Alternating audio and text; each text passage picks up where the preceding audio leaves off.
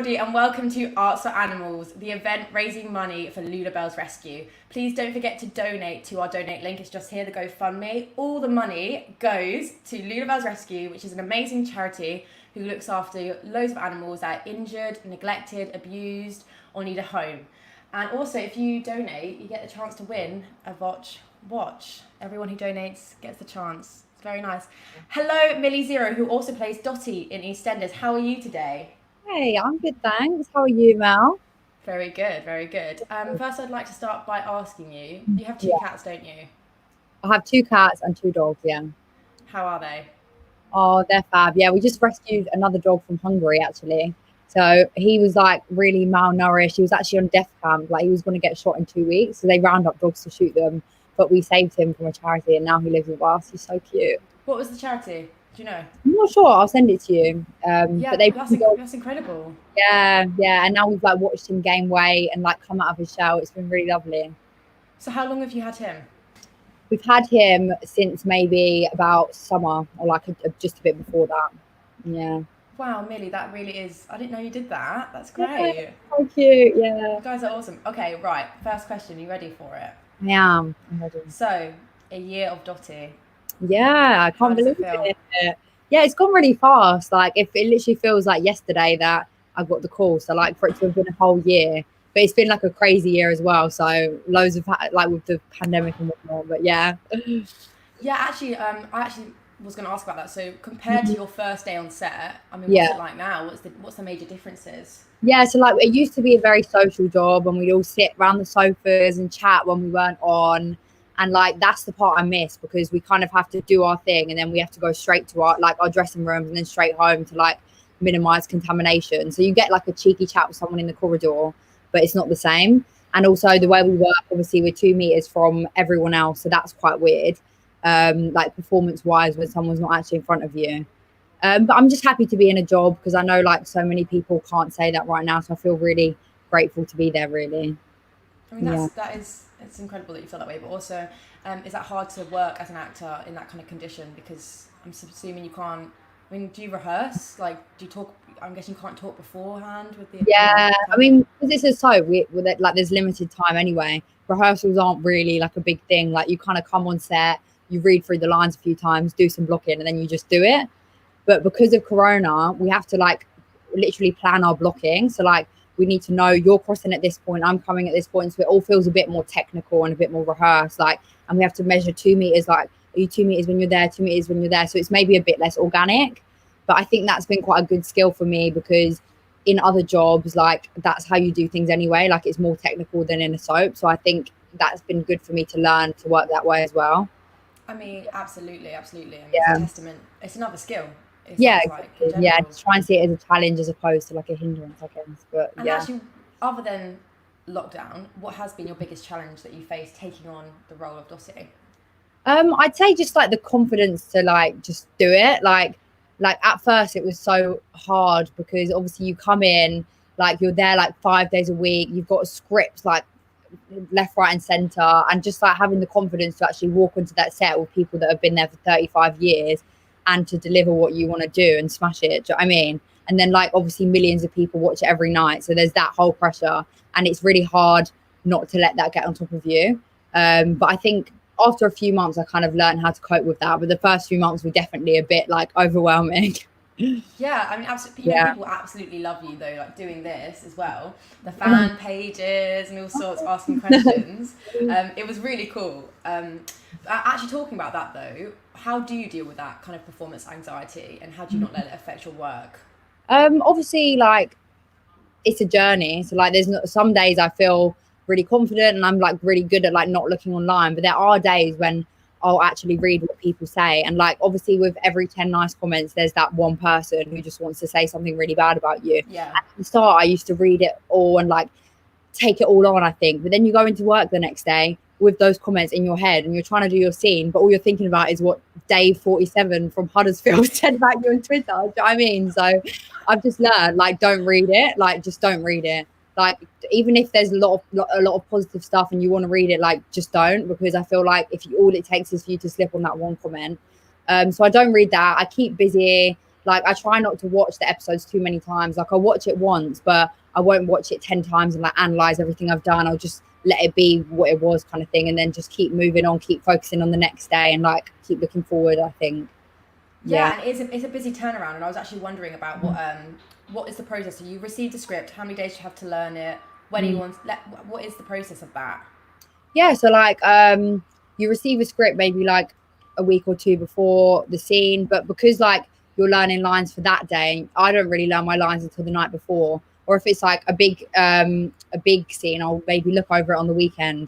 But you just always have to focus on the next day, the next day, the next day. And even when you're at work, it's the next scene. And then when you've done that scene, you forget that scene. And then you're like, right, what's next? I have half an hour till that scene. I'm going to go over that scene. So you've just got to kind of just keep rolling with it and just be really organized. Because if you fall behind it, you're just going to get confused. Like, you need to cling on for dear life. Do you know what I mean? Yeah. Yeah. I almost want to test your memory, but I don't know what can we do. I'm going to show you a picture. Oh God. Okay. Yeah. Okay. At the end of this live, you've got to tell me. You've got to describe the picture to me. This is. I've not had permission to do this. This is like my flatmate's picture. But Okay. So look at this picture. Have a good nice look at it. Have a look at it. Okay. Right. Good luck remembering that later on, because you're going to describe it at the end of the live. Just want to test your memory. Okay. Next question. So this is a fan question. Okay. And I'll probably say this wrong. I'm just letting everyone know. What is it like working with Letitia Dean and Adam Woodgett? Yeah, obviously they're like two of the, like, they've been there for 35 years. Like, so it's quite weird because I'm like seeing them in real life when I've been watching them on the telly since I was a kid. But they're all so nice. They're all just so human, and just for them, it's just their 9 to 5 basically. So like they're just really easy, relaxed, like casual. Do you know what I mean? So I think that relaxes you as well when they're so at ease, obviously, because they've been there such a long time. So yeah. Man, and how long do you think you're going to be playing Dottie for? Is it something? Pretty hard to say. Like I know that I do want to explore like other things because I'm only young, and like there's so much I want to do. Like I want to do theatre, I want to like travel with my work and stuff like that, like write. But for now, like I am really comfortable, and until I feel like the character's kind of done what she needs to do, I'm not going to think about leaving. Do you know what I mean? I feel like she's finally finding. You said that. Yeah, like I'll just see what happens. But obviously, I don't know. We'll see. Yeah, because it's not just me. Like they might decide they don't want me anymore as well. So well, I don't think so. I think you're a bloody star. I need to send us money zero. Just ask your people, the fans. Right. Another thing is, what do you actually do when you're not acting? What's your hobbies? What is your interests? So like I love just meeting friends, being really sociable. Like obviously living in London, there's so much to do. Chilling with my boyfriend, or just probably what? I don't know you had a boyfriend. Yeah, of course. We've been together like 7 months. We're discussing this later on. Okay. Anyway. Anyway. What? Okay. Yeah, and then 7 months. Huh? So, I'm sorry, 7 months. I'm like, yeah, we got together like Christmas time. I'm a bad mate. Like I should have known that. I am. How did you meet? We'll talk about this later on. Yeah, this is going down another avenue now. Let's but other than that, I like to keep fit. Like I go to the gym and I do yoga and Pilates as well, which is really relaxing. And then I don't really know. Watching TV, I'm not sure. What'd you watch? Watching TV? So, yeah, right now. Emmerdale? No. Other soaps? No, I don't. Same on them, but like no, I don't have time for that. Obviously I'm at EastEnders like 12 hours a day a lot of the time, but when I finally have time, I watch like dramas. I'm watching Killing Eve right now. I know I'm late on that. So yeah. Killing Eve, so good. I don't even like it like that, you know. I actually don't think it's that good. Like Jodie Comer and Sandra Oh, whatever, they're great actors and I'm enjoying them. But as a story, I'm just like, it's so unrealistic. Are you joking? No, like it's about a psychopath. I know, it's a comedy, like dark comedy almost, but like for me, I'd like a bit more realism because I finished watching The Fall and that was like, you know, so real. Like I felt like I was actually watching a police investigation, and now I'm watching the murderer like come in her house with a knife and like seduce her. I'm like, what? Okay, but what episode are you on? I'm on like the end of season 2, maybe, like near the end of season. All right, so it's not getting to you that much, really, is it? You are enjoying it. Watching, but That's actually quite funny. Do you know, Millie? We actually have one of the writers of Killing Eve. Oh, do you? Kelly Oh, Yelwin. Yeah. I pre-recorded her interview, so. well, she's amazing. Like, obviously, it's a great show, but it's just my personal preference. But it is. Who else do you hate? Come, let's destroy like your future, whoever you're working with in the future. Let's talk about directors. It's great. It's great. It's just like, for me, I just prefer realistic, like really realistic crime dramas. That's all. I get what you mean. I mean, for me, I love Killing Eve. I love how weird it is and strange. I prefer it when but yeah, you work on a very, very realistic show in a way. I mean, obviously the storylines are sometimes out there, but you're working on a show that's very realistic, and that's. But acting wise, I mean, I know you prefer to watch dramas and stuff, but what is that the same with acting? Like, or is there anything that you really want to do? If you could play any role, even, what would you play? I've always been really interested in like doing a period drama. Like, I love period dramas, and I watch loads of them. Like, The Tudors is like my favorite show, and The Crown and stuff like that. And I would love. Have you seen Rain? Huh? You seen Rain on Netflix? I haven't. No. That's worth a watch. Yeah. Okay, Rain, I'll watch that. add it to my list after Killing Eve, which I will finish because it's so great.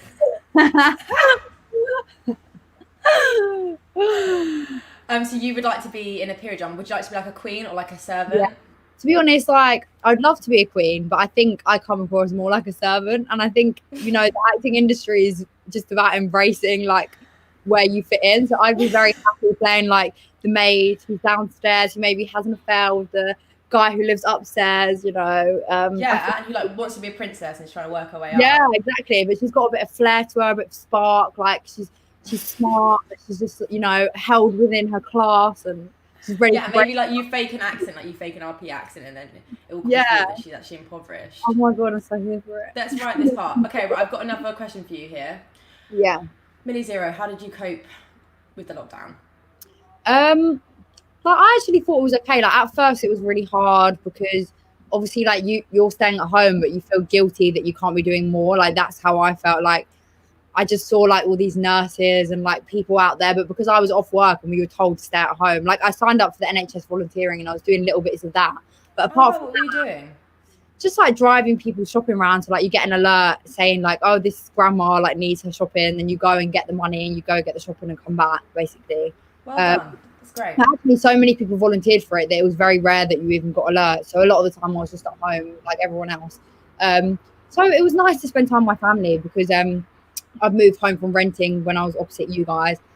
So I hadn't been home, and I'd lived away from home before that. So I hadn't been at home for 2 years. So it was nice to do that.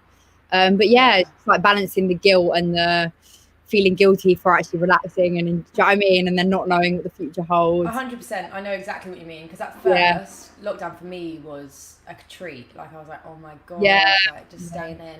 And then, then it starts to get to you. And I think that's what happens with everyone. Yeah, I think when you take it day by day and you're like, okay, what am I doing today? It's all right.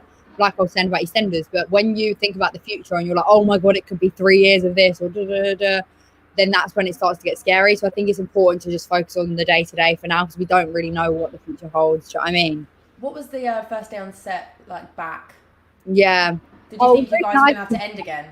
Yeah, it was really nice to be back actually. Like just getting in my that like going to work, having my coffee, like, doing what I'd missed in 3 months. And the whole time I was on lockdown, I just wanted to be back at work. And I think that was that made me realize what a privileged position I was in because like not many people miss being at work and wish they were at work. Do you know what I mean? So it was nice to be back, even though it was weird and it didn't feel like the same job completely. It was nice to have some kind of normality back. Yeah, for sure. I mean, gosh, yeah. I mean, that's incredible. And like we said before, what like a testament to your acting ability.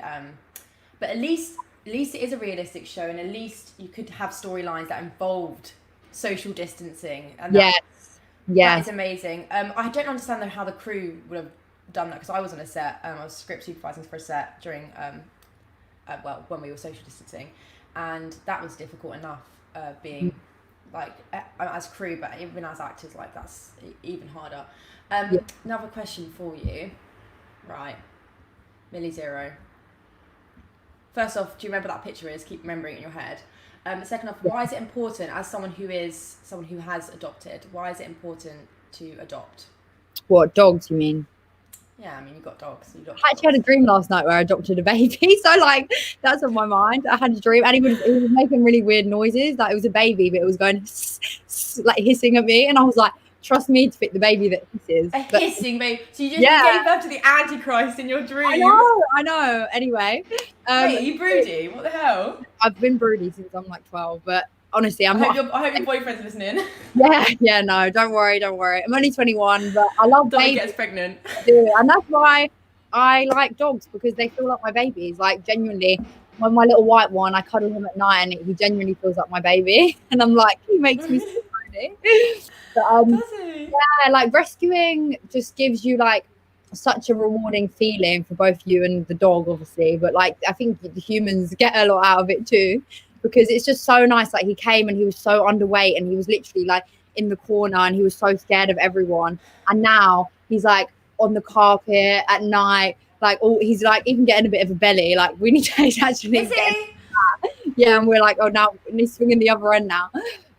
But he's just come out of his shell so much, and he just looks at you with so much love, and you just know what he's been through, and it's just so nice that he's finally here getting the love he deserves. I mean, it actually makes me emotional. I'm glad you've done it. What breed is he? He's a Hungarian Puli, so like they don't really have them in. Ooh.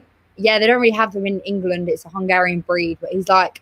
I'm gonna look it up. Yeah, they are cute. They normally have like really long dreadlocks, like that's what they're famous for. But he doesn't have them. Why? Because we thought it's just like the dogs can't even see because they're all like dreadlocks, and it's just too much to deal with. And yeah, so we just. Oh my god, he's so cute. Yeah, I know. These dogs are so cute. So everyone, Hungarian Puli. Puli is spelled Puli. I think it's really worth the Google. Yeah, they do. He doesn't look like that, but they are. Yeah. He doesn't look like that. So no. I don't understand. He's a short, like kind of Puli. Yeah, he's just got like shortish hair. I think if you grew it and stuff, it would go like that. If you grew it for years, but we just get it can't.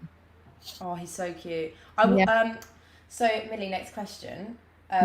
What would you like to see Dottie do? What would be your? So you can do anything here. Like go crazy imagination, right? There's an endless budget. You could have a film. Actually, you know what? Let's change it. Dottie gets her own film. What happens?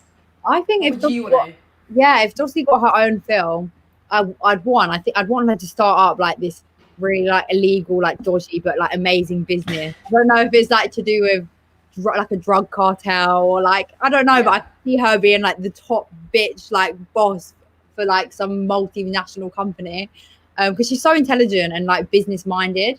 And also I'd like to see her kind of explore her family relationships more. For example, like she has a brother that's not in the show right now, but like if we could reunite with him and like explore that, or like even because I feel like she has such a rich history, because there's no current actors who play her family on the square right now. I don't get to explore that as much as I'd like to. I mean, that'd be amazing. I'm sure people would be very interested in that. So you think she'd do something illegal? Yeah, I mean, she was selling balloons in a club before, and she got arrested for that. But like, she's so like, she'll always spot a trick. She'll always spot a way to make money, or like, she doesn't really care if it's a bit dodgy. And like, she works in a mechanic, and she had no training. Like, she goes to uni and does engineering, but she hasn't actually got her qualifications yet. But she doesn't care. Like, she just throws herself in. She sounds so like amazing. Yeah, it's cool. Yeah. There is just letting everyone know that we can see the comment section. Thank you for all your really positive and amazing comments. If you do have any questions for Millie before she leaves, please let me know. Just write in the comment section on the YouTube. And also, do not forget about killing Eve. Thank you, Alexander. She wrote that. Alexander agrees. Completely agree about killing Eve. Okay, thank you. Also, are you Mel or Lucy? Melody. Thank you, Susan Sinden. How many times have you got that question in your life, eh? Yeah, actually, I'm an identical twin for anyone watching that does not know me. Identical twin, Lucy Koszewski, who did the art for everything. My twin did the art along with Tia Duff. Big up Lucy. Another one, Millie. What do you miss most about living next to me? She used to be my neighbour.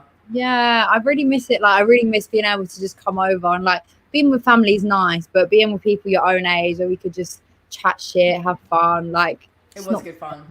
Yeah, it was good fun. Yeah, and I always remember those times. And I think also like as actors, obviously, I say me, but as actors, it's nice to have a good support network, and that's what I think we living together supplied for each other. Yeah, 100%. Like, it was such a safe place, and like, obviously living away from home, like you guys were auditioning, I was working. It always has its challenges, so it was nice to just have somewhere safe where we could just chill. Do you know what I mean? Absolutely. And who do you turn to when you need support on your acting roles, and who is your safety person? Probably my friends, which I've had like the same friendship group since I was 11, so like we're so tight, and even though most of them aren't actors, it's kind of nice to get an ear that's not an actor sometimes. And then two, I'd say I have quite a lot of like mentors, I'd say, in the industry, who Oh, are shout them older out. than me. Yeah, I think it's Shout really them out. important to have mentors, or just some people who, you know, they've been through it, they know what they're doing, and like if you're feeling low, they can kind of guide you, because people your own age, yeah, that's good, but they're all working it out themselves as well. Do you know what I mean? So Yeah, absolutely. And I think it's really important to be open about how the way you're feeling, and just like you said, because you're being very human. And I think it's great that you. I mean, people talking about lockdown and said they're struggling, and that's so important that everyone's doing it. yeah. So you have some questions. Millie, get rid of Ian Bill. He's pissing me off now. Oh my God. If you could pick a dog or a baby, who would you pick? Well, probably if it's just like for the right now, or for the rest of my life. Do you know what I mean? Let's do right now, and then let's do Burning Right Building. now, dog. Yeah, I don't think I'm ready for the baby yet. But Okay, well, what about if it's Burning Building? It's the dog that you just rescued, right? okay. Yeah. Oh, and a baby you don't know. If it's, you always ask such thick questions. I hate you. But if it was a burning building, I'm sorry, but I'd have to save the baby. I'm sorry, because that's someone's kid, you know. But so selfish. I'd be really sad about the dog, because art's for animals and all that. You know, pick your crowd. But has the new cover way of shooting actually improved anything? Does that mean oh, like way? Yeah. Do you think it's improved anything? Has there been any advantages to it? Okay. Yeah, I'd say one thing it has improved is we get a bit more time, because you know, you're having to take in all the safety precautions. You can't both be on set at the same time, so we get to do more takes. And it's been quite nice actually, because you don't feel as like rushed off your feet, and you get more time to actually get into the scene. So in a way, that's been quite nice. Yeah. But actually, I have a question. It's obviously when you're doing like a shot when it's just you reacting with someone else, is that person still there in front of you now or not? Yeah, so like some scenes we actually are 2 meters away from each other, and they just accept that, and that's how it is. Like if I'm shouting at someone across the square, or like, but if you actually have to be like sitting opposite each other and it's an intimate conversation, we're not actually doing that. So like I'll do it, and they'll be giving me the lines 2 meters away, and then they'll come in and do it. I'll be 2 meters away, and then they CGI it to make it look like we're actually talking to each other. Do they? Yeah. That's very cool. And also, what was your favourite moment on set that you've had? Oh, my favourite scene. We filmed our 35th anniversary. It was on a boat, obviously, and like that's not normal for EastEnders. And like I felt so grateful that I was coming in, and we kind of did that straight away. And like we all stayed in a hotel for a week, and we were filming till 5 a.m. And like I've got really. Yeah, it was just so much fun, even though it was freezing. But we were on this boat, and it was just till like 5 a.m. every night. It was just crazy. And we were all just having to like get in the water and these duffy things, and like, but it was just exciting, and like, yeah, that was a really good experience. Wow, that's incredible. How long ago was that now? Yeah. Was that a year ago then? Yeah, no, we filmed that like, I don't know, like around January or something, maybe. I don't know. Yeah. Oh. If you could play any other character on EastEnders, who would you play and why? Ooh. You can be anyone. Don't worry about your gender. You live in their body. Like you experience their day. You go to the toilet as them. Maybe Phil Mitchell. Just. Yeah. Yeah, Phil Mitchell. Yeah, Phil Mitchell. He gets such good storylines. Like he's just, yeah, his every storyline for him is just such a big challenge, and I feel like it would be really infamous too. Phil Mitchell, absolutely infamous. So I want to know what that feels like. Of course I would. Yeah. I think I'd pick that too. I'd obviously also pick you, but just because. Thanks. Yeah, no, Phil, I have to say that. Ian and Phil are like the longest characters who had the biggest storylines, I'd say, but Phil's are a bit more gritty, so I'd go for Phil. Phil Mitchell, yeah. Okay, What is your worst experience on set? Ooh, I'd say my worst experiences have been like, it sounds really like not that bad, but like when we start at 7 a lot of the time, and I live like 2 hours away, so I have to wake up at 5, and I have insomnia anyway. So sometimes I go to work on 0 hours sleep, and that's really hard, because I sometimes have to go in having not slept and then do like a 12-hour day. And there's been times when that does get to you. And I remember there was one day I had this awful cold and I had all these huge scenes and I couldn't sleep because I was so worried about it. And I just went in and felt like absolute death. That was. Do you remember what episode that was? Yeah, it was when like Dottie found out that her grandma let her dad die. So yeah, it was like big scenes, and I was there like, oh. But you just have to push on, don't you? And then the scenes actually looked good, so like you don't know what they look like from an outside point of view. That's important to remember. Yeah. And obviously watching yourself on screen so frequently, what's that like? It's obviously weird about not rewatching. Yeah, I'm very critical of myself, but also it's a good learning curve because like I've picked up so many habits that I do. Like I do this weird thing where I always lean in when I speak to someone. I'm like, I don't need to do that. I'm like, so I've learned that, and I've learned what works and what doesn't for me. There she is. Yeah, that's exactly what I'm like, just right in front of the camera. Times. So that's quite good because like you don't not many young actors get that opportunity to actually watch themselves that regularly and see what works and see what doesn't. So absolutely. And finally, what's the picture I showed you?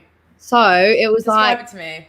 Yeah, a little girl with was she in white or pink? She was in white and she was wearing a little white hat with a white feather boa, and then like an adult in wearing a black top, and then a girl who's a bit taller in pink with like a pink jacket. Okay, well, for some reason you made all the kids adults. No, I didn't. The two kids. I said the two kids. Yeah, kids. Yeah, but they're kids. And then that girl's. I thought the middle girl was an adult. I wasn't really looking at her. I thought she was like the mom, but no, I can see she's a kid too, obviously. Okay, well, your memory's clearly okay. I mean, it has to be amazing. Yeah, I mean, it's not photographic. I learn words, not pictures, hun. Come on. All right, soz mate. And finally, I would just like to... Actually, you know what? Did you meet my cats I fostered? You met Smudge? No, I didn't actually. Like, when you got Smudge, I was like going home at that point, so... Oh, really? Oh, yeah. Okay, yeah, because obviously Millie lived next door to me and I adopted 3 cats from Lulubells. Well, I didn't adopt, I fostered. I looked after them for a temporary period of time. Yeah, which is something anyone can do. Call up a shelter. You can. Some have restrictions, but you talk to them. And, you help them become socialised. Like some of them have problems. There's some... We had feral one. Like, did you hear about Manu, Millie? She's bloody crazy. Oh, really? Yeah, Rose took the cat of her. But so that's why. But Lulubells Rescue do it all for free. They're volunteers. They literally have their own careers. They're coming on actually at 11:30, I think, to talk about their work. But please support them because all this money will go towards them. He hates you, Millie, because you don't give a shit. Oh, that's about Smudge. Oh, damn. He loved you. You should have loved him. Okay. But anyway, Millie, thank you so much for coming on our live. Of course. I love you, girls. Amy Charles says, I love you, Millie. I love you too, Amy. Do you? You love her? Yeah. In love with her. That's the next storyline. You and Amy Charles. We love you. Is there anything else you'd like to say before you leave? I think it's really great what you're doing, and like I really respect it, and I hope today goes well. You've got some great people in, and it's a pleasure to kick it all off, really. Thank you. I'm very happy that you're here. Well, I'll be tuning in throughout the day for sure. Brilliant. Thank you so much, Millie. You'll have to leave the studio now. Love you loads. I'm going to go watch some Killing Eve. Don't hate me. Yeah, you do that. All right, bye. All right, mate. Bye-bye. Okay, guys. Up next, we have Alex James Hatton. He's not here just yet. Oh, actually, you know what? He is here. I can see him smiling. I can see you smiling, Alex. His credits include Book of Mormon and Heather's Musical. He is a West End performer. What? I'm going to welcome him on now. Hello, Alex. Hey, how are you doing? I'm really great. How are you? Not too bad. Is the sound and everything okay? Yeah, do you want to just give a nice testing for us? Maybe sing a song? No, not this time. Not this time. Not this time. Not really too early. Doing that. So, Alex, first off, how are you doing today? And what have you been up to this early in the morning? Yeah, today I've literally just got up and had a shower and made a drink, and I'm sat here chatting to you. So this is how I'm starting my day. Yeah, nice shower. Just moved house and we've got a nice power shower, so that's nice. Yeah, I've got a terrible shower. I actually haven't showered in 2 days. That's a bit gross, isn't it? There's nothing worse than a terrible shower. No, there isn't. You're right. Okay, Alex. So just to kick off, thank you so much for coming on the live. I really, really, really appreciate it. I'm just going to ask you a question that's a bit cringe. Is that okay? Yeah. Yeah. So, what is your favourite animal? That's easy. My favourite animal is an orca, a killer whale. They're my favourite animals by a mile. I'm sure you don't have many of them being saved in London. I've always been actually, I'm going to have a look. Orcas. Why? But because I've always loved them since I was really young. I just found them really fascinating, and I always used to want to go to Orlando to see the whales, and then I've seen Blackfish on Netflix since. Yeah, and abused. Yeah, and I definitely don't want to go and see them there. I'd rather go see them in the wild. But no, yeah, I'd love to go and see them. You can go and do like little canoe trips in Canada, and they like swim around you. So that's something I definitely want to do. 100%. On the bucket list, then, yeah. That sounds for amazing. sure. For sure, I just read some fun facts about orcas, okay? And that's actually very good. Orcas are, most males never leave their mothers. So you're a bit of a mummy's boy. I am actually a bit of a mummy's boy, yeah. Maybe that's why orcas are my favourite animal. Yeah, maybe that is why. You didn't know it, but you relate to them on that kind of level. Yeah. Okay, Alex, so how did you get into acting? So how did I get into acting? My mum used to be a dancer when she was younger, and she used to teach ballet and stuff. And I used to just get dragged along to all of the rehearsals, and then we moved to Wales. And when I was about 4 or 5, and Wales? she was moved to Wales. I'm in Wales right now. Whereabouts in Wales? You're Swansea. Swansea. You're in Cardiff, right? Yeah. You're at the Royal Welsh, right? I'm at Royal Welsh, yeah. Nice. But carry on, sorry, dancer, Swansea, amazing. Yes, so she did that, and she then got a job at one of the local schools in Swansea, and was like the choreographer for all the school shows and stuff. So I used to have to like get dragged along, and then by the time I was at the school, I was doing the school shows and stuff, and I just ended up really enjoying like music and drama and like playing instruments and stuff like that.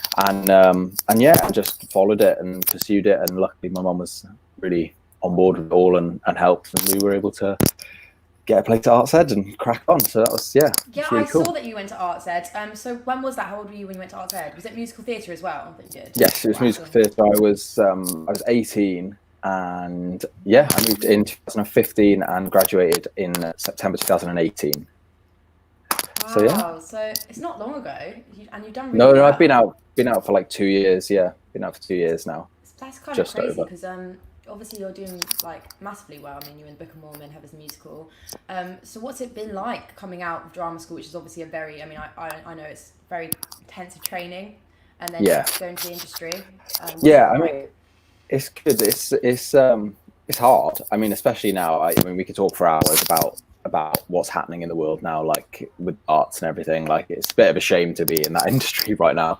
However, coming out of drama school was like so exciting. I was really, really lucky, and had booked Heather, so I was rehearsing that in May, and I didn't graduate till September. So I was lucky. I just felt like on top of the world. Do you know what I mean? Like it was just like ridiculous. So that was really cool, and it was just interesting to like see people who have been doing it for so long, being like alongside them and doing the shows with them, and like learning all the stuff that you don't really, I mean, you gain a lot of experience. Like I said, you get a lot of like you do a lot of your showcases and stuff. They have theatre there, so like the agents can come and see you and stuff, and I mean, you have some like meetings with casting directors and things like that, which sets you up nicely when you actually get in the audition room, the like rehearsal room.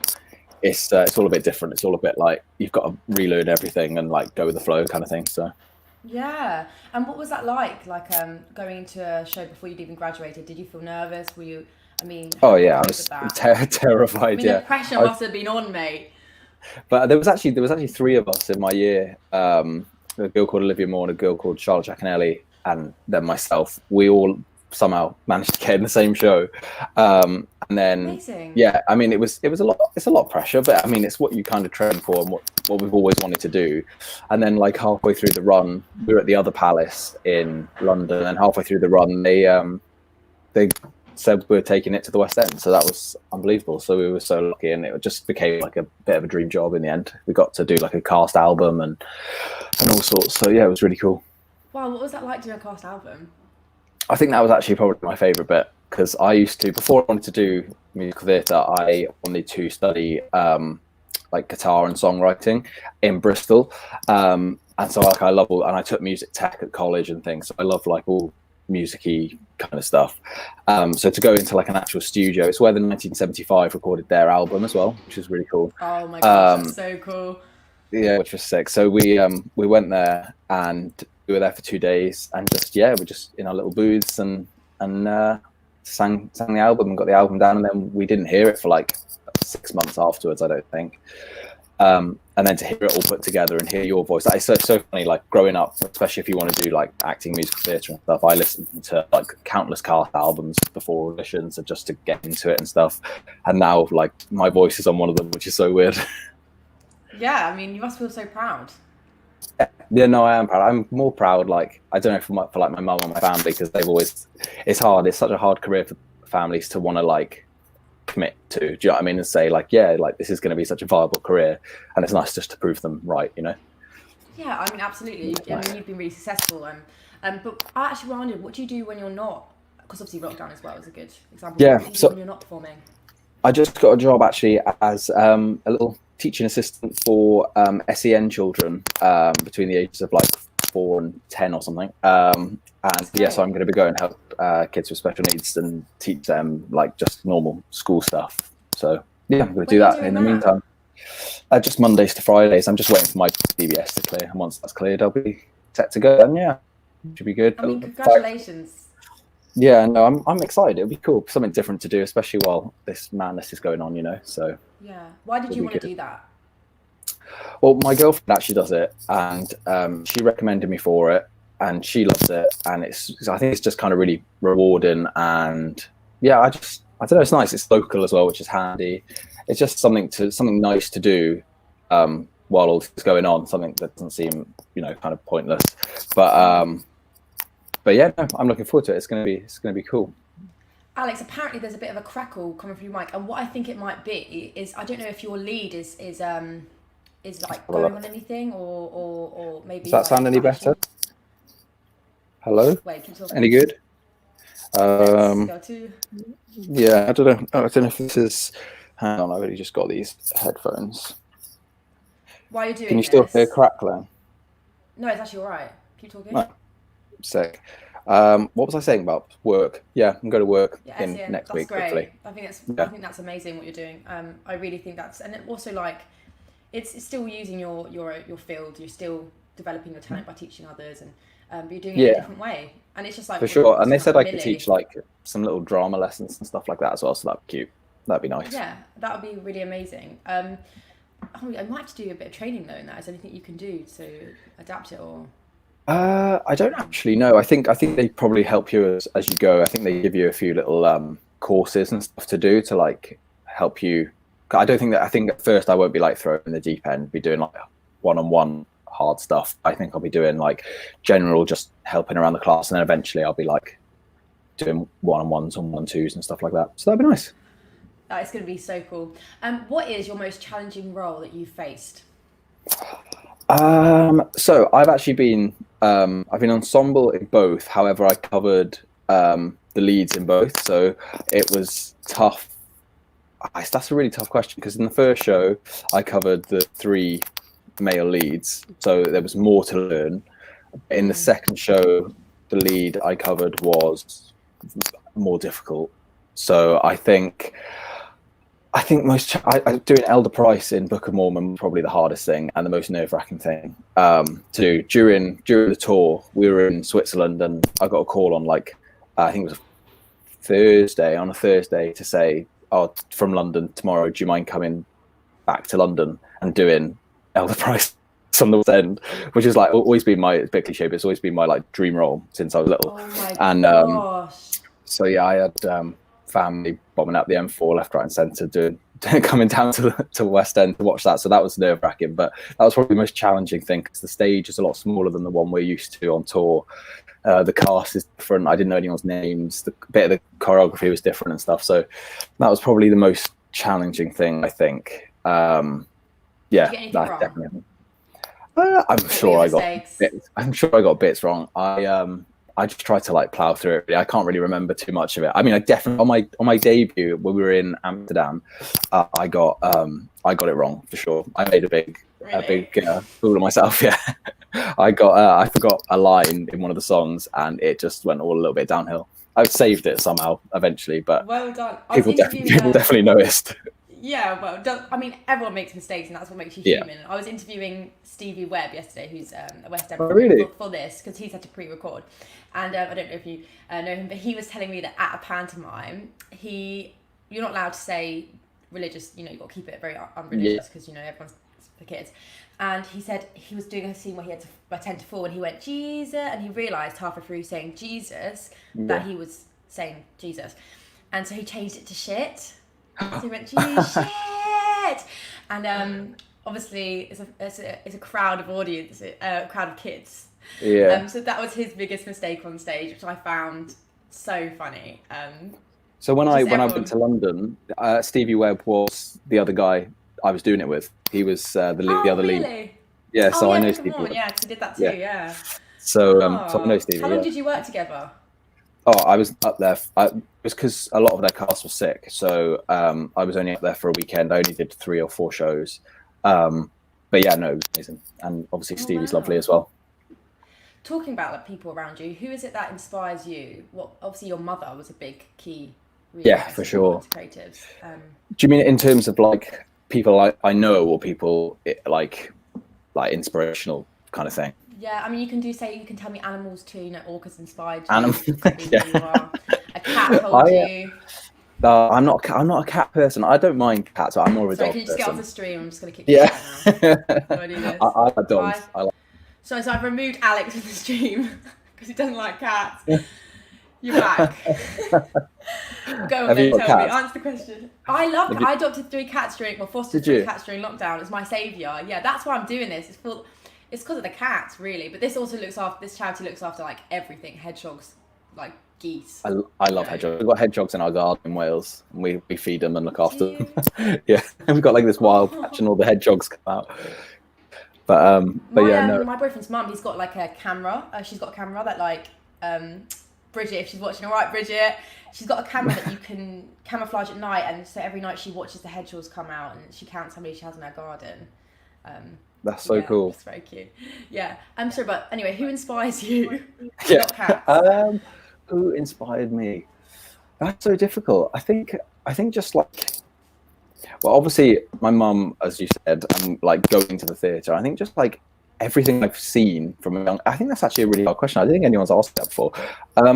It becomes really like cringe, I guess. But like all the people that I've seen like play lead, and like people on the cast album I've listened to, and just actors that I've seen in films that I've like really like aspired to do one day and things like that. It's funny. My nan passed away just before Christmas, but she used to say to me that she always wanted to see me on the Graham Norton show on the red sofa. So that's kind of like my goal, is to get on that sofa one day.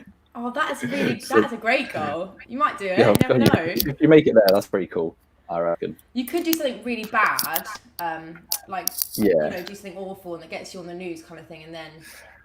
That wouldn't be ideal. Yeah. Well, it'd be probably try and steer away from that. That's true. I suppose if I get too old for it, I'll just try and maybe kill someone and then see what happens. And then let him interview you, until you do it for the Graham Norton show. Yeah, exactly. At least I'll die happy. Yeah. Okay, next question. Also, anyone, I can read the comment section. Some people have been very kind, and also people are very much hating you for not liking cats. I don't hate cats. All right, whatever. If anyone wants to ask a question, I am reading the comment section fleetingly, so cool. I will ask them.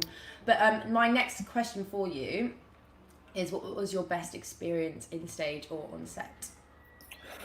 Ooh, that's a toughie. I say in Heathers, there's a bit at the beginning. So when I started Heathers, I had no idea that it was like it had like this weird cult following. Like people like dress up to and watch it. It's like this mad. They've got mad fans. Yeah, they dress up as like the Heathers, and it's a proper like 80s cult classic film. And Yeah, it is quite good. It's quite good. And at the beginning, there's this number, Beautiful, and it's the whole like stereotypes of school and like the losers and the geeks and the goths and the jocks and the popular kids and stuff. And then Veronica, who plays the lead, which was Carrie Hope Fletcher, she comes through at the end, like transformed into one of the popular kids and barges through these doors, and there's loads of smoke. And she comes through in the spotlight, and everyone's like belting away.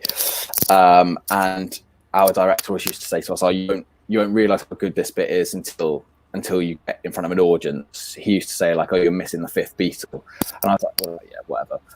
And then we got on stage, and obviously it's my professional debut as well. And opposite me was two other girls who it was their professional debut from my class at art, and Carrie came running through for that bit.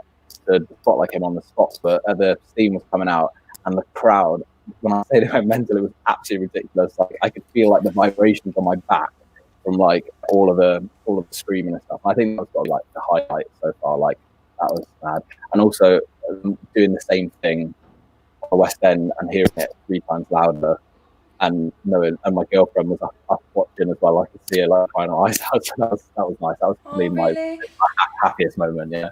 Does that make you really nervous having family and friends watching you? I hate it. I absolutely hate it. Whenever my mum or my dad or anyone is in, especially like my old singing teacher, who's like now one of my best mates. Whenever she's in, like I'm terrified. I hate it. I always make a mistake as well when family are in. It's like this, even through drama school, like we did our like third year shows, and like I've been absolutely fine, no mistakes through the whole run. Got to the last night, all the family are in, and we had this number with like a hat and cane. I dropped the cane, I dropped the hat. I cocked everything up. It was terrible. But no, it's nice. It's nice having the support. I just always get things wrong. I think I'm kind of over it now. I get what you mean, though. Of course, you're going to be well. I think actually, you know what? Do you still get performance nerves? Oh my god, like terrible nerves. Yeah, I get so nervous. It's a very human thing. You'll always get that. Yeah. But, I mean, I feel like also nerves are also, you can transform them into excitement too. Oh, for sure, yeah. But still, I mean, it's working out how to do that. And I was wondering, at drama school, what was the biggest challenges you faced? How was it for you, that experience? There's a lot of people watching who maybe would want to go to drama school or have attended, so it's interesting to hear about it.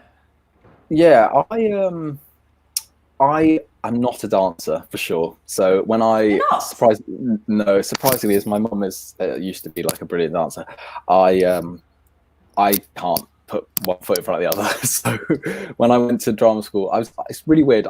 Somehow I'm really flexible, and like I used to have quite a good, they used to say, facility for dance.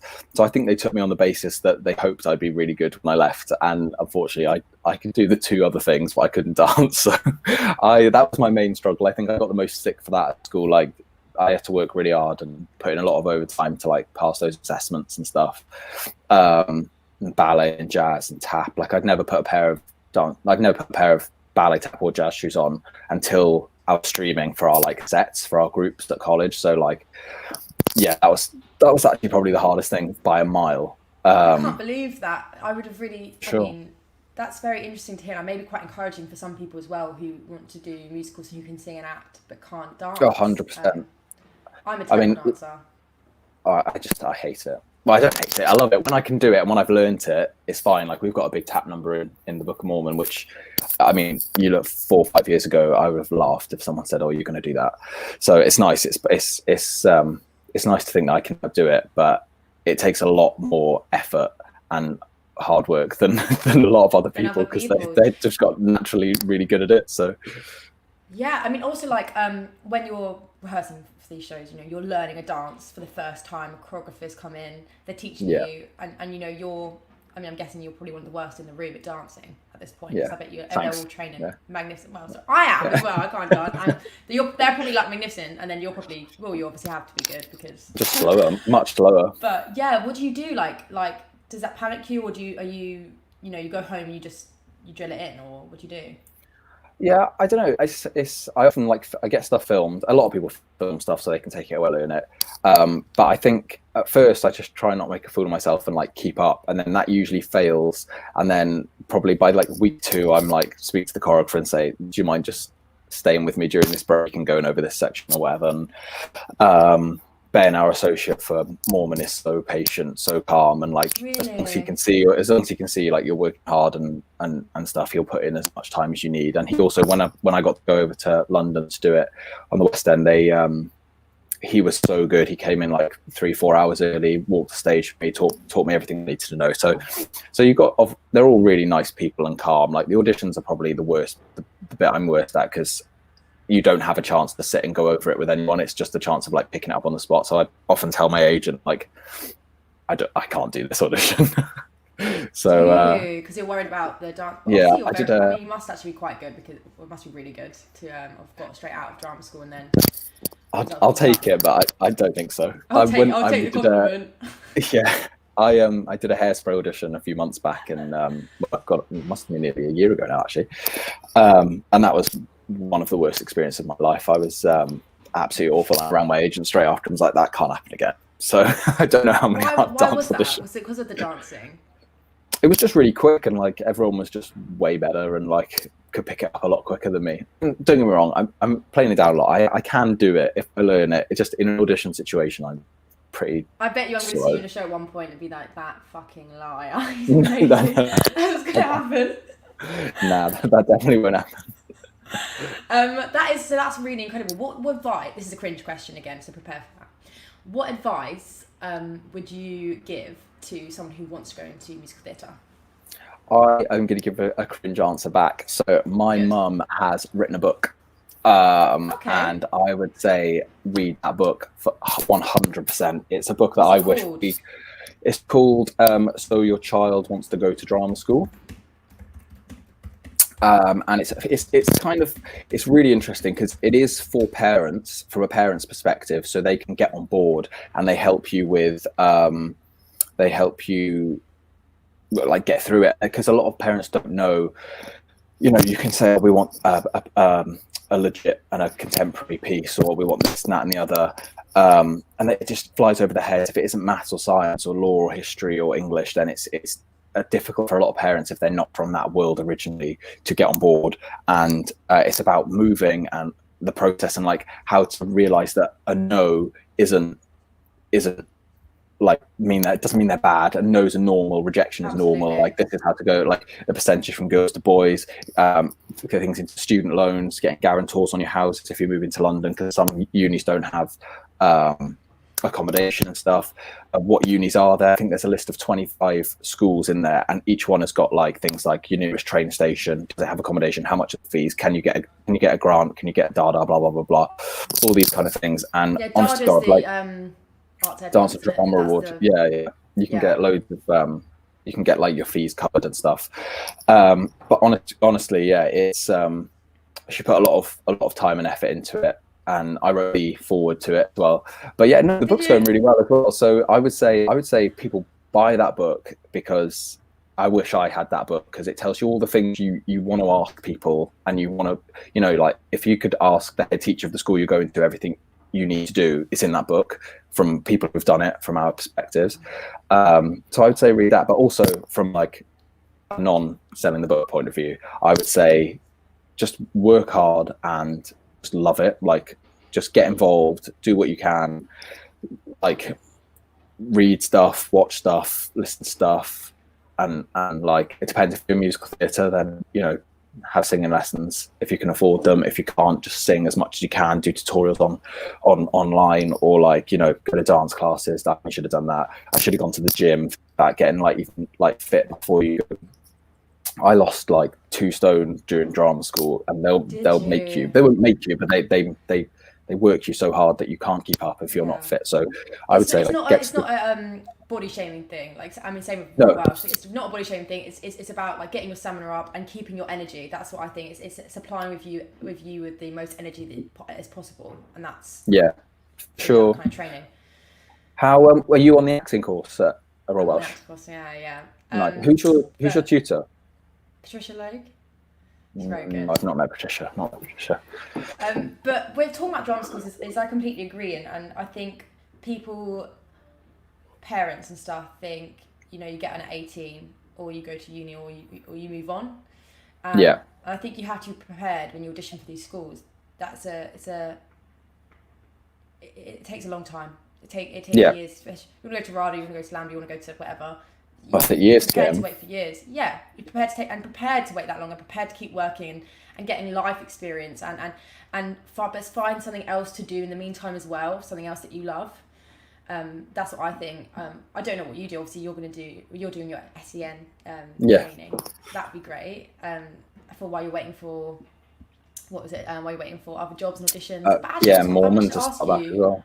Yeah, when's Mormon back? Yeah, when is everything back? We've just been told. I think potentially the earliest we'll be back is March. That's not like 100%, but I've got a feeling that that's going to be the earliest from government guidelines and everything, which is a bit of a shame. However, it does give us like a clear scope, and I don't know if you've heard, like Lottery is actually funding all the empty seats. So Kudos, which is a pantomime company, they can open up their pantos this year. So the Lottery are funding all the socially distant seats that are going to be empty in order for them to open up.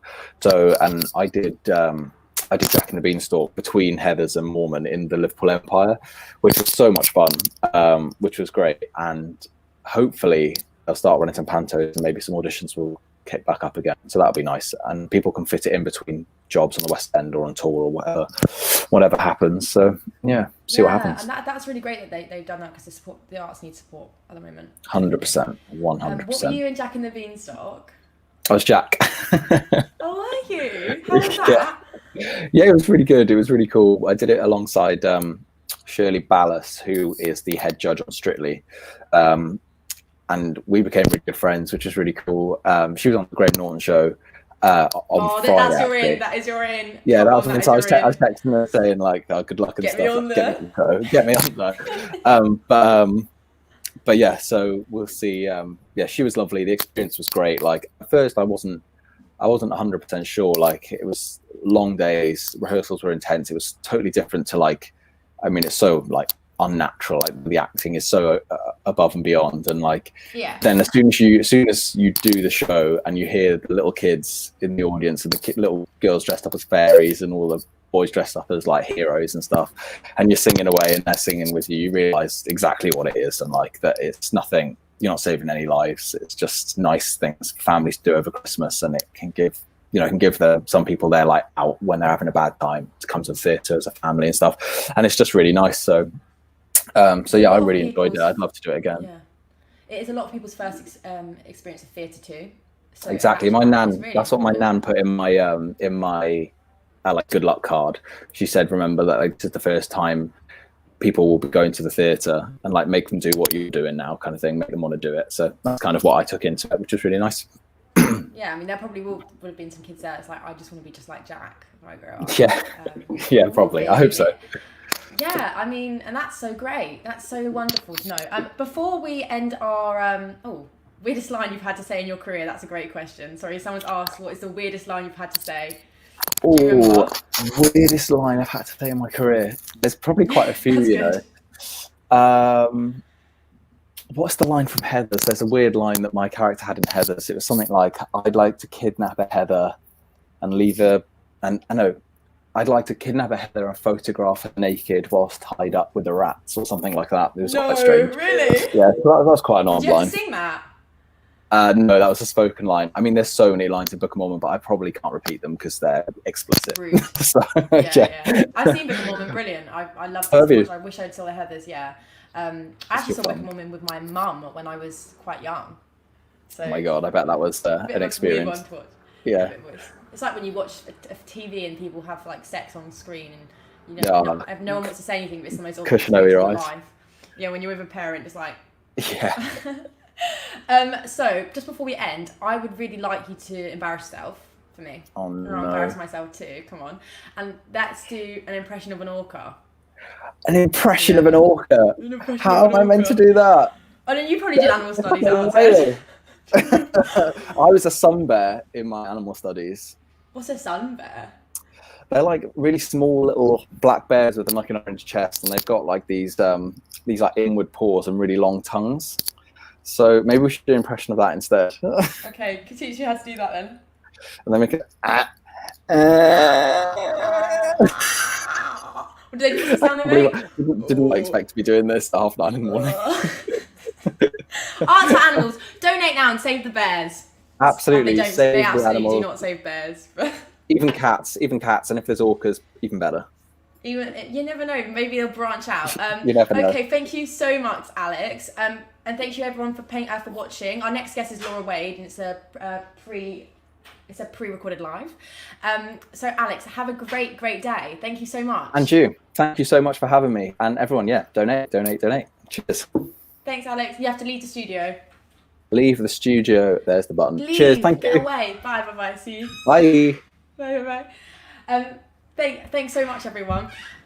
So up next is Laura Wade, who is, I could talk passionately about how amazing she is. I think it was the first play that I ever did was a Laura Wade play, an amateur production of Breathing Corpses. And also she was my drama school audition, actually, her monologues. She is an incredible playwright. She did Home I'm Darling, that's the last thing I saw of her. She did Posh, she's done all sorts. And so, unfortunately, I was not free to interview her. I was so upset because I love her. But I got, thank you for the donation, someone just said, thank you for the donation. But I got Drink the Ink, who Bailey Harris Kelly is the presenter of, to interview her. Again, like I said, I've really watched it. It was so good. I really like her. She's really amazing. And she, all these people have come on for free. They've done this as a volunteer thing. Because people care, and I really love that. So please donate to Lulubells Rescue. The GoFundMe link is now in the comment section. Donate here, guys. Ask animals. So yeah, donate there and give them some money because they need it. COVID stopped their fundraising, and they'll volunteer themselves. They'll work hard, and they need the money. Right, I'm going to share my screen with you all now. Let me know if you can't hear anything. I will share my screen. Let's get this up. Laura Wade interview during the ink. Right.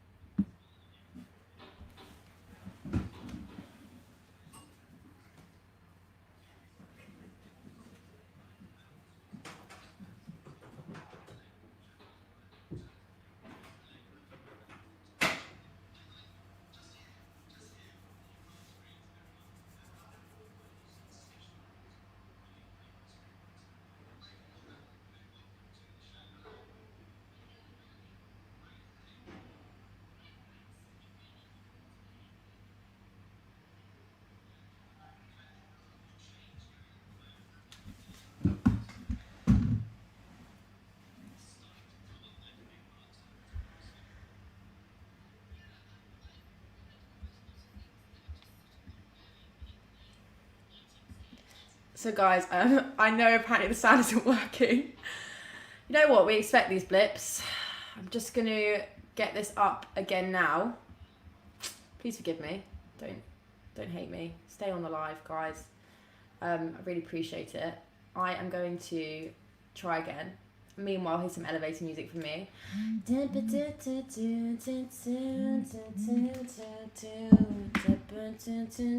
It's quite a creepy song. So everyone now is going to leave, aren't they, because they didn't like this creepy song. Here is a creepy song for us. Please donate. Let's share the screen again. Let me know if this doesn't work. Here is a creepy song. Do. Let's share the screen like this. I hope this will work. Does this work? Hope so.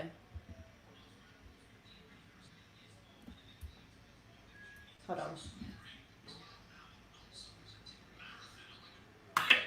In aid of the Lulubells Rescue,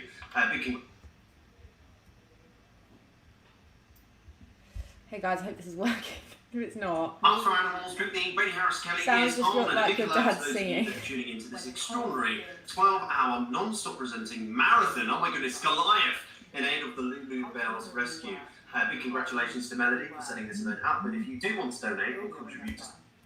There's something playing in the background. What I think it is actually it's a. When we weren't boarding buses. If anyone could hear this is actually an advert that's playing right now. Actually, one of the other presenters. I don't even know how that's happened. Anyway, hope you can hear this. Lives, animals facing abuse and poverty. Click the link in the chat box below. Alternatively, visit the link, and I have to remember everything is opposite on here. Click the link just here on our screens, everyone. I'm now joined by the sensational multi-award winning playwright, screenwriter Laura Wade. Laura, a big welcome to the show. Hello. Hi there, hi. How are you doing? I'm alright, thanks. A bit rainy and horrible today, but, you know, we're hanging in. Yeah, never know. But, you know, a lot of change going on at the moment. How have you been dealing with this very unusual, it's starting to become uplifting, but uncertain times still? Yeah, I've had quite a lot of things that are just sort of ongoing in the writing stage. So I've been all right in that if I can get down into my office at the end of the garden where I am right now, I'm okay. I mean, it's difficult times for the industry right now, and it's I should have had a show in the West End this summer, which got cancelled, which was really sad because we had a beautiful group of people, and I was really looking forward to being able to employ them for 4 months. But I think it will rise again. I think it will. I mean, theatre people are so wonderful and optimistic and creative and brilliant, and lots of really great things are happening. So I think we'll survive, but it won't be thanks to the government, I shouldn't think.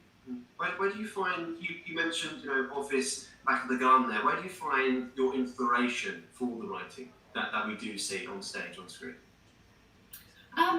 All sorts of different places, really. I mean, a lot of it is people, the people I see around me, and sometimes it'll be sort of something will come out of a story that I've read in a newspaper or in or something just sort of heard about.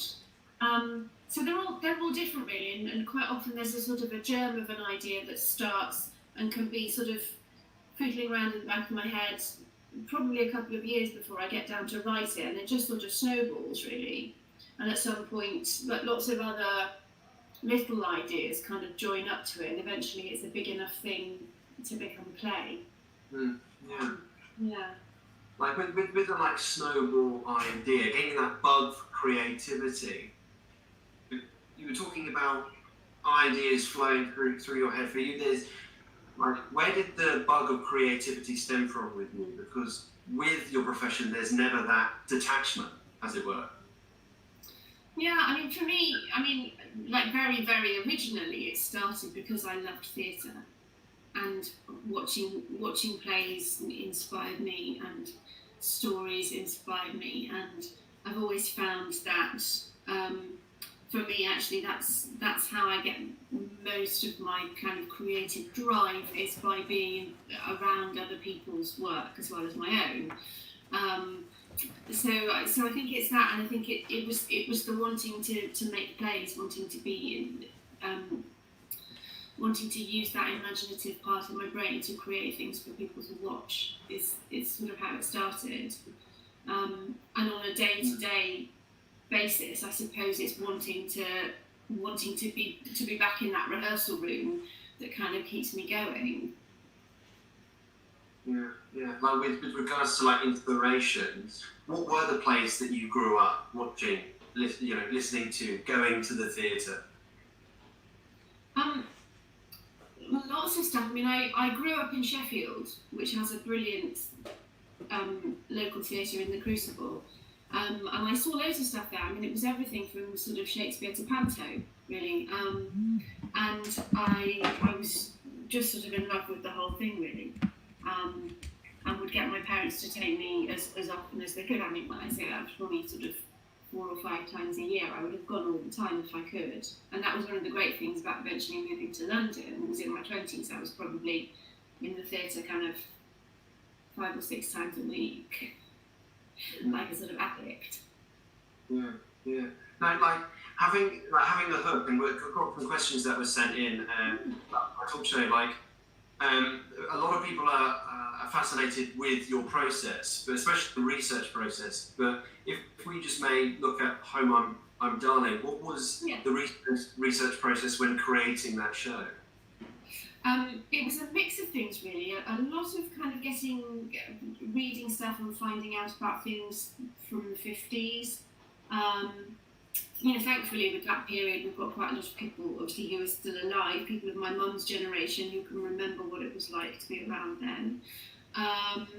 And also talking to some people from that kind of vintage scene now who like to live as if they were in the 50s. And so we talked to some people about the kind of, because that's very central to the play, obviously, the idea of feeling like you're born sort of out of time, that you don't belong now. So it was that, and I know just some of the stuff was great. Like we sat and watched of Doris Day films, and then we did quite a lot of workshop work at the National Theatre Studio, which is a brilliant resource if you're working for them, writing a play for them. It's just amazing to be able to just be given a big room and some actors, and we went and pillaged their furniture store. So for our first week of workshop on the play, we built the house, which anyone who eventually saw the production, the set was a complete house. And that became the setting for the play. But in our first week of workshop, we just marked out the rooms and tape on the floor, and borrowed a load of furniture that looked 50s or 50s-ish to us, and we just set up all the rooms in the house and put the actors in and gave them some ideas for scenes and scenarios, and sort of saw how they got on with it.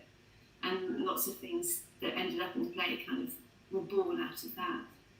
What's the sensation like when you're seeing something that you've written come into fruition and you're just seeing it built literally in front of your very own eyes? That's amazing. I love it. I absolutely love it, because it's like, I suppose if you're a novelist, there's only you.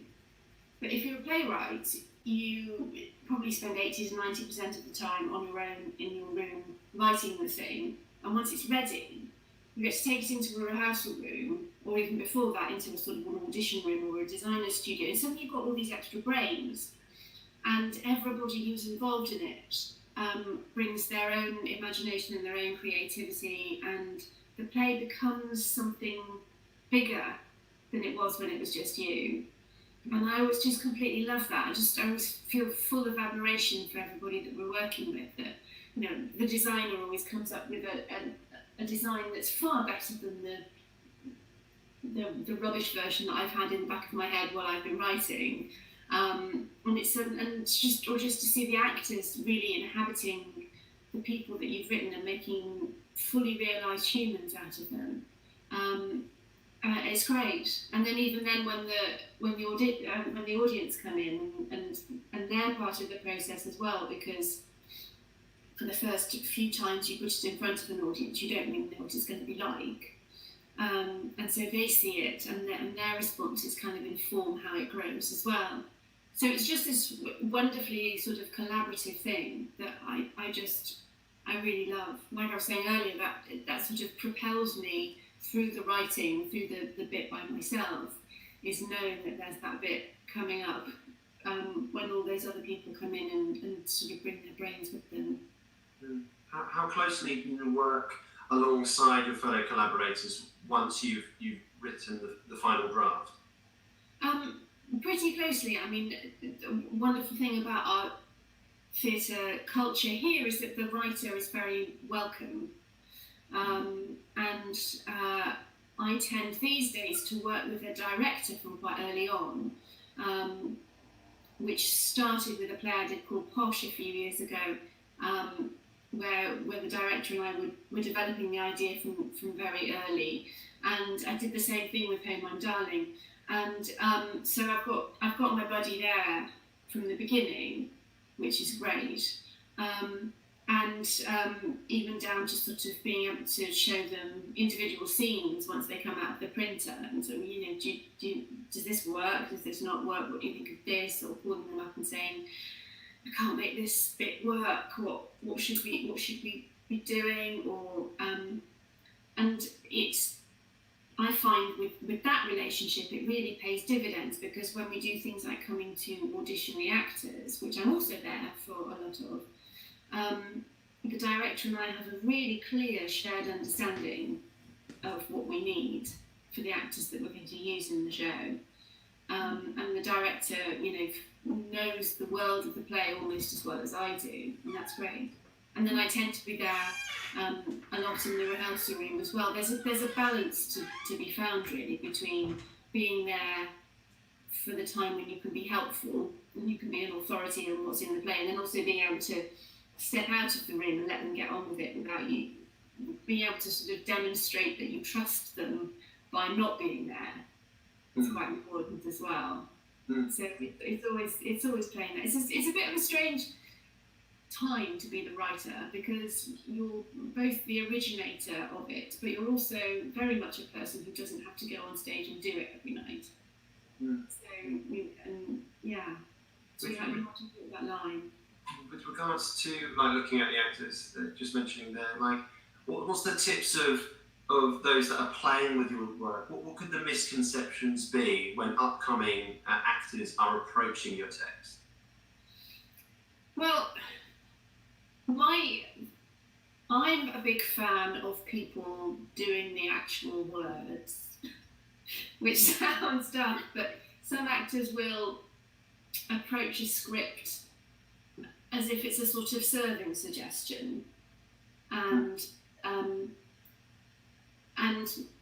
I think that you really do yourself a favour by observing what is on the page and the rhythm of what's on the page exactly, and acting kind of on the line rather than between the lines, and the lines being a sort of an obstacle. The lines don't need to be an obstacle. The lines are the route through the story, really, and the route through the character. So I'm always a little bit impatient with people who don't want to use the rhythm of what's there, or don't sort of properly try it before working out if there's a problem with it. Because I think kind of a close study of the text, a writer has spent a long time on that work, and they have usually rejected a lot of other versions of the line that and chosen the one that's on the page as the optimum version of that line for that moment in that play. So I sometimes find it frustrating when people don't want to actually use those words that I've written. So that's my kind of top tip in terms of approaching, is actually really look at the words and let them be your guide. And finding rhythm and the pace and the variation of character, finding those voices. Yes, we were talking about research earlier, but how are you able to just find these very distinct characters that people have become to know, and it's part of syllabuses and people, want to explore these plays? How do you find those voices that we all know? Well, I think it comes with practice. It comes with a lot of listening. It comes, for me, I am furiously interested in language.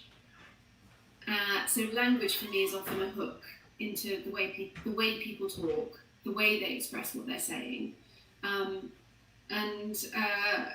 With something like posh, for example, that isn't my natural register, but spending a bit of time around people who talk like that, once you're a bit more experienced as a writer, I guess you get to a point where you can absorb that amount of listening, and then to sort of through one ear and it be able to, and the writing doesn't come out of your ear, does it? But be able to sort of parrot it back out as writing. And I guess as a good writer, one ought to be able to spend time in a room full of any group of people and be able to absorb enough of how they talk to each other to be able to write them, even if it's really quite different from you. And actually, I think the funnest writing is when it's most when it's furthest away from yourself.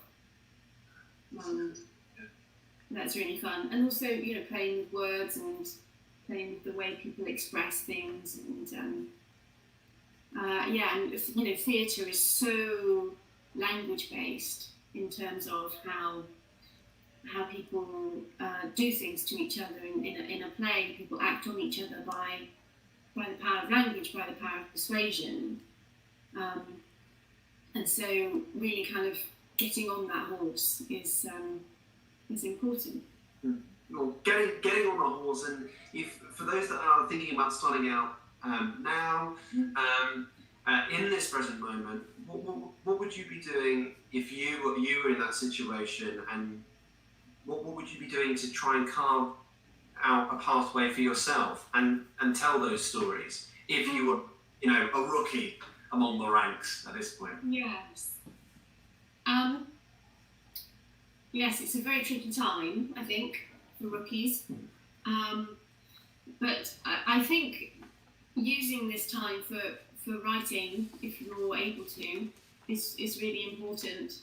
And, you know, I think there's been a bit of a crisis of creativity for quite a lot of people this year because it's been so bewildering and strange. And but I would, if I was starting out and had someone giving me really good advice, I suppose hopefully it would be about maybe writing things that aren't enormous, that aren't going to be fantastically expensive to produce, because I suspect we'll be going into a time where people need things that are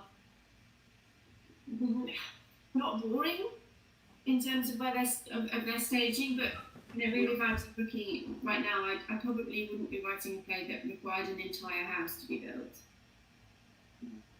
But work that can have a sort of nimbleness and be produced in different at different levels in different forms, if that really makes sense. But not being disheartened, I think, because if you feel like you have something to say, then keeping writing and keeping at it, and I suppose finding ways to support yourself while you do that, because we're all going to have to be a little bit patient, I think, and that's a real bummer. But I think, you know, if you've got a really good writing voice, if you are compelled to write, then keep writing, and things will happen. We just froze there. Oh, are you there? Sorry, the Wi-Fi again. Here we go. How are you? Can you hear me? Yes. Brilliant. How are you able to keep a sustained practice though? Because I've seen it sometimes like in interviews and a lot of yours, and then other writers that I've talked to, like Dennis Kelly and Stephen Moffat. They always say, and you mentioned in the interview, I write rubbish, it feels unoriginal, and then it starts to fall into place. So it's all right if we like delve into that a little bit, because I'm actually how you actually break things down. Well, I do a lot of planning. I do a huge amount of planning. I've got some planning happening behind me on the wall there, you can see. So I sort of plan. And then when I'm at the point where I know what the scenes are, then, as you say, I very often will sit down and, I mean, sometimes it comes out perfectly the first time and that's fine, but more often I'm sitting down going, and that's when I try to write the rubbish version, just covering the page, really, in order to try and get into the stride of it, really, get a bit of a rhythm up. It's so much, I find, so much easier to deal with a page covered in scribble than it is to deal with a blank one. So it's sort of a way of tricking my brain into thinking I've done something, even if only one line on that page is remotely worth anything. But if I can get myself to do that, and sometimes that's really hard even to get yourself to do that. But I never regret it because something comes out that's useful, even if most of it goes in the bin. But there's something I find, thinking on paper is my best way of getting to ideas. I sort of think, I imagine I can just sort of sit and think about it, but actually the ideas come out of the end of my pen. So that's how I do it.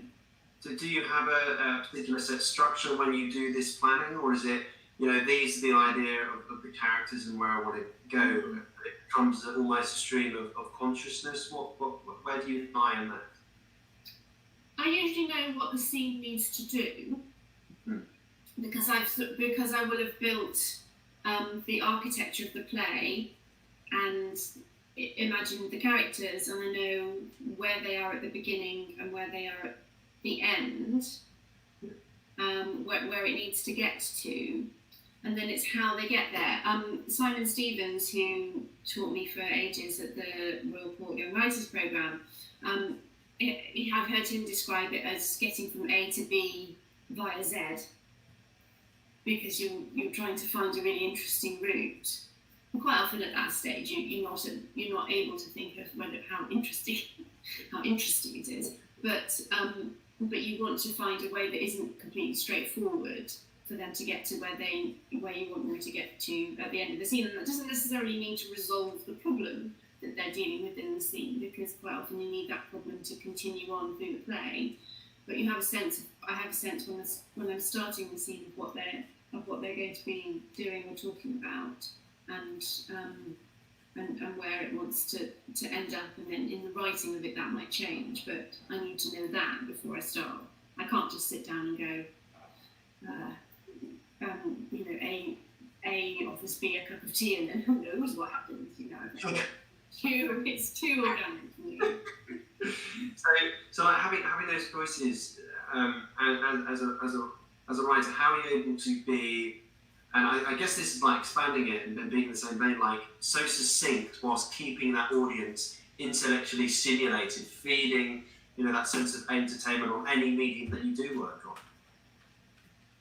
Well, I suppose there's a lot of editing that happens in terms of succinctness, because I think you have to try and be more easily bored than your imagined audience. And that's sometimes there are things like that you don't realise until you get something into a rehearsal room, or you do a reading of it and realise, oh my God, I've spent like 3 pages explaining that thing, and they've got it by the first half page. So you get to sort of draw a line through that, and everything that I write probably starts out twice as long as it needs to be, and then I kind of cut it down.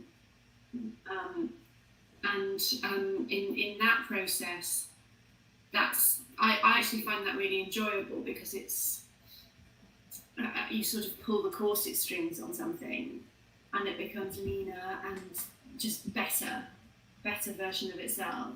But quite often it's because I've said to myself, right, I'm going to write 5 pages this morning, and I've sort of written 5 pages, just that's a toilet, But the 1 page that's come out of that might be quite good, and might have quite a nice sort of on the ball directness to it. Exactly. Sorry, I'm just very wary of the time, because I've never been given time limits, but we hit it. But Laura, thank you so much. It's been so lovely. And everyone, please donate to Arts for Animals Lulubells Rescue. Stay tuned, because up next is Melody.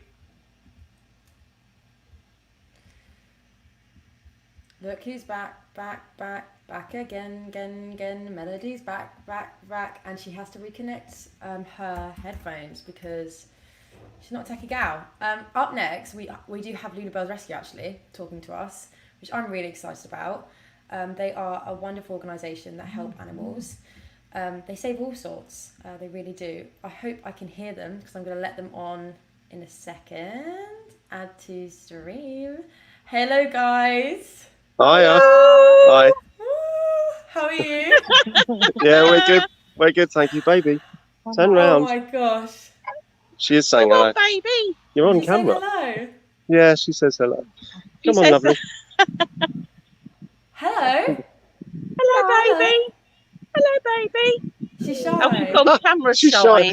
She'll start chatting away in a minute, I'm sure. What's her name? Baby. Her name is Baby. Her name is hello, Baby. She Oh came my into God, the so- rescue last summer, and she was surrendered to the rescue, and she bonded with me. I didn't have a choice over the matter. Oh my gosh, so are you keeping her permanently? Well, I'm under pressure to by everybody. Yes, he is. He is. Baby is your baby, so you absolutely Yeah, have to. yeah, she is. We love her too much. Oh guys, it's amazing all the work you're doing. It's so incredible. How did it all start?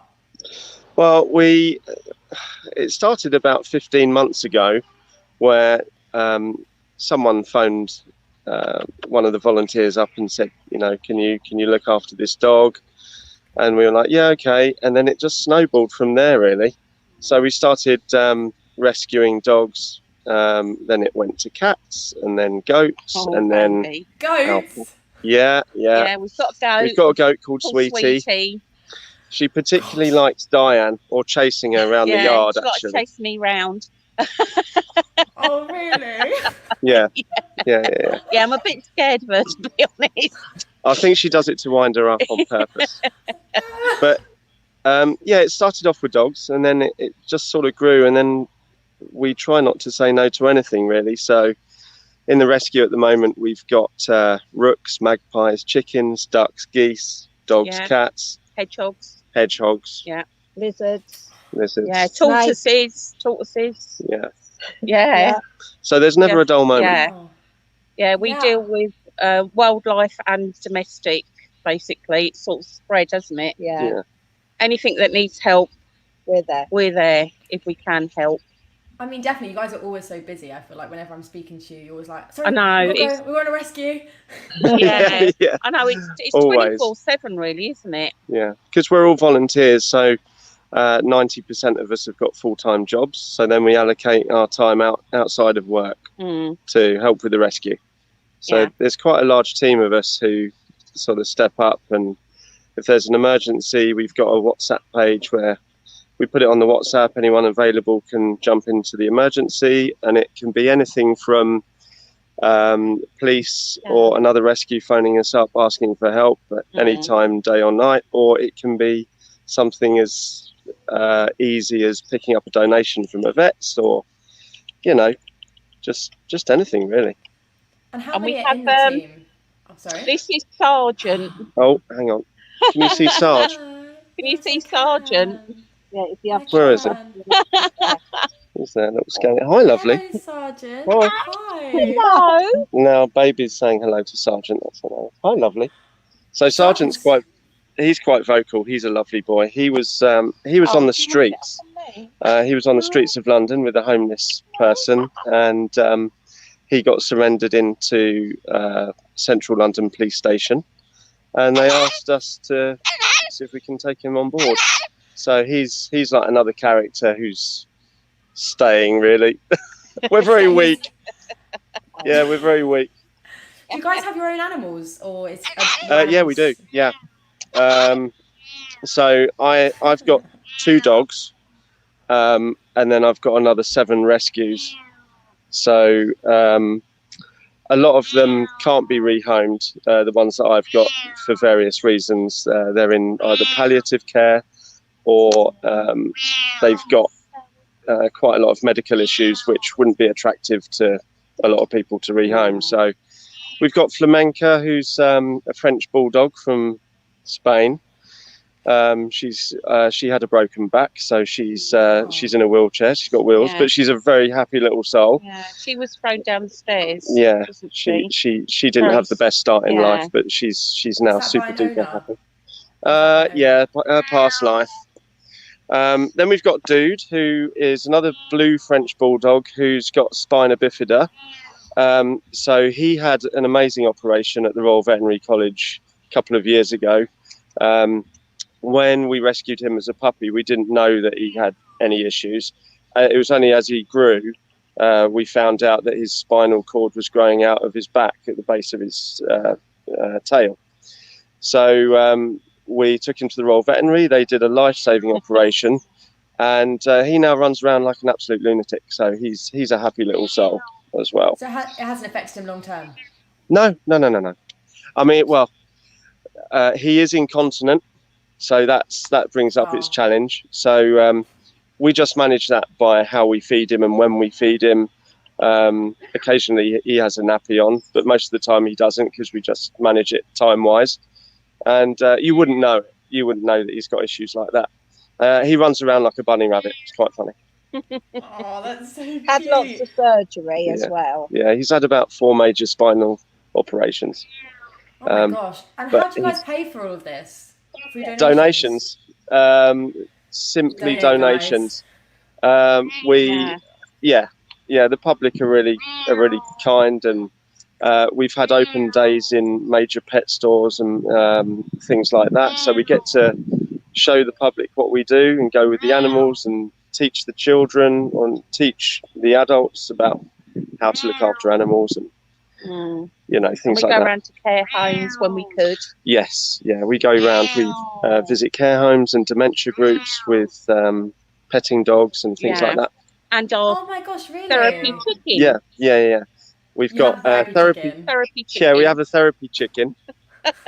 Obviously, at the moment, because of the COVID, we can't do much. Yeah, we're a bit locked down at the moment, but normally so money is really tight at the moment because we have. Which is why people should donate. Yes, absolutely. We've got something like a £9,000 vet bill deficit at the moment.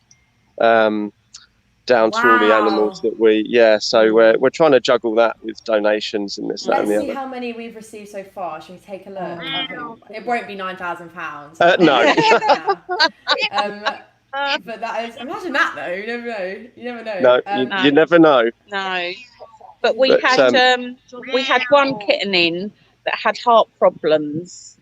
And the vet's bill was over 1,000 just for that one kitten.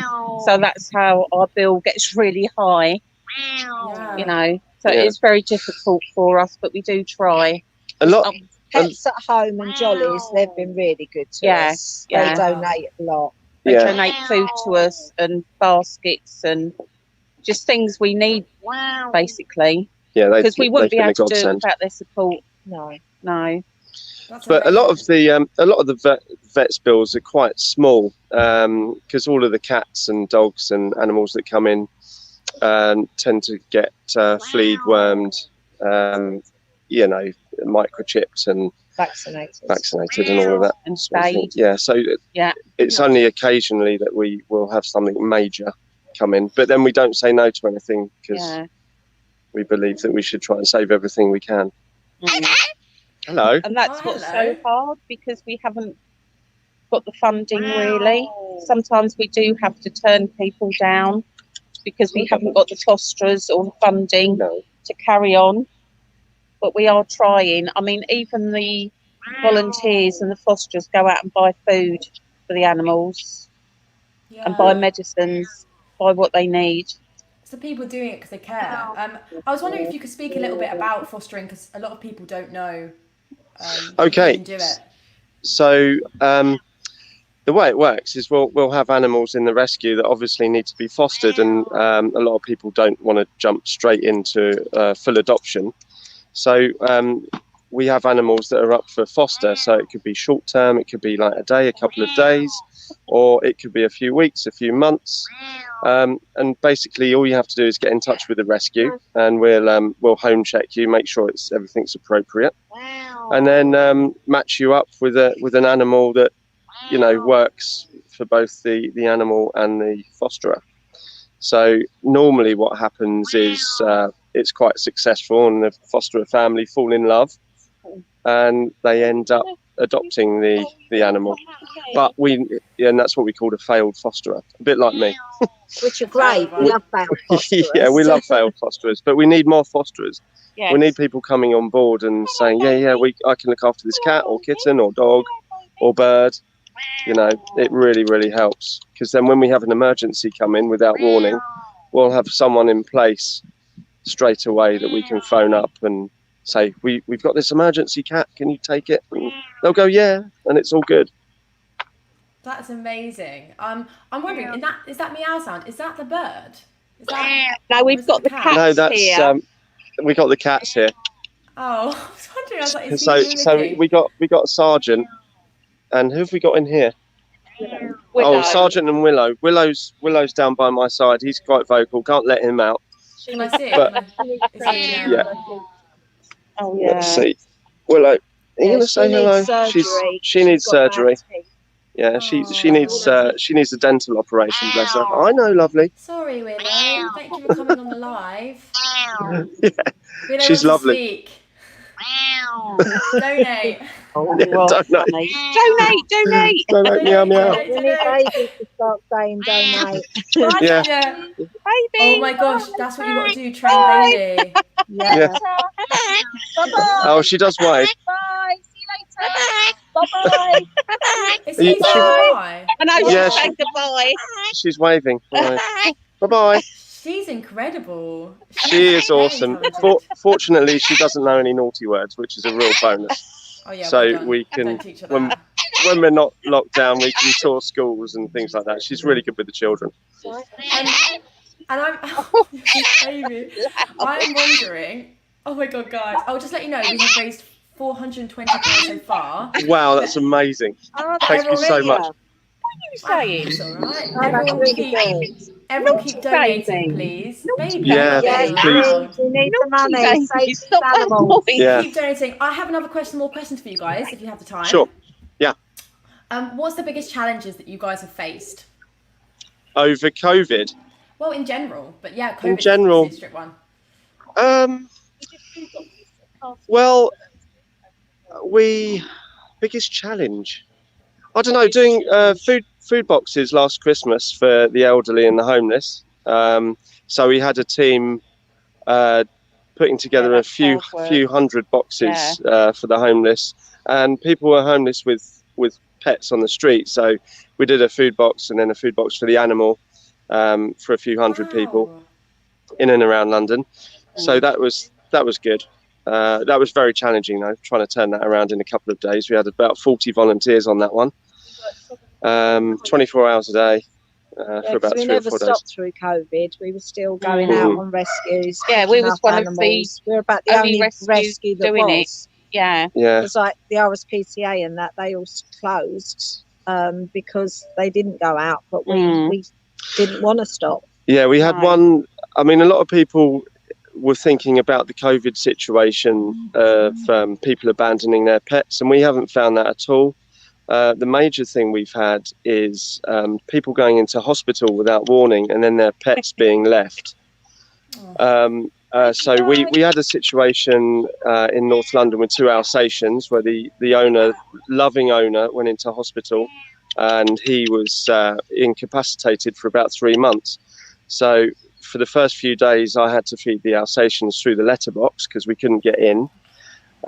Gain their trust. After the 3rd day we managed to get in with the police, put them into emergency foster for 12 weeks where they bonded with our fosterers. They were awesome, and we weren't expecting to hear back from the owner from the initial signs, and then one day we got this amazing phone call saying, "Hello, I think you've got my dogs," and it was a really heartwarming phone call that we weren't expecting. So we managed to rehome the dogs with the owner, which has been amazing. Reunite, sorry. Which was really, really good for him and good for the dogs too. Yeah. And we still have the fosterer go round there, taking the dogs out for a walk. We still have a group going around there to help them. Absolutely, yeah, it's ongoing. We thought the council were going to fund it, but we didn't get a penny off of them, so it cost a lot of money because both dogs were quite elderly. Yeah, one of them had to have some surgery while he was in the rescue because he had kidney stones, so we had to sort that out for him. But now he's again running around like a happy soul, healthy, fit and healthy, and the owner's on his way to being fit and healthy, so that's really good. You guys really do go above and beyond to help. Oh, yeah, we try, absolutely. 24 hours a day. 7 days a week. That any of the Yeah. Yeah, because Jolly's in Enfield and Pets at Home in Hendon. Where's the other one? Pets at Home. Pets at Home Enfield. Enfield, Yeah. yeah. People can donate and leave, you know, stuff that they don't want. Their dogs. Joel's vet in Pinner. There's lots of places. If they went onto the Facebook page, they can see where they can donate. And even if it's just food their animals don't like, have gone off of, or if their animal has passed away and they've got beds and things, we're always after beds. Let's turn you round. Hi, baby. Great. Baby, you're so cheeky. Next question. What has been your favourite rescue that you've ever done? Favourite rescue?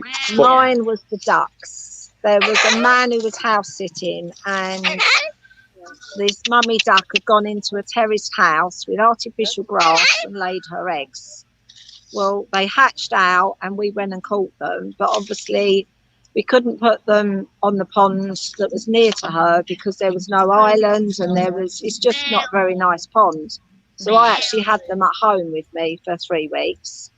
And then when they were all ready and swimming, the babies were swimming, we had a little paddling pool for them. And then we found them a beautiful pond and we let mummy and the babies and they're living happily on this pond with all the locals feeding them. So that was a really nice one. Very, very cute. When was that? We got them from Whetstone and we've released them in, where was it? Oh, I can't. Cannons Park. That's it, yeah. Yeah, lovely Cannons pond. Park. It was beautiful.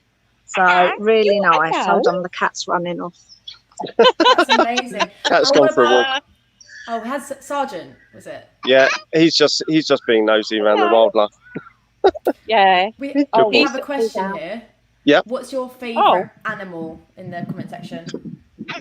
Favourite animal? Diane? Oh, I like Bubbles the chicken.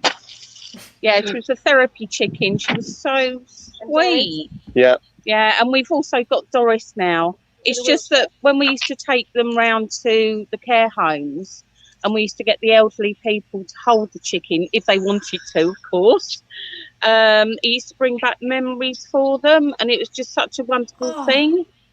And really? she's so sweet. Yeah. Yeah, so I love the chicken. Yeah. And we also had a lady in the care home that was partially sighted and we took in a poodle for her because I think she probably had one when she was a child, and we put the poodle in her arms and to see her face light up and she was so happy and it brought tears to everyone's eyes. Honestly, it was just wonderful.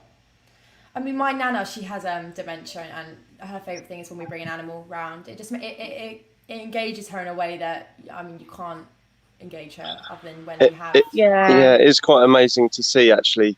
It really is. You see their reactions and it's, it really touches you. Yeah. And so on that note, what has been the most rewarding part of running Lulubells Rescue? Reuniting animals with their owners, and also turning around animals that you don't think can be turned around. So we might get a dog that's been mistreated for months or years, and then when it comes into the rescue, you think there's no way that we're going to be able to rehabilitate that, and then it'll go into foster and it'll get so much love that it sort of retrains the mind, and then they come out of their shell and their true characters come out, and it's transformed from the dog that comes into the rescue that goes out a happy little soul. Is awesome. That's really rewarding. I mean, I had that because I fostered a few guys. I had 3 of the cats. I had Manu, Lucy, and Smudge. I love Smudge. And Manu, when we got her, she was like insane. She was so angry and aggressive. And then now she's adopted and she's fully socialised. That for me was really rewarding. Seeing that happen. I don't know what happened previously to her. Oh, hello, baby. Actually, you're like, hello. Is that what you're saying? Yeah, she's saying hello. Hello. And what is the future of Lulubells? What would you hope for? we just really, really want to grow the team. We're desperate to get premises. We did before the lockdown. We had some space on a farm, but because of lockdown, we've had to close that. So we're desperate for premises to have an office in one place and get a lot of the animals together. So we're really, really looking for premises at the moment. Okay, and then that would be in North London, or yes, to start with, yes, and then we'll see how it goes. As long as we can keep rescue, rehabilitate, and rehome, that's what we do. Yeah. Someone's just asked a question. Would you allow people to foster outside of London, or not? Absolutely, we've no, up and down the country. I had a situation last year where we had 2 pugs that needed rehoming, and we had 2 people locally and one family in Manchester, and it's our job to put them in the right situation, the most appropriate. So miles doesn't matter, and it turned out that the Manchester home was the perfect one. So I drove up there with 2 pugs on a lovely day trip, and we still get WhatsApp updates weekly from them about how lovely it is and how it's changed their lives and given them a new lease of life. So we'll rehome an animal to the right situation, doesn't matter where it is. That's so. Oh, who is that? Willow in the back? Yes, this is Willow. Yeah, that's Willow. Where is she? Oh, Willow. Oh, Willow. She's very nice, isn't she? She is. She's got to have lovely. all her teeth out though. Yeah. Yeah, she's got bad dental, so we've got to sort her out. Oh, but she's very happy all the same. How many animals are currently in your care? Do you know? Oh, that's a good question. About 160. Oh. Yeah, not all at our house. Yeah, no, about 160 up and down the country with fosterers. Amazing fosterers. Amazing fosterers. We couldn't do it. Massive. That's a massive undertaking for all you guys. It's incredible. There's never a dull moment. The phone. You never know what you're going to go out. The phone doesn't stop ringing. We need more volunteers basically to help out. You know, and more fosterers, more volunteers. Yeah. Anyone who likes animals, and it can be anything from picking up a donation to dropping it off to the rescue. Or to, we would like anything. some men, because I got a phone call. I'm outnumbered. I got a phone call about a swan, and it was a young boy that I know that had seen the swan. It had crashed into a busy road, and luckily I had to get Mike because we couldn't carry it. They are really heavy, and that's when you need a man, because something that big, you need the strength. It was my first one. Strong women, get some bodybuilding women. Absolutely, I totally agree with that. It doesn't have to be all men. There are strong ladies out there. Yeah, but stronger we would than like some nice men as well. Absolutely, Man and woman, come on, guys, and that's amazing. Okay, yeah, it's like we've got a chicken coop that's been donated to us in Boreham Woods. But we need somebody to help us take it down so that we can then move it. So these are things people aren't aware of, that they can just get There's so much behind the scenes. It's not just playing with the fluffy animals. It's a lot of hard work, mucking out, cleaning out litter trays, picking up poop, chickens, everything. So it's not just lovely, but it's so rewarding. So donations, they can be miles away, and it might only be a bag of food to them, but to us, we'll still go and collect it. But we need people that are, local and that can go and help us pick up things if we're out picking up animals. Because we don't, I know this sounds horrible, but we don't just pick up fluffy things. We get phone calls with a lot of dead animals, and we still go and collect them. We help it. The vets phone us sometimes, the dog wardens, but members of the public phone and say there's a cat or fox or something dead in the road, and we go and collect it. Yeah. So that is incredible. Yeah. Well done. Even for I didn't even know you guys did that. I didn't know half of what you guys were doing. Okay, baby, are you gonna wave goodbye? Are you gonna wave goodbye? Bye. Oh, she's doing it, but you can't. Bye bye. Oh, she's the other way. Bye bye. Bye bye. See you later. See you later, guys. Guys, you're going to have to leave the studio. Press leave studio. Bye. Okay. Take care. Thank you. Thank you. Thank you.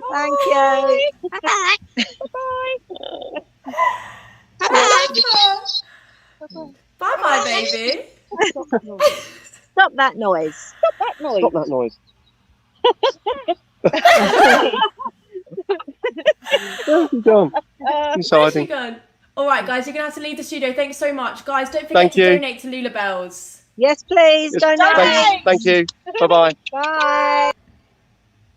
Oh my gosh, that was brilliant. Wasn't that so good? I thoroughly enjoyed that. I'll tell you that. I've got a little video for you guys now. That, you know, it's really good. So if you're watching, you're going to really love this video that I made with Joe Lone and my friend Gabby. Basically, I was like, if I want a wee break or something, I've got to play something. So this is it. Oh, ring, ring. Ring, ring. Hello. Oh, hello, Hedgehog. How are you? I'm alright. Who's this? It's Kat. Oh, We haven't spoken much since the Christmas party. Oh, God, yeah. Yeah, how are you? Yeah, it's all cleared up now. Okay, good. I'm glad to hear that. I was calling to ask, would you make some skits for Melody's Arts for Animals Live to raise money for Lulubells Rescue? Oh, well, let's, yeah. I'll do that. You do it? You would? I'll do that for you. We could have a couple of drinks, you know, make some skits, make people donate. Well, I'll tell you what, I have a bottle of Pachi in the house that I've been waiting to bust open, so I can bring that round and we can have a few of them, and we'll get the film skits going. Not like at the Christmas party, though, right? I'm never doing that again. Kat. Never? Never. Well, never say never. I'll see you tonight. You know what I really love? What? I absolutely love What? whenever people donate. When they donate to amazing charitable causes like this one that we've got on now. I mean, like, I just don't think that I could be with a man that doesn't donate to things like this that are bigger than himself. Well, I donated £1. Oh, really? I donated too. Oh, my, listen, we need to calm down here, gents. Maybe I'll even put in a £5. Oh. Why did the hedgehog cross the road? I'm not sure about that. To get to Lulubells Rescue. It's a great joke, great joke. Let me ask you, are you a comedian? No, I'm a cat. Help. Okay. It's me. What?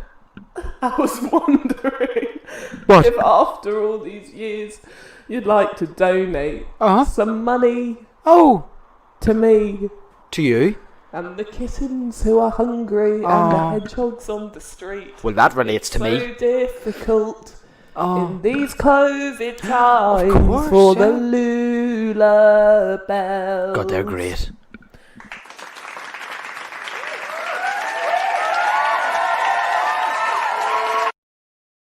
Guys, I hope you enjoyed that video. It's really random and weird. We're going to have our next presenter come on now called Bailey Harris Kelly. Welcome, Bailey. Oh, I don't think I even told him he was coming on. So I actually think I'm sure. I actually just went. He's coming on. I welcomed you. Sorry about that. A bit out of the blue there. Yeah, no, that's amazing. Were you a bit shocked? Bailey has come on. He's the presenter of. Oh, Bailey, I think your Wi-Fi's a bit funny. Oh, he might be gone for a second. I'll introduce him. More hedgehog. Bailey, sorry, your Wi-Fi went for a minute then. Oh. Give me 1 second. Give me 1 second. I'll just quickly come off and I'll quickly reset my Wi-Fi so I don't bugger things up. Okay? Give me 2 seconds. Okay, that's absolutely fine. So we'll be interviewing Anthony McGowan in a minute. I can see him in the waiting room. Hello. We'll let you in a minute once Bailey sorted out his Wi-Fi. Again, guys, thank you so much for donating to Lulubells Rescue. The GoFundMe link is on screen. Donate when you can. We just obviously had a great conversation with them. I didn't even know half the stuff they did. They look after animals that were abused or need rehoming. They get them to a fosterer. They pay for their vet bills. They're £9,000 in debt because of that. Because they don't let animals down. They try very hard to help everybody. Bailey, I can see you in the stream when you're ready. Come on, and we'll interview Anthony, who's an amazing author. But Lulubells, I fostered 3 cats through Lulubells. Mela, tell us how worthy Lulubell. I'm doing it. I rescued 3 cats, fostered them. One of them was just given up because the family couldn't have them anymore. And 2 of them were, I think, from neglected homes. One of them was very, oh, hello, Bailey. Anyway, but basically I fostered for them and it was one of the most rewarding things of my life. Really great. So please keep donating, please. Smudge stories, please. I will be doing that at one point. Bailey, I'm going to let you on now. Is that okay? Great. Oh, good. Hello, Bailey. From Drink the Ink. Okay, I'm going to leave you now. I will be here in spirit.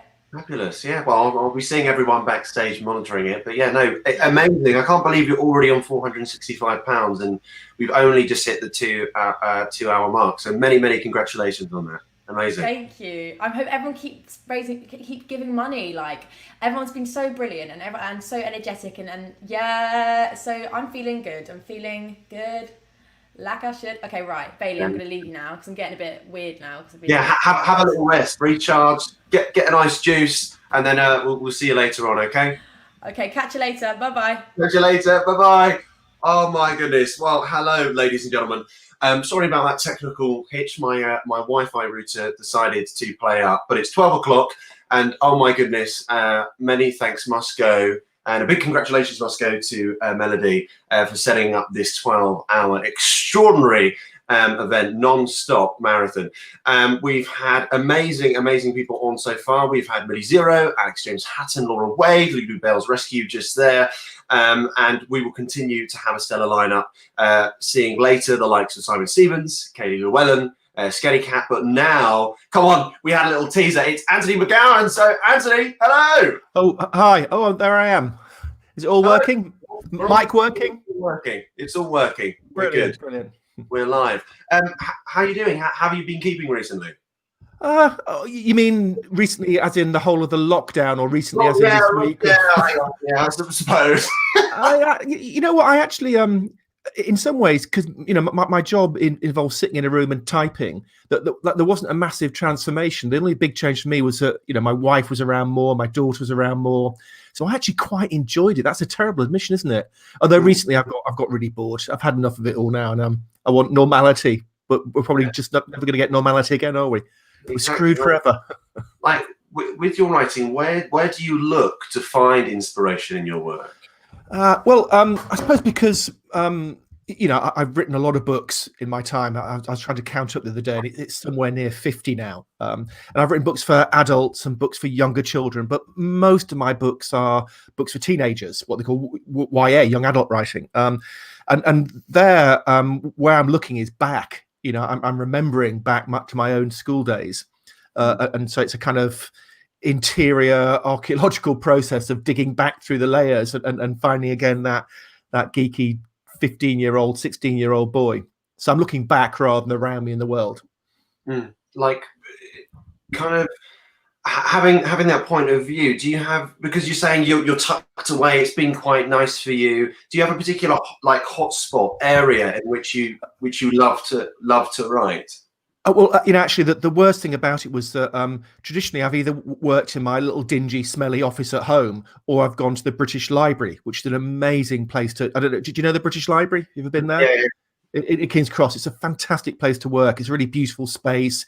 It's got just a lovely atmosphere of kind of scholarship. There's also, you can't write all day, so there's places to wander around and just interesting, eccentric people to look at. So the one thing I really missed was not being able to go and work at the British Library. So that my ideal week would be maybe 2 days at home, then 3 days in the library. And I've lost that kind of refuge. So it's been a little bit hard just to focus. When you work from home, there's so many kind of pointless distractions, and you end up footling about on the internet or Facebooking or Twittering or having another cup of tea and more biscuits. So that's been a bit difficult. So actually, just a couple of weeks ago, I joined because the British Library is back open again, but it's not fully up and running. You only go in twice a week. You got to book slots, and only for 3 hours. It takes me 3 hours just to get going, when I start a writing session. So I've actually joined something called the London Library, which is a kind of really beautiful old private library in St James's Square in the centre of London, kind of rickety old Dickensian building. So I've been going there to try and kickstart the whole creative process. Lovely. Just before we continue on that, we've just got a quick question that's just come in here.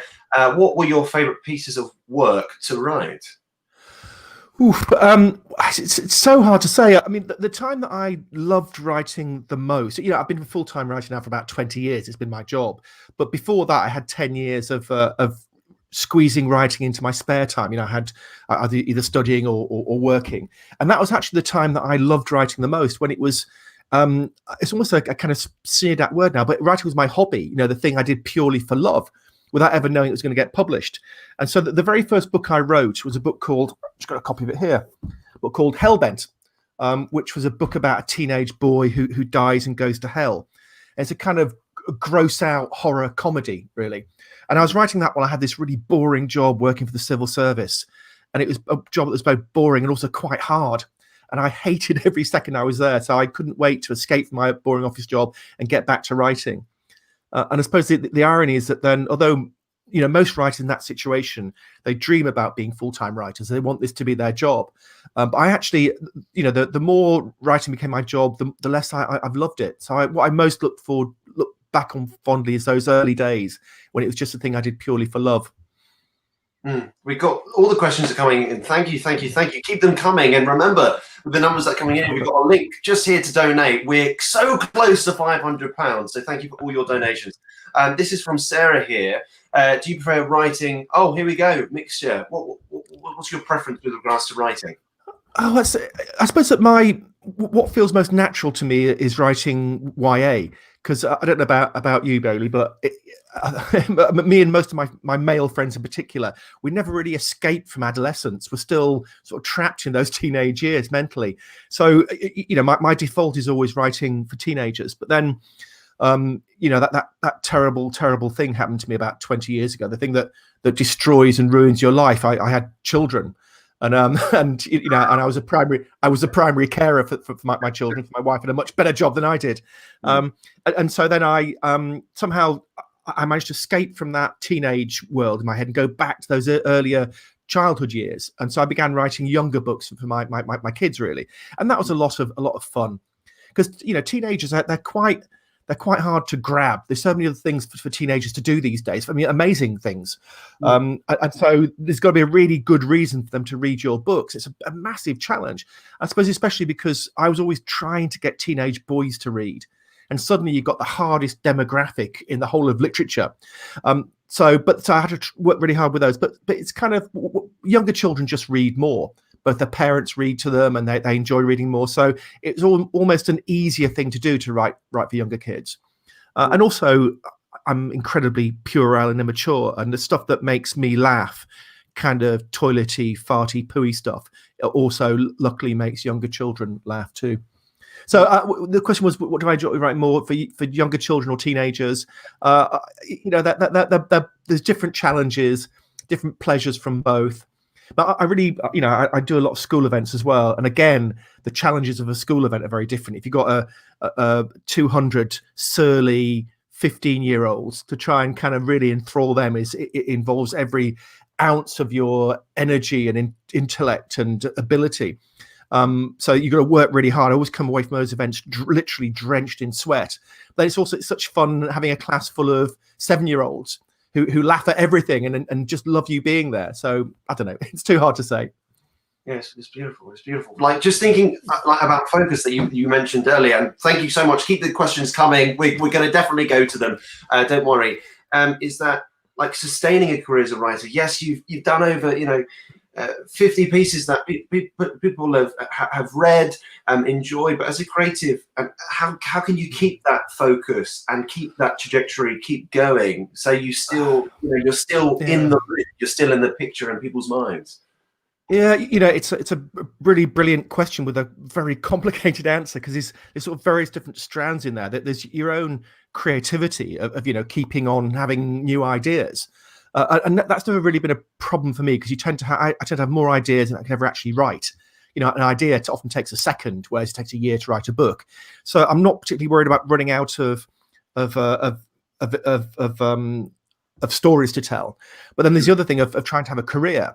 And publishing has changed a lot, even over the time I've been writing. That there used to be, back in the olden days, this idea of building a career. So your first couple of books, might not do very well, but the publisher would stay with you and support you, and gradually you become more successful and grow in prominence. But that paradigm, that way of thinking about a literary career, has completely changed now. That what publishers are looking for these days is new writers, because what they found is that the books that go absolutely massive are often first books that come out of nowhere. So a lot of the energy and money gets directed towards brand new writers, and some of them will do well and some will disappear. So it's become increasingly hard then, as I said, to build that gradual big body of work. I suppose I've done it by diversifying. That my early stuff was mainly, well, actually I've written for my very first book that came out was an adult thriller called Stag Hunt. Copy of it there. Oh, so is there a video element to this? So we're not just all, if I wave my books at the camera, okay. Yeah, people can see us. Don't worry, we are both with audio and visuals. Okay, good.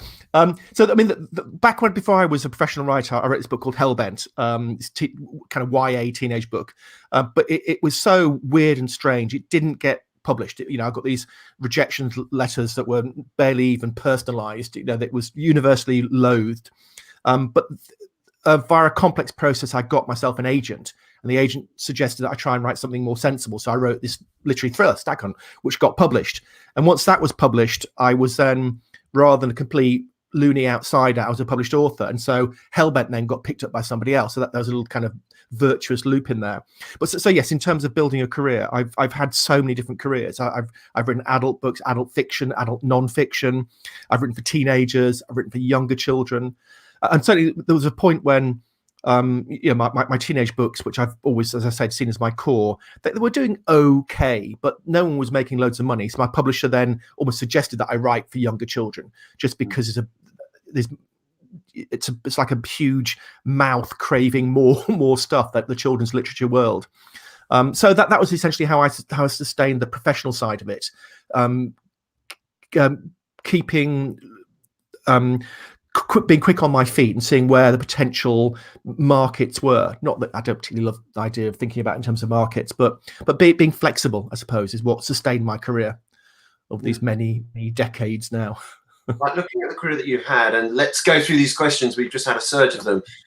So with regards for advice for beginning writers, if you were starting right now and trying to tell those stories as the rookie, what would you be doing to try and let your voice be heard and get above that crowd?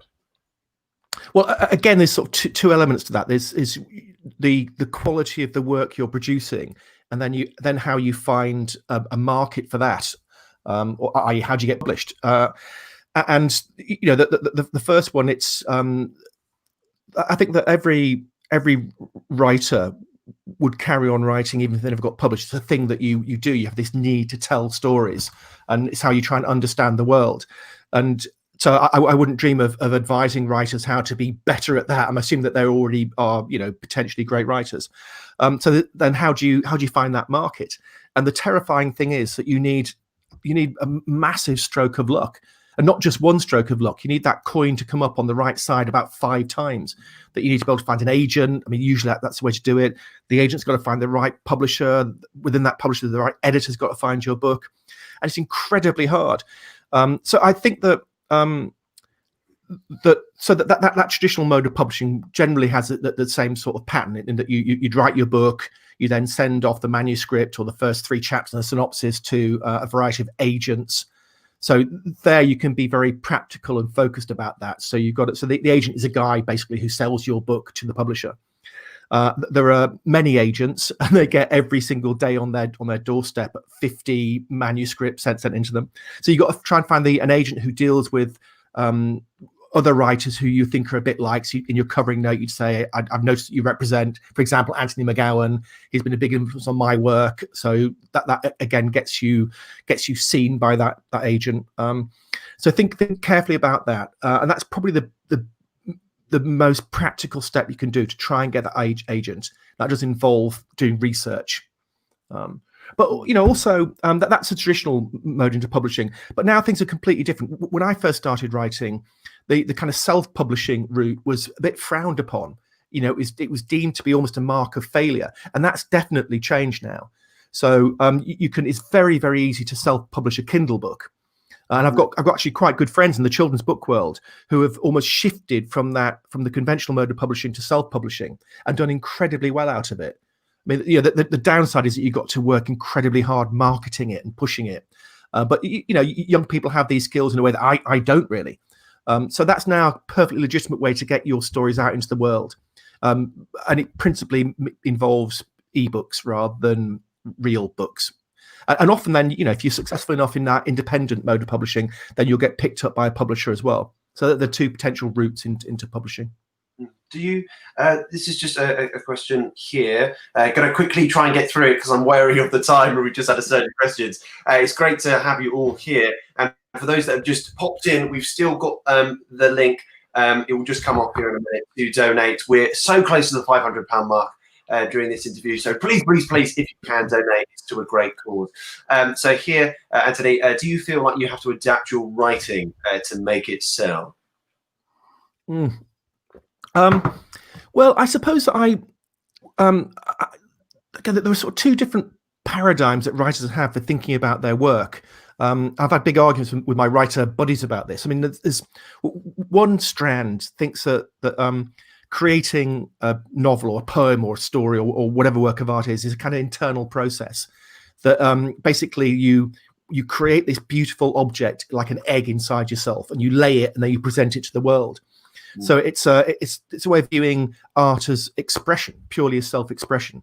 Like it's Fabergé, or like, I don't know if you have got kids, but when you've got tiny kids and they're potty training, and they sit on the potty and they finally produce something, they show it to you, Daddy, I've done a poo. So that kind of internal process. But I've always regarded writing as more an act of communication. It's a communicative process rather than an expressive one. So I tend to be thinking about who I'm writing for. And also because most of my books are comedies. I mean, my most successful books aren't, but I'd say that 40 out of my 50 books are essentially trying to be funny. And funny is always a communicative process. You're always trying to get that laugh. I'm trying to look at, are you laughing yet? Are you bored? Are you frightened? So I do have that kind of half an eye on my audience. And I'm also aware that then, there are things that are going to make teenagers laugh and things that are going to make 7-year-olds laugh or make them frightened or excited. So perhaps unlike most writers, I do think about my audience, but it's almost like when you're playing pool in the pub, and you're looking at the ball you're going to hit, and also the pocket at the same time. So you're kind of doing both. Your eyes flicker from one to the other, and you need both. So clearly your main job is to produce a beautiful text, but you're also thinking about how it will be received. Or certainly I do. Does that answer the question? The question was what? I forgot what the question was now. Definitely. Oh God, it's been lost in the abyss now. I hope I kind of answered it. No, but when you're looking between like the two ways of producing great content and looking at comedy that we're talking about here, we've got this is the next question. Got to get it in the right order. Advice for writer's block when you have a moment where you're like, this is going really well, and then oh no, okay. How do I rearrange, reassess, and then go again? Yeah, well, I suppose I've tended to think in the past that writer's block was an indulgence, a kind of luxury. And especially if you're a children's writer, you have to keep producing text because otherwise you lose your audience. So I tend to think it's my job as a writer not to be blocked. But then I've actually found I used to think that when I was younger and more fluent, perhaps. But now, you can suddenly hit those days when you can't make yourself do it, and you stare at the screen. And what I've found is that alcohol is my friend. No, don't do that. No. Alcohol will never be your friend. I suppose you've got to. Well, most of my books I've written them literally I begin with the first chapter and go through to the end. And now what I found is that if I do get stuck on a bit, I'll try and write a different part of the story arc. But I think the absolute key is just to write something every day. And I think if you're blocked, just make yourself write any kind of gibberish just to get those fingers moving, those fingers working. And I think that, and you may well find that the stuff that you produce, that you force yourself to produce, is the best stuff you write. It's just really hard to generalize. But I suppose that another thing I might think is that if you're, historically, the couple of times when I've begun a project and just couldn't do it, looking back, it's probably because the idea wasn't good enough. So there was a problem with the actual idea itself it wasn't. I think what you're hoping is that every idea is this seed which potentially has this beautiful plant inside it, but sometimes it isn't, and then maybe it's time to move on, try something else. Like with regard to that idea, in essence, we've got a question here about the plotting process. Do you just have that raw idea, just run with it? It's a stream of consciousness. You're speaking about arc there, so do you have a set idea of where it's going to go, or do you think this is how it's going to start, but who knows where this will end up? More the former. I mean, I tend to have just this little flash of inspiration, an insight in that almost everything will be contained in that little idea. So with my first book, as I said, Hellbent, it's about a teenage boy who dies and goes to hell. That was the initial concept, and almost within that, everything I needed was in that idea about what kind of character he was, what would happen. And I suppose I knew that there would be, that the idea broadly is that this teenage boy dies, goes to hell, but it's kind of moved on. And so everyone has a personal tormentor in hell, and everyone's got a type of hell specially contrived to torment them. And so the things that torment a teenage boy are essentially boredom. So he's compelled to listen to Radio 4 and Radio 3 for hour after hour and read, great literature, and be also embarrassment, which is a big thing about me when I was a teenager. So he's continually embarrassed and bored, plus a lot of actual torment as well, for like physical torture. But he realizes that perhaps somewhere else in hell, there might be a little bit of hell that's designed for someone who maybe hates loud music and girls. And so he goes on this journey to try and find this better bit of hell that might suit him better for all eternity. But also along the way, he realizes a potential chance for escaping from hell. So all those things, that kind of broad narrative arc, his character was all contained in that original idea. Or another book I wrote, my favorite teenage book actually, a book called Hello Darkness, is a book about it's a book about a teenage boy who's in a school where they have school pets, school animals. And the school animals are being murdered horribly. And he's always, called Johnny, he's always around when the school animals are being murdered. So he gets the blame for it. And he's got to find out who's really killing the school animals. So it's a kind of pastiche of a noir, kind of Raymond Chandler-like detective story. But then you find out about halfway through that he's stopped taking his medication. So he's actually got quite serious mental illness. And when he takes his medication, he's more or less sane. He stopped taking it, so you never quite know what's really happening in the school. Are these murders really going on? Is it all in his imagination, or is he perhaps himself really the killer? So again, that idea was teenage boy with a serious mental illness, stops taking his medication, and you never quite know what's real, what's not. But that kind of broad outline then had to work quite closely with a proper crime thriller type plot. So there's a real actual, in one part of it, a real actual villain who's murdering these animals. He's got to find out who it is. So yeah, so again, you get that initial idea, teenage boy, mental illness, not taking medication, what's real, what's not real. And from that initial idea, then everything seems to blossom out from it, and you kind of work through it almost methodically. But on the whole, just to try and answer the question again, yeah, I do tend, I love a good plot. I get a bit bored with plotless books, no matter how beautiful the writing or acute the characterization. I like a story to go somewhere, and so I do try and make the plot good, as well as all those other more literary flourishes that one likes to throw in. Yeah, I really want to just keep extending this conversation because we've only got a few minutes left. It's killing me. I'm like, no, I'm just looking at the clock on the side. But just quickly, right? These are like quick fire, right? So. Okay. I'll be more succinct from now on. Since I'm waffling aimlessly, I shall be now. Love it. We absolutely love it here. Everyone's singing your praises, saying that they're loving this interview. So quick. Okay, this is from Sarah. So, do you ever feel like your creativity is smothered because of having to follow trends and what sells? Smothered? No. I suppose that in some ways, I quite like the idea of having a challenge of trying to, find a new audience. Also, this kind of goes back to what I said earlier on about me thinking about my audience rather than just producing this beautiful thing inside me, the Fabergé egg. So I think it can be quite stimulating to think about your audience. I think although what's probably a mistake is to try and write a popular book, because you never quite know what the market really wants, what the readers really want. And often, as I said before, a lot of the huge sellers over the years have come from totally out of the blue. And there is actually, it's a kind of slightly practical bit of advice if you want to make money out of writing, that often, so something will come completely out of the blue, whether it's chick lit or Harry Potter or these things. Now, and they do amazingly well. Now, the books that come out that are kind of in the same genre, that almost copy them, straight after that can surf that wave. So if you had a kind of children's fantasy book that was ready to go just after Harry Potter came out, then you were quids in.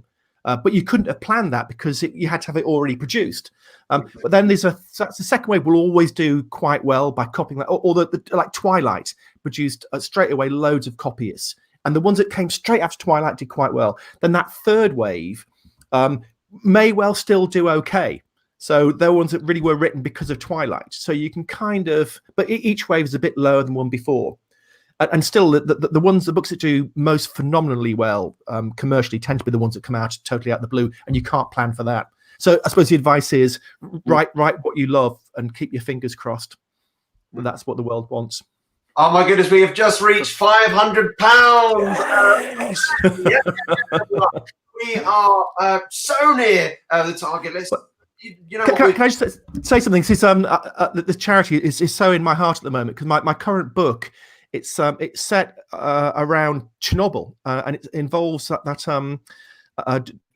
after the big disaster in Chernobyl, the people who were evacuated had to leave their pets behind. They thought they'd be back in 3 days. So all these dogs were left behind. And it's about some feral dogs left behind after Chernobyl, who eventually, kind of interacted with wolves and the other wild animals there. But a lot of them ended up going back to the nuclear plant and being kind of looked after by by some of the guards there. And there's a charity that goes and looks at that helps those dogs stay alive, now the descendants of them, involving all the kind of things exactly that we're campaigning for today. So it was right in my zone, this charity. It's amazing. It's amazing. Right, we've got like a two-part question, I think, somewhere. Oh my goodness, it's lost. Let me just scroll quickly. Love it.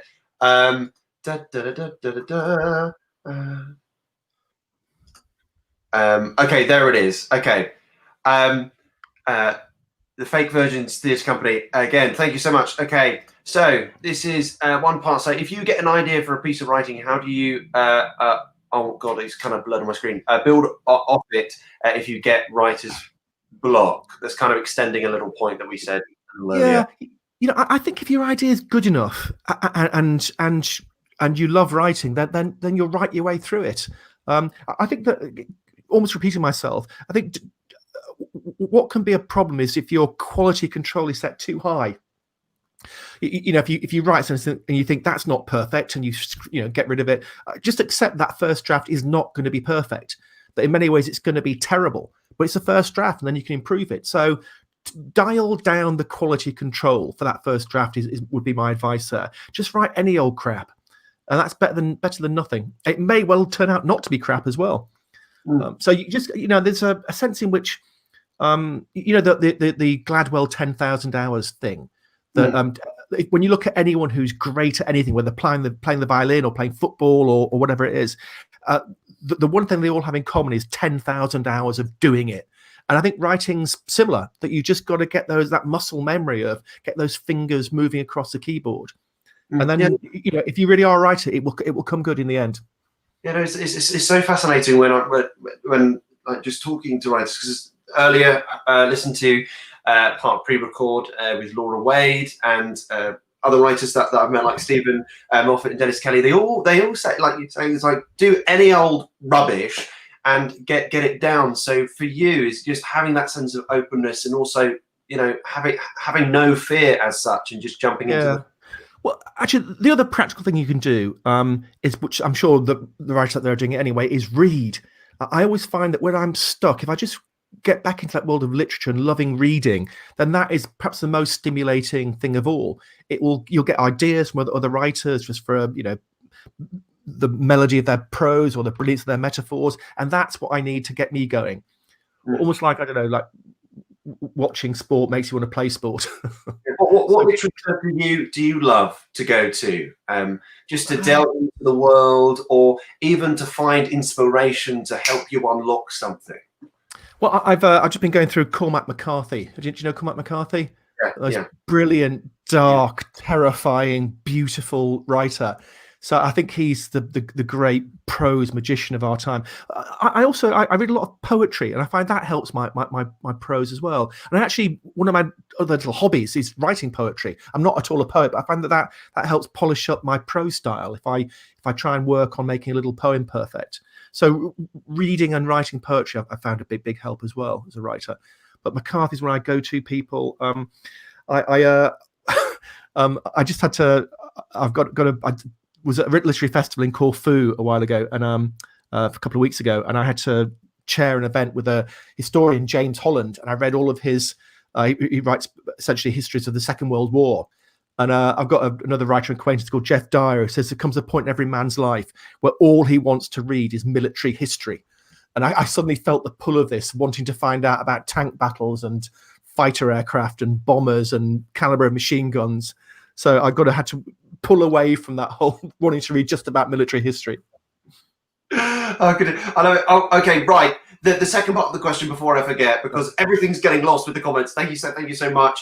And we're getting so close to that £750 mark. Let's see if we can double it and maybe triple it. Who knows? But this is the second part with the Fake Virgins Theatre Company. Many thanks again. Keep putting in those questions, in those donations. So how do you build on an idea if you only have a fragment of it? Oh, that's a beautiful question. Well, I suppose that I tend to. Maybe you shouldn't think about these as separate elements, but you should think about them as an organic whole. But in fact, I do think about them as separate elements, which is the plot structure, so the stuff that happens, and then the characters. And I think if you put the work into the characters, perhaps most importantly, then other problems will be solved. So I think that you've got to know your main character inside out. That's a kind of key thing there. If you keep thinking about that main character, what they're like, what they love, what they hate, who their friends are, then you'll find it's like I remember when my daughter used to grow crystals as a little girl, then gradually those crystals will expand. So think about character. Also, okay, my one of my most basic little tips, and it's a huge writing cliche now, but still it's a cliche because it's kind of useful, and it's something used in the film world almost more than the world of fiction. It's something called the hero's journey. Have you come across the hero's journey, Bailey? Which and it's different versions of it, but the most simple one is just that the hero's journey is you have the main character is an orphan in some ways, cut off from the world around him, and that orphan then becomes a wanderer, goes on some kind of a journey. It might be a physical journey or a mental journey. Then that orphan becomes a warrior. They fight some kind of battle. And again, it all sounds sword and sorcery, but it could be in a school playground or an office, whatever. That they become and that battle they lose, which takes them on to the final stage where they become a martyr, where they finally win by sacrificing themselves. And almost every single Hollywood film is based on this pattern, but it's got this immense power. And each stage, if you're ever stuck on your plot, your storyline, think, is it a hero's journey kind of structure? At what stage have I got? Is my orphan properly cut off from the rest of the world? Do they make those alliances on that way to being being a wanderer? Do they fight that battle? Do they lose that battle? How do they succeed at the end by sacrificing themselves? And it can almost, it works best when you take it further out of that kind of fantasy kind of world and put it into the everyday life. So that's one way of adding a bit of energy to your story if you're flailing around, not sure where it's going.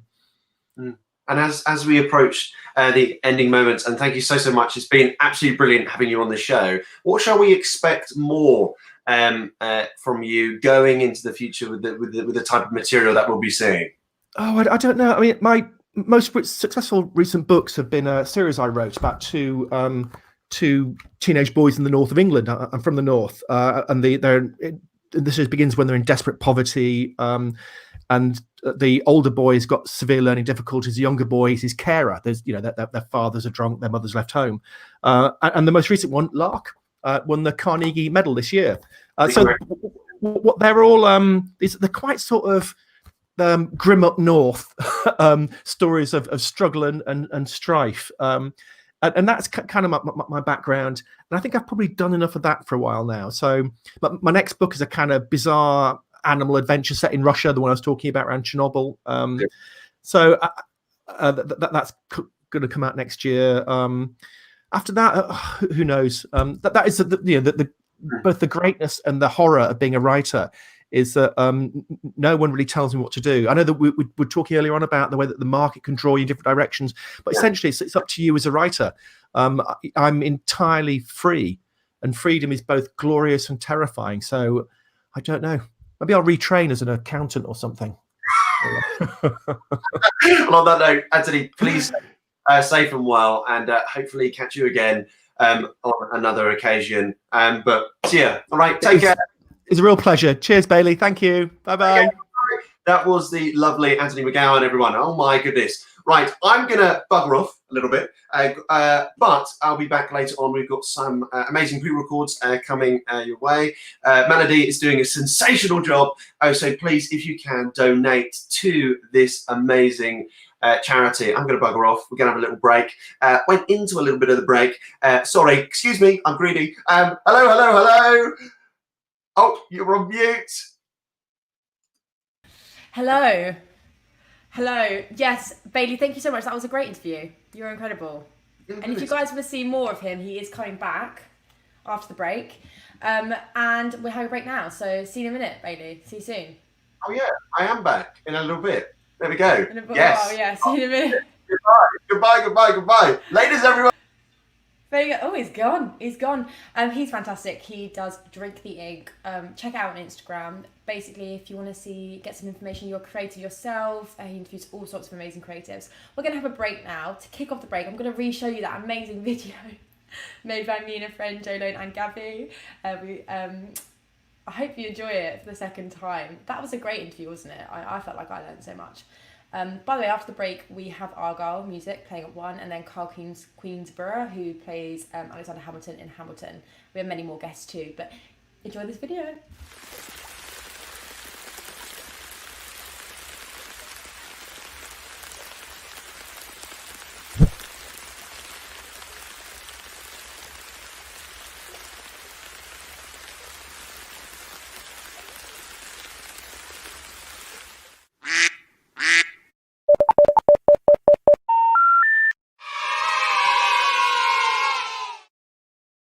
Hello and welcome to the break.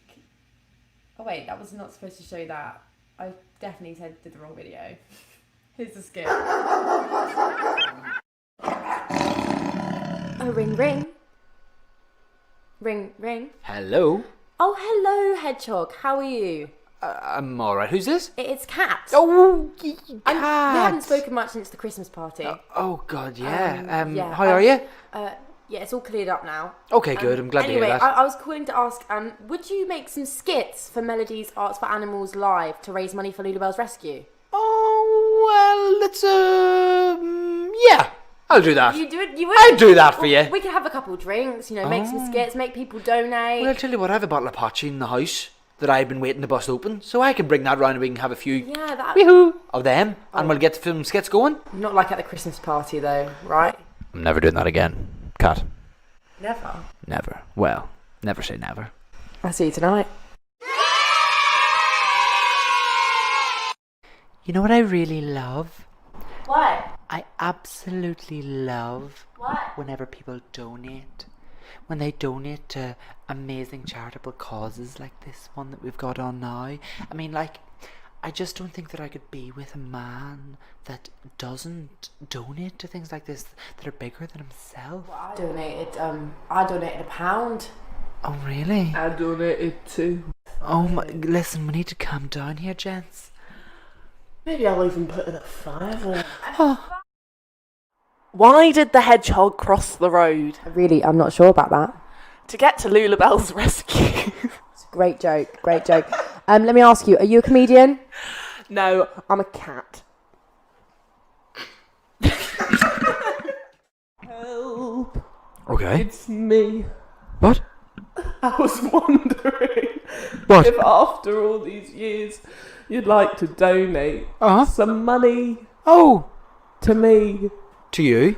And the kittens who are hungry and the hedgehogs on the street. Well, that relates to me. So difficult in these COVID times for the Lulubells. God, they're great.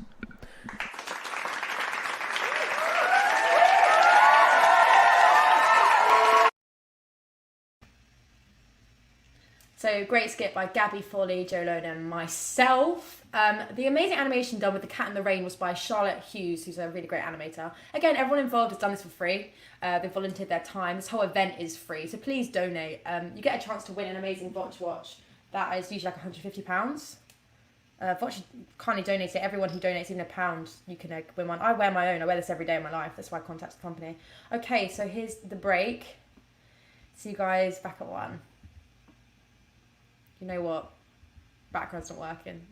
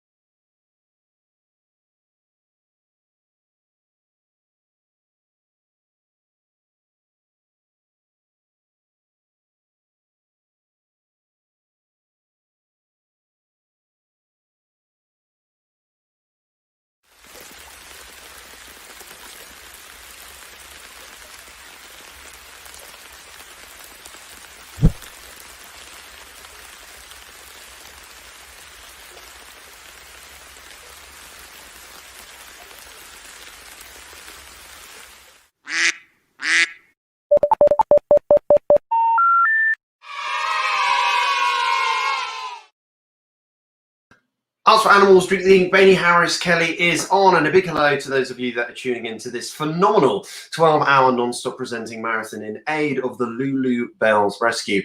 Big congratulations to Melody. See her down there backstage at the moment for setting this extraordinary event up. And if you do want to donate and contribute to saving the lives of animals facing abuse and poverty, click the link in the chat box below. Please leave your comments in there as well. It's amazing. It's, you know, a great collaborative thing.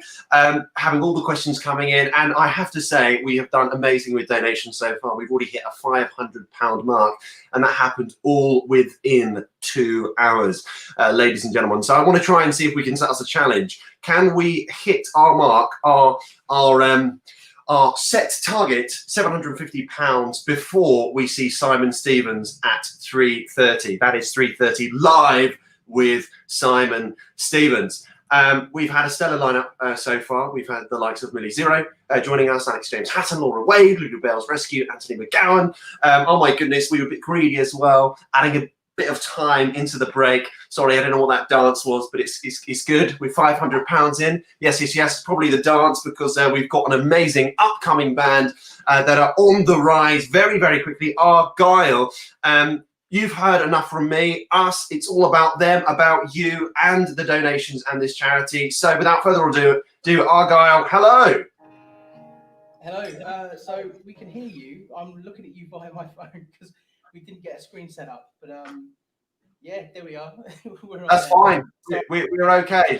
You guys look glorious. You look. Where are you guys at the moment? So we're down at Olby Soulcaf. They've got a production space and studio suite downstairs ready for launch of their new sort of streaming platform and TV thing. So we're down here and we're doing the first live stream from the venue. So yeah. Well, that's extraordinary. How long have you guys been running? How long have we been running? About 3 to 4 years. Yeah, maybe 4 years. Sort of properly going for it about 2 years, I guess. Right? Yeah, I think taking it real seriously about two years or so. And the kind of the style is like indie folk kind of rock blend. Kind of what's in store for today's performance?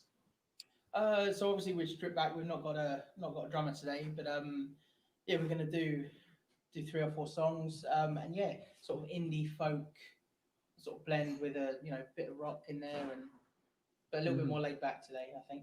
And this is I'm Big Steve.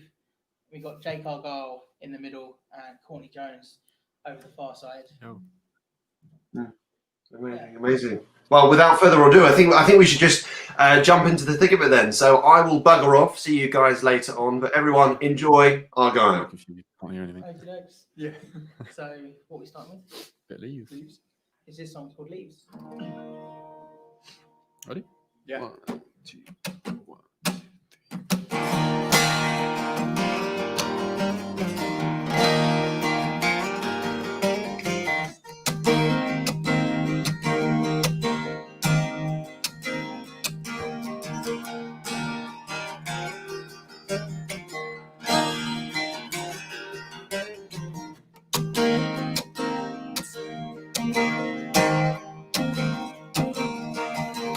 You take my hand and forget the other things in life. No need to find some cover now.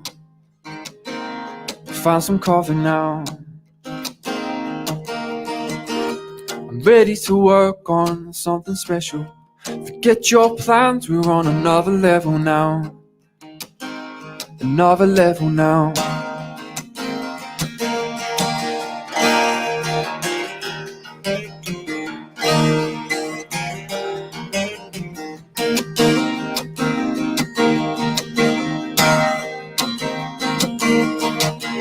You notice the room getting slowly darker. When you walk in, the lights start to flicker fast. They start to flicker fast. When you look down, the world stops spinning. You follow me now to see the earth beginning fast. The earth began so fast. And I can't see now. Driving down this road at night, all we have are the street lights. The windows down to breathe the air around us and how it feels right. I see my grounds more than I ever have before, as I watch those leaves blow across the floor.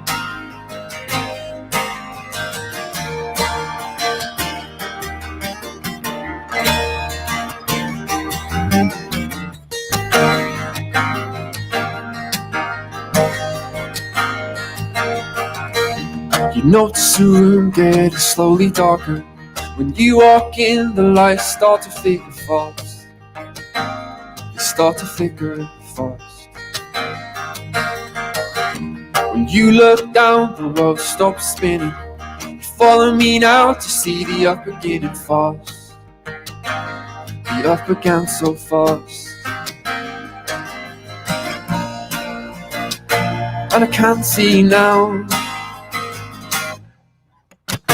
I'm driving down this road at night. All we have are the street lights. The windows down to breathe the air around us and how it feels right. I see my grounds more than I ever have before, so watch those leaves blow across the floor.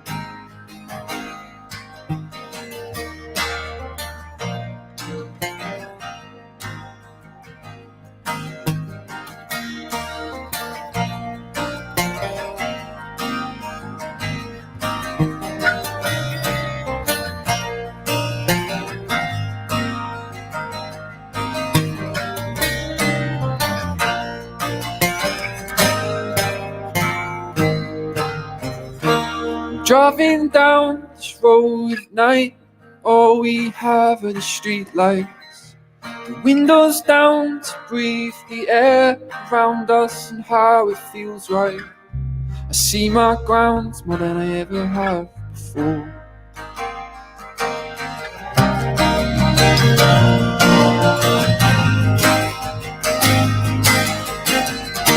I'm driving down this road at night. All we have are the street lights. The windows down to breathe the air around us and how it feels right. I see my grounds more than I ever have before, as I watch those leaves blow across the floor. Driving down this road at night, all we have are the street lights. The windows down to breathe the air around us and how it feels right. I see my grounds more than I ever have before, as I watch those leaves blow across the floor. Walking down this road alone to find what I've always been told. I see my grounds and so much more, as I watch those leaves blow across the floor.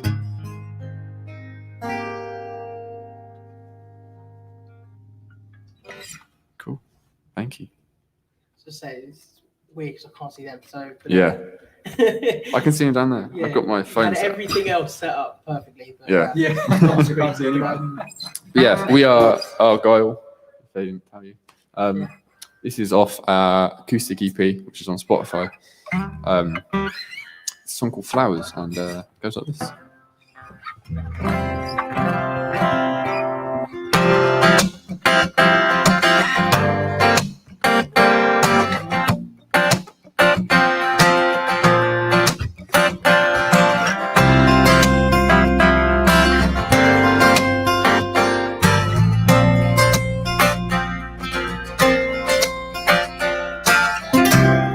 You can see it in your eyes, you've been calling all night.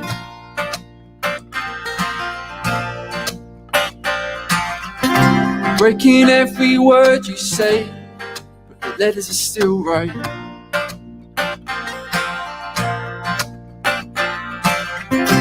Feel the emptiness in your life, you can no longer cry.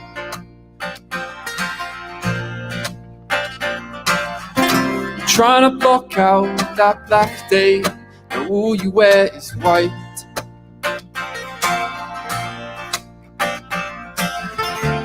You don't realize you can't do it anymore. You're wasting time if you try.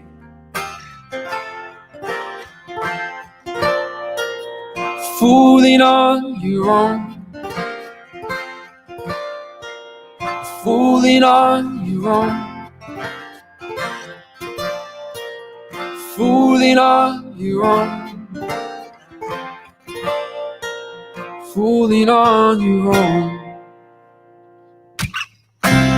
You can see it in your eyes, you've been broken all night.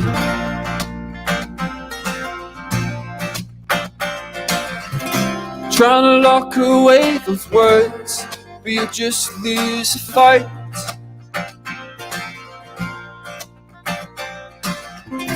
Talking all through the day, you forget about life.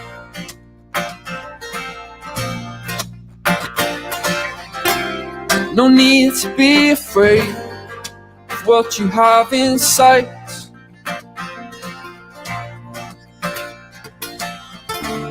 You don't realize you can't do it anymore.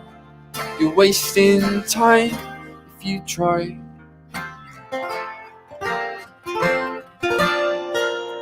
Fooling on your own, fooling on your own, fooling on your own, fooling on your own.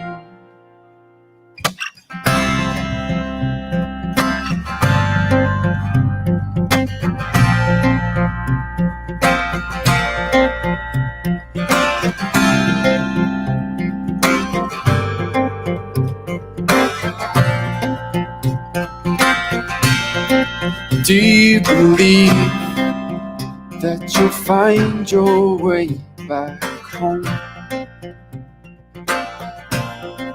Now you see that the flowers you placed have grown.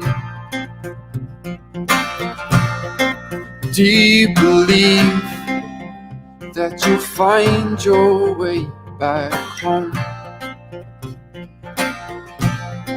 Now you see that the flowers you placed have grown. Do you believe that you'll find your way back home? Now you see that the flowers you placed have grown. Do you believe that you'll find your way back home? Now you see that the flowers she placed have grown.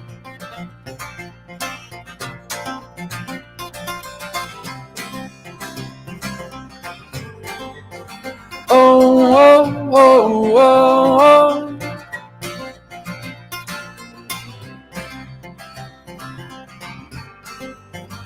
Oh, oh, oh, oh, oh.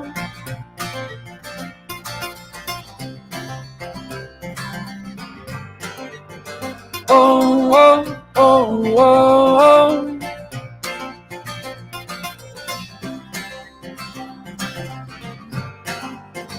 Oh, oh, oh, oh.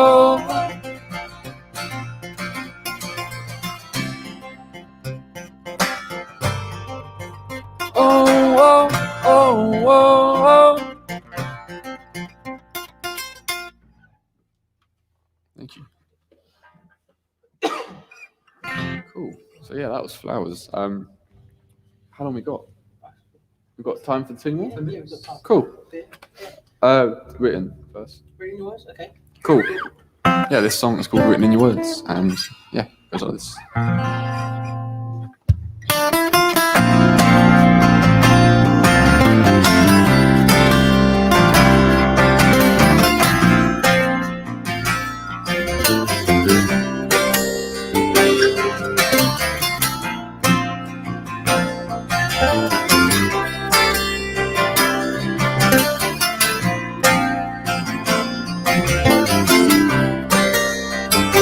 What was written in your words has finally occurred. When you fall asleep, your mind plays tricks on me. You should stop imagining what you could have been. I don't mean to fight, but your heart goes carelessly. I'll take those words right out of your mouth before I find what's traced here 1,000 times. What goes on in your mind? The truth is scattered on your bedroom floor. I can't ignore all the reasons you fell apart. Careless eyes and a broken heart, and a broken heart, and a broken heart.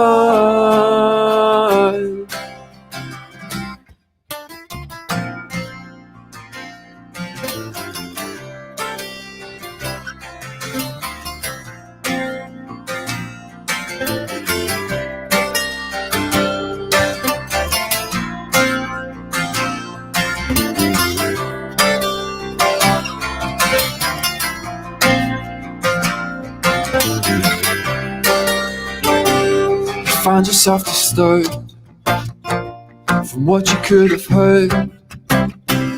Back in your mind, can your words be spoken now? You stepped over the brink, you can't mentally think. Still so torn apart, I'm sure you'll get over it. I'll take those words right out of your mouth before I find what's traced here 1,000 times.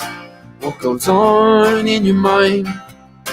The truth is scattered on your bedroom floor. I can't ignore all the reasons you fell apart. Careless eyes and a broken heart, and a broken heart, and a broken heart, and a broken heart, and a broken heart.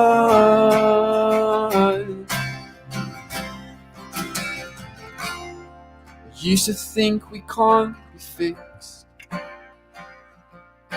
darling, I know we can. I saw this written in your words, but for so long I didn't write back. I didn't write back. So yeah, just before we go on to our last song, The Fear. Obviously, if you're on the stream and you haven't donated yet, please do. It's for a very good cause. I think I heard Bailey say that they've hit their £500 target already, which is great. Wicked. Awesome. But yeah, if you like what you hear, you can check us out on Instagram, Argyle Music, or is it Argyle Band UK on Instagram? Argyle Music. Argyle Music on Instagram. Yeah. You got a link tree there with all our other socials. Yeah. That's the easiest way to probably find us. Yeah. But yeah, cheers for having us on. And make sure you donate more. Yeah. More money. This one's called The Fear. Yeah.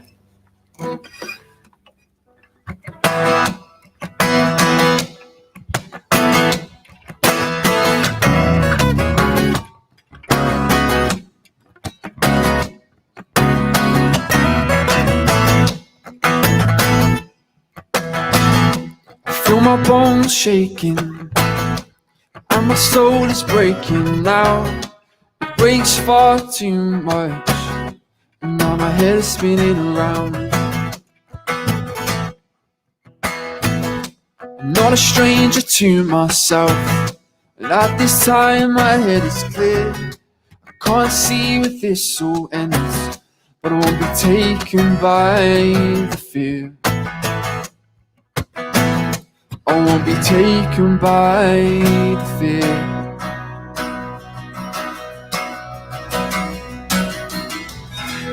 takes me time to fall asleep now, 'cause my head is running off track, and I don't know why, but I've fallen. I'm not taking this old road now, 'cause my thoughts are more up front, and I don't know why, but I've fallen. I feel a wave crashing down, it pulls me further on to sea. Both my lungs are tight now, I can't swim up to breathe. I'm tied in your endless sea. I'm tired, so cut me free.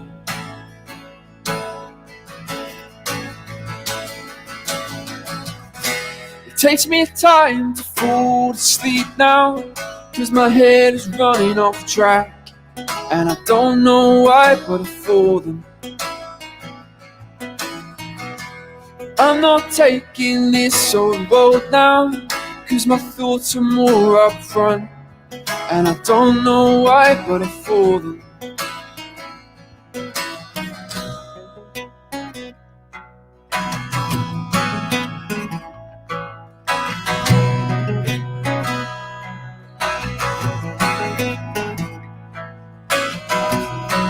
It's been going on for years, I can't do this now, 'cause I've been taken by the fear, and I don't know how. It's been going on for years, and I can't do this now, 'cause I've been taken by the fear, and I don't know how. And I don't know how.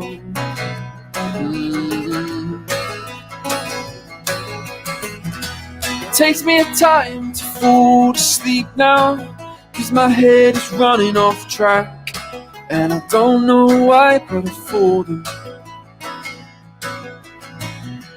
I'm not taking this old road now, 'cause my thoughts are more up front, and I don't know why, but I've fallen. I don't know why, but I've fallen. I don't know why I've fallen.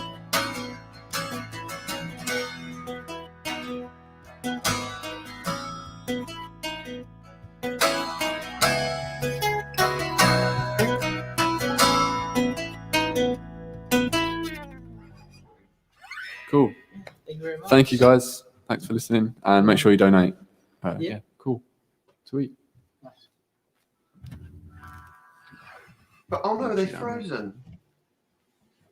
Am I frozen? Frozen? Oh god damn it, I'm frozen. No? Can you hear us? Oh, still live. Okay. Do you need another one? I just heard we're frozen, or they're frozen. There you go. Oh, okay. Cool. Hello? Hello? Yep, he's still there. We're here, can you hear me? Yes, yeah. We I think stopped. explosive, absolute passion for what you guys are doing, admiration. Just quickly again, for those that have just jumped on here, where can people find you? So the easiest place to find us is Instagram at Argyle Music. We got a link tree with all our different socials and Spotify links and everything in there. So I think that's probably the easiest place. Amazing, amazing. Well, chaps, thank you so much for coming on the show. Thank you. Take care. All right. See ya. Bye bye. Okay. Hello. You're on mute. I've got some breaking news. Breaking news. Brenda Bleffin, who plays Detective Vera in Vera, has made a video of her dog for us. And she's posted to social media. Yeah, look at this. Wait.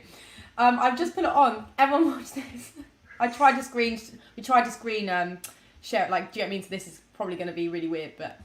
All right, yeah. It's Sunday morning, and I've got up a bit earlier because I want to record a message. Now, a young lady called Mel is having a fundraiser all day today. It's to benefit Lulubells Rescue centres for little animals who haven't got anywhere to live, and Lulubells, they find nice homes for them and make them get better if they're, well, it's not just doggies, there's cats and hedgehogs as well, there's all sorts. Anyway, with the coronavirus putting everything all blooming and topsy-turvy, they've got enough money to keep going, so they need your help. So if you can spare a couple of bob, don't matter how small, go to their websites on Facebook, I think, Lulubells Rescue Centre. Go on, help out a little doggy. Ta-da! So I just want, she posted that to her Twitter. Or, how nice is that? Thank you, Brenda Bleffin. I just wanted to share it with you. Yeah, that's lovely. That's amazing. That's so cool. Yeah. How nice of her to do that. I just wanted to share that with everyone. Anyway, back to you, Bailey. By the way, Argyle, that was brilliant. Really good. Yeah, absolutely sensational. Oh my goodness. Oh, okay. Right. See you, Melody.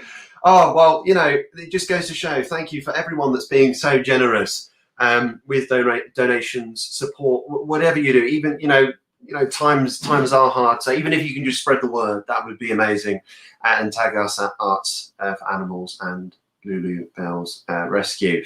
Up next, we are going to have a sensational performer, but we're going to just have a quick moment's break for He Is on the Move, Carl Queensborough, up next. See you in a bit.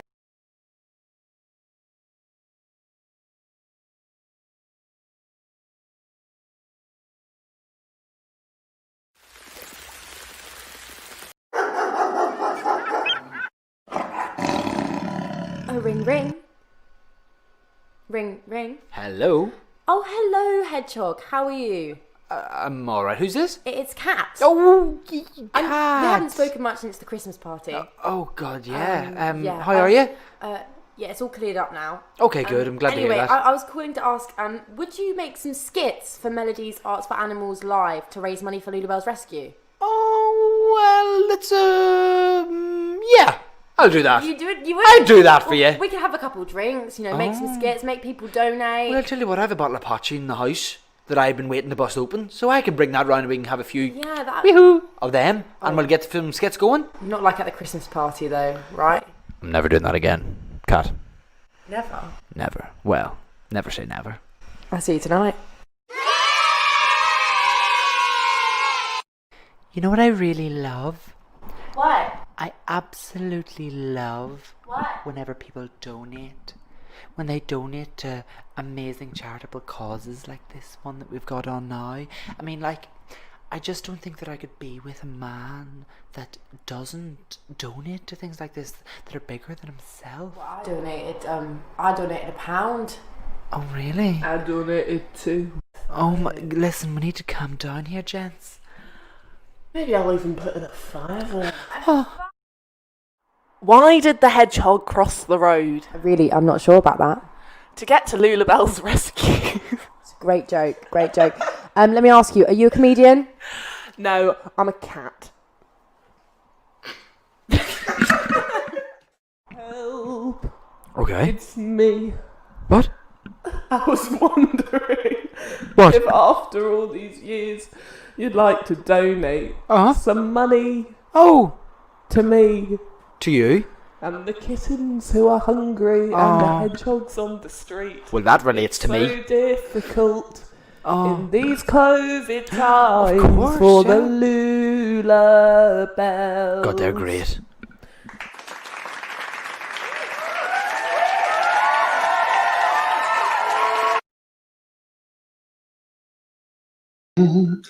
Hello everyone, we're back, we're here, we're live, and we are raising money for the Lulubells Rescue. Oh my goodness, Melody has done an amazing job, and in the past few moments we have raised an additional £25. We are getting so close to that initial target, that being £750. Let's see if we can get there before we see Simon Stevens live here. And let's see if we can actually double it. We're on 525 at the moment. Just rounding up. We like even numbers. £1,000 sounds really nice.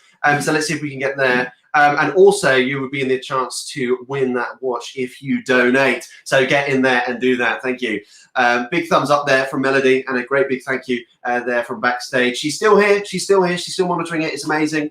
But I can see a member, a formidable creative backstage, that being Carl Queensborough, talking about him just then before we saw that lovely little video. So without further ado, let's jump into the thick of it. Carl, hello. Hello, how's it going? Yeah, no, not bad, thank you. I love your background. I love it. Oh, cheers. Nice and vibrant. Nice and vibrant. Well, you know, feeling good at the moment. How have you been dealing with recent times? Do you know? Oh, quite worried at the beginning because I'm such an extrovert normally. I'm always out doing things and, you know, spending time with friends and performing as well. So I was quite worried when lockdown was initially announced. I was like, God, I don't know how I'm going to cope. But it's actually been really nice just to kind of press like the pause button and reset, spend time with family, and just kind of learn to appreciate the small things in life. So it's been good. But I think we're all eager now to get back on stage and, you know, get back to work, because it's been about 7 months now and it's just gone like that. It's been crazy. God, it be, you know, like, what do you think that initial moment's going to be when you go back to the Victoria Palace Theatre? Oh, it's just going to be it's going to be like absolute euphoria. Like that first show when we go back it's going to be indescribable. I think, 'cause especially since Hamilton dropping on Disney Plus, it's just taken the show to a new, wider audience. And I think, that first show back, the first week back, you know, the first few months, I think everyone in just the country is going to be just ecstatic to be in a theatre and just watch live theatre and just enjoy it, you know. And we're also eager to get back and we can't wait. Yeah, playing that lead role, Alexander Hamilton. How are you able to find individuality in that role almost? Because we have seen it on our screens, and, you know, even talking about Disney Plus there. So how are you able to find truth within that character? Yeah, so I guess in rehearsals we were kind of given like the skeleton base of each individual character. So they would never say to us, oh, this is how Lin-Manuel did it, or this is how Jamal did it. They would never kind of put that into our heads. But there was just a basis of what there was a base of what he represented as a person, what his beliefs were, and what he did in his life. And you had the freedom just to experiment and, you know, put emphasis on different words and how you interact with people. And with Hamilton, it's such a unique show that there are so many covers. So every show is not the same. There'll be someone else filling for another role, etc. So you listen and respond to different actors' interpretations of a different role. So yeah, there's freedom just to be, you know, to make it your own, you know, because there can be a Hamilton that's a bit more sturdier than another Hamilton, a Hamilton that's a bit more comedic. So yeah, I think that the good thing is that they give you the freedom to kind of express Hamilton how you see him, what your view is on him. Having that freedom and that playful nature for you, what made you decide you wanted to join this industry full of so much content? Do you know what? I remember I think I was 10 or 11 years old, and it's really kind of cheesy. I remember the first Harry Potter film coming out, and I went to see that in the cinema. And I was so like blown away by it because I obviously read all the books and everything. And from then, I just said to myself, I want to do what they're doing. I think I went to see it in the cinema like 7 times. It was insane. And just since then, I've just had the bug. You know, went through college, went to drama school, and yeah, here I am now in Hamilton, which is still, even though I've been doing it for a while now, it's still quite surreal. Yeah, what's your favourite? This is a question just coming in. Please bring in the question. This is here. All for you, everyone. Is what's your favorite line from Hamilton? My favorite line? Yeah. Oh God. You know, I don't know if it's my favorite, but it's certainly the most challenging, because if you stumble during this line, it's bad news for everyone. There's a song called "We Know," and God, it's been 7 months now. I can see if I can remember it. And the line goes, she courted me, escorted me to bed, and when she had me in a corner, that's when Reynolds extorted me for a sordid fee. I paid him quarterly. I may have mortally wounded my prospects, but my papers are orderly. As you can see, I kept a record of every check in my checkered history. Check it again against your list and see consistency. That line, not only like it's just like the rhyming and everything is absolutely incredible, but that's like that's the moment in the show where the concentration has to be like incredible, because if you stumble there, and it's that kind of show, it's a live band, everything's live. If we're human, everyone says a lot of words in the show. If you stumble, you just kind of pick yourself back up and you carry on. But that line for me is like the payoff when you finish it. You just go, okay, done, right. How long did it take to? That was amazing. Let's go through the whole show, please. So, how long did it take to learn certain parts of the show? Because talking about the complexities of it. Yeah, well, I think all in all, I had about 5 weeks rehearsal, and it was crazy because whilst I was rehearsing for Hamilton, I was in another show that I was doing in the evening.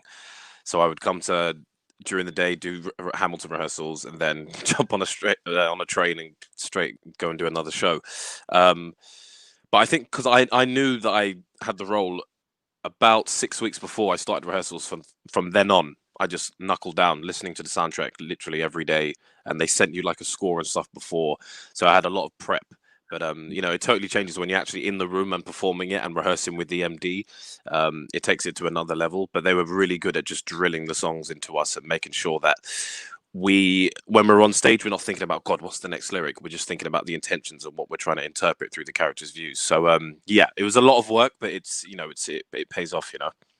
Yeah, we got oh god, loads of questions coming in. This is from Max Bancroft, has been helping throughout today as well. Many thanks must go to Max. But who would you like to play if not Alexander Hamilton? Oh wow. Do you know, I've always said the King is such a fun role to play. It's just a nice little gig. You have 12 minutes on the stage and then you're done. But it's also that the King is one of the roles that everyone remembers. He's like the real kind of comedic relief in the show, and he's just an absolute madman. So I'd love to portray that. I think it'd be a lot of fun playing the King.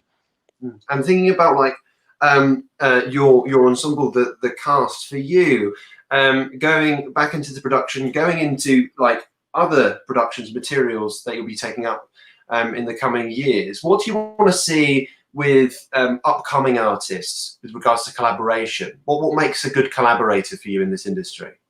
Well, that's the thing. I think nowadays with theatre and live music and live events, collaborations are more at the forefront. I've been lucky enough to be in a few shows where they're kind of created from the ground up, and there'll be people there. If directors want to work with people, they'll work with people that are recommended to them.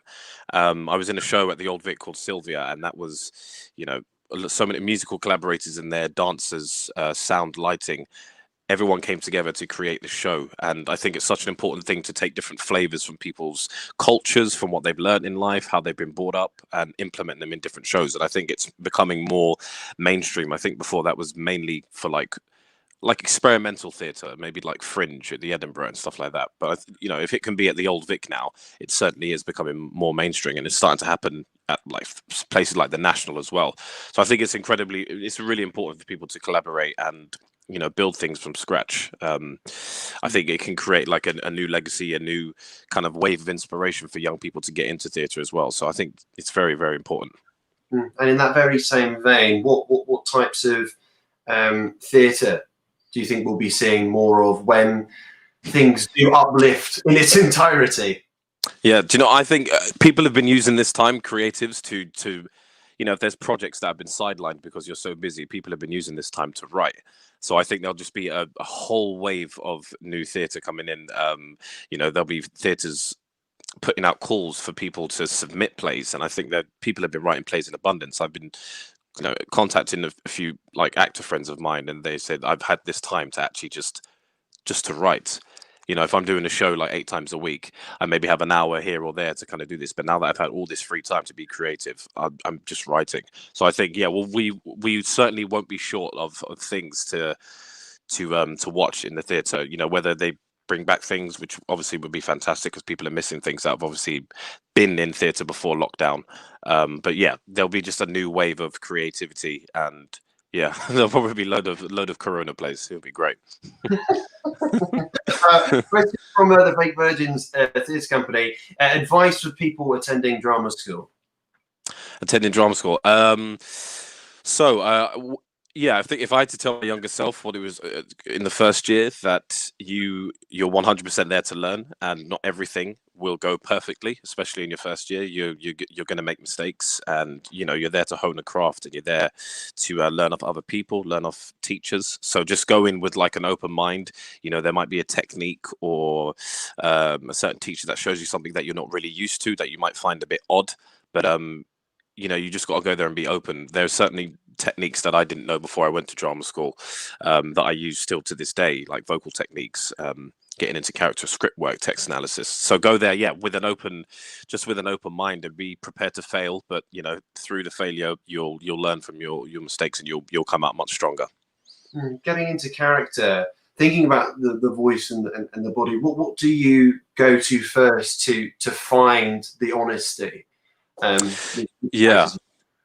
I think for me, through drama school, we had a teacher called, so I went to Central, called Sinead Rush, and she would teach us the Michael Chekhov, and that's basically, it's just gaining your character, your objectives, your needs, your wants, your character's history through movement, and that's how I like to work, by getting up on your feet and actually, exploring how your character would move.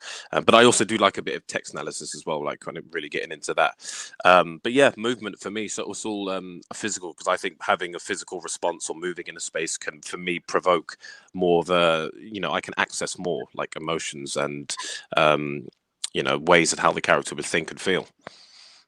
Echoing that, it's just the Fake Virgins Theatre Company, following up on what we just see saying. How do you keep the craft constantly fresh? Do you go back to those techniques always with Chekhov to unlock it? But if that Chekhov doesn't work, what else do you do? I've kept most of my like information papers and books from drama school, and every now and then, if I feel like I need a bit of inspiration, or if I've kind of used up a technique where it's not really doing anything for me anymore, I can always come back to it. I tend to go back to those books, or I will reach out to other actors if there's a technique that I didn't even learn through drama school. I will kind of reach out for that. I will watch videos online. I will try and source information just to try and keep it fresh, because if you approach your character the same way every time, it can be fine, but I kind of like to mix it up and explore different techniques. And looking into the future, you were saying like you were doing another production whilst rehearsing for Hamilton. How are you able to juggle those two and like put your energies into different compartments without burning out?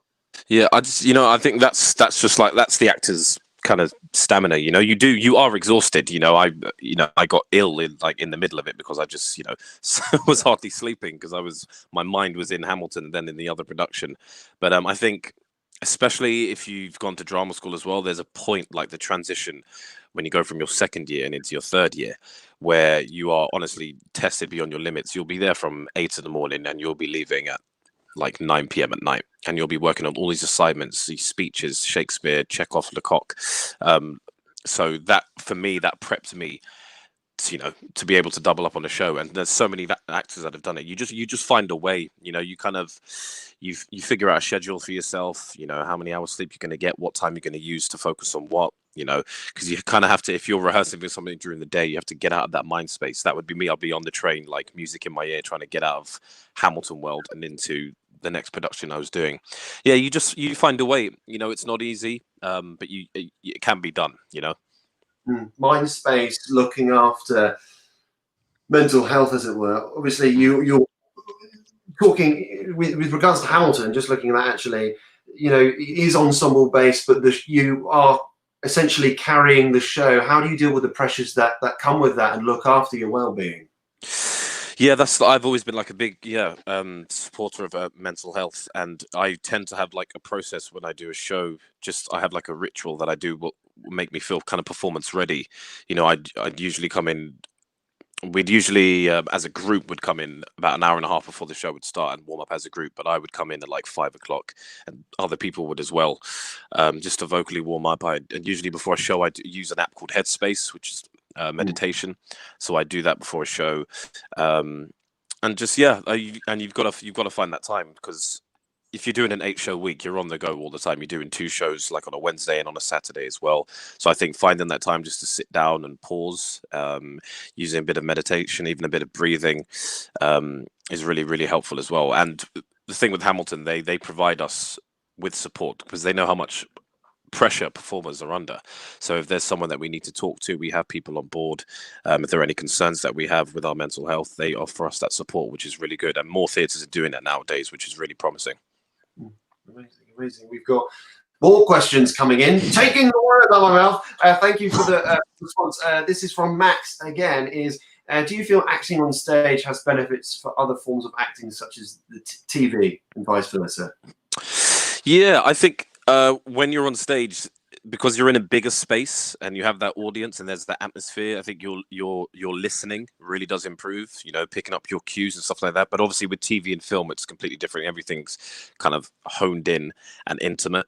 But yeah, I think just having those scene partners to work with and picking up your cues and listening to what each person is saying on stage, you have to really actively listen, especially in theatre, because if whether it is a small space or a big space, you have that audience there, and they'll be able to tell if you've missed anything. But yeah, it's a good training tool, and I think anyone could do it. Whether you're making the transition from theatre to TV or TV to film, there are ways that you can study. Like even myself, I've been doing workshops over this lockdown with something called Mixing Networks, and that's like a TV workshop where you meet casting directors. And myself, I've learned so much. This the difference between if you are doing a theatre show and doing a piece of TV. It's very detailed, but it can be done. Do you have a favoured, perhaps a play, monologues that you sometimes refer to? I only ask because of the monobox monologue you took part in. Yeah, that monologue actually, the Pitchfork Disney, and that's Presley. That's the monologue that I used to audition for drama school, and I think a director recommended that play to me, and I read it, and I kind of fell in love with the theme. So that if there's something I need to pull out of my arsenal, then that's what I tend to go for as well. I think Philip Ridley, he's a fantastic writer. He writes I like really dark dystopian kind of plays that are just not the norm. That's just my thing. So that's especially that monologue. That's what I tend to go to, and I just, there's so many actors monologue books where you can just choose a random thing and you just, you go into the play, you explore that. But that monologue for me, that's the one I always go to. Sensational. Even more questions coming in. Come on, let's see if we can get all of them before we hit time. Is there moments and best moments that you've had on stage? Okay, so the worst moment I've had on stage, God. So it was one of the cabinet battles. I think it was the first one, and and I wear this green costume that's quite tight, especially around the legs. And for that night, I decided to try something new and jump up to try and mock, because I'm having a battle with Jefferson, and I kind of jumped up, and my crotch completely ripped, and not like a tiny bit. It was literally like that much. And thank God we wear like 4 layers underneath, so it was fine. I'm sure the front row all noticed. Everyone on stage was certainly noticed. They could not hold the laughter in, and I wasn't off stage for another 15 minutes. And I had to do, there was like really serious stuff coming up, and I was like, I've just got massive. Did you clock on straight away? I heard it. That's what.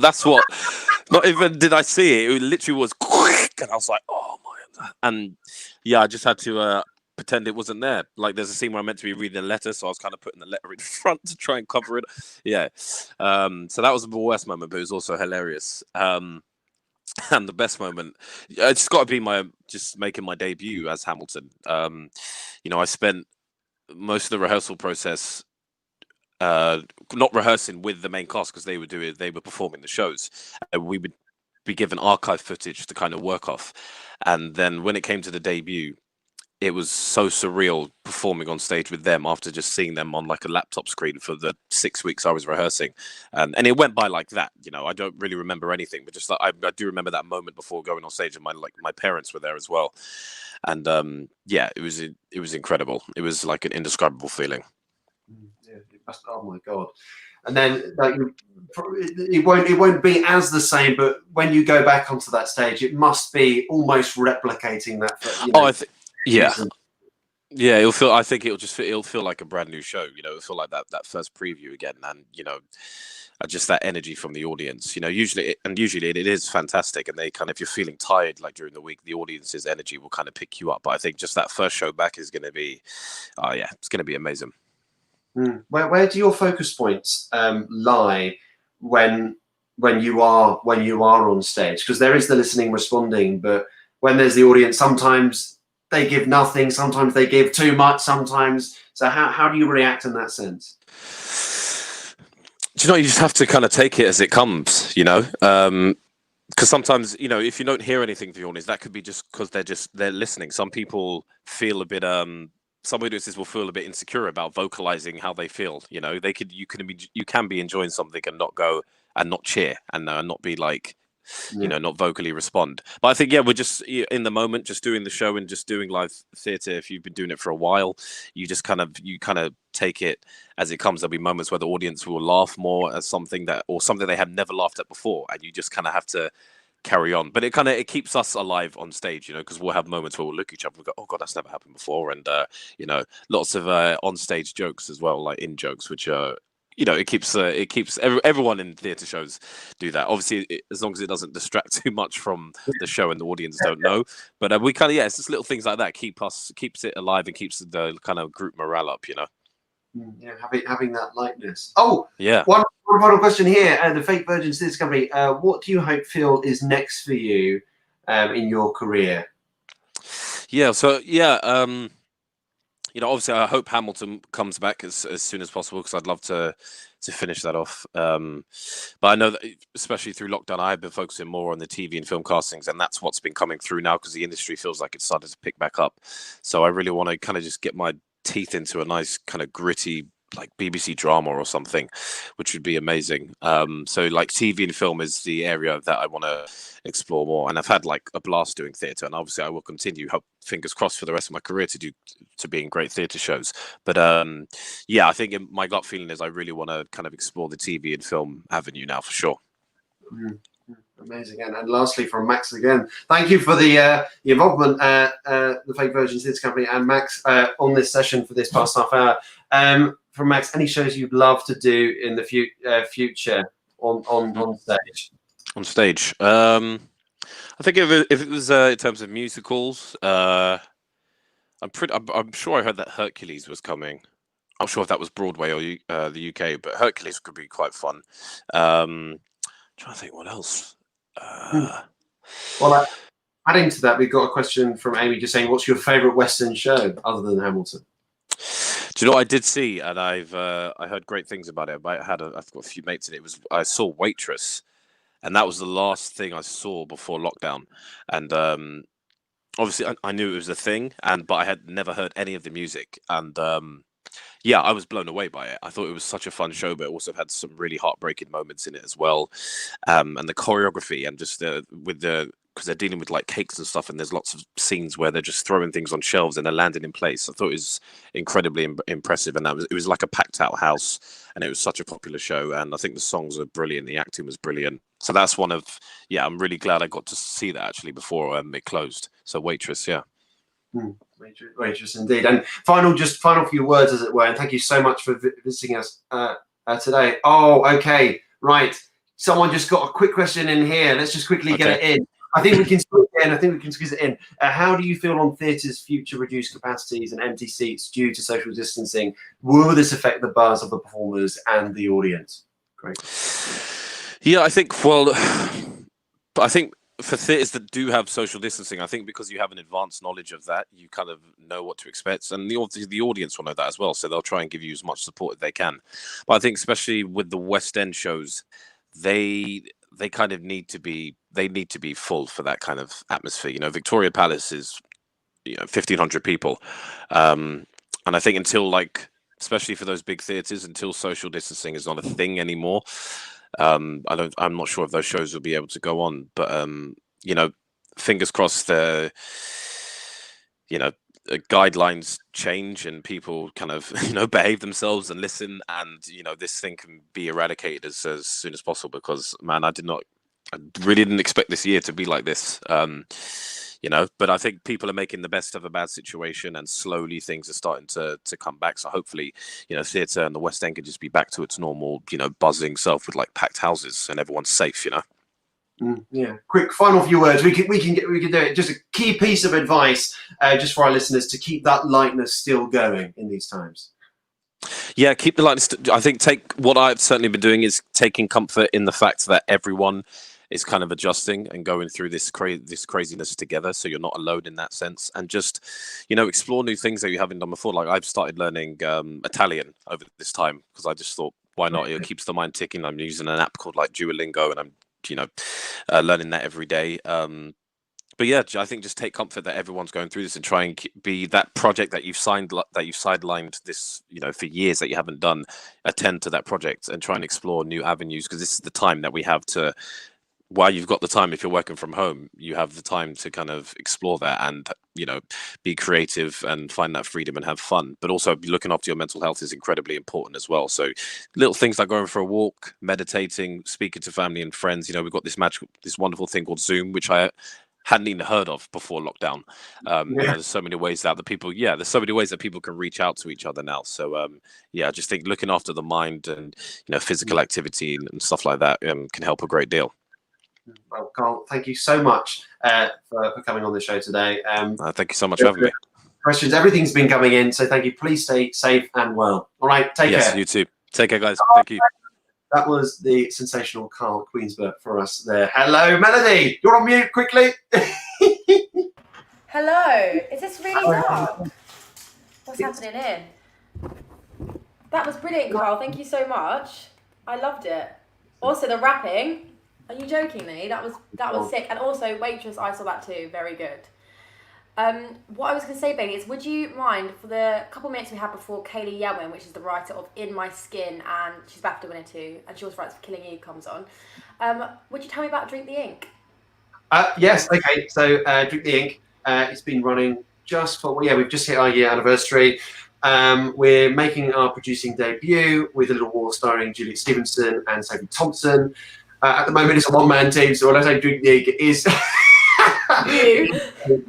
but yes, so when I ask, I don't know technically what it is, because we're going into producing, but do a lot of interviews. So I've talked to people from London buskers to Academy Award nominees to it's been crazy, a bit weird. But we're now going to be getting involved with the first West End production that's going to be open since lockdown, Private Peaceful at the Garrick Theatre, come November. That new came out 2 days ago, I think. So I'm really looking forward to doing that. So where can people find you? You can find me. Oh, I don't actually just type in on socials at Bailey Harris Kelly, and you can just find me there on Instagram. I'm very active on Instagram. Everything else I'm a bit rubbish at. I've got a better phone now, but I've had an awful phone for a very long time. So I'm still getting to grips with all of that. But yeah, it's great. But Melody, it's been absolutely amazing just jumping in. I know there's another pre-record that I've done that will be coming in later on with John T. Brooke. But what you're doing is amazing. You know, we're getting very, very close. Please, guys, if you can donate, please do. Yes, everyone, please. It's free. It's great. It's amazing. Even in the video that you keep watching that keeps popping up, it's a pound. A pound is amazing. It still changes part of someone's life. So please, please, please donate. Thanks, guys. And thank you, Bailey. Thank you so much for being so involved and giving up your time. Thank you. Thanks, Jill. Right. Good luck, everyone. I'll see you on the other side. Bye-bye. So, guys, we're at like £635, I think I saw. I really want to get to 750, and then I will be like, let's get to like 1,000 or as much as we can. So that would be great. But what we've raised so far is amazing. Thank you to everyone who's donated. You really are helping a great charity. Next up, we have Kelly Yelwin, who is a BAFTA winning writer. She has wrote In My Skin, and it's based on her own experience. She's also writing on Killing Eve. She does loads of stuff. I'm going to share my screen with you now because I had to record it a little bit earlier. But enjoy. I will learn a lot from this interview, as I'm sure anyone watching will. She's just brilliant. You're going to like her a lot. Let's just have to do the entire screen now. This is what I'm saying. This is StreamYard if anyone wants to do an event in the future. Ooh.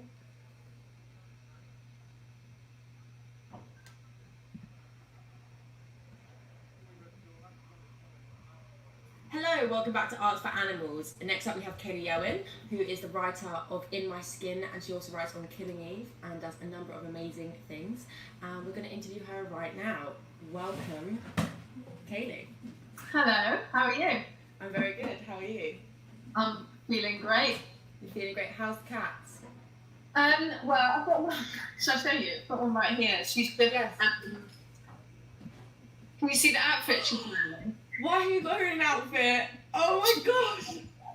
She was spayed a couple of days ago. We had to get her neutered, and apparently combs are really cruel for cats because they can't groom themselves.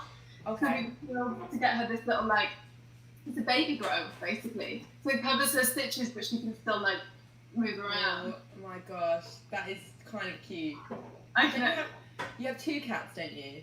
Am I right? With 2 cats, yeah. One of them, they're in separate rooms because they're not fully getting on yet. So we've had Percy here for about 2.5 weeks, and Gus, the older cat, hasn't quite accepted that he has a younger sister yet. So there. What if he doesn't accept it? What are you going to do? Which one are you going to kick out? Oh, it would have to be Percy, but I'm not willing to accept that they're not going to get on. They are. I'm doing this I'm watching so many YouTube videos. So currently we have a baby gate up in the lounge. And the thing is that apparently you have to feed them at the same time. So they learn to go, oh, this person that I don't like does actually mean that I get fed. So maybe they're not so bad. So Okay, you're associating with them. Yeah, so every mealtime you start them out there 12 foot apart. And then the next mealtime you bring their bowls 1 foot closer, 1 foot closer. So we've eventually got them eating next to each other. And now the baby gate is going to be taken out at the next mealtime and try and make them eat and not fight. Best of luck with that. It's taking so long. It's so long. So I'm not surprised. We had the same thing because we had 2 cats. But on with the interview, because no one cares about our cats but us. Also, by the way, guys, please donate to Lulubells Rescue. There's a link in the comment section. And we're doing it for an amazing charity this live. So, Kaylee, to begin, what made you want to be a writer? Well, I didn't actually know really that I wanted to be a writer until I trained as an actress, which I did in 2009, 2010. And I think that's mainly because I grew up in Cardiff, where you live now, very working class, and I just didn't know that writing was a job. So I thought, oh, I like the stuff that's going on TV, that probably means I want to be an actress. So I trained and then kind of quickly realised, oh, this isn't scratching the itch. And then I realised I was reading scripts and sort of going, that's crap. Who's this? No one's thinking like that. And so I thought, well, maybe I should put my money where my mouth is. And so I started writing in 2012. And were you just doing that of your own back, so writing little film scripts, or what was it, theatre scripts? What were you doing? No, I used to do poetry when I was an angsty teenager. I saw a competition, so the BAFTA Rockcliffe competition runs every year to find the new comedy writers of the future. And so the reason I even thought, right, I'll start writing now, is they were running this competition, and I read about it, and Jennifer Saunders was going to be on the panel. And I was like, well, I love Jennifer Saunders, so why don't I write something? And then Jennifer Saunders might read it. So I just quickly wrote a script for that competition and then wound up winning it, which was very lucky. What? But This is one of your first things that you wrote? It was the first thing, yeah. It was the first one. It was just a fluke, basically. Not a fluke. I mean, wow. Thank you. It was just it was 5 days to the deadline, and I was like, okay, well, I've got to work fast. Because I need a deadline or I can't focus. So yeah, I just turned the script out, it won, and then it just so happened that the guy who was head of comedy at BBC One, he's a man called Shane Allen, he was on the panel, and he'd read my script and was like, I need a show like this, I'm going to commission the first 2 episodes from you. So I went from having never written at all to I had 2 episodes commissioned for BBC One, which then meant I could get a really good agent, because I was like, look, I've got this commission. So it just went like that, which was so lucky. But the show itself, it never wound up being made, but it didn't matter because I'd been paid to write, I got a bit of recognition, I got an agent, and so I had this really blessed route in. And then it got way, way harder thereafter. Who is your agent, just out of interest? My agent now is Abby Singer at Casarotto. who's an amazing woman. She's really good. And so, obviously, In My Skin is very much your own experience. You've been very open about that. Have you always written from your own experience? Have you found things you've written to be always centered around your life? Oftentimes. So that script that I won BAFTA Rockcliffe with was about my grandmother. So yeah, I started out that way. And then my first short film was about my grandmother again. So I definitely mine a lot from personal stuff. But then, you know, you kind of, to earn your stripes in this industry, I've written on Casualty and Ruth Jones's show Stella, Killing Eve, obviously. And then you're not writing your own stuff. You have to do a bit of everything. But I think my most comfortable space is writing personal things. Wow, really? Does it I mean, when you did In My Skin, obviously you had to see it. You had to see your life through someone else's vision. And what was that like? Was that not painful in any way? It can definitely be quite tricky. I think because before you even get onto set, and then let alone before it even makes it to TV, I've been honing those scripts for months. So probably like the first draft, I'll probably cry at certain moments as I'm writing. You know, for emotional things, it'll get me. And then you rewrite and you rewrite and you rewrite, and by the time we get to set, and then also you do the auditions. So I sit in on these auditions and I hear my words read so many times that they lose their potency to me a little bit in a good way, because then it means I can sort of detach the emotion that's there and come at it with like an analytical eye and go, is that serving this story? And it means I'm not like weeping on set and stuff. Although there were a few times with Joe Hartley, who plays the mum Trina, and then Gabby Creevy, who plays Bethan, and they're just phenomenal, and their chemistry together is mind-blowing. And there were a few times where, I don't know, they did scenes together, and I'd be crying, and the director would be crying. They were just too amazing. They were just very, very powerful. That's a testament to their brilliance. If you saw, your own life in yeah, work. Yeah.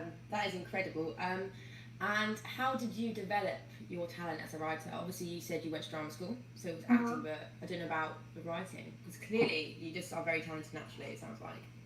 Thank you.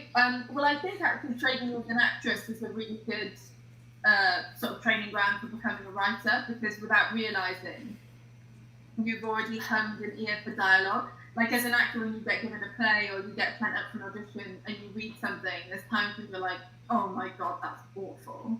Or there's times when you're like, I'm sorry, I need to say that line. And so you started to kind of like hone this ear for it. So that was very useful. And then I was also lucky, my best friend who I grew up with, his name's Matthew Barry, he's also a screenwriter, and he had done something called the BBC Writers Academy. Have you heard of that? No, I've never heard of that. It's an amazing scheme. They run it once a year. I think they take on like 8 or 10 writers. And this guy called John York, who has a book called Into the Woods, teaching people how to write effectively. He's like a huge story brain. He sort of takes you into writing training school. You do 3 months, like 9 to 5 every day. And he's training you up in story, in writing, but also shaping you to write for the BBC soaps. So they're training you to write for Casualty, Colby, EastEnders, and Doctors. And then once you leave the BBC Writers Academy, you get guaranteed that you're going to get one of those shows. You're going to get a script for one of them. So Matt had done that course. So he was like a font of knowledge for me to go to. And he kind of like taught me about structure and how you go about shaping a 5-act story. So I kind of had to just jump in the deep end. Matt was giving me some advice, but I was working right away, so I just learned on the job. And the only way you get better is just by doing it over and over. And then I think another thing that's really helped me is I do improv comedy, which I've spoken to you about before. Improv is really useful for writing, for creating characters, because in improv you walk on stage with no costumes, no set, no props or anything, and you have to let an audience know really quickly what the setup is. Why is this funny? And for them to know why this is funny, I have to get out really quickly who the hell I am, what my deal is, what my view of the world is, within 30 seconds, and then they can start laughing because they know the rules of play. And so by doing that for years, I think now I create characters well on the page because I've honed that ability on stage. I open a script and I come at it in the same way. When my characters hit the screen, I want the audience to know really quickly, who is this person? How quickly can I tell you who they are? So yeah, improv, acting, and then have a friend who did a really good writing course. That's amazing. Yeah. No, but it feels like, obviously, because you do improv now, don't you, still? Yeah. I mean, we've got any time. And so it feels like you're always training. You're always honing your craft. I mean, carrying on doing that is really essential, it sounds like. What does the average day look like in Kaylee Owen's life as a writer? Include the cat, please. There's so much cat. So much cat. Cat maintenance at the moment. A lot of cat stuff in the morning, like half an hour of that, and then it depends. And this is what I love about writing, is my days are so varied, and I'm never on just one project. So like today's a Killing Eve day. I'm going to have Sunday off, but then Monday I'm going to be on In My Skin. So it's a different show each day, probably. Killing Eve this year, I did 5 months of a writer's room. So that was like getting up, logging onto Zoom with all the other writers. We would do 10 till 3 every day together on Zoom. And then we'd log off and we'd have homework to do for the next day. So maybe an hour of homework. Then it's the cat. Absolutely, the cats. And then, yeah, if it's just me on my own writing, I'm the worst procrastinator in the world. So I'll probably there are often times where I don't start writing until 4 p.m. And I've been at my desk since 10. And I'm just doing absolute crap. And then finally at 4, I get really scared and I start panicking and I do half a day's work in 2 hours. It's like steam coming out of my fingers. And I also think in writing it's really important to take time away, because your brain is this sort of it's not like just manual labor or an admin job where you're just tapping your fingers. Like, you need your brain engaged. And for me anyway, if I feel that I'm just not in that place, I can sit at my desk for days and do nothing, or I can just get up and have a day off. Get out of my house, do something completely different. And your brain is turning ideas over, even when you think, oh my God, I didn't do any work today, I'm such a loser. But it's not, your brain is regenerating. And then suddenly the next day I can sit down at 10 and have this really productive day. So every day is different really, but I definitely prioritize getting a lot of breaks and rest. That's interesting to know though, that you do take the time off, and you do, you know yourself in that way. What about though when you're working in the writer's room, when you're working on Killing Eve, especially online, what did you do when you had those kind of days? Because obviously you'll have people reliant on you, I'm assuming. Yeah, so with a writer's room in general, moving on to Zoom was difficult, because in an ideal world, you want to be sat in a room together with whiteboards everywhere, and you would put up post-it notes. As you come up with a story, you put those up around the room, and then you start to break your episodes, and you put that on the wall. And so at all times, you will just have this visual of what you're working with. Obviously, if you don't have that on Zoom, so we had 1 million different Excel documents open that we try and split screens, and it was laborious. Oh my gosh. But you kind of break it down into phases. So the first few weeks of a writer's room is probably just what we call blue sky thinking, which is one of those terms that's a bit wanky, but it just means what could this series look like? We know what's come before.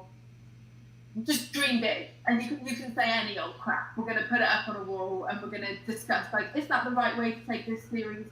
We might talk about themes. So it can literally be anything. Sorry, I was just wondering, blue sky thinking, right? Very interesting. So, what do you mean? Would you put episode ideas up? Would you put character? What is it that's on these post notes? We wouldn't get to episodes yet. So the first 2 weeks would just be dream big. So with a show like Killing Eve, you know your characters that have been killed in the last series. There's a lot of deaths, obviously. So you know your characters that are gone. You know your characters that are coming through. And there'll be space to invent some new characters. So we might spend a bit of time being pitch some ideas, just loosely. Who might be interesting? Who might Villanelle be interesting against? Who might Eve be interesting against?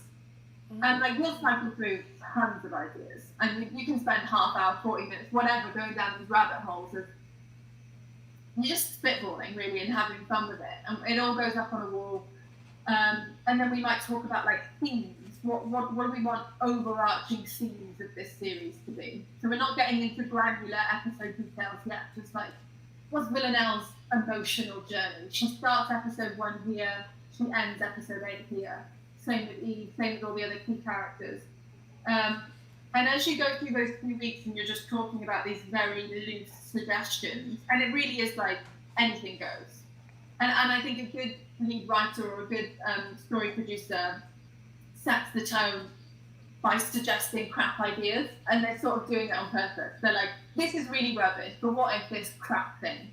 Because then they set the bar really low, and all the other writers feel confident enough to just say whatever comes into their head then, instead of thinking, oh, I better only speak if it's like a really genius idea. Yeah. Because that's not the point. It doesn't need to be genius. So we just have a few weeks of that. And then when we've got this like massive well of ideas, that's when you slowly start to hone. And then we might go, okay, so let's do emotional arc for Villanelle for all 8 episodes. In episode 1, she's emotionally going from here to here. In 2, she's going from here to here. Do that for every episode, same for Eve, same for Carolyn.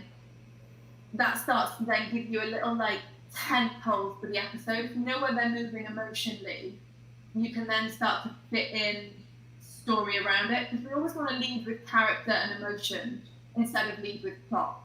Like, we don't want to come in and go, oh my god, wouldn't it be really cool to see Villanelle bomb a palace?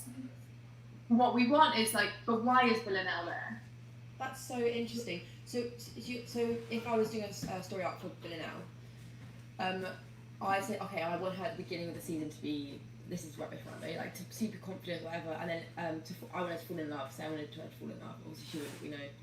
I wanted to fall in love at the end. And then would I then go, how can we do it? And that's when we start putting these plots in with the how can we. But it starts off with, that's so interesting. Yeah. But like, it all starts with the human. It always starts with the human. Yeah, and I think you can feel on TV and in various different shows, sometimes you can feel an episode that just didn't feel satisfying, and you might look at it and go, because it was all plot. They were just doing things that they thought would look visually interesting or would seem exciting, but I'm engaged with the character. What are the stakes for that person? Why is this important? Like, if Villanelle's going to bomb a palace, what's at stake if she makes a mistake? If the bomb doesn't go off, what does she lose personally? And what does it mean to her? And that's how you get your like interesting stories. So yeah, we'll do a few more weeks of that, and then you kind of just start drilling down into each episode. And we can spend like a full week per episode then, all day, the whole writing team coming up with the structure of each episode. So you don't go and do it separately? Not when you're breaking the story. So we'll break all 8 episodes together, what the shape of it is going to be. And then each writer gets assigned a specific episode, so then they will go away and write that script on their own. And then it'll go like, you know, on a show like Killing Eve, it's months and months of notes and redrafting and perfecting. And then the cast will read it and they have their notes, and you'll redraft again. Wait, so the cast give you notes? I didn't know that. The key cast do, and that's not on every show, but on a show like Killing Eve, where they're so integral, and Sandra Oh is an exec producer, and you know, I think the production company just really respect what those women bring to the role, and you know, acknowledging that Jodie and Sandra and Kieran Shaw, they've been with these characters for 5 years, and we as the writers are fairly new to it, so you know, honouring that they know them inside out, and you can say to them, what do you think Villanelle would do? And often they have, you know, very interesting insight into their minds. So it's very collaborative. It feels like a very collaborative and respectful space. It is, yeah. To me, that's incredible. Next question, and it's one that is going to cringe you out. So can you just prepare that for that? Just get ready for this. Maybe a bit of improv here. If you could talk to your older self, younger self, not your older self, what would you say? To my younger self, I would say the basis of In My Skin is about how I lived when I was a teenager, which was that I felt very, very ashamed to be from a home that was benefit class, alcoholic dad, mum who was mentally ill and often sectioned in mental hospitals, and I just felt ashamed all the time, and like I had to pretend to be something I'm not. And now the key to my career has been finding the ability to be unwaveringly honest.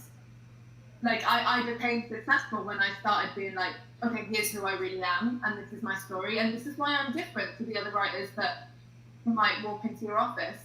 So it was only in finding that ability to be honest about who I am that I even got a career. So I would say become honest faster and realise that you won't be shunned. People will accept you. I love that. I really love that. You just said that. That gave me chills a bit, you know? That was a good answer to a cringe question. It's not a cringe question, that's a good question. Okay, got another one. And I think I know what you're going to say, but actually you might surprise me. What's your proudest achievement as a writer?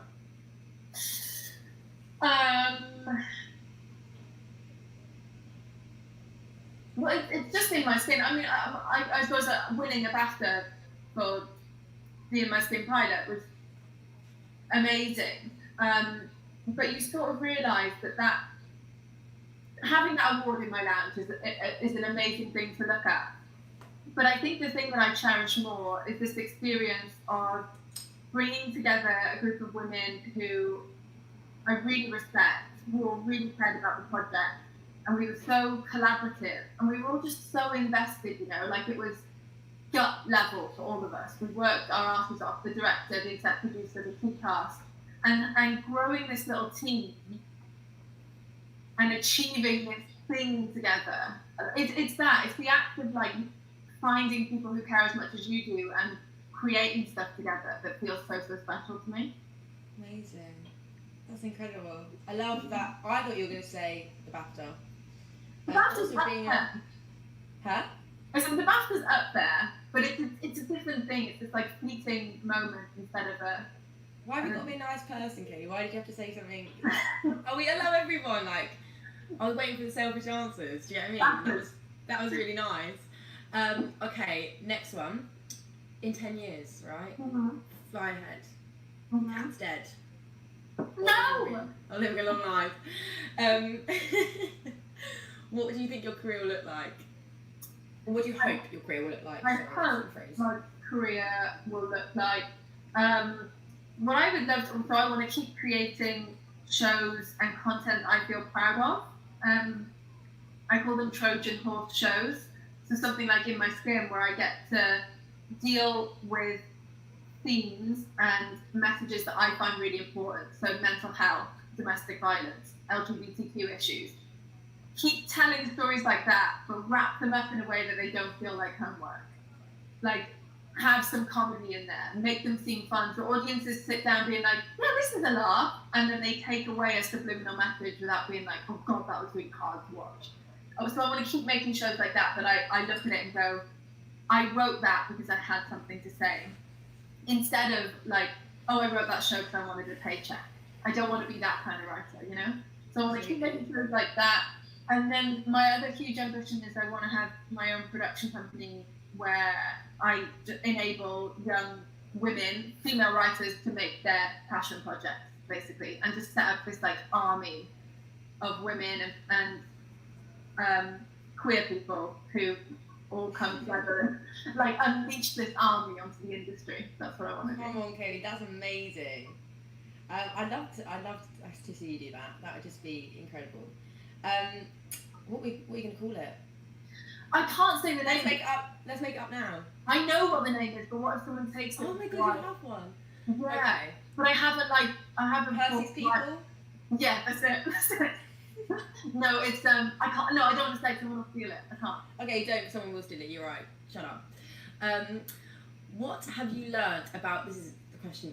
It's probably the most essential question. This whole interview. Okay. Okay. What have you learned about your cat during lockdown? So obviously you spent more time with them. Well, I never left the house anyway. Because I'm a bit sad. I know. No, because I work from home regardless. What I've learned ever increasingly is that Gus, the first cat, is obsessed with Emily, my girlfriend. but also we're realizing that their personalities are very similar. They're both quite like wide-eyed and timid, and they don't like loud noises. They both sort of really react to any kind of noise, and they're just very sort of, they're just like calm and peace and quiet.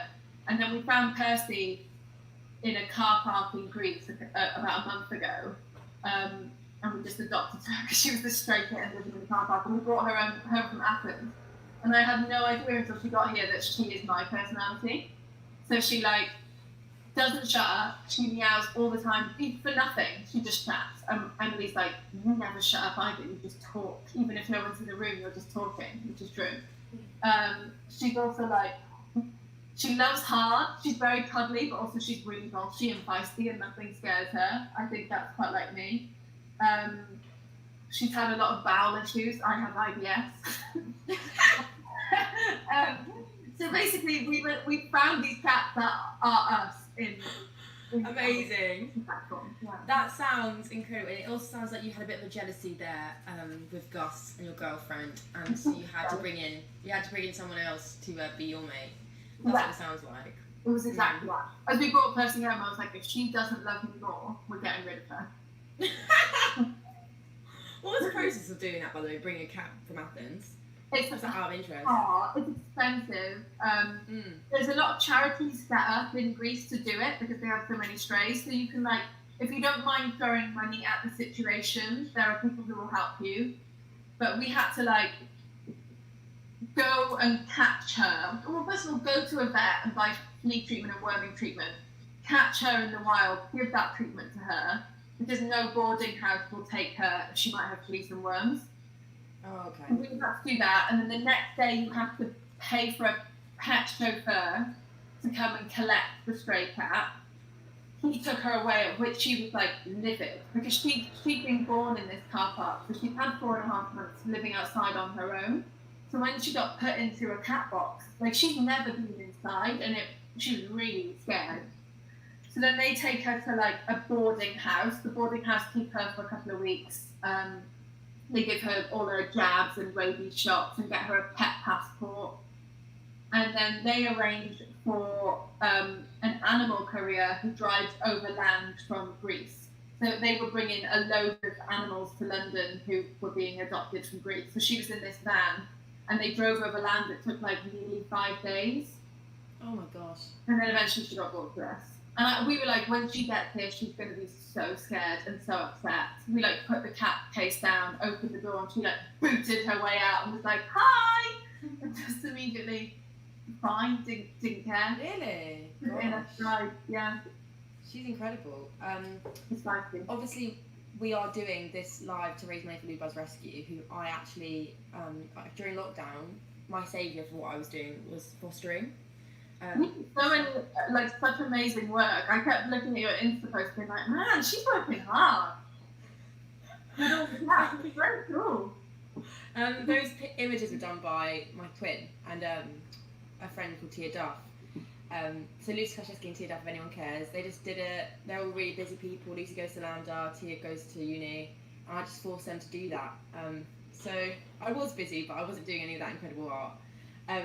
But yeah, so I fostered cats throughout lockdown, and what people don't know is that a lot of shelters, especially right now, really need fosterers. So you can just call them up. Some expect you to be a certain age, some don't. I'm only 21. I was 20 when I fostered. And they basically let you take an animal for a weekend, a month, 2 months, any kind of animal, and you just look after them or help them socialise, or if they're injured, to care for their injuries.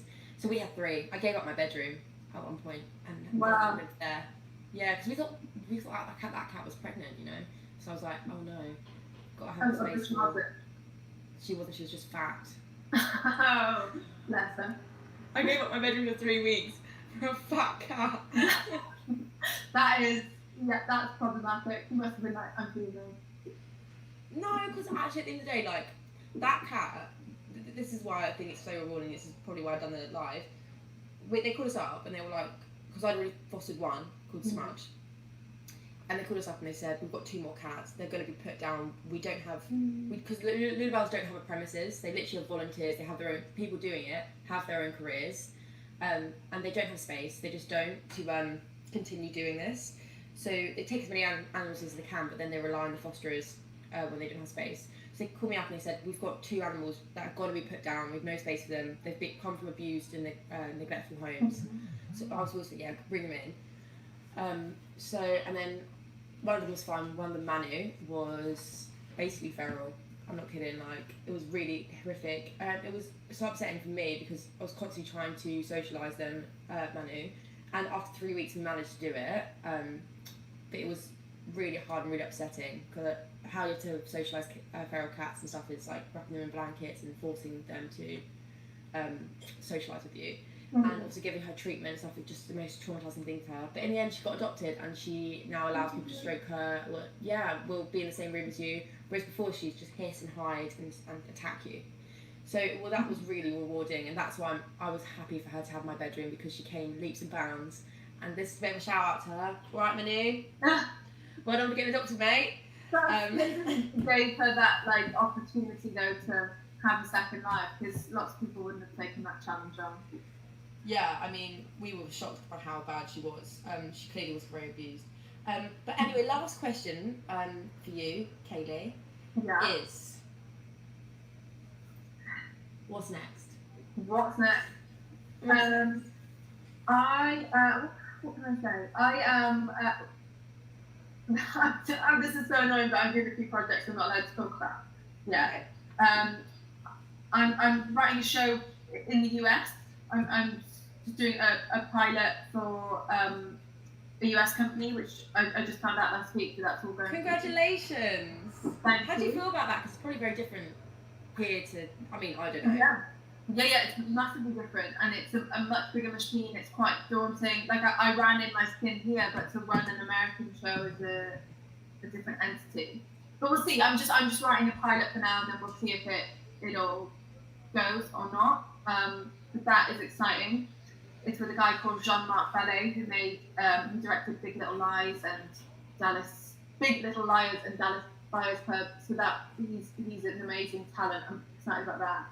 And then I've got 3 original projects in the UK that I probably can't give details on yet, but they are hopefully all going through. You're a machine. You really are. Well, it's nice to be busy. Well, I mean, obviously you didn't come into this business to make money. You came in to do what you love doing, and it sounds like you're doing it, and that's really inspiring. Incredibly inspiring. Thank you so much for being on the live. Thanks for having me. No problem, of course. Please, everyone, donate to Arts for Animals. All the money goes to charity, and you can also win a Votch watch. You know, those vegan watches. Cool. They're really cool. I actually have my own. That's why I contacted the company, and they just gave us one. So if you donate a quid, guys, you could win a Votch watch. Anyway, thank you so much, Kaylee. Have an amazing day. You too. Take care. Take care. I'm going to end the broadcast now. See? Hello. She's back. Hello, everybody. Okay, so that was Kaylee Yelwin, who wrote writes In My Skin. It's on TV. It's a very good show. And also for the BBC. And also she writes for Killing Eve. She's won a BAFTA. She won the Roadcliffe Award. That was really inspiring for me. She is quite an amazing person. Check out her work. And the next guest we have on is David Mamini, who is the founder of Open Door. Open Door is an amazing organisation that help working class actors who want to go to drama school. They feed back to the drama schools and they've helped develop the diversity and the support for working class pupils in the top schools in the UK, like RADA, Lambda, Royal Welsh, Scotland, all of those. So having David Mamini on was amazing, and we've spoken about him earlier. He's this incredible guy. So we've got Bailey presenting with David. I'm going to put him on now. It is actually, again, a pre-recorded, so enjoy that, guys. I will share my screen again. Dun, dun, dun. Dun, dun, dun, dun, dun, dun.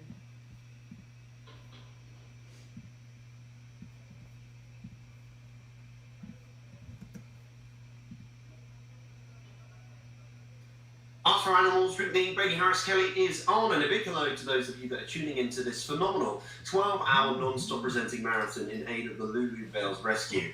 A big congratulations to Melody for setting this event up, and if you do want to donate and contribute to saving the lives of animals facing abuse and poverty, click the link in the chat box below Or alternatively, visit the link. It's just here, everyone. I'm now joined by actor, writer, artistic director, and founder of Open Door. To tell us more, ladies and gents, it's none other than David Romani. Hello, how are Hey, you? how you doing? Yeah, good, thank you. Not bad. It's you know, who knows what the weather will be like on Sunday as this pre-record, but at the moment it's quite nice and sunny. Really nice. But how have you been keeping in recent weeks? Because things are starting to uplift, kind of like where Yeah, I'm all right. I've moved home. So that's new. And what else?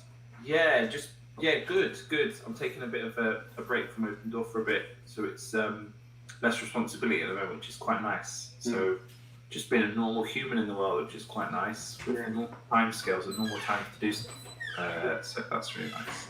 Are you someone who likes to just sometimes have that space to think and reflect on things, or is this more like a luxury now? It's definitely a luxury. I don't get to do it that often. You know, it's 3.5 years I've been like this, as well as having a career in acting and writing and stuff. So it's been quite intense. So it's kind of different, to be honest. This feels really different to any time I've had off before. So yeah, but I think time off to reflect, and because sometimes you're so close to things, it's nice to have a bit of context and go, okay, what's the next thing, and then find new ways of having a life balance and doing stuff like drink tea from this decorative mug. Cheers. Like with always like being on the ball, you were mentioning about like 3.5 years of just non-stop work, working, striving forward. When you're in that kind of setting, how do you prioritize and actually look after your mental health and the physical essence of you? Well, I guess that's what this break was about, was me recognising that I needed to take a little bit of time, but you just got to put stuff in. So I remember like the first year I didn't really have weekends, and I was like, right, now I'm going to start at least a day off. And then the second year I was like, right, I take a full weekend off unless we've got sort of like a weekend workshop Open Door or audition comes in or whatever. I try and, you know, structure so I have the weekend off. And I think it's really, you sort of learn over time that you need to put these sort of boundaries in, that you need to, the second year I think I had about a day off a week, a day and a half, and then you know, the last 2 years I've been like, right, I need two solid days off, so I always take the weekend off. Mentioning structure there, like we're talking about like the now, but if we can go way back, why did you decide that you wanted to join into this industry that has so much content and more now opportunity? When did I decide what to decide? I was doing drama in year 7 when you start doing drama, and I seemed to be able to. I wasn't really good at any other subjects really. I wasn't very. I was sort of just average at stuff, or below average. You sort of CD student. And then I did drama, and I tended to make people laugh and stuff. And people wanted to be in my group, you know, people wanted to be in your groups. And then a theatre company came in called the Unicorn, and the Unicorn Theatre Company now have a building in London Bridge, but it didn't have a building before. And they wanted young people to be in a play that they were doing. And that's when I realised it was kind of like a proper job that people actually get paid for. I didn't really understand how it worked because I saw people on TV, but I was like, do they get paid? That can't be a proper job. So it was after that experience that I realised that's what I wanted to do. And then I sort of did things like, there was a theatre school that I went to on the weekends, an actress called Amanda Redmond ran, and I went there in Ealing and did things like National Youth Theatre and all that kind of stuff, and just tried to get more and more experience. And I think I knew I wanted to be good at it. I wanted to be good at acting as opposed to just be an actor or be famous. I knew I wanted my peers to think I was good at it, and I wanted to do different things. And then I went to drama school, and I trained there, a drama centre. Yeah, what was that whole experience like at drama school before we start talking about Open Door? It was good. I really enjoyed it. I thought I had a wicked training, and met, you know, friends I've got for life now, and there were stuff which everyone talks about and comes up with. There was stuff about class and stuff that were but to be honest, the training itself was great, and I had a great time. And it was a bit like Hogwarts. Like, it was all these like amazing, mad teachers who had massive personalities, and you couldn't believe some things were real sometimes. But like, we had a guy who was a voice teacher, and he used to wear these Armani suits and put incense in the room, and it was all a bit sort of spiritual. But we didn't do much voice. But he would tell stories about how his friend turned into a raven in front of him, and he can heals people with his voice, and stuff like that. He goes to hospitals and heals people with his voice. So it was that kind of stuff. But that kind of, I guess, made it more interesting. But it opened up my world to like doing characters and it's that kind of stuff at Drama Centre, and I guess that's kind of been my work, really, playing different characters and trying to transform, and definitely with the sort of roles I've done, like Staff Lets Flats to I don't know, Dead Pixels or Sliced or whatever. They're quite different humans, and they look very different and feel different and camera weight differently, which I don't think I would have been that kind of actor if wouldn't have had that kind of range, I guess, if I hadn't gone to Drama Centre, or specifically that school, actually. Because it was very like character stuff about transforming and playing different people. Where do you look to when you find a moment, perhaps a challenge with the character, and you're trying to just like break it down? What do you do just to try and help yourself find the character and yourself in that character? I think I start with the voice usually. I sort of think, what's their voice and how do they speak and what accent they have and their tempo, and then that kind of moves into the body and how I think they might carry themselves.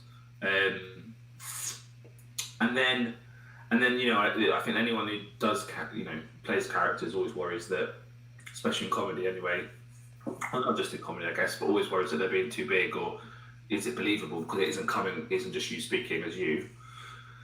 So you just have to make sure it's as truthful as possible and still feel the thing that you would feel. If he gets hurt, then I'm hurt. And I think that's where sometimes people go wrong, where they sort of do a character, but it's not really from a little core truthful place, or they still feel the same things you're feeling and do the same things you're doing. So when, I don't know, in Staff, when Chem gets rejected by Natasha's character, then he really feels that. When he's nervous, when he's trying to kiss her on a date, then he wants to impress Staff, that he really wants to impress Staff, and that's really important to him. You still have your little comedy head on, but I think if you still have to feel the things and do the things that they still get affected in the same way that you had. Even if you're a one-legged pirate who was on a ship and you had a history, and you still feel love and anger and all the same things that anyone else would do. You just happen to have a patch and one leg.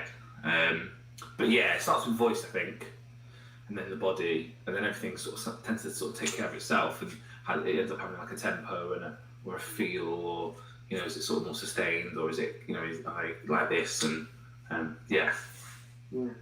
History, sensations. What did you grow up watching, like reading that you do hold close? Finding it. Yeah, I watched a lot of. I did watch a lot of comedy. I didn't realise, but I did watch a lot of comedy and a lot of TV. And I didn't go out and play. That wasn't really what I did. I just sat in front of the TV and consumed loads, which was told it was a bad thing. You shouldn't sit in front of the TV. Maybe some of it was right, but I used to consume a lot. I used to watch stand-up and not really understand the jokes, or sitcoms, and I knew it was. I knew I'd work out eventually. A bit like when you used to watch Tom and Jerry, and you could read, and you saw the reading bit. You're like, one day I'm going to know what that newspaper read, or that sign that said danger, whatever. It was a bit like that. I didn't quite get everything. But things like Mr. Bean and some others do have them. Even though that was of older time, but they used to repeat it. And then later when The Office and Peter Kay's Phoenix Nights and all those sort of things that influenced, 40 Towers, all the classics really.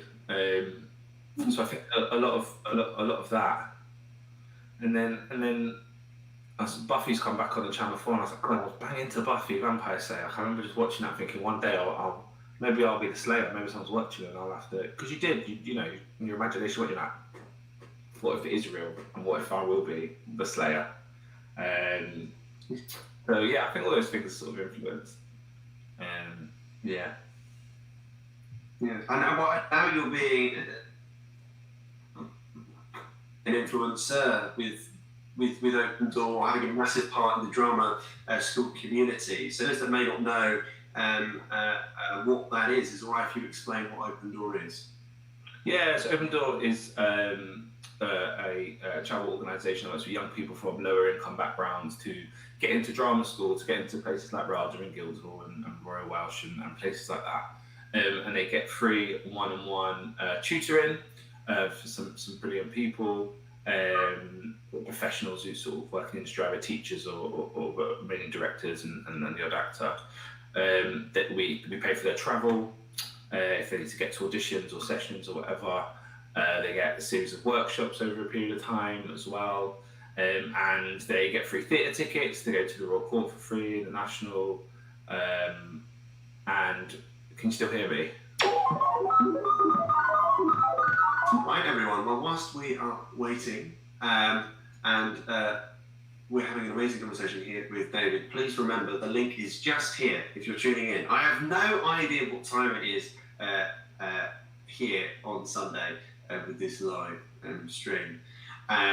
But please, if you can, donate. It will mean the world to not just Melody, who said this is amazing marrow, to the animals and the carers who are looking after those that are being abused and those that are in poverty. I can see David, his Wi-Fi is alive. Let's quickly say hello.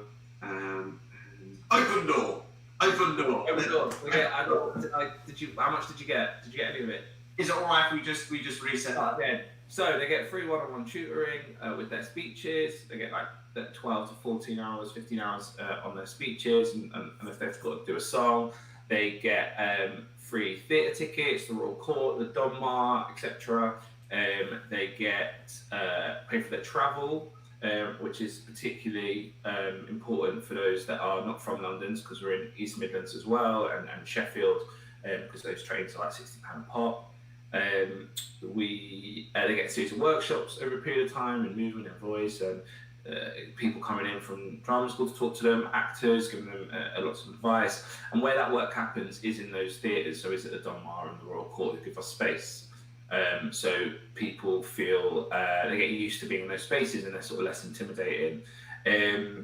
There's also a hardship fund if people can't get to sessions or need a bit of help. That's there too. And we've been running, this is our 4th year now. And yeah, in London, East Mid, Sheffield, Rotherham, so sort of this side of the country. That's what we do, as well as sort of doing the sort of more stuff which is about sort of making change within the drama schools and with access and auditions and that kind of thing. So yeah, that's what it is.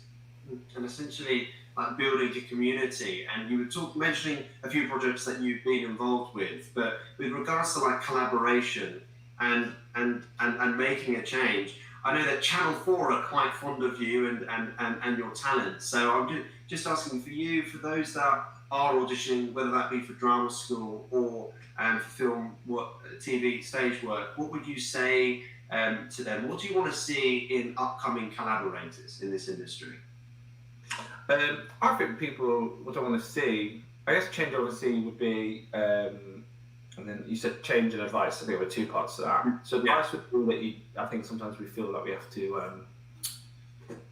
pretend to be someone who we think people want, when actually, as soon as I figured out that you can only do what you can do, it's much more, you'll just get more work. And I think the best advice I have is like, you get your scripts, you do the work on the script, and you go in the audition and you do it, and you go, this is how I would play the character, essentially, as opposed to like, give me the job or let me in.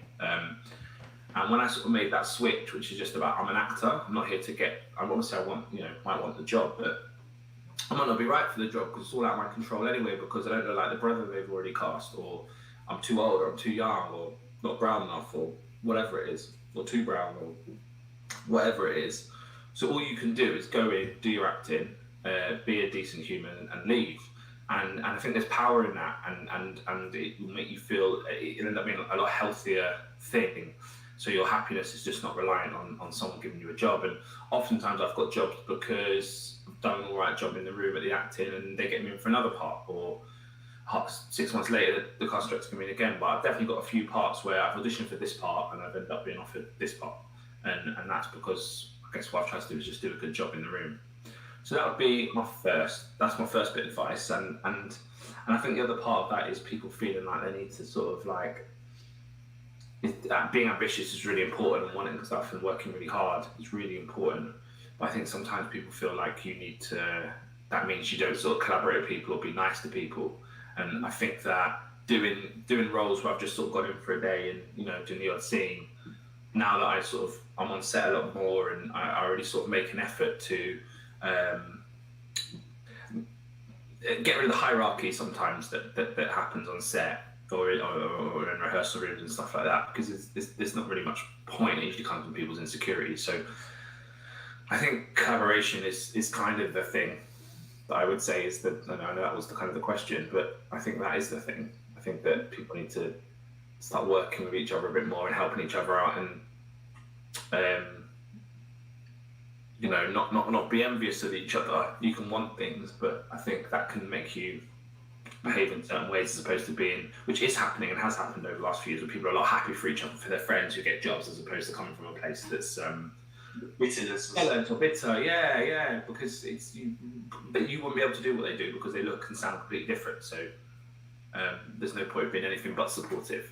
And actors feeling like actors especially feeling like they have worth, and I think sometimes we grow up thinking, because we watch actors, we think that's the only job, and we think that's the most important job, and people most respect that, and it sort of isn't true. An actor is sort of at the bottom of the pie unless you're sort of mega famous, and even then you're waiting for a director to give you a job,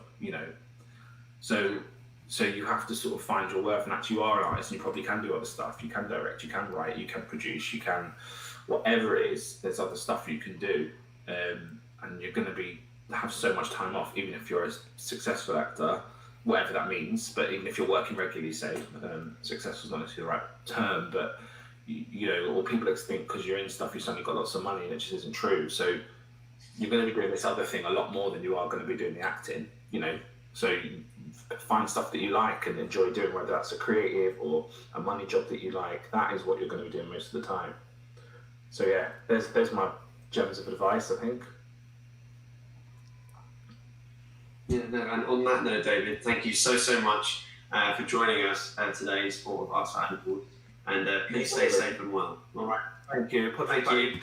Take care. Bye.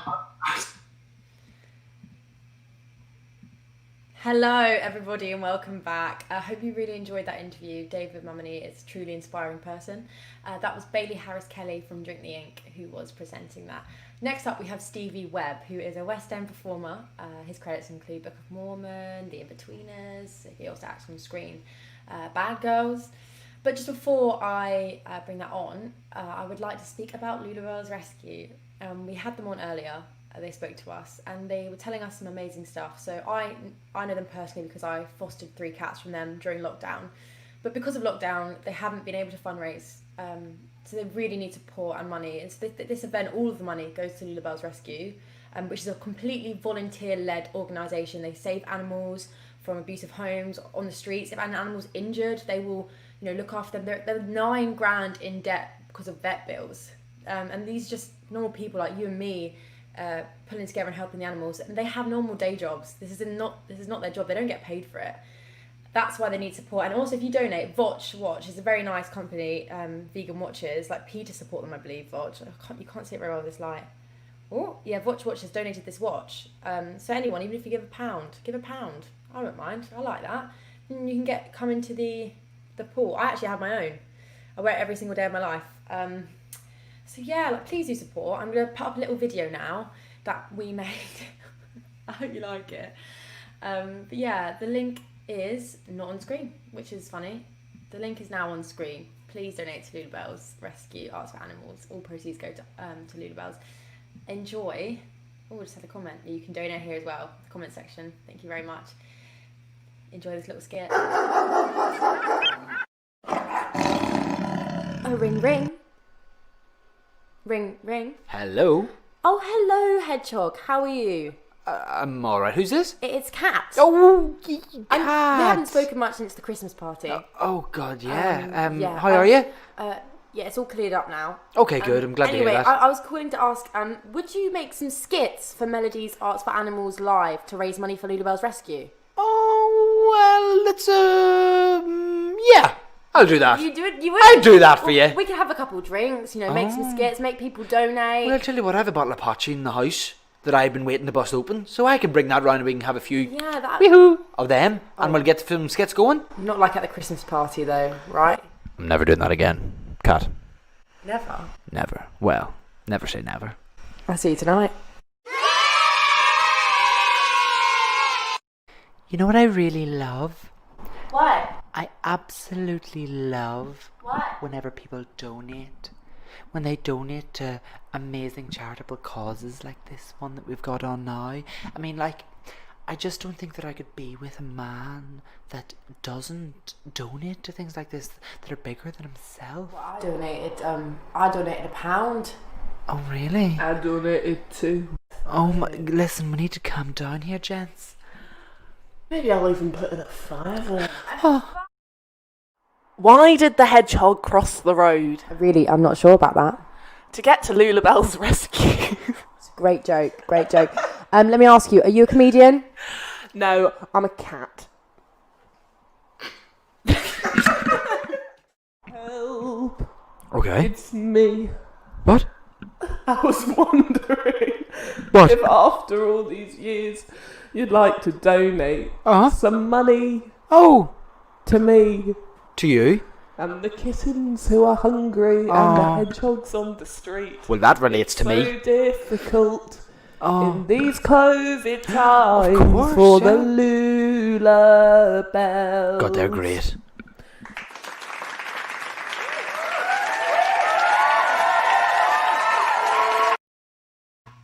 I hope you enjoyed that skit. That was by Gabby Foley, myself and Joe Lone. So I hope you enjoyed that. Next up we have Stevie Webb, who's a West End performer, and after him we'll have Simon Stevens, who's a playwright. So let's have a look at Stevie Webb's interview.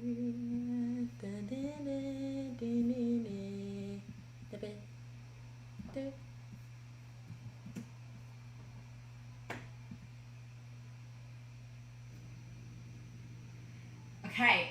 Hi guys, welcome back to Arts for Animals. Next up we have Stevie Webb, who is a West End actor, and some of his credits include Book of Mormon, but also he does TV work such as The In-Betweeners and Bad Girls, etc. So, Stevie. Hi. Hello. Hello. Welcome. Henry. Hello, Sir Henry, how are you doing? Fine, I think. He says fine, is that what he's saying? Yeah, that's what he's saying. Well, he's great because he gets me full time at the moment because of all the world imploding and all that. So he's very happy? Yeah. He's very happy to be with you. Yeah. How old is he? He's 3.5. Yeah, he was 3 in May. So, he's off. Yeah, and he's like my son. Is he a bit camera shy? Not usually, but I think he was just caught unaware. He normally has a bit of preparation. Yeah, didn't realise we'd be interviewing him today, did he? Oh, Yeah, God. exactly. So now we're stuck with you. Yeah, sorry about I that. know. Awkward. So, yeah, a bit awkward. Oh, gosh. Come on, let's make the most of this. Yeah. Okay, so these are my questions for you. Are you ready for them? Amazing, I can't wait. Let's do it. The first one actually was, how is Sir Henry? He's fine, and I've just seen he's got a squeaky ball, which I'm going to take off in 1 second. No. No, leave it. Okay, but now we can crack on. So I didn't prepare for this very well. Have you had him since he was a pup? Yeah, since he was 3 months. Yeah, and he's sorry, I'm so sorry. I'm just going to take the squeak out of this and give the ball back because if he doesn't have it, he'll cry. So either way, we're getting annoyed. So, here we go. So you can have it. Yeah, I've had him since he was 3 months, And yeah, he's my son. I'm obsessed with him. And it's weird, even though he's 3.5 now, and even though he's always been the most important thing in my life, since the pandemic and the lockdown and all that, and not having commitments, I think we've bonded more in the last 6 months than we had the previous 3 years, which in some ways it could be a bad thing, because when we do all start to go back to work, I hope it doesn't go through separation anxiety again. I know I will. Yeah, I mean, that's been a brilliant thing for people to be able to spend time with animals. Yeah. I mean, like I was saying to you before, but I fostered like 3 animals during lockdown, 3 cats, and that it was the same. It was the same for me, really, like mental health wise, everything. Having an animal to look after, and some of them were like abused and really feral. Like we had one cat that was Really? She was crazy. Like she was just so horrible. With cats, it's so much harder to get them out of that mindset. Yeah, she was basically feral, so we had to socialise her, and it worked, and she's adopted now. And, Really? Yeah, she's living in a happy home. Oh, well done. That is amazing. Well, Yeah. you've really achieved something in the pandemic, I'll tell you that. No, seriously, that's how I feel. Like I felt really rewarding, because I mean, she was being put down. Anyway, so back to the interviews. Stop talking about bloody animals. Sorry, me. We'll catch up later about that. We will catch up later about that. How did you get into acting? Oh, that's a very good question. I knew I was one of those kids who knew, because I started when I was I can't believe this is happening. I'm sorry. He's now just brought his food over to right next to me, so that's going to be loud. I'm just going to move the bowl. This might happen another 7 times. He'll find some way of making it all that's that. fine. I think that's fine. I do really like him, so that's alright. So yeah, how did I get into acting? You started young. Yeah, I did. I started my first professional job, I think, was 1993 or 1994, so not far off 30 years ago now. And often when people hear that you were a child actor, the first assumption is pushy parents or a stage mum, and it wasn't that with me. I think I was 4 when actually it was a school nativity when I was in like pre-prep, and I knew I really wanted Joseph. I didn't know why, but there's obviously something inside me that knew I wanted that lead part, and I didn't get it, and I was heartbroken and crestfallen, and they asked me. You did get it. Joseph Fletcher, and I think it's just because his name was already Joseph. He got Joseph personally.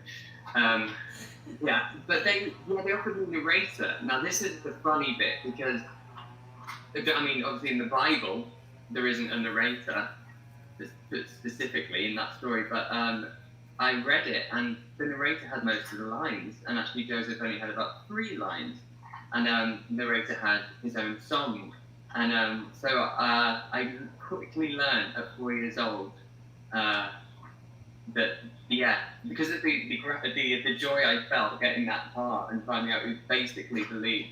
I think there and then I decided, I like this feeling, and so then it carried on. So then when I was 8-ish, I was doing extracurricular sort of drama at school and dancing, and then there was I saw an open audition in the Liverpool, because I'm from the Wirral originally, near Liverpool, and I saw an open audition in the paper for Scrooge, which was playing at the Liverpool Empire. And I begged my parents if I could go, and then through audition process I ended up getting a part of Tiny Tim, and I think the first night that I stood on stage there, that was it. There was absolutely no going back.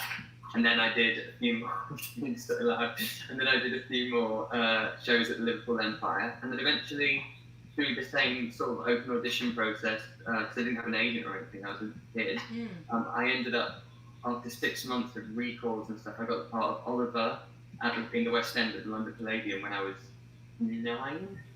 Gosh, which obviously was insane. And so then that was really it. I was literally playing the title role in the West End, and I'm not even from London.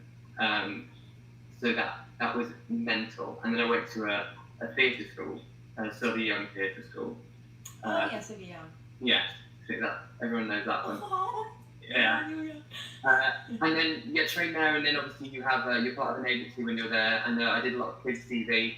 I was really lucky that I worked a lot when I was a kid. I did this. Yeah, that's what I'm thinking. Were you super cute or something? Let's have a look at it. Well, no, I was chubby and chubby. You played Oliver. You were chubby. Yeah, well, there's a horrible picture that comes up. There is a horrible picture that comes up when you type. Oh, wait, I know what you're looking at. Yeah. Don't tell us that. Yeah. I'm not going to look any further. Oh, it's not me, by the way, for everyone not thinking. It was a horrible incident that happened to someone with the same name, and that comes up, No, I was chubby, but I think I was just very energetic and theatrical. I was just a really theatrical kid. And I did kids TV shows. Like, there was this one called Julia Jekyll and Harriet Hyde, which was really good fun. I just remember that when I was a kid, the pressure was off with it all, and it was just running around, laughing, having fun, and getting paid for it. I mean, barely getting paid because of child wage laws, but it was amazing. And then, that's it. That's how I got into it, and then I just never stopped. Luckily, I mean, there have been stops. I mean, we're in one now, but I mean, I've never had to focus too much on another career. That's actually a question I have for you, especially now because everyone's taking time to pause. What do you do when you're not acting and when you're not doing various things? I'm very lucky that when I was a kid, during all that time, it's still really young, I was doing a lot of voiceovers, and I don't mean like adverts and stuff like that, like highbrow, but it was a really constant job, and it was language tapes for school. So, if it was for kids in China, I would be the English one going, "Hello, Jenny, this ball is red. Can you tell me this, that you play in class?" And that is an industry that hasn't stopped. There's language tapes and audio. Well, obviously, it's not tapes anymore, but they used to be tapes. Yeah. But that has never stopped. And so I have carried on all the way, nearly 30 years later into adulthood, and I still do those. So when, even when I'm in a show, sometimes I can fit them in because I do one in the morning. So that has sort of became a quote unquote day job to me for a while, even though it's, you could just do That's that. so weird. Fine. But in the best way, that's incredible because you're still working your craft but in a different way, I suppose. You're still being a narrator. Yeah, and so I'm really lucky with that. But then also, like everyone else, I've done corporate gigs and I've handed out flyers. It's peaks and drops all over the place. But I've been doing it long enough now to know how it goes and deal with the dry spells a little bit better now. It's never easy, but. I mean, absolutely. Absolutely. I have another question here for you. Mm-hmm.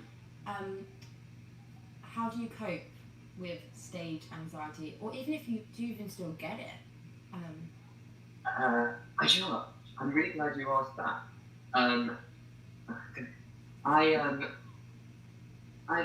I never used to have it. Here it is. That's the end of it. I never used to get it.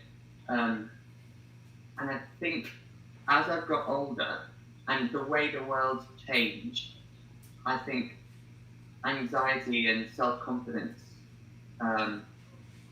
have really changed in myself. I used to be so confident and not question what I was doing or how I looked and things like that. But as I've got older and as the world has changed and all the outlets we have now, I've suffered from incredible anxiety up to the point where I'm about to walk on stage and I can't gulp and my throat is locked up to the bottom of my tongue, especially if I'm doing a musical. It's the most terrifying thing. And tears are forming in my eyes and it's horrendous. And so a lot more people suffer from it, from anxiety than because there are so many different types. And for me, I'm still not fully in control of it because the triggers, you can't get rid of triggers. You can only change how you deal with them. And so I had a bit of a few years ago, a crisis in confidence. And I And obviously things, I know everyone says it, but things like meditation and time for yourself, less screen time and things like that, that's my way to combat it. It doesn't always work, but because it's important to not mix it up with nerves as well, because nerves are a good thing. Nerves and anxiety, I think, are totally different. Nerves bring you forward. You can change the nerves to excitement, I think. Well, exactly. Nerves are just excitement with another name. You've just got to sort of place it in a different pocket. And but I'll never get used to it. I'll never get used to it. I have moments on stage when suddenly you come out of your own body and you look at yourself and you go, "What are you doing?" And you suddenly have a moment of going, "Wow, this is my job. I'm pretending to be someone else in front of thousands of people." And it's never going to get normal to me. Wow, I find that like very interesting, but very it's a bit like a breath of fresh air though to hear that someone who's done it for so long still experiences a very human reaction to things. Totally, and I think it's so important to be open about that sort of stuff, because I mean you're not helping anyone not talking about it, but you might help someone by talking about it. So I just don't see if you feel comfortable enough to talk about stuff like that, then you've got to. Absolutely. Okay, next question. Yeah. What is? Actually, can I just? Actually, I'm gonna. Something you said earlier, I really, really wanted you to do. Do you remember the song that you sang as narrator? No, I don't. No, I can't, because they wrote. It wasn't a pop song. It's something that they wrote at the school. It was a very sort of strict Christian school. I didn't get on very well with when I was a kid. But one of my party tricks, although I won't be able to do it now, is they used to teach us a song which was basically every book of the Bible in a tune. So sometimes I can just whip out and go, I can say, not the contents of it, but the name of every book of the Bible, like Genesis, Exodus, Leviticus, Numbers, Deuteronomy, Joshua, Judges, 1st, 2nd Kings, 1st, 2nd Samuel, and it just goes on. And I'm not religious in any way, but I can pull out the hat that I can name every book of the Bible. That's an amazing party trick. My party trick is this. Do you want to see it? Yeah, go on. Please donate to Arts for Animals, guys. All the money goes to Lulubells. Oh, yeah. Right. This is mine. Okay, so this is my arms. No arms. Can you see? No arms. I'm worried. And then I can wait. Until it gets. Where the F am I? Okay. This goes the way around. Oh, that's not okay. I like to do it both. Yeah, I know. And I can walk with it as well. And if this interview was about me, that's what that would be about. Yeah, that grosses me out. Yeah, I can do things like that. I've got a weird this little finger I can. Hang on, where's the camera? Going back. Yeah, really far. Like. I'm a bit like that too. I've got. Oh, yeah, you can. Can you do that? Oh no. No. How do you do that? I don't know. I just do it. You're a freak. You're a freak. Right. We're a freak. I've heard that before. What is the most challenging role that you've played? And how did you combat the challenge? Ooh, that's good. Yeah, I know. It's an amazing question for me right now. Very good question. Ooh, the most challenging. Do you know what it was? Actually, I did the Lyric Hammersmith in 2013 and 14 were going through a renovation, so they created an ensemble company, 10 actors and playwrights, dramaturgs. Simon Stevens, in fact, is one of them with us. Oh yeah.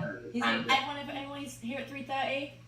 Yeah, he's a good guy. Yeah, I've worked with him before. He's one of my heroes. We all got together. It's very much like they've got this model in Germany where they have a massive company, a theatre company, and together you work for maybe a year or 2 years and you do different shows with the same company. And so they put together that. And so we were going to do 7 shows over 2 years, which we did. So we did, for instance, Streetcar Named Desire, but then we did the Devised show as well. We had shows written for us, and we did this vast array of shows. But there was this one that it was show 6. It was the 6th show, and Mark Ravenhill, the writer, came on board to write it for us, and he wrote it as a 3-hander, so it was just 3 of us out of the 10 actors. And it was the most incredible play, but the most challenging thing I've ever done, because what Mark decided to do was he kind of wrote the play, but then he took out every other word. So the sentences would be laugh, you and did, but then gunshot and ran, did, and it was, so we had to learn it like this, but you speak it as if you're not removing words. So you're having full-on conversations with people. And at first it's very jarring and you don't know what's going on. And then suddenly you just tune in and you realise that we're picking out the important words and the audience form the rest of what you're saying. So some people did go away with completely different narratives of what the story is about and what That's happened. incredible. What a great idea. But that's probably the most challenging thing I've ever had to do, because it was so hard to not form those full sentences. But then once we got there, I remember the day in rehearsals when it just clicked and we were all on it, because there's 3 people interrupting as well. So you're hearing all these random words but trying to remember that person's last word and what they're saying. And there was just a day when you just felt like it hit gold. And so yeah, that was probably the most challenging thing. Did what, you what was the most challenging thing? Yeah, challenging role. Yeah, no, you got you answered it with a perfect answer, but that was extremely challenging. And I'm just wondering, as the actor, did you get the full form version of the script? Did you know what you were saying? Oh my God, so you had to make the assumptions too. Of what and we had Mark he wasn't in the room the whole time, but he came in and we said what we think we formed and what we thought the story was and where it was going. And and if we did go off track, we didn't correct it in any way. There were some things, if we spent a day as well going, right, this is what it is, and he came in and he showed me, right, okay, that's what you thought. So, it's amazing. I think he says, actually, I know that, I think he's been public about saying he's pretty much sure that it's his favourite thing he's ever written. Oh yeah, I think it sounds like it was a success, and that actually, what was it called? We ended up calling it literally Show 6, because it was the 6th show. But Show 6 Show by 6. Yeah. Oh, I'd love to watch that. Okay, another question for you. Sounds amazing. Who inspired you going into this career? Obviously, you were 9, so and you were younger, or whatever, doing stuff. So obviously, but maybe along the journey, was there anyone that inspired you to get better, or you'd like to have been like? Several people. I always think the most inspiring people are my peers and the people I work with, because it's all very well. I've got favourite actors that you see and watch, and you say, wow, I love what they did there, but you see the result. You don't see the process of how they got to it. So when I'm working with people, every time I do a show, and you get to see someone nurture their instincts, which is how you start rehearsals. You always start with your instincts, and this is how you feel you're going to play the part, or how you feel the part should be played, and you watch this journey grow, and sometimes it's completely different by the end before you actually hit the stage. And so there's no point really singling people out, but a couple that I remember when I did A Midsummer Night's Dream 2003, Nancy Carroll, the actress, played Helena, and I remember my jaw was on the floor watching this woman in the rehearsal room and discovering things and making choices. And then a secret theatre that I just touched on, a very good friend of mine now, Leo Bell, is an amazing actor. His way of working is so cerebral and completely different to me. And so it's definitely my friends and colleagues. They are always my inspiration. That was too nice of an answer. That was really nice. Heartwarming. I think if I was your mate, I'd be like, that was really nice. Not everyone. Some people are. Oh, can I say that? Yeah, some people are. It's, honestly, if you swear, the only person getting in trouble is me. Okay. But also in a rehearsal room, if there isn't someone in the cast you think is an a-hole, then that usually means it's you. So. Yeah. You're one. I think there's always going to be someone who's an absolute dickhead, but then they won't work forever because they're arseholes. Right. What kind of this is a cringe question. Yeah, go for it. What kind of advice would you give to young performers? So I'm a young performer here. Okay. Wide-eyed. Well, right now it's tough to answer that because there's not much to do. But once this is all over, what I would say is train and never stop training. Whether that is by going to a drama school or taking Saturday classes or going to the Active Centre or something local, or training yourself, and which is always reading plays, always going to see plays if that's a viable option, and keep abreast of everything that's going on, because it moves fast. It moves so fast, and you normally only get a tiny moment to show that you know what's going on, prove yourself. And yeah, I suppose training is important. It's not to sound too morbid about it, but know the reality of the difficulties of the industry, and have some sort of, I don't want to say other job, but a fallback. Have some. It doesn't matter. Unfortunately, it doesn't matter how good you are, but just make sure you're always ready for those times when it doesn't work out, and that you're not sat there wallowing. You've got to stay active. And that's what I feel like that's like a big thing. I mean, we talk and stuff. It is, you won't work. Like, you'll do one great job and then you won't work for a year, 2 years, or if that's the case, like if it's a dry spell. But that doesn't mean you're not a success, and that doesn't mean you're not talented. Absolutely not. I've got tens of really close friends who are the most incredible performers, and they're not working. Well, I don't mean just now. I mean maybe over the last couple of years, because there's so many people out there and so little part. But that shouldn't dissuade you from following your passion and your dream. But you also, I really do caution people to be aware of the difficulty of it. It's not all fantastic and glittery, you know? And I'm a realist, so it's important, I don't say, go on, just go and train for your dream and you'll get there. It's a slog. Absolutely. I mean, I've been doing it for, nearly 30 years, and there's still no guarantees. Never are. So just make sure you're ready. That's what I say. And that's not a negative. It's positive. No, I'm absolutely right. You have to be realistic in that situation. I have another question for you, and my biggest hope is that you'll come out with something utterly embarrassing. All right. I'm good at that. Yeah. So what's the biggest fuck up you've ever had on stage or on set that you've ever done yourself? I've done lots.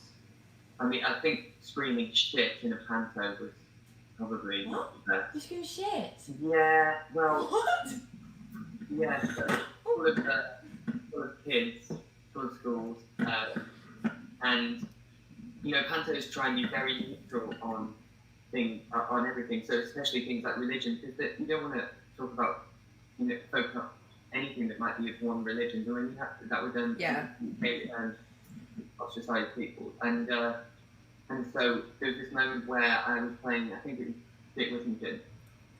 So I was doing the Dick, and we did the bit where we're meant to be rolling down a ship, and so we're all running down stage like this, and the words Jesus started to come out of my mouth, and I was like, oh no, we can't. Of course we can't, focus on any denomination or anything. So I started to say Jesus, and thought, quick, I've got to change it. So I changed it into shit. So I went, on my own microphone. 1,700. Oh my gosh, are you mortified? Yeah, I was pretty mortified. And, well, I hope you wouldn't say, no, I was really proud of myself. Imagine that. No, I did it. So proud of myself. Screw those kids. So that was probably the biggest fuck up, really. But then also, I mean, I've been late on stage when you're in your dressing room and you just, the smallest, most stupid, sparkly thing distracts you, or you're looking in the mirror going, making silly faces, and then you hear the line before your cue over the tannoy, and you're on the third floor in your dressing room the stage, and then you hear there's a gap, and that should be you, and you're running downstairs, and obviously your mic's picking you up, jumping 4 stairs at once, and that's going through the auditorium, and then you run on going, and you say your line. That's happened more than one occasion. That's absolutely hilarious. I love that. And what do you do to recover from that on stage? Do you just go, I don't know, what do you...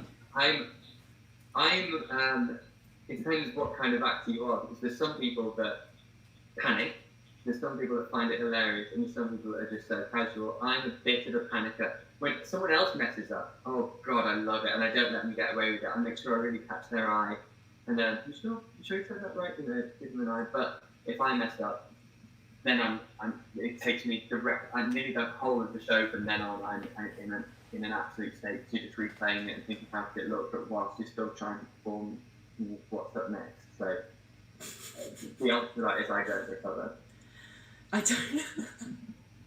There you go. You've heard it here, guys. If people have done it for years and years and years, they fall back up. Yeah. More and more. They say shit to a bunch of kids. I bet you loads of kids after that was like, Mum, what's shit? What does shit mean? Right? Yeah, I taught at least 6 schools the word shit, so that's one achievement that I take to grow. I think that should be your proudest achievement. That's good. One final question for you. Yes. Is actually lost my question. See, I don't remember what it is. Let's just talk about Lord Henry. What are you doing tonight, Lord Henry? What's the plans? Lord Henry. So I'm so sorry. He's not a lord yet. Not a lord yet. What are you guys doing tonight? What are the plans? We're probably currently doing 31 days of Halloween because it's October, so we've got the horror film every evening for 31 days. And so do you?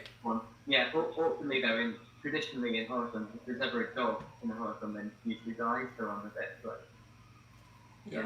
But, so we're that's very cute.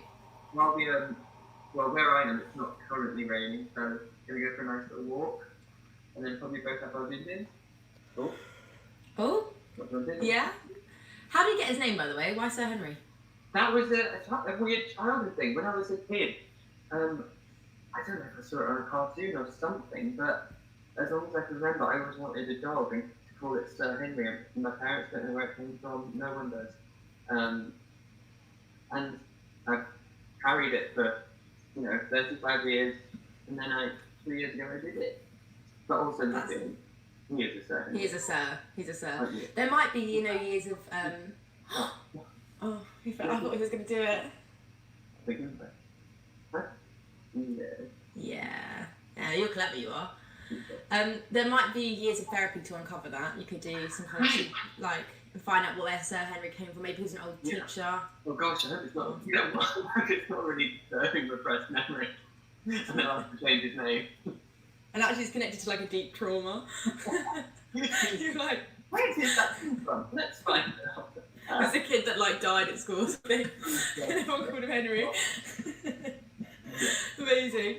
Okay, well on that really amazing positive note, everyone please donate to the GoFundMe. That will be the the link will be on screen as well. Actually, I don't know. I wonder I'm to Arts Run. Oh yeah, Arts Run was that's opposite on mine.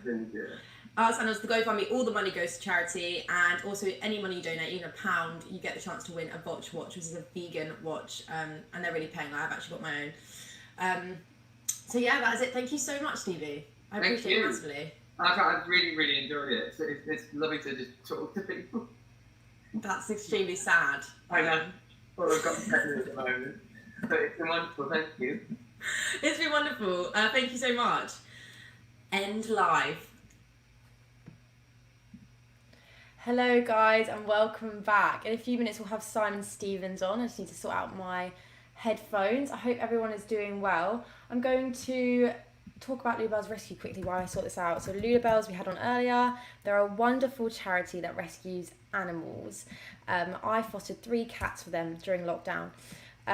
They help animals who are abused, who are neglected, who come from no home.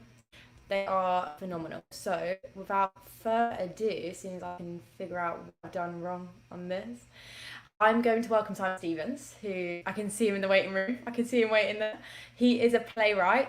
He is a phenomenal playwright, actually, and he has produced a lot of work, and he also does a really amazing podcast called the Royal Court Theatre Podcast, Playwrights Podcast, which is definitely worth a listen. So welcome, Simon Stevens. Thanks, Melody. How you doing? I'm really good. How are you? Yeah, I'm alright. Is all the technology working okay? You can hear me and everything? Yeah, you sound great to me. Max, beautiful. Does it sound good? Yeah, sounds good. So You just said Stevie Webb. You just had Stevie Webb on here. Did I just call you Stevie Webb? No, you just had Stevie Webb on here. What a You've worked legend. with him before, haven't you?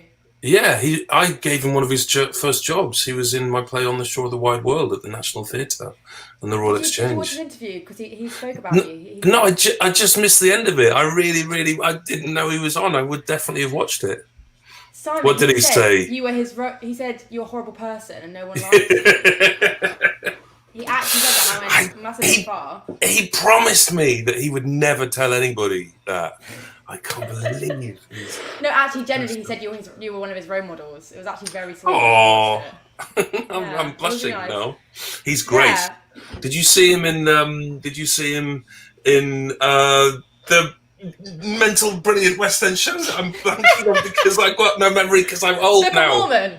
Yes, Book of Mormon. I haven't. No, I really Fantastic. want to though. Am I allowed to swear with you, Melody, or not really? Meant to Yeah, swear? you can swear. The only person, Stevie swore actually quite a lot, you know. So you Did he? guys very similar, yeah. Fucking filthy potty mouse bastard. Yeah, thank you. So to start off, thank you for coming. By the It's way. all right. It's a real pleasure.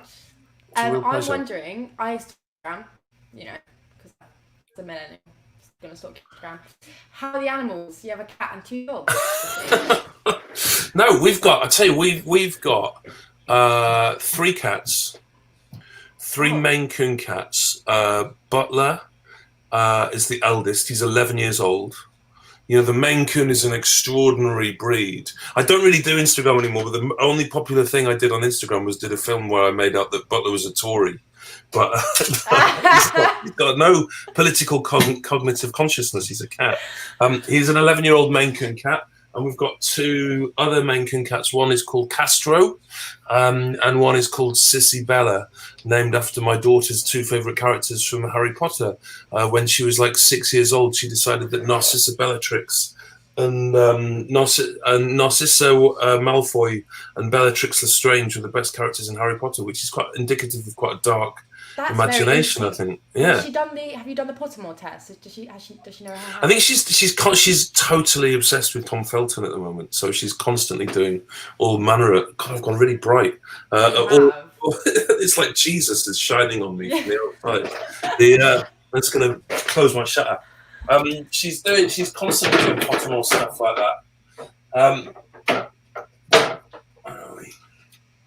Come back, Jesus. That's better. Come on. She's totally obsessed with the Harry Potters and with Tom Felton in particular. Yeah, I actually did the Pottermore test the other day. I got Ravenclaw. You should do it. She's Slytherin. She's definitely Slytherin. Obviously, she's living bed with strange and stuff. Yeah. And then hold on. We've got a dog. We've got a cockapoo dog called Gilbert and George. One dog with 2 names is the confusing thing. And then that's his name.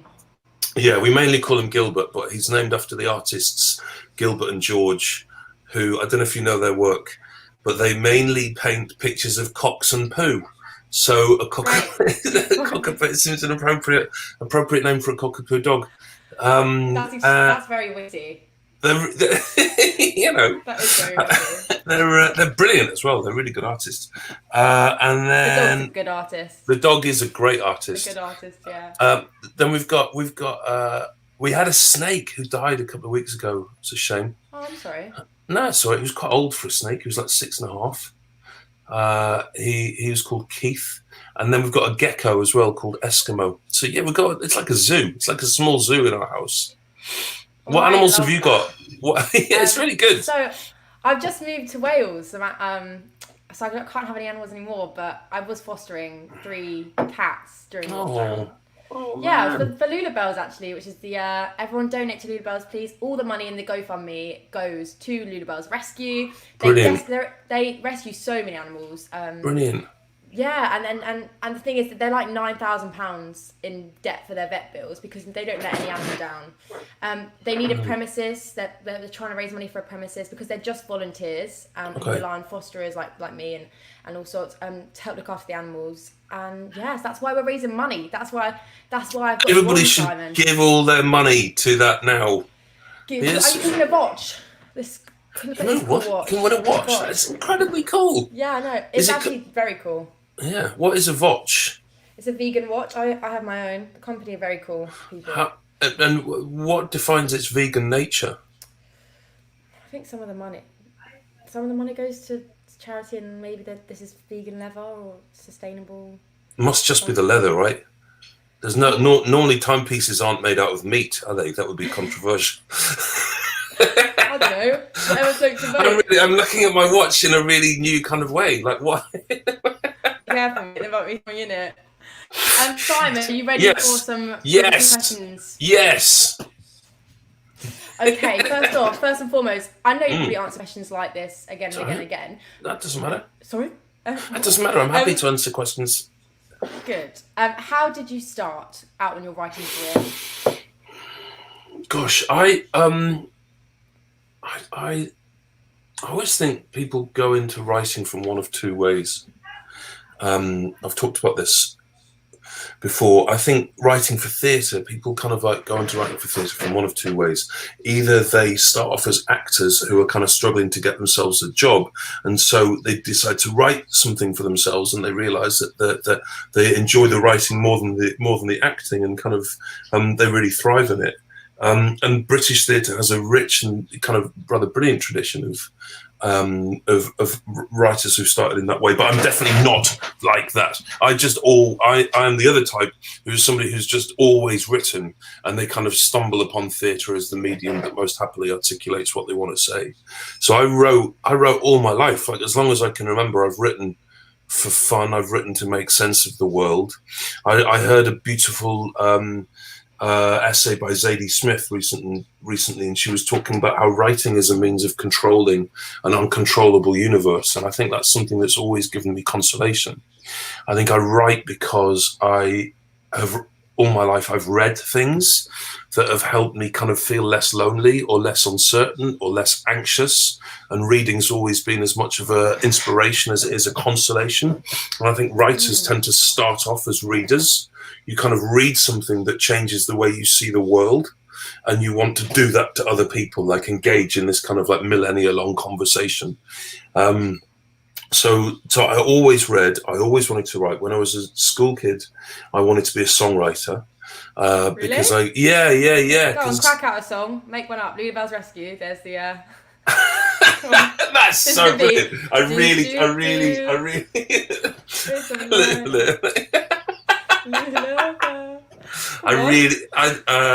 No, I'm not going to do that. I'm so tempted to do that, and I just decided that I'm not going to do that. It's because I am a bit of a bully. I generally will bully people coming on here and make them do horrible things. Yeah, I've not written a song for a long time. Why did you stop? Because when I went to university, I realised that I used to do kind of like gigs and stuff, and I realised at university that I had a really terrible singing voice. And so I was never going to really make it. And also at the same time, when I went to university, I discovered the theatre, discovered the kind of like, all the cool kids wanted to be actors. And I in a pathetic attempt to hang out with the cool kids, I kind of went to the University Drama Society. I went to York University. I did a history degree at York University. And I went to the what was called the Drama Barn, which is the Drama Society's theatre as opposed to the university's theatre, and I completely fell in love with the place. I didn't go to the kind of I wasn't from the kind of family that went regularly to the theatre. I didn't really go regularly to the theatre at all when I was a kid. I used to go and see a lot of live music. I used to go I was born and raised in Stockport, which is a suburb of Manchester. And I used to get on the bus and go and see bands every Friday and Saturday night, and also raised on a lot of like television and film drama. I was kind of like in my teens and at the onset of the video player. So, and this is a revolutionary thing, right? For the first time, you could access films that you wanted to watch. So me and my mates would just go like the local video shop and like hire out Taxi Driver and Blue Velvet and just kind of watch films obsessively. I went to university, went to the drama barn at York University and thought you could combine the visceral unpredictability and the kind of energy of a live gig with the kind of stories that I was watching, and it could be extraordinary. So I just started writing. I always think a really good way of kind of measuring whether you have an idea for a play is if it's a play that you wish somebody else had written so that you could go and watch it. Yeah. In the end, I think that's the only way to decide. That's a great perspective. I think everything else, I think, is kind of like a delusion. If you're writing a play, you should be writing a play because you wish somebody else had written it so that you could watch it. And that's just what I started doing. I always get very nervous about the word career, which was the kind of like last word in your question. I've got great sympathy for that word choice, but I always think it's quite a destabilizing word to think about. Because in terms of like how I got started in my writing career, all I really did was I just wrote plays. I put them on with mates. I put them on with mates at university, and then when I left university, I went to live in Edinburgh, and I got in touch with the Drama Society at Edinburgh University, even though I wasn't a student there, and just said, I'm writing plays and I want to put them on. If anybody wants to act in a play, we could maybe do it together. And I did. I just used to put these plays on. Really, I mean, I don't know if they're any good or bad or not, because they were all written on typewriters. They were written on typewriters. No, they weren't. They were. Were you scanning them, or were you doing it individually per actor? No, I'd have to kind of photocopy them, yeah. But that costs a lot of money, right? You know, and then sending plays out to theatres like was just really, really expensive. So, but I just did it. You know, I tell you what, this is one of my favourite things about the English language is the etymology of the word amateur. I've talked about this a lot. So there's a terrible danger when you get to kind of my age. You just start saying the same things again and again, and you try and say it with the energy as though you've never said it before, and it's a lie. Yeah, this is what I'm in the early onset of. So I don't know if you've heard me talk about the etymology of the word amateur. Do you know where the word amateur? So if I say to you, what do you think the word amateur means? What would you say? I think just starting out, grassroots. Early on, seed. Cool, very good, very good. Yeah, really nice and really smart, intelligent words, and kind of like interestingly wrong as well, right? Because if you think about the word amateur, the etymology of it stems from the Latin word amore, which means to love. And an amateur is somebody who does it because they love it. And I think I remain an amateur playwright. I mainly write plays because I just fucking love writing plays. I love the theatre. I love going to the theatre. Over and over again, because that is obviously brilliant. It's a useful thing to hold on to, right? It's a useful thing to hold on to. I think it's really important because you know, if you're doing this for money, if you've got any kind of half intelligence about it, you've made a profound mistake. You know, if you're living your life in order to make money, don't become a playwright. That's a fucking stupid idea. You know, write theatre because theatre's the only thing that makes you feel kind of less afraid of the world, and engage in that kind of like millennia-long conversation. I think it's quite an exciting thing to do. So I think I evaded your question. Go on. I mean, you know what? You got some brilliant stuff out of it, so I thought that was amazing. I don't care. I don't even remember what my question was, and I don't care. Just talking about the stuff you know that kind of inspires you. What kind of work do you love to see? Man, I'm a real fanboy of theatre. I have to, you know, I always sometimes you go to the theatre with people who are really kind of like super smart and they're really intelligent, they're really discerning, and you kind of go for a drink with them afterwards and they're just talking about how disappointing and bad it all was. I just get like fucking excited by anything. Like actors in a room make me really excited. You know, it's just like I've got no discernment or intelligence at all. My favourite writers. My favourite playwrights are probably, I really love Sarah Kane's plays still. There's a writer I heard from her speak about this at one point. Yeah, I think she's really astonishing to me still. I love Robert Holman's plays. I love what Alistair McDowell's doing at the moment. I thought Jasmine Lee Jones's play was an astonishing debut play last year. I love what Alice Birch is doing. I think she's really special. Dennis Kelly and Lucy Preble and Laura Wade and Joe Pennell and just fucking everybody, you know. I love Euripides. I love going back to the Greeks. I'm excited by what Rob Ike's doing. I think the work he's made in the last decade has been consistently, like he seems consistently to make my favourite night in the theatre of the year every year. So I thought the Oresteia was extraordinary, and then I thought Hamlet was just incredible, and then I thought the Wild Duck was eviscerating, and then I thought the Doctor was just exquisite. So you know, I could really answer that question for another 2 hours. Because you're an amateur, you're passionate. Yeah, exactly, exactly. I love the best of Ivo van Hove and the stuff that he's done with, especially the stuff he makes in Holland with Toneel Group Amsterdam. I think is really extraordinary. I love. I've got really into forced entertainment recently. They are like really mental. Have you ever come across the theatre company Forced Entertainment? No, never. They're really good. They're really good. They're really weird, but they're really good.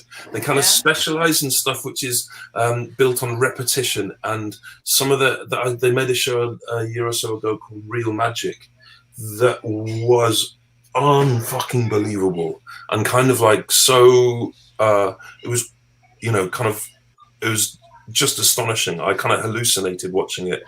I'm getting into choreography as well, like contemporary dance, Crystal Pite and Hoffe Schechter and stuff like that. Dance is amazing, right? No, no, it's really bad. I really wish I could. My nephew, who's I used to dance a lot with my daughter in the kitchen. And I used to really enjoy doing that. And then she's kind of like, you know, she's got like 13 now, so she just gets mortified whenever I do any dancing. Yeah, too cool for you. Yeah, like so far too cool for me. It's almost ludicrous. But I enjoyed. My nephew, who's 13, he gave me some dancing tips when he watched me dance in the kitchen one time, and actually they were quite good tips. And subsequently, when I've been to parties, I've danced and channeled my nephew's dancing tips. Because I just dance like I dance like a dad dance. You know, I'm a real dad dancer. You know, I could, you know, yeah, exactly. And his tips were very simple. Just lift your feet off the ground, you prick, and move your arms around a bit more. And, you know, yeah, I was really doing that. He didn't call me a prick because he's well raised. He's a very polite young man. So that's good. But I mean, the reason I love kind of Crystal Pite or Hoffe Schechter is just the visceral force of the body and shape in space and time. It's really amazing to me that things can break my heart without language, and that's what dance does, I think. Well, 70% of human communication is physical, right? Maybe right. Even 90 or something. So it's even more appealing to watch. It's just surprising for somebody who's come from a literary background like I have, or somebody who's come from a background in writing dialogue. It's an exciting thing to me. The possibility of communication without language is really exciting. I remember, I think it's very important. I had an amazing conversation with a senior playwright recently, and she said to me, because I was asking her how you keep writing through your 50s and 60s, because I really love being a playwright, right? And quite often the trajectory of playwrights' careers hit a certain point and then they're marked by a kind of decline. And I asked her advice about how I could avoid that. And one of the things she said to me was just try and do work that always makes you feel like a novice, where you feel like you don't know what you're doing. If you can do that and hold on to that energy, it will really sustain you. So in recent years, working with people like Imogen Knight, I made a show called Nuclear War with Imogen Knight at the Royal Court. And I just didn't fucking know how she did what she did. She's a director choreographer. But that was, it was really, really thrilling. So yeah, all kinds of stuff, Melody. That reminds me of, I mean, I go to Royal Welsh. I love Royal Welsh. Yeah, Royal Welsh is brilliant. I do the acting course, and actually had a lesson the other day, and they told us we're doing improv, and they said, put yourself in the ship. Like, you should put yourself in the ship.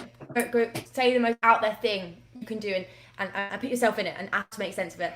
And don't pre-plan it. Keep yourself alive, because that's the only way you can develop, and that's the only way you can create original work that surprise even yourself. Go past your own boundaries by putting yourself in the shit. So that reminded me very much of that lesson. It was very scary. I think it's really sound advice, and I think the one thing when I've talked at Royal Welsh, and I've talked about the kind of like the danger of the word career, and really kind of trying to encouraging young artists to think not in terms of career but in terms of their working life. So the career is all bullshit and bollocks and kind of like perilous and poisonous, and it's defined by vicissitudes that none of us can control. Who knew there'd be a fucking pandemic? Well, actually, a lot of people predicted it was inevitable. But what are you going to do when the theatres close down, when the TV studios stop working? If you worry unduly about your career, you'll never make work which is fearless. And if you make work that comes from any kind of position of fear, especially if what is frightening you is the impulse to succeed, for success. If you're worried about failure, if you're frightened of failure, then the best you'll get is very, very good. If you're unafraid and you're thinking not about your career but your work, and you plunge yourself into that shit, with real fearlessness, then you have the capacity to make things which are extraordinary, which I think is probably better. I think a lot of that fear of failure comes from pride. As a human being, you're too prideful. And I think if you take away the pride, like with this event, I was thinking like, what if no one watches it? What if we don't raise any money? And I was like, well, who looks bad? You. Who gives a fuck? That's just pride. And you've got to take that out of the equation. We have some questions here. If you could, would you like to answer some questions? Yes, I'll answer every single question. Every single question. Right, you're gonna be here all day, mate. No, okay. Because you've only got 5 more minutes. I'll answer them really quickly. Oh my god, yeah, okay, ready? We're gonna power through. When you receive writing from young playwrights, how do you know there is potential? That's interesting. I think there's potential in all writers. And I think it's amazing how many times people give me plays to read, and they give it with the caveat, you can tell me if it's shit. And I've never done that. I completely understand that caveat, but I've never done that. I'll tell you what I look for. I look for writers who are building their plays around the things that people do to one another rather than language. They're looking into behavior rather than language. As an actor, you'll know this, right? You'll know when you're playing a scene, and you might have a beautiful speech, but you're not doing anything on the stage, right? You're not doing anything to the other characters. It's not just about stage directions of activity. It's about psychological action. And that's what I'm really excited by.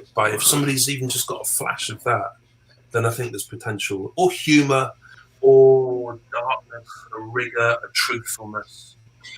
When darkness, did you say? Did you say darkness? Yeah, but that's just kind of my taste. I've always found stories. Yeah, I've always found darkness in all art, film, theatre, music, really uplifting. Like I never find like jolly films uplifting.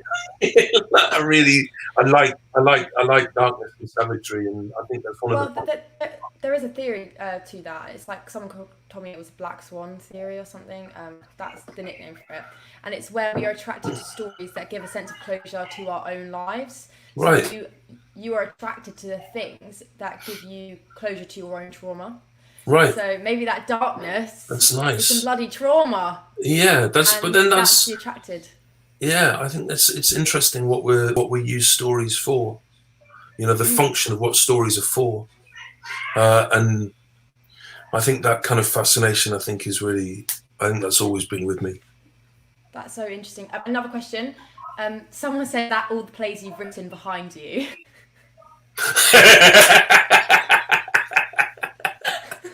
That's so funny. No, that's a fifth of them. This room goes on in kind of that direction for about another 400 yards.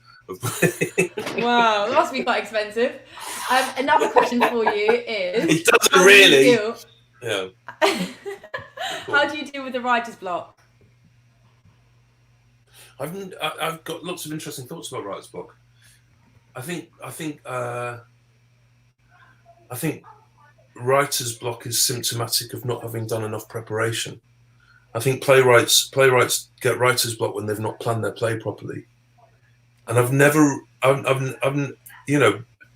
planning is such an integral part of my work that the actual process of writing dialogue tends to be the last thing that I do.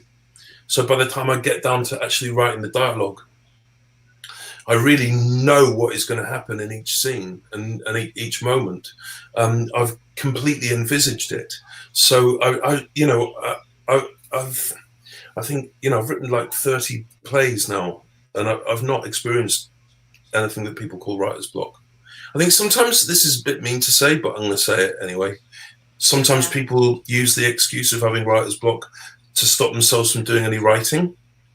I think they're romantically drawn to the idea of being a writer more than they are drawn to the work of actually doing any writing. And so they kind of tell themselves they've got writer's block, but actually they just need to step up and do some proper thinking and proper planning and proper preparation. And maybe that's them in the shit, and come on, you find your way out of it, and it's the not willingness to dig your way out of that hole. So, yeah, maybe, and you know, the test of whether you can do that when it gets to that point will be the test of your caliber, I think. How good you are at getting out of the shit. Yeah, how good you are at getting out of the shit. Advice for young writers. Can you do that in song format? You should read a play every fucking day and read it not like a fan, read it like a thief. What will you steal? That was good. Yeah, thanks, man. But you can see why I didn't continue. Yeah, read it like a thief. Read like a thief. That's a song name. Read it like a thief by Simon. I know it'd be good. It'd be a good kind of like a Radiohead style album. I think. Read it like a thief. Yeah. No, read a lot. Read all different types of plays. Go to the theatre as much as you can. Most theatres, if you kind of, you know, work around the edges of their internet, you can find pretty cheap tickets for most theatres. You know, sometimes you might need to get up stuff for free at the moment as well, people, or load of stuff for free because of online. Yeah, exactly. So just commit to that work part of your working life. Write every day. Take it really seriously. Take it as seriously. You know, I draw a lot of analogies in my teaching. I draw a lot of analogies from football because I'm really obsessed with football. You know, who do you support? I support Manchester United, which is quite a grim time at the moment. But the thing, what fascinates me about the working lives of footballers is the people who become the defining footballers of their generation, of their club, are just the ones who work hardest. They're the ones who go to training early and they leave training after everybody else. It's not to do with natural talent. It's not to do with any kind of romantic calling. It's to do with work. So put the work in. Put the work in of writing, put the work in of reading. And when I said that, read like a thief, you know, don't read plays like a fan. Don't read like you're reading for enjoyment. You're not in a book club. But don't read plays like an academic either. You know, it's not about deconstructing or, you know, it's about what you can find in the material of other artists. So even a disappointing night in the theatre, when I got to the theatre and I'm kind of like frustrated by what I'm watching, even then I can be kind of stealing images from it, or I can be imagining other things to put on the stage. I think that would be, and think not about don't think about your career. Don't worry about, listen, all of us, Melody, I'm sure it's the same with actors. Every single writer who's writing plays at the moment has the capacity to be bitter about their career. You know, they have the capacity to go, oh, why is nobody doing my plays? Why is nobody putting my plays on? And I promise you that it's everybody. That I still get that now. You know, age 49, I still get different anxieties about my increasing irrelevance and redundancy. You know, that's the cancerous voice of career talking to you. Just ignore the bastard and just think about the work. Think about the plays. Think about getting the plays better. And write with optimism, even if you're writing into the darkness. Know that you have the capacity to make theatre that will change people's lives, and commit to doing that. That was brilliant, Simon. Thank you so much. What a great answer. Real pleasure. Really nice to speak to you, Melody. Good luck with your day. It's really. Thank you. We have 6 hours left. 6 hours. How are you feeling? How you doing? Are you doing the whole day, Melody? Is it you doing the whole day? In and out. Some were pre-recorded, like 3 or 4, and then I have another presenter coming on after me, so I can take a break. But I'm fine. I get that adrenaline rush, you know, when because I'm speaking to people I admire. I've asked people to come on who I like, so every time, like you, everyone, this is a very happy day for me. Extremely happy day. Well, that's really good. It's an inspiring thing that you're doing. I wish you great luck with it. Thanks, Simon. Have a great day. I hope our paths cross again in the real world, maybe in Cardiff one day. Royal Wash, yeah. I know you do stuff there a lot, so I will see you around. Yeah, I really do. I can't wait to get back there. Woo! All right. All right. See you soon. Donate, everyone. Yeah, donate. Right, Simon, I'm kicking you off now. Kicking Brilliant. You off, mate. That was really good fun. That was really good fun. Thank you very much. Who have you got next? I have next Jan Dunn, who did Jippo. Simon, see you in a minute. I've got the next presenter coming. Bye-bye. Bye. Hey guys, that was Simon Stevens. What a great interview. How great is he? He is amazing. Next up, we have Daisy Naisbitt. Come along, Daisy, who is presenting with Jan Dunn, who wrote the film Jippo. I don't know if she is still in the studio yet. No, she isn't. But Daisy, how are you? Hey, Mel, can you hear me?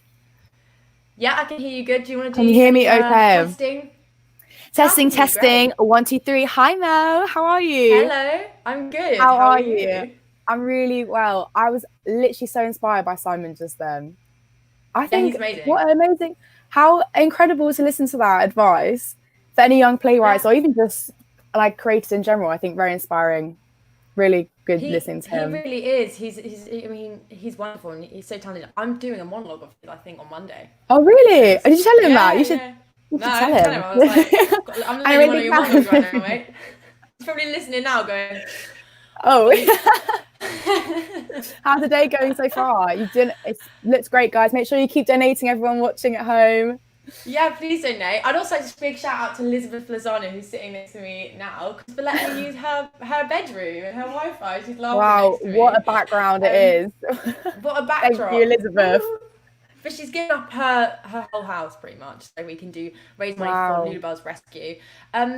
Daisy, we have Jan Dunn coming up next. I think there may be an issue with her coming on. I don't know what's happened. Jan. So let me just check. Hey Jan, where are you? we miss you. But Daisy, everyone was actually one of the fosterers for Lulubells. We fostered some animals together. Have received this. And I was really not a cat person at all. It could not be said that I love cats. And then now I have been converted thanks to Lulubells Rescue, actually. I really was not a cat person. And then Melody was like, listen, they need homes. Lulubells saves every single animal that they find. And so, yeah, we had to help out, really. And they were really lovely animals.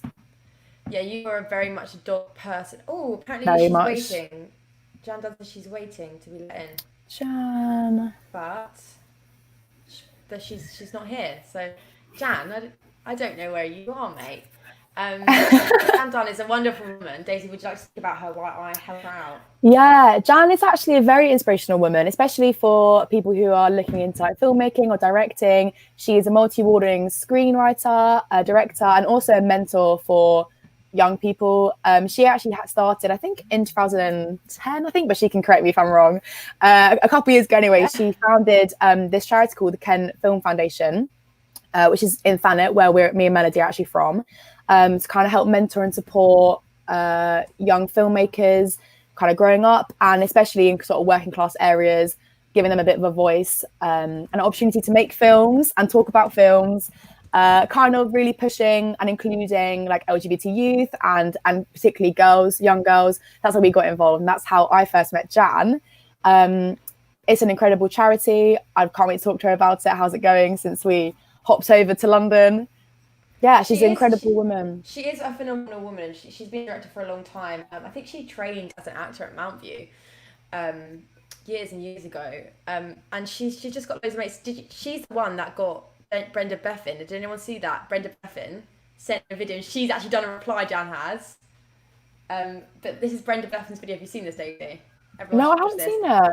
Brenda Bleffin from Vera has made this for us today. Just All right, yeah, it's Sunday morning, and I've got up a bit earlier because I want to record a message.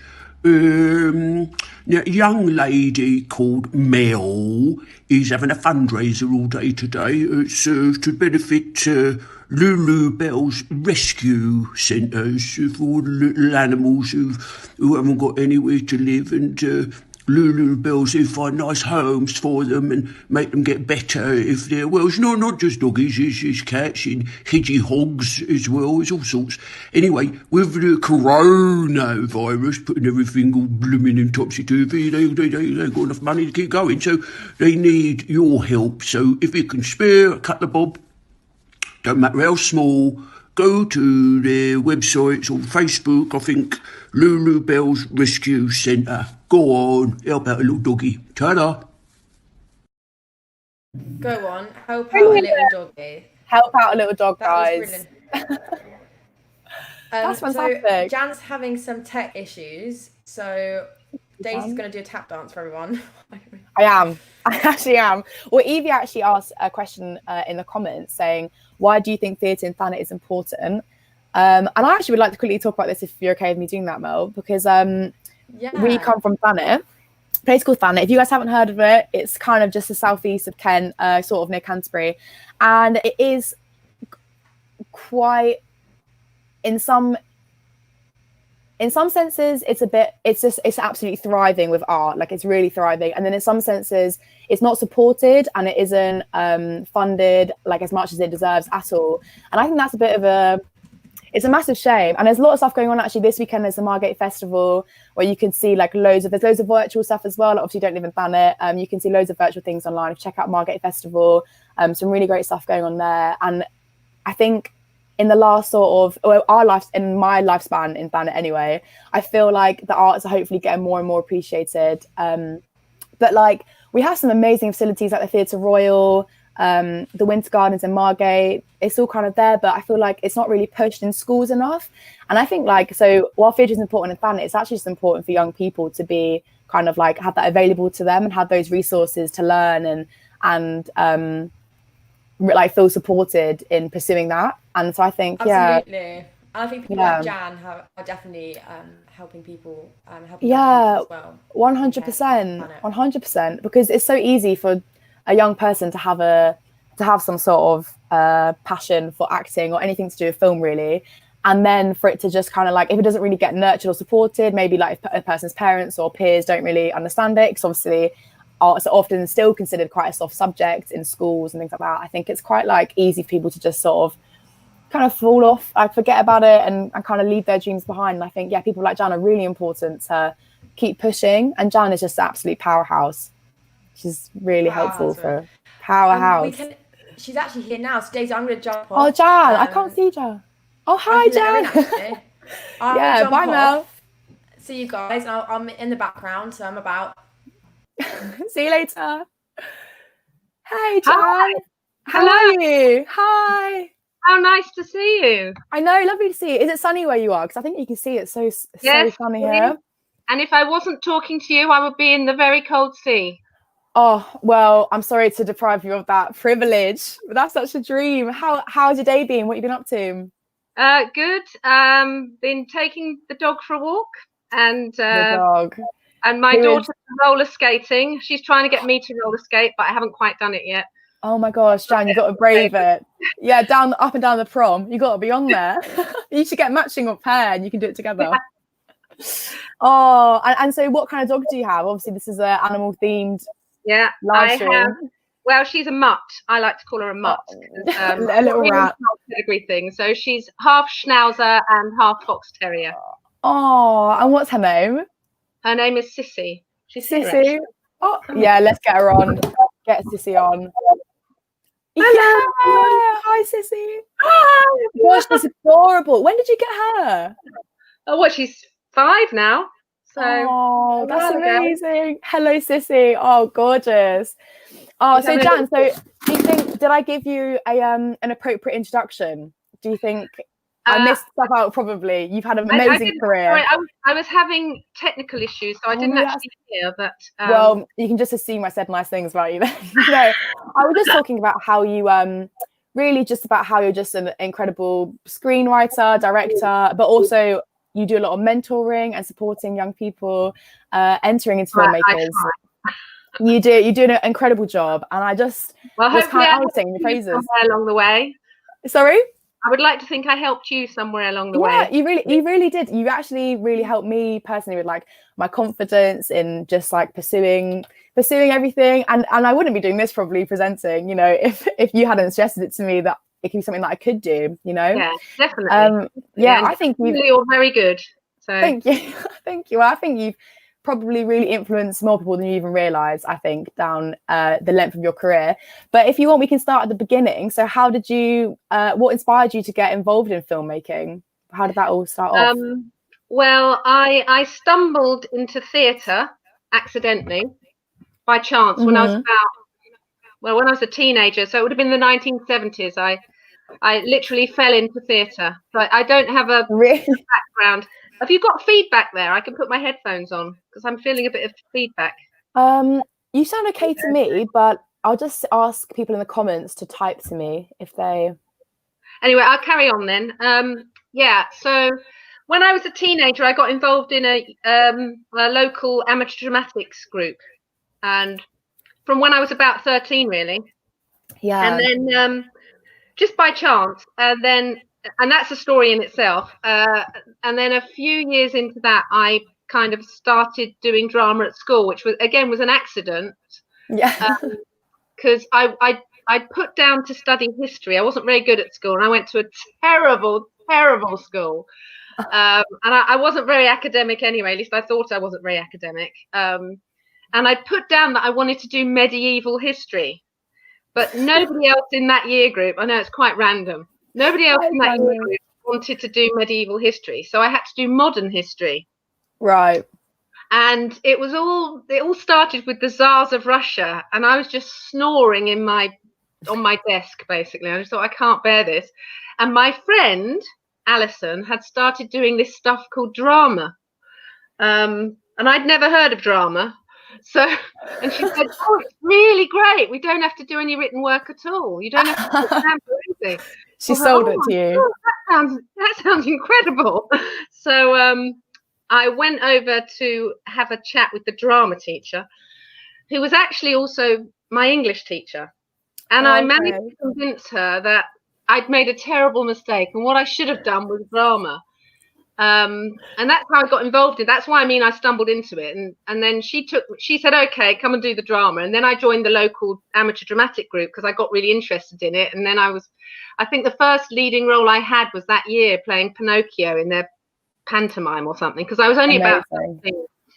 And then a guy started a local youth theatre. And that was what kicked it all off, really, for me. And I think for many people. And actually, I'm trying to start one.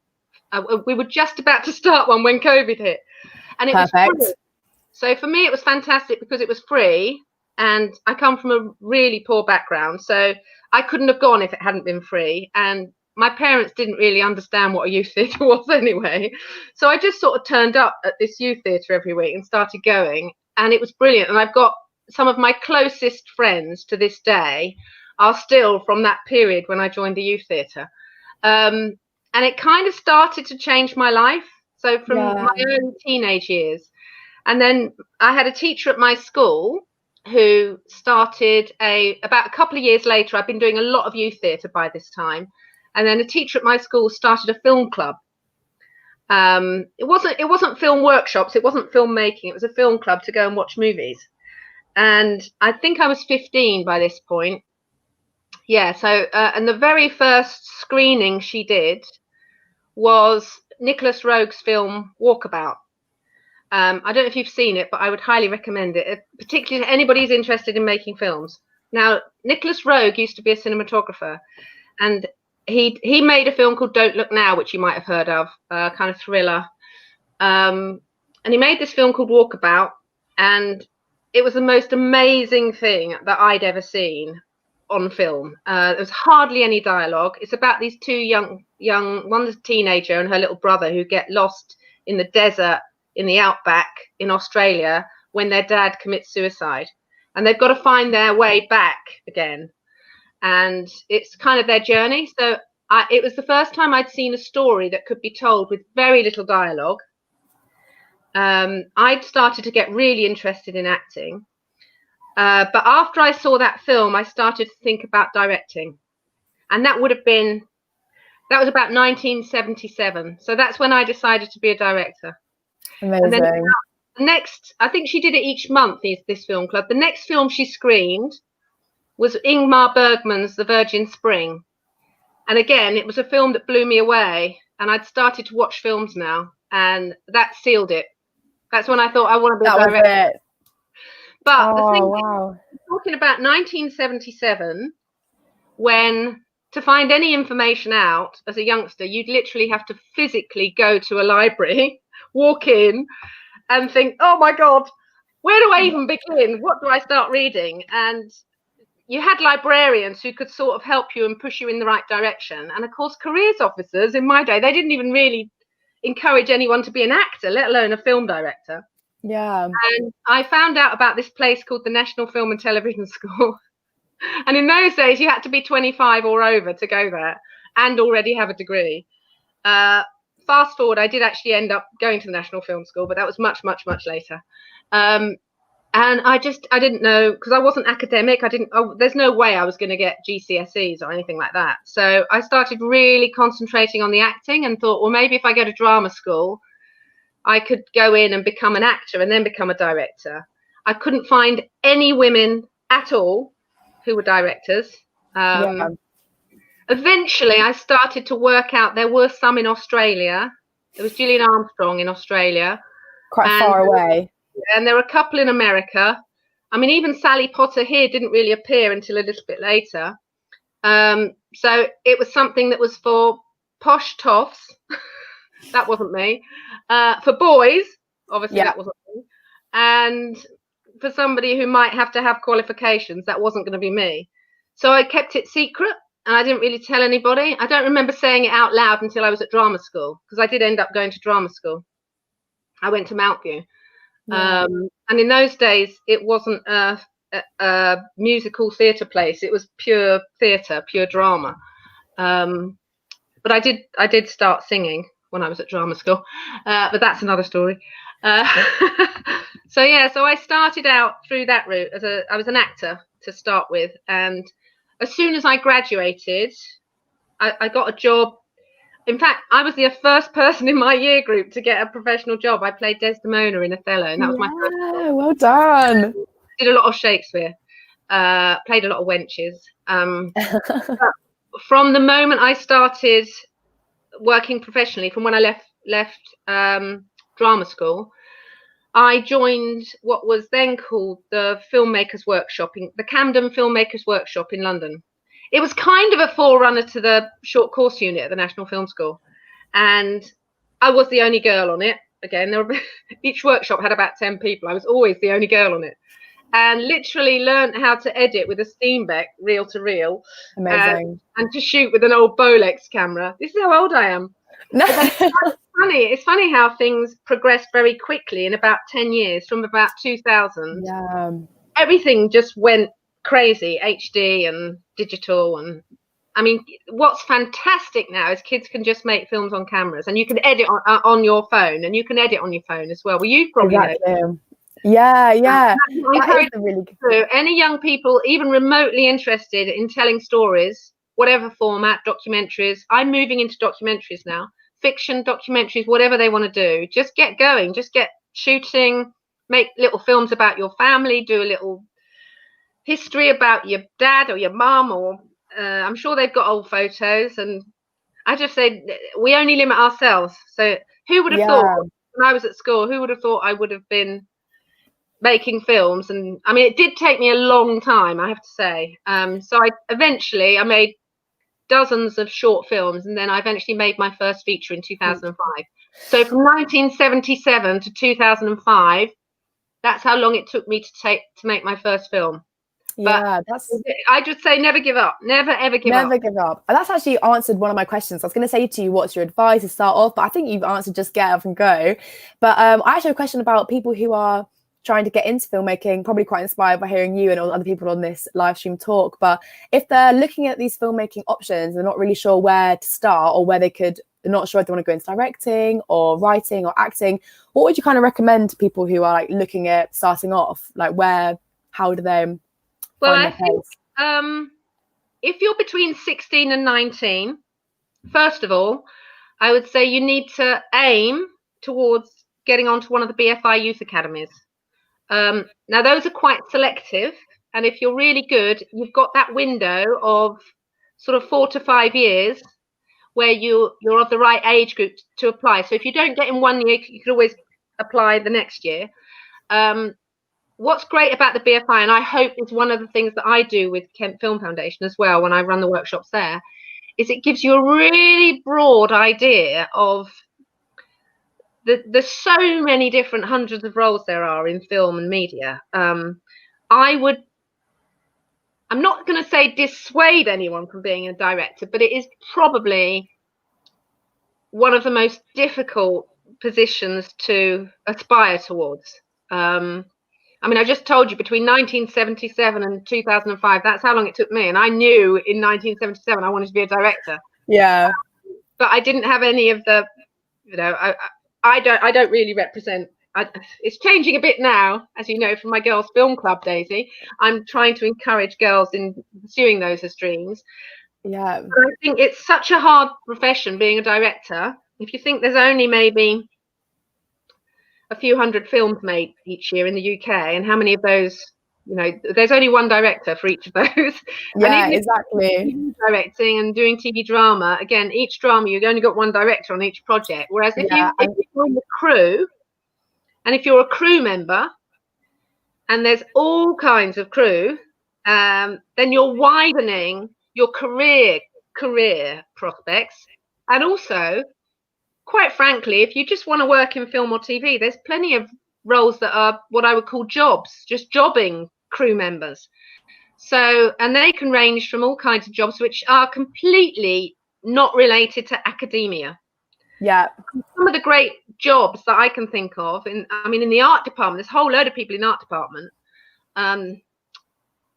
Maybe production designer, yes, you might need to go to film school or go to art school for that, but you can work your way up from runner as a prop person or a set art director. And the camera department, again, if you're really inspired in being a camera person, you don't have to go to film school. You could just start making films. Just get any job you can to buy yourself a half decent camera and just start shooting, do some short courses, and you can work your way up to a situation where you become a runner. Yeah. And again, a lot of the young people who've got onto the BFI Youth Academy haven't necessarily gone to university or film school. Yeah, and so I was thinking about what you just said about there's so many jobs that like people don't even hear about, and I think that's partly why things like the Kent Film Foundation that you run and the BFI especially, that's so important, isn't it? Because then kids or young people who don't have any idea about the different roles in filmmaking, these kind of foundations are really important to support people and to give people an idea of what even involves in making a film or putting on a piece of theatre or writing a play. Or I think it's so important, the work that you do and other people who've had long and inspiring careers who are still working in the field and mentoring and supporting younger people. I think it's really beautiful. And we actually had a question about what about queer voices in the arts? And I also have a question regarding that with like women in the arts. You were saying there wasn't many people who were looking like you in industry at the time that you were coming about, and it's changing slowly. But I'm only talking about directors. I'm only talking about I'm a screenwriter and a director. So yes, I am quite unusual still, unfortunately, but it is changing. It is definitely changing. And also, I've always been an out queer filmmaker as well. I've never been in the closet my entire adult life. And for me, obviously, at the beginning, again, you're talking about when I started making films in the late 90s, I was probably, I can't even, Derek Jarman maybe. I can't even think of these kind of out queer filmmakers, but they started to come along later. There were some of us, there were some lesbians out there who were making films and stuff. But you know, that's just one part of who I am, and Yeah, of course. it's one element of the stories. Everything I write is coloured by that. Not all of my work is queer films, but yeah, that's probably how I would identify myself, I suppose. Yeah. Which is how they call it nowadays, don't they? Self-identity. But yeah, I would just say tell your stories, and scope for telling more stories is also widening now than it used to be. It did really, the doors used to be shut for any women's stories, let alone queer stories. Yeah, exactly. The protagonist was a girlfriend or a wife of someone. Yeah, and we have a lot of that's catching up to do. Yeah, that's changed quite a bit now. And we're allowed to tell our stories now, and there's more of those stories now. And also allowed to talk about it, even because even 10 years ago, women were just shut down for even bringing up the fact that there was clear sexism and, among so many other things, racism, homophobia, of course, still like prevalent in our society and our industry. But I think that's great. It's changing. And Maisie said, what is your opinion of the attitude some schools still have towards creative arts? I'm sure you have things to say about this. Schools' attitude towards the arts, are they soft subjects? Are they as pushed and supported as academic subjects, in your opinion? Well, I do find it frustrating trying to get the schools, even where we are, Daisy and Thanik, trying to get the schools and the people who run the schools, the heads and all of the heads of department that could be involved in anything creative. Half the time they don't even realise. The IT departments, if you think about all the post-production that's involved in film, oh my God, the IT departments are the perfect place to create gamers of the future. Yes. Let alone, you know, post-production visual supervisors and such like, and all of those, you know, I mean, if you think, I always use Brave as an example of an animation where 20 people were involved in her hair in Brave, designing that. Exactly. You know. If you see the credits at the end of the film, you've got hundreds of names in VFX. Yeah. So many. So yeah, so you getting through that when they don't even realise a lot of the, and like I said earlier, career officers wouldn't have a clue.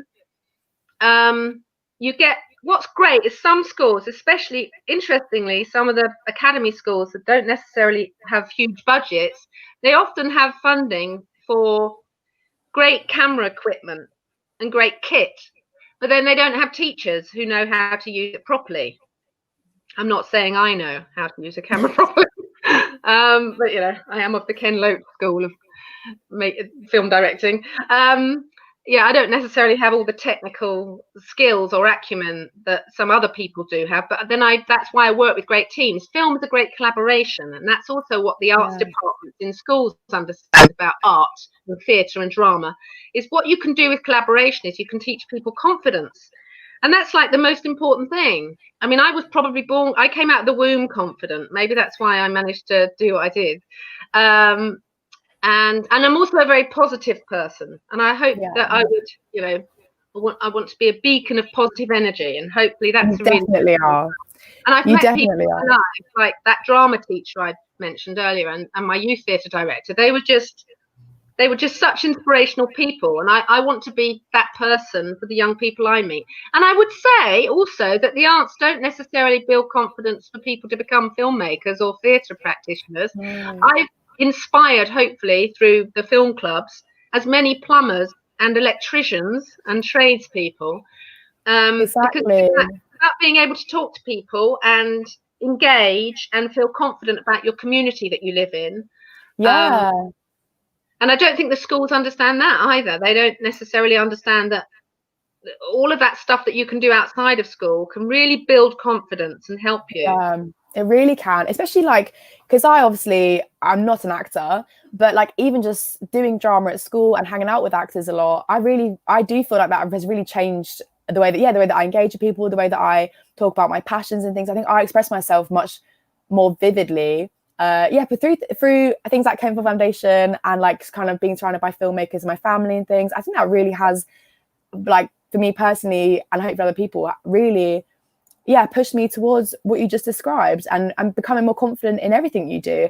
And yeah, I think that is something that schools sort of miss out on, and I think they kind of see art as maybe just fine art, or filmmaking has to be directing. But as you just said, there's so much more than that. Where are the location managers in that discussion? Yeah.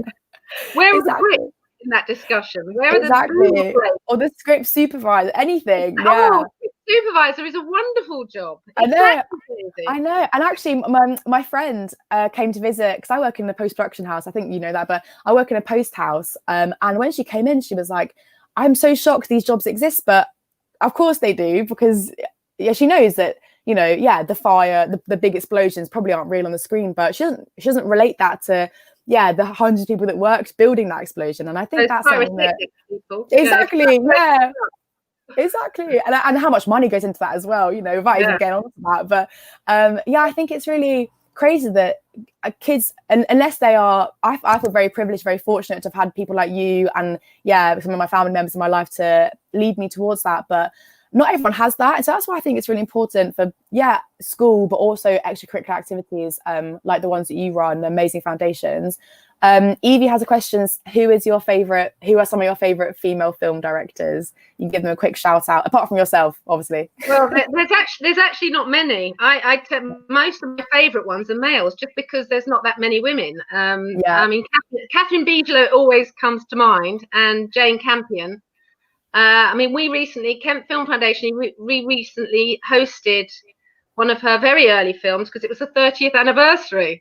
So I An Angel at My Table. So I'd seen An Angel at My Table yonks ago, but we managed, because it was COVID, we managed to get the producer from Australia and the lead actress, Kerry Fox, on a Q&A after the live streaming of the film. So I would highly recommend An Angel at My Table. So Jane Campion, definitely. I mean, I always say Pedro Almodovar is my favorite director. And Pressburger and Powell. It's difficult, because when I was growing up, when I was watching films, when I sort of first got interested, you were hard pushed to find women directors. Bergman is another favorite director of mine. And you have to kind of find your own way. I mean, I have contemporaries now who I really admire, like Andrea Arnold, who are actually friends as well, because we're such a small group of people that we all kind of know each other. Gurinder, I think she's a filmmaker worth watching her stuff if you haven't. Sally Potter, one of those earlier people. Amazing. Oh, Jan, we're just about running out of time. Although the last final question is, what is the biggest lesson you have learned throughout your whole career / life? The biggest lesson, the greatest lesson. Don't let no be a final answer. That is so Jan. That is so you. You just push, and that's amazing. And I think you're honestly a very inspiring woman. Everybody donate to Lulubells, because that's what today is all about, isn't it? Thank you so much, Jan. All the proceeds and all the fundraise from the I'm going to donate now. I haven't donated yet, but I am going to. Wow, that's perfect. Jan, you supported as well, just by coming on and inspiring all the people in the watching and stuff, watching at home. I honestly think you are a very big inspiration, and I hope that when I'm down in my career, you will be too, Daisy. You will be an inspiration too. Thank you so much, Jan. Really appreciate you coming on. I'm going to let Melody take over now. Okay. I believe we have another pre-recorded session. Oh, here she is. It's all three of us. Yeah. Hello, Jan. Very nice to see you. The gang's back together, Very nice guys. to see you too. The gang's back together. Look at us. I'm actually wrong, Daisy. Our next session's at 5. Well, I thought I was at 4:30, so. But I was just looking and checking everything out and realised it was 4. I just maybe it's mostly. Oh, that's okay. Well, so what's happening now? I don't mind staying if you want me to stay. So, Jan, maybe let's ask 1 or 2 more questions, and then Daisy will do an agony aunt, and then definitely. John Brick will be coming on. John Brick's on at 5 talking about being an actor's agent. Amazing. Well, Jan, we still got Jan then. That's perfect. Yeah, we still got that. I'll peel off. Somebody's asking a history question there, because as you know, Mel. Oh, she's gone. She's gone. She's off. In my I also think there's always new things to do and new things to discover. And I'm now I've undertaken beginning my PhD, having done a history undergraduate degree. So I'm doing a part-time PhD in history. So there's a history question there. My favorite period in history. Yeah. Okay, my favorite period in history is, well, I do like, as I mentioned earlier, I love medieval history, and I was going to work my PhD around Queen Margaret of Anjou, who was Henry VI, because she's been written out of history, and basically she was a very, very important part of the Wars of the Roses.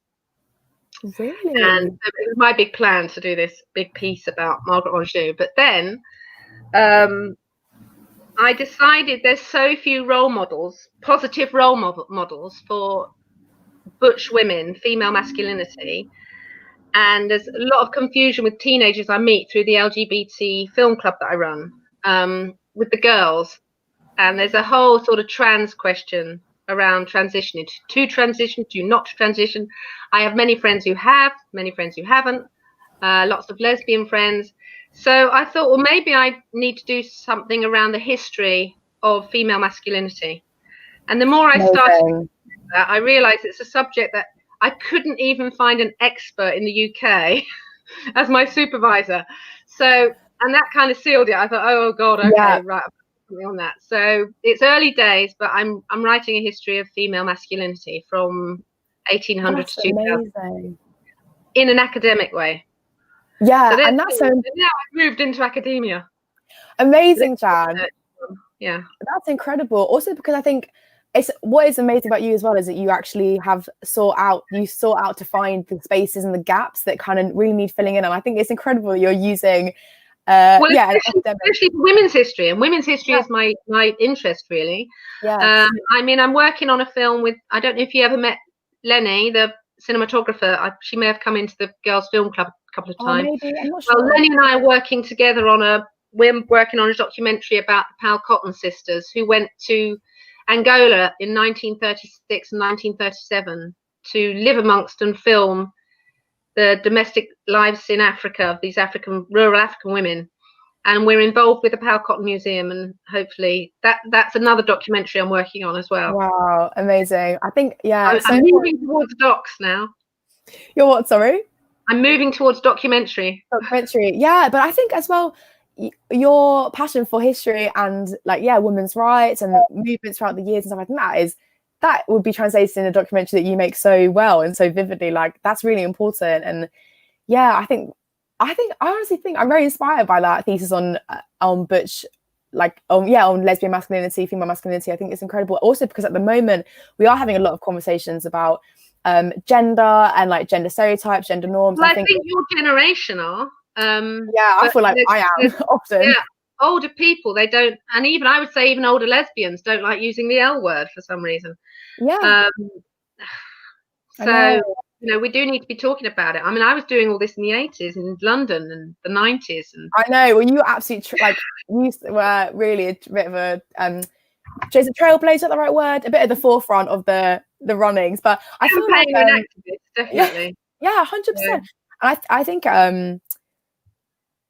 any sort of conversations now, I would hope that it is my generation, but when you see things like I don't know, like Piers Morgan on Good Morning Britain, and he thinks he's for some reason qualified to talk about gender, and he thinks that he has even his arse's opinion. He's not, but he thinks his arse's opinion on gender and whether people should transition, or can there be more than two genders, and he just doesn't get it. He really doesn't understand different ways to identify. And I think that it's maybe people who are him who are quite stuck in his ways, that sort of the young people just have to kind of override, I think, and just take over and just storm Good Morning Britain studios with their own opinions and make films and make documentaries and make I think the arts is an amazing way to show. Well, I was trying to get a trans themed film off the ground for over 10 years with a veteran producer who's very qualified, more than qualified. And with all of my films, I've never had any BFI funding for any of my films, not even for development. And that that's also why I've started to think, well, maybe there's a way to tell these stories through documentary rather than try and get a fiction made. Because even don't with take no for an answer. well, exactly. Don't take no, guys. I'm trying to make films, even though I've never really been, public funding has eluded me. It's not the private funders, it's the public funders. I can't get a look in, even when I've had agents in LA, A-list agents here. And I think that is something to do with my generation. Yeah. I can't see any other reason. I mean, my first film won a BAFTA, and I had no help with that. So, you just think, how much do you have to prove yourself to start? Yeah, and that's kind of documentaries. I can just kind of at least get going. Yeah, exactly. And that's a massive thing about like even just getting a chance. I think it's actually a question here about how much it just disappeared. But I think how important to wider society do you think that working class actors is given a chance? I think the whole thing about why do you have to well, I was a working class actor, and I was playing Shakespeare, mostly wenches, but also some lovely leading Shakespearean roles as well, like Desdemona.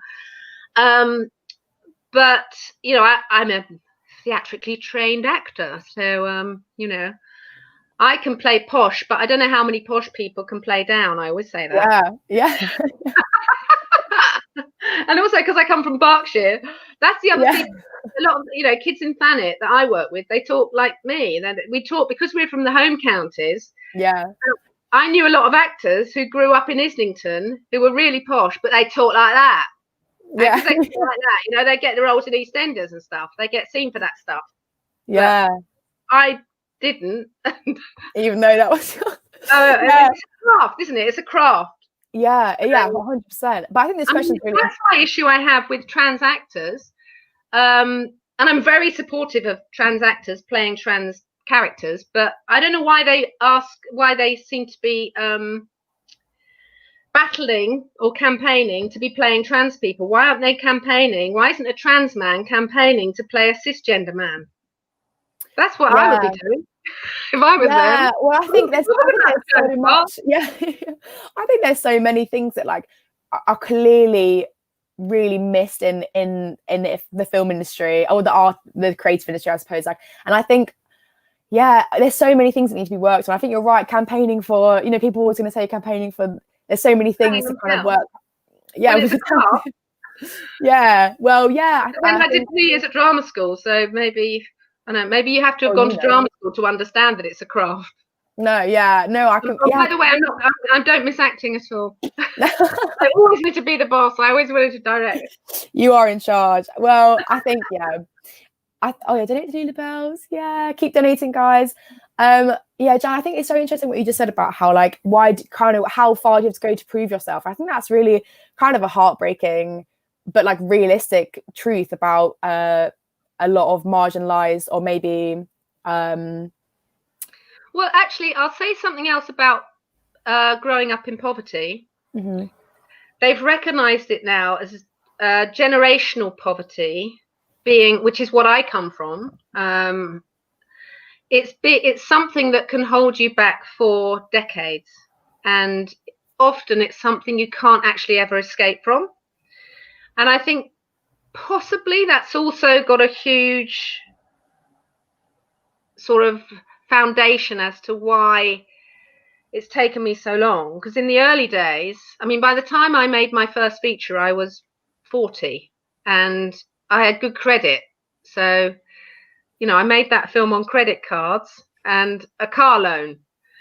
But I couldn't have done that when I was 25, and I couldn't have done it when I was 30 because I was still struggling to make ends meet. And I have been homeless as well. I was homeless in my 20s at one point. Just because you never quite catch up. You can never quite catch up financially, even if you got... And as a jobbing actor, I was away a lot anyway, not earning a lot because I was on equity minimums. And you can't... It's really hard to sort of just get that first break in life, a deposit for a flat or if you're going to buy a property. I mean, I couldn't buy a property for years. And it's also, that's difficult with your confidence as well, in just trying to, how you engaged with middle class people. I'd never had an issue with it because I was an actor. I went to drama school, so I could, I'd You're surrounded by it. I could play a director. Yeah. But most of the people you're talking to when you're starting out, and if you're an actor and you're trying to build your network, because acting is about having a network as well, it's quite difficult to even infiltrate those networks and those groups of people. I mean, I have some great peers who started out with me. I actually started out with Andrea Arnold, so I've got great peers. I've got friends like my friend Debbie Aston, who's up in Birmingham. There are peers I have who have now broken through and are now starting to produce, direct. But it was tenacity and confidence again, and just keep going. But it's hard for if you have a poor background. It's hard, and that's also what I'm trying to do with Kent Film Foundation. Is I'm trying to hook people into networks so that I can be a friend, or I could. And there are those jobs. That aren't necessarily to do with whether you've been to film school or your degree and stuff, and that can be career jobs like first ADing. And it all starts kind of small. Yeah, and also Jan, like it's very. I think what you said earlier and just then about what you're trying to do with the Kent Film, what you're achieving to do with the Kent Film Foundation is that by making it free, you're making it accessible to so many more people, because obviously, like people coming from working class backgrounds might not have the accessibility or might not be available to them to be doing those things, like some of the courses and things that they might see online or in the local area. And I think it's so important and really inspiring and incredible that you keep everything that you do available to all. I think that's really special. Also, I think sometimes they don't necessarily know, and this is going back to the schools again, they don't necessarily know whether they should go to university or not, what kind of courses. The amount of emails I get from people saying, I've just finished a film studies degree and I want to work in film. And I'm thinking, if you want to work in film, why have you done a film studies degree? Yeah, what have you done that for? It's obviously because somebody at school must have said to them, oh, you need to do a film studies degree for that. Yeah. And I have to send them off somewhere to either do a post-grad course somewhere or go and be a runner somewhere. So that, because I don't know where to place, because they and also it's just so ambiguous. Like, I've done film studies. Well, does that mean you're interested in editing? Or are you interested in are you interested in being a cameraman, woman? Do you want to do sound? Do you want to do post sound? Do you want to do post production music supervision? What do you want to do? Because there's so many different areas.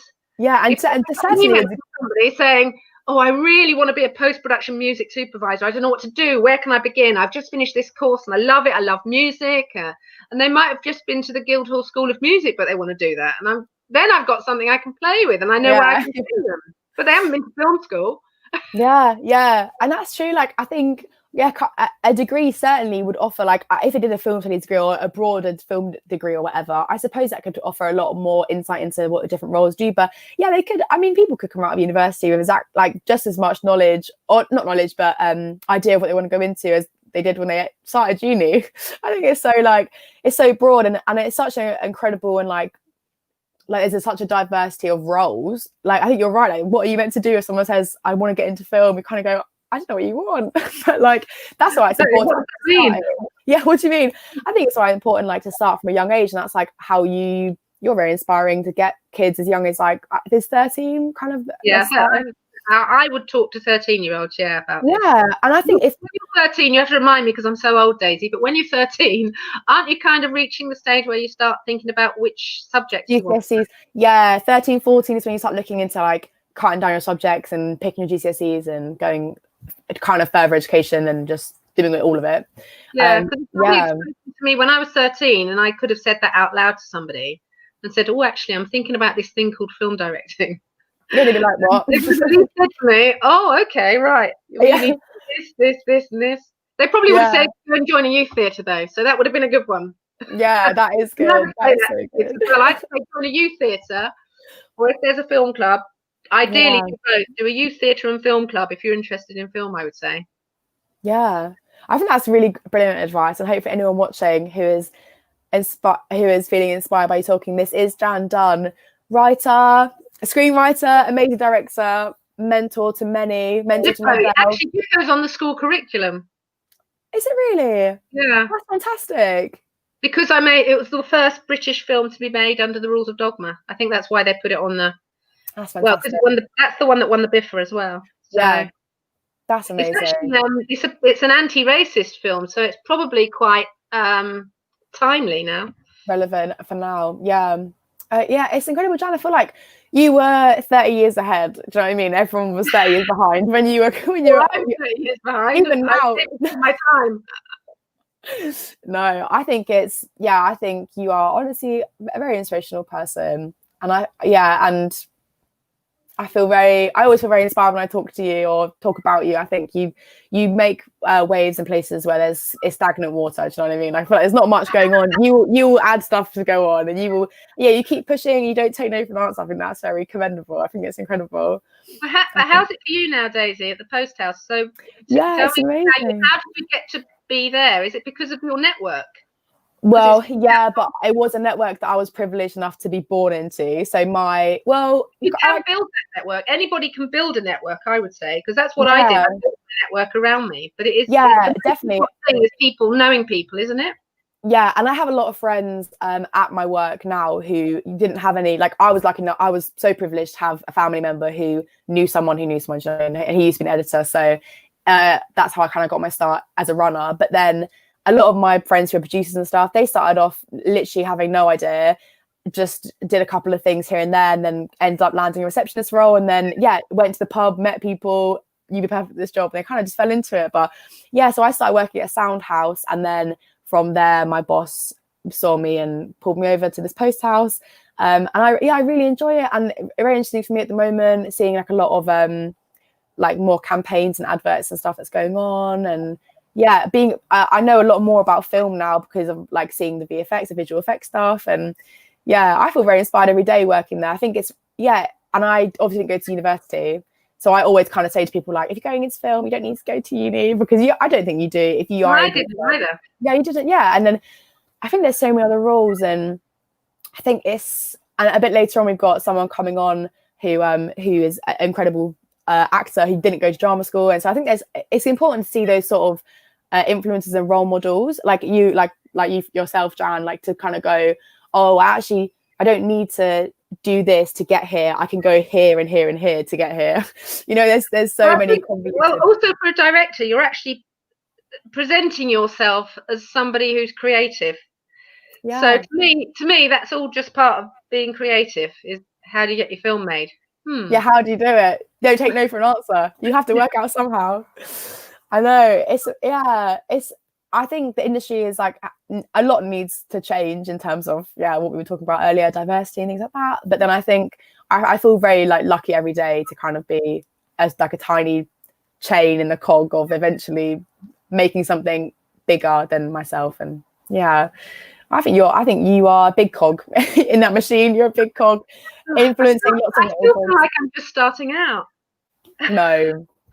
Yeah, well, but then that's also, if you are starting out, that's exciting because you've got more to achieve and more to work for. I think that's also I think maybe there's a bit of a misconception. I don't know if you'd agree with me on like how you have to have completed that, you have to get here and here by the time you're this age. Like, why do we have that? Why would you say that? Why it's nothing to be ashamed of. It's actually a massive achievement to make your first film at 40. It's incredible, even just to do it in your lifetime. I have to say, actually, it's a massive achievement to make a film. It's to make a film, full stop. Yeah, it's exactly. a huge endeavor. Exactly. So and also for women, I think a lot of women coming into it old. I mean, Kerry Fox, who was in An Angel at My Table, she's got a feature film that she's planning to make. So that would be her feature directorial debut. And I think she's a woman in her 50s. So, I think, but directing from my generation, directing used to be something you would evolve into. I don't understand how the film financiers and the public funders are focusing on graduates, because I just look at it as an evolution, directing. Yeah. Something you just walk into. It's kind of an evolutionary role. I think that's a great way to look at it as well in any sort of creative role. Like, I think you can only really hone your craft and get better. Like what Simon Stevens just said about how like you can only really get better if you just keep doing it and doing it and doing it and not taking no for an answer and not telling yourself no as well and believing in yourself. And yeah, I think I like what you just said, it's an evolution for acting as well. Like there's a reason why a lot of people maybe at drama school aren't very young sometimes, because they've actually gone through a lot of other stuff and then they're an actor and then they can become other things and go on. And like yourself, like we're an actor and then, well, you are still an actor, but trained at drama school and then went on to do these other amazing things in your life. And there's no age limit. It's not too late. I mean, I went to film school in my 30s and I only went to National Film and Television School because at that time they were offering some places for people from low socioeconomic backgrounds. Yeah. And so it was line producing and it was funded by the European Social Fund. Wow. My third film, I only managed to get off the ground because the European Social Fund funded the development of that. Again, it wasn't any public funders from the UK, it was the European money. So, yeah. Yeah, and so you were 30, you went to film school, 40 you made your film, and now... Yeah, about 33 when I went to film school, I think, yeah.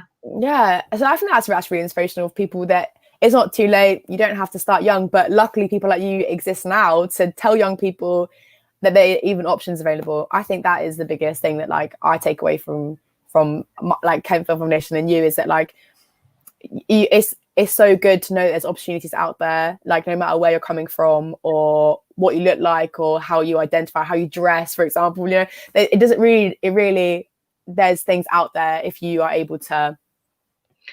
But I think as women sometimes we get trolled on Twitter for the way we look and stuff like that. I mean I'm a huge fan of Mary Beard, and when she was on TV doing her documentaries, everybody was commenting on her age all the time. I'm just thinking, it's just like it's they crazy. say that about Alan Yentob, I wonder. Yeah, exactly.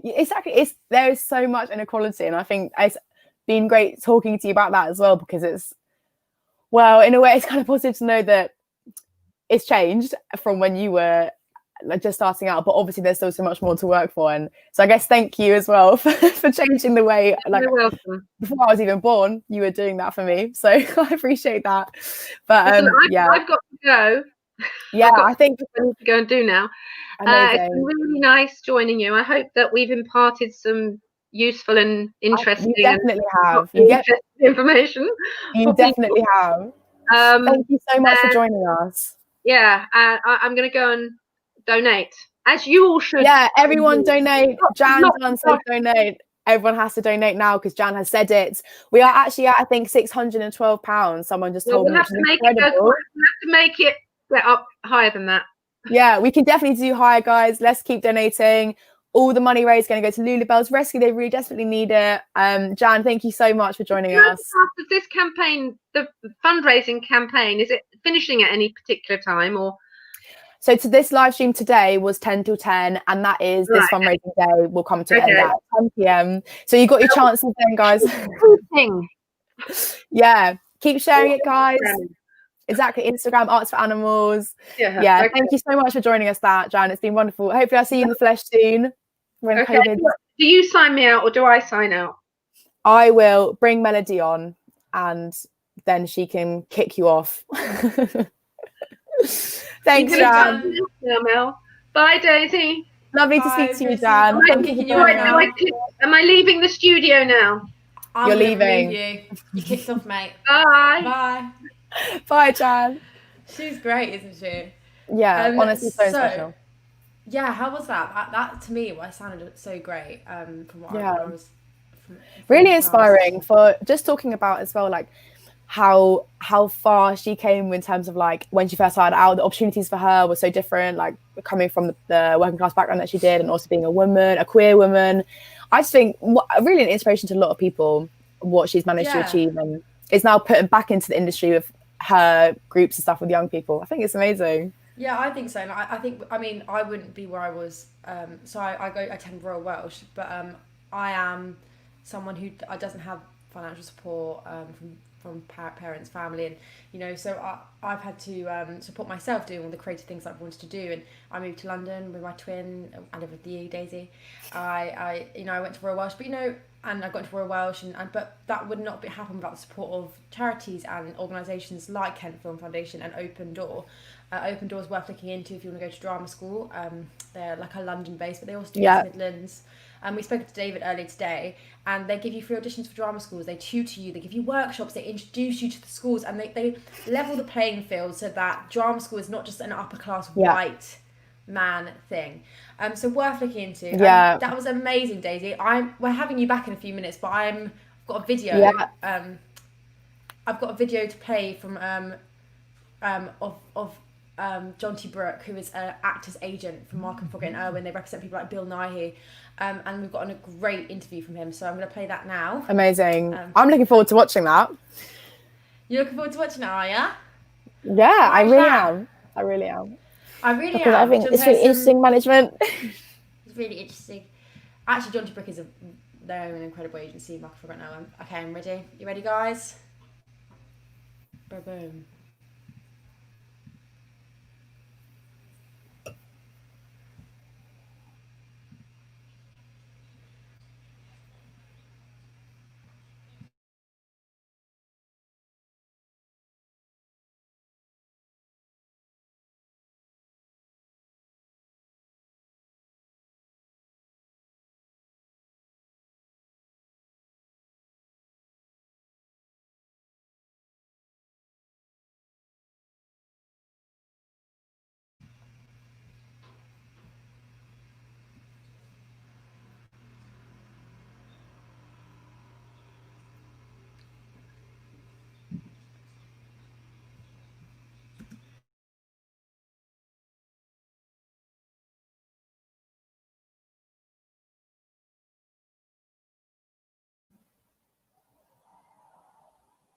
Hello. Guys, this is some technical issues. Don't worry. Keep watching. John T. Brooke's going to be right back in a moment. Melody is just working it out. Sorry, guys. But in the meantime, while we're having this interlude, you can keep donating. Sorry, guys. Back on it. And nobody I knew had it.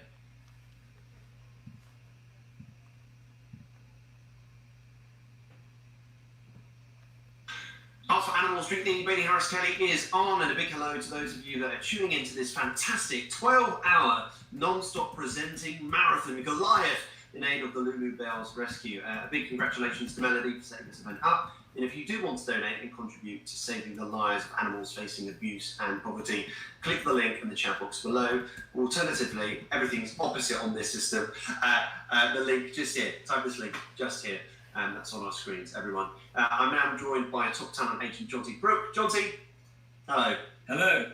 Hi, nice to see you. Hi. Well, just kick starting with that's all right. We've only got 15-20 minutes, so let's jump into the thick of it. John T, Wow. how did you get involved with this industry? What kind of stemmed your creativity to really join this industry full of so much content?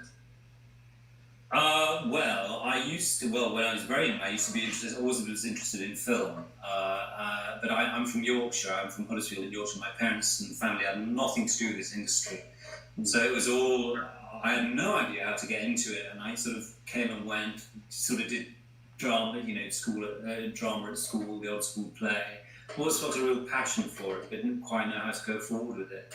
And nobody I knew had anything to do with it. So I'd heard of RADA, the drama schools in London. That's all I'd heard about, because I used to read biographies of great actors like Laurence Olivier, Ralph Richardson, all these old fabulous theatre actors.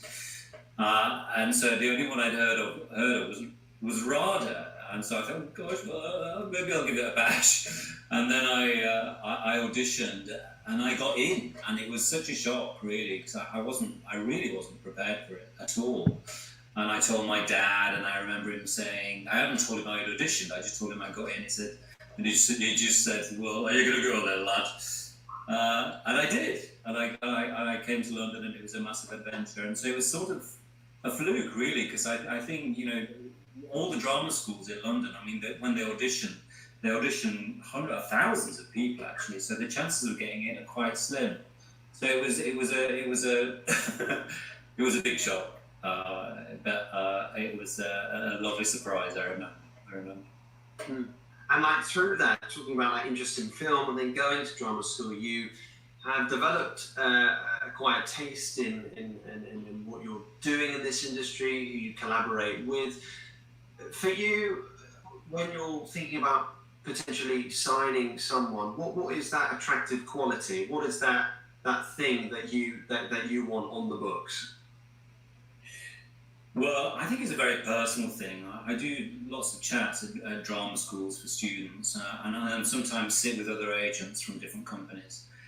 And I think, I think some agents do have a sort of, they'll say, oh, we need X amount of young, girls, or they might have a sort of quota for who they're looking for at the moment. But I don't at all. I mean, it's purely on instinct, and when you see somebody on the stage and they make you look, gosh, that's special, and they might not be necessarily obviously castable, they may, but that excites me. I love that idea of somebody being, so special and talented and rare, and then also always sort of pretty, chocolate box type looks that, you might get, more castings than somebody else. But that doesn't particularly interest me. I'm far more excited about sort of talent, really. And I think that I'm fortunate that I do work at a very good agency. And so we get a lot of people coming to us anyway, for our ideas and thoughts and who we represent. And so, we are in a position where we can really get people out there and seen. So I don't particularly look for a type or have a type at all. It's purely a sort of gut reaction to somebody's talent, really. Like having that gut, being like, look, like person that I want. It's just how long can you typically follow an actor, communicate with them before making that offer? Well, sometimes you don't really have a choice because it's quite quick, and if they're established and they're looking for a new agency, they might see a few actors. But you can do your research on them. You can go back and look at their film and TV and make decisions like that. If it's somebody just starting out, then what we try and do is see them in more than one production if possible. If it's a drama school, we'll see them in a few if we can. Or if they're not at drama school, you don't have to go to drama school to do well.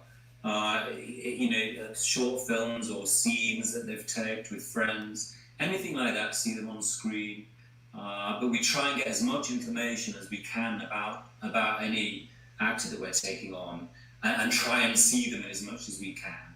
And then it's not just about our decision on how fabulous they are. It's about how we present them when we're talking to other people, and as much knowledge as we can have on an actor. It helps so much when we're talking to a producer or a casting director. We can give them a really full picture of who this person is. So it's very useful. But it's not usually a very quick decision. We do take a little time if we can. With time, how long does the actor? How much time are they allowed to consider the offer that you propose? Oh well, again, this varies from agent to agent. Some agents get quite tough on this and say, if you don't get back to me by the end of the week, or we withdraw the offer, which I personally think is a terrible thing to do. I don't think you should ever put pressure, particularly on young actors like that, ever.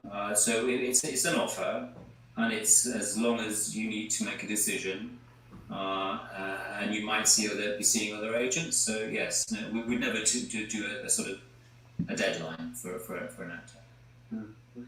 Okay. And after being successful in obtaining an agent, when does the actor know when not to call approach you?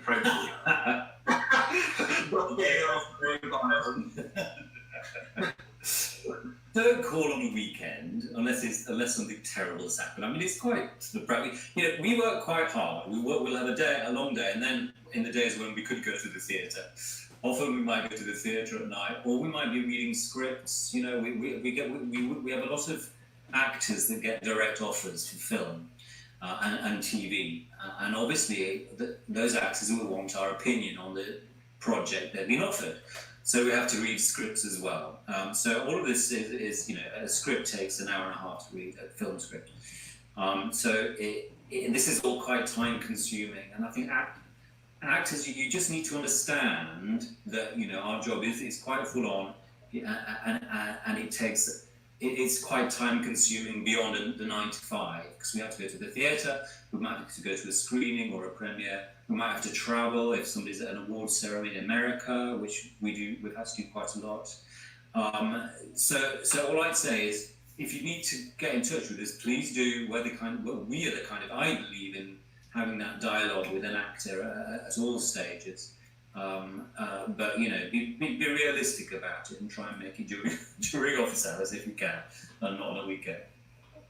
Yeah, God. Well, thinking about emails and some of the questions that came in from people that wanted to ask you a question is, how do you just, when you're thinking about hopefully finding representation, what are the essential do's and don'ts of an email? Because it can be too much.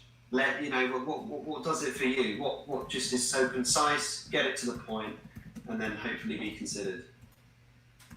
Well, that's a very good question, and it's a question we get asked all the time whenever I go to do talks at drama schools. Actually, it's quite a difficult one to answer because, emails. People used to send photographs in the post and CVs printed up and everything all the time, and you really don't need to do that anymore. I think email is fine. A lot of agencies have a specific email address to send applications to. But in terms of how you present it, I would first say always it's worth getting a very good photograph. Please make it. A lot of actors, especially forgive me, but young actors don't have a great idea of who they are necessarily.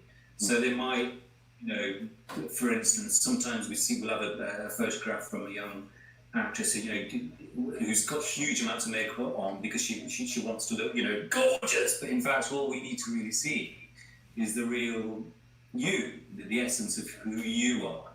So it doesn't need to be anything extraordinary or absurd hairstyle. Just be you, and also keep it concise. We get so many, I can't tell you, and we just don't have time to read. So the first couple of sentences, a good photograph. And maybe a recommendation from a good casting director, or if you've been to a drama school or worked with a very good drama teacher, maybe a little connection like that sometimes helps. But the reality is that we get lots and lots and lots, and it's actually a very quick look at a photo. If the photo is potentially of interest for whatever reason, and it's a very personal thing. Then we'll look further down, and if there's a link to short scenes, or very short scenes, not a huge long film or something, just to get a real essence of who you are very, very quickly. It's about time. That's the problem, because we do get so many. Right. With regards to practice, what should actors be essentially aware of in terms of malpractice and how an agent might exploit you? Because there's the established agencies like yours, but there's other ones that sometimes people are not aware of, but they just do all of the loads of submissions and they don't really think it through, and there's a danger that comes with that, perhaps. Well, there are some agencies like that. What I would do first of all is to check if you are going to look into an agency or write to an agency. There is the PMA, which is the Personal Managers Association, and most reputable agencies are members of the PMA. But there are some, frankly, dodgy ones out there. Some who aren't established, some who will take loads of people on. And let's be honest. Often, you come out, you'll start as your career when you're very young. You might not get some of the sort of more established and well-known agencies. You might find you'll go with somebody that, gosh, they don't really have anybody, they don't really represent anybody that you really know, or and there might not be members of the PMA. So I just say, and they might make you sign a contract as well, which says, if you leave us, we get all earnings for 3 months or something like that. Which again, I think is grossly unfair, but lots of some agencies do that.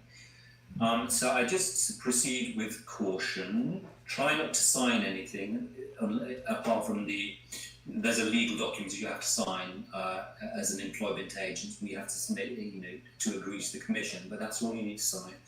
And try and avoid the ones that, give you a contract that you can't get out of for several months, even if you want to leave and go to a better agency. But it is difficult, that one. There are certainly some disreputable agents out there, without question. What type of agency is best to go with for the first initial graduates? Because you just mentioned that there with fresh new talent. Is it the larger agencies like yourselves, the small, the boutique? How do you know talking about relationships earlier as well, how that relationship is actually like a married relationship almost? Well, it is. It is like sort of, when you're buying a house or something, or renting a flat or something, you walk in, you feel this is the right place, it feels right.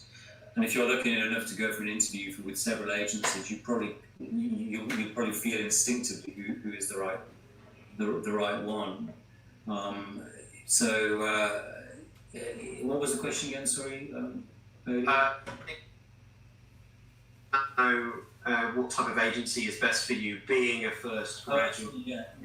Well, I'd say that we're a sort of boutique agency, really. There's only 10 people that work there, but I'd say that, again, it depends. That some of the bigger agencies, like, say, Independent United, it sort of depends who you're with, really. Some are very, might take on a lot of people and not speak to you. Really, you might find you're speaking to an assistant, for instance, but that's fine.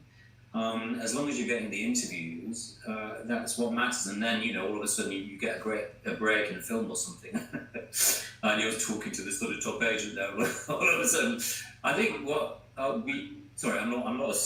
not accusing Independent or United in that. When somebody comes out of drama school or National Youth Theatre, or when they're first starting out, I think you need a lot of feedback. When you're going in for meetings, because you're learning, and so I think that communication is key. I think you can have a great relationship with an agent, whether they're one of the bigger agencies, or with a young agency just starting out. It's a very personal thing, but I think you need to be respectful, and it's good to have that communication. But don't call every day and asking what's going on, because that's just that will drive them up the wall. But it depends. Different agents are very different. Work very differently. What type of relationship would people expect, like working with you, liaising with you?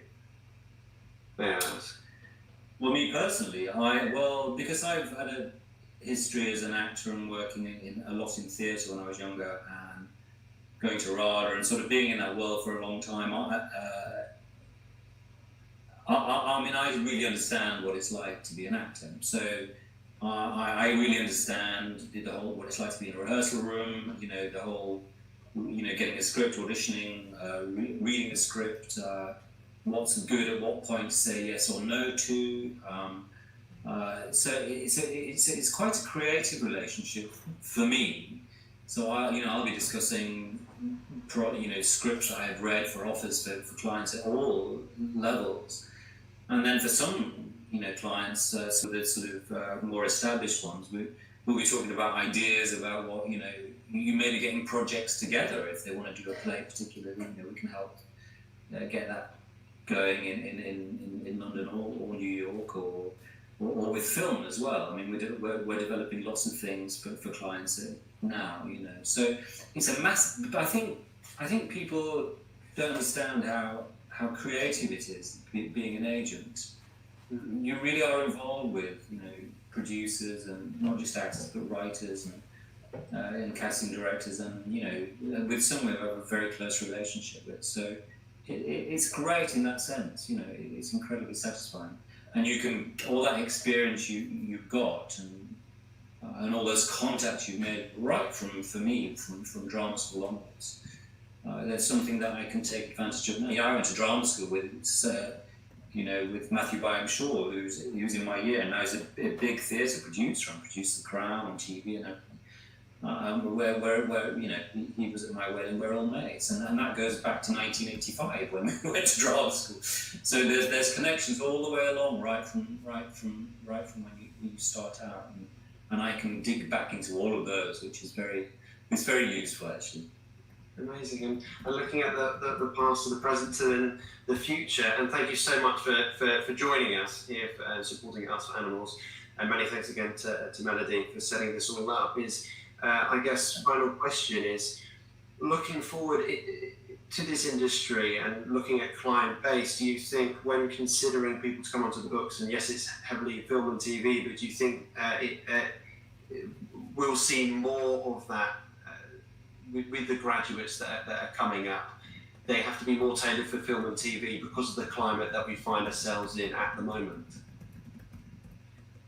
Well, I mean, I've been saying that for a while before this whole pandemic, that I think certainly a drama school experience needs to be more weighted towards screen work, because that there is more and more happening. It's worse, obviously, at the moment. Theatre's really in a terrible state. It's awful. But I think it will recover, and I think there's always a place for it. And I think particularly British actors, most of our clients all go back to do theatre at some point, virtually all of them.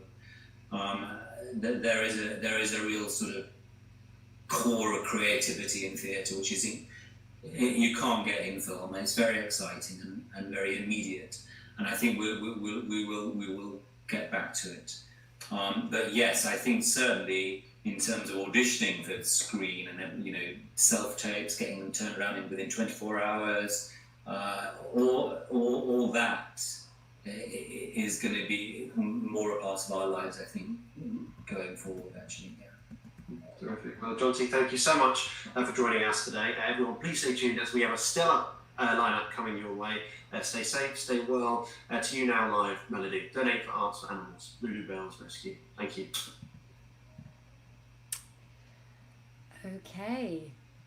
Probably can't hear me, actually. Wow. That was Mark and Frog and Erwin are a really inspiring agency. They represent some really big stars. Can you guys hear me okay? No? Yes, they can hear me. I can hear you fine. Great. I have a video that I can hear you play while we fine. wait for the next guest. Yep. Is everyone ready for it? I think everyone will love it because I made it and it's just clearly the best video ever. I made it with Joe Lowen and Gabby Foley. Enjoy. Oh, ring, ring. Ring, ring. Hello. Oh, hello, Hedgehog. How are you? I'm alright. Who's this? It's Kat. Oh, We haven't spoken much since the Christmas party. Oh, God, yeah. Yeah, How are you? Yeah, it's all cleared up now. Okay, good. I'm glad to hear anyway, that. I was calling to ask, would you make some skits for Melody's Arts for Animals Live to raise money for Lulubells Rescue? Oh, well, let's, yeah, I'll do that. You do it? You would? I'll do that for you. We could have a couple of drinks, make some skits, make people donate. Well, I'll tell you what, I have a bottle of Pachi in the house that I've been waiting to bust open, so I can bring that round and we can have a few of them, and we'll get the film skits going. Not like at the Christmas party, though, right? I'm never doing that again. Kat. Never. Never. Well, never say never. I'll see you tonight. You know what I really love? What? I absolutely love What? whenever people donate. When they donate to amazing charitable causes like this one that we've got on now. I mean, I just don't think that I could be with a man that doesn't donate to things like this that are bigger than himself. Well, I donated £1. Oh, really? I donated too. Oh my, listen, we need to calm down here, gents. Maybe I'll even put in a $5. Oh. Why did the hedgehog cross the road? I'm not sure about that. To get to Lulubells Rescue. It's a great joke, great joke. Let me ask you, are you a comedian? No, I'm a cat. Help. Okay. It's me. What? I was wondering What? if after all these years you'd like to donate some money to me To you? and the kittens who are hungry and the hedgehogs on the street. Well, that relates to So me. difficult in these COVID times course, for the yeah. Lulubells. God, they're great.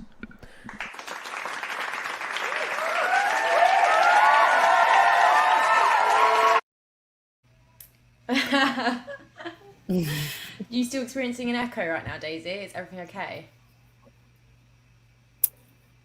Well, Mine echo you. let's see. Is there an echo Great, of my great. voice? That was I can't lovely. hear it.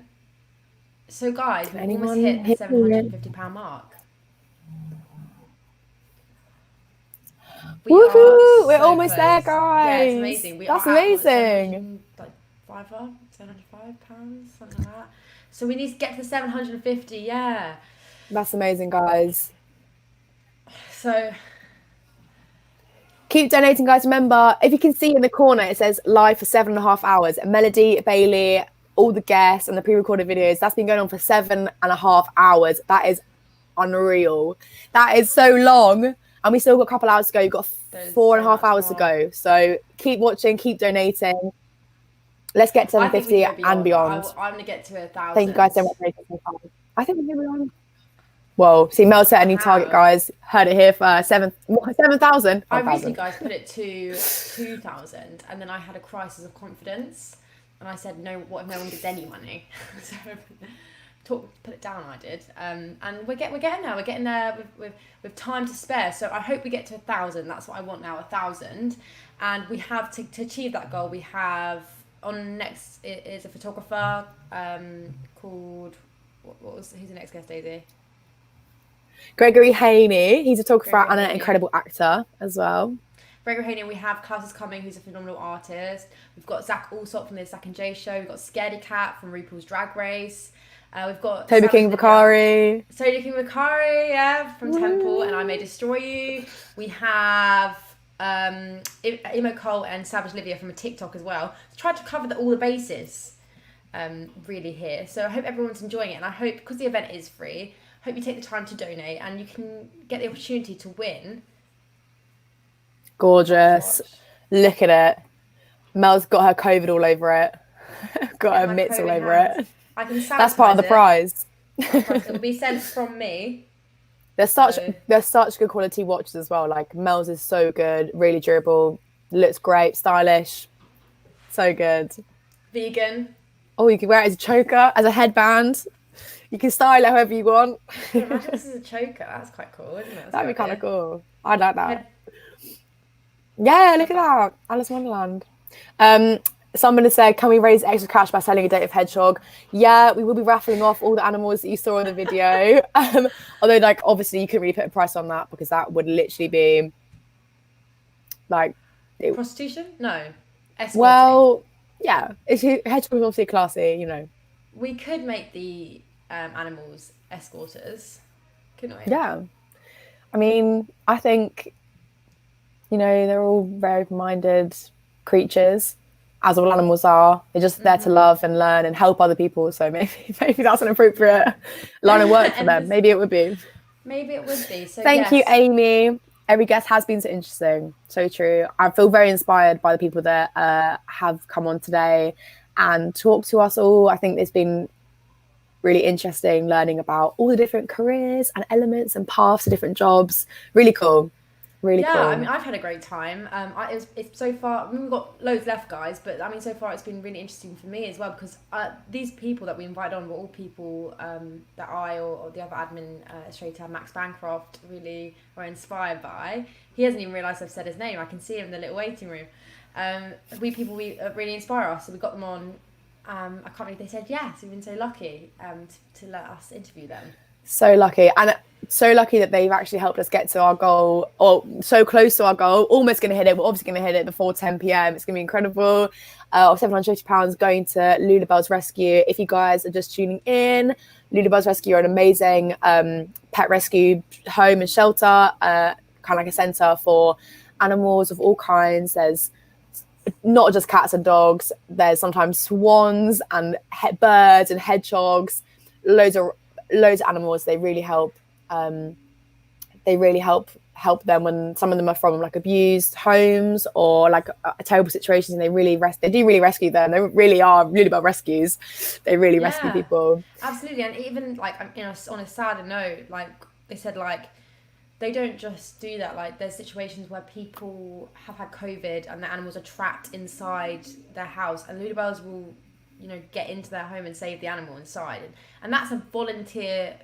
Those are volunteers, and they said they don't really get any help from the government. It's people like Pets at Home that donate to them, and people like us who foster. And it really is volunteer work. And without them, I mean, I don't know where lots of these animals would be now. I mean, they currently have over 160 in care this minute. Wow. And they are a really small business, guys. So your money is really going to be used really well to help save these animals. Absolutely. We're at £702 now. Let's get that to 750 with this next guest. Come on. I think he'll be here soon. Maybe there's an issue with the link. Gregory. But guys, Gregory is amazing. Look at his Instagram when I tell you that these photographs are amazing. You guys definitely have to check him out. I can't wait to chat to him about it whenever he is available to join us. Whenever he's available, yes. Who's everyone's favourite so far? Who's been everyone's favourite guest? Leave a comment on who you thought was the best, and we can pit them against each other. Best to worst. Who was the best? Who was the worst? Who do you want to see more of if we ever did this again? Out of interest. Also, Simon Stevens, you need to get him back on because he was very inspiring. I felt very inspired by him. He was a big get. Everyone was a big get. I felt very happy to have every single person on this live. But he was great, wasn't he? Yeah. Especially because you're so right that everyone you've got on is actually someone that either makes you laugh, makes you inspired, or makes you like want to do crazy things with your makeup. Scaredy cat coming on later. I know you've been inspired by every single person that's come on. So that is that's a really yeah, exactly. I agree with you, and it has been a great day for me in general. So, you know what? Yeah, I'm having fun. Gregory, I think we're having some issues with him coming on. So, why don't we, Daisy? We start a little segment that we came up with. Should this happen?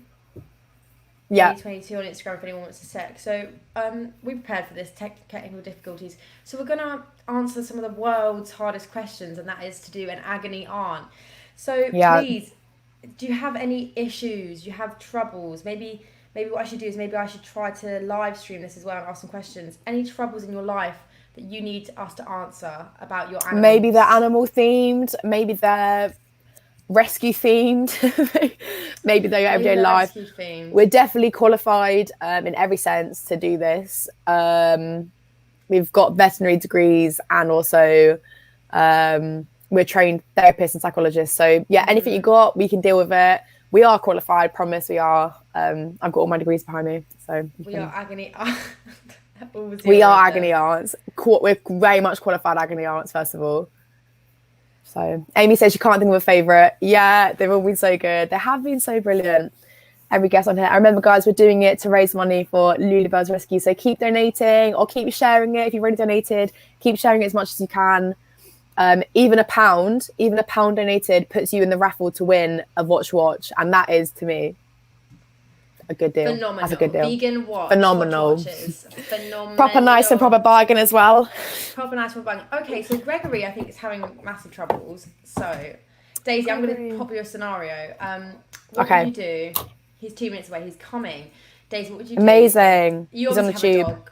You have a dog that's a bit of a wild She's card. wonderful. She's a bit different. Well, she's a bit different. So when you meet Tilly, you think she's great and she wants you to stroke her, she wants you to love her. But then when you get close to her, she does this either, or she just lovely kissing. Yeah, or she tries to bite the crap out of you, and it's really, really misleading. She does. Yeah, well, so because she just How do I what? How do I deal with that? How do we start this behaviour? Agony aunt. Well, from all my years of experience working with Tilly and dogs like Tilly, I would say you just have to be patient with an animal. You just have to give them time to sometimes get angry with you. You know, anger is a normal emotion. When dogs snap at each other, or human beings or their owners that love them so much and give them everything, you know, it's normal for a dog to sometimes just feel like you're invading their personal space. And not every dog wants to be, not every dog wants to be petted to death. Tilly isn't one of those dogs. Well, I don't think I ever petted your dog to death. I just feel like she was... I feel like you clearly have some I have some vendetta against Tilly. I'm not going to lie. And that's your own personal problem. Well, sorry, my light's from the floor. That's your own. That maybe is my own personal issues against her. Maybe it's because I'm a cat person. It sounds like it is. That sounds like that's probably... Person? Are you a dog person, guys? What are you? Are you a hedgehog person? Are you a hedgehog person? Yeah. Do a lot of hedgehog people hang out here. Yeah, a lot of the hedgehog people are liking hedgehog. Oh, Gregory Haney is in their building. Oh, he's waiting. Hey, Gregory. Guys, I'm going to pop off now. See you in a second. Enjoy the interview. See you later, Mel.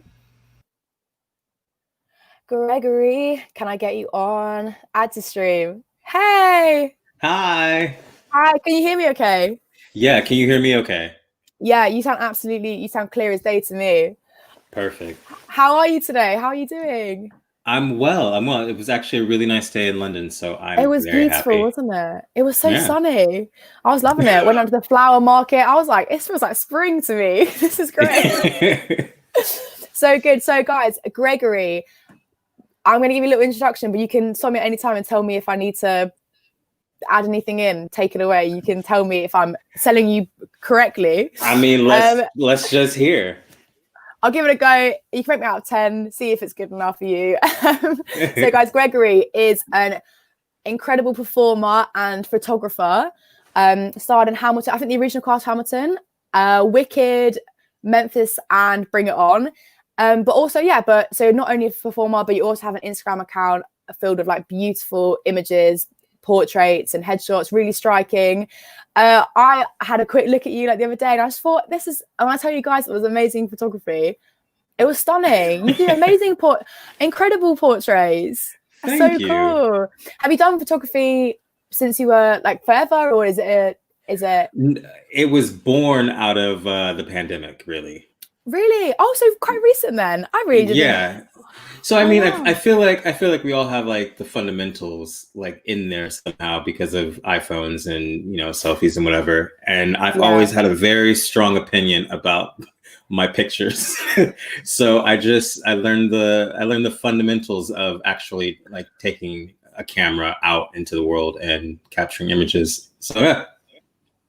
So of course, quite recently then. So only this year. That's amazing. Only this year.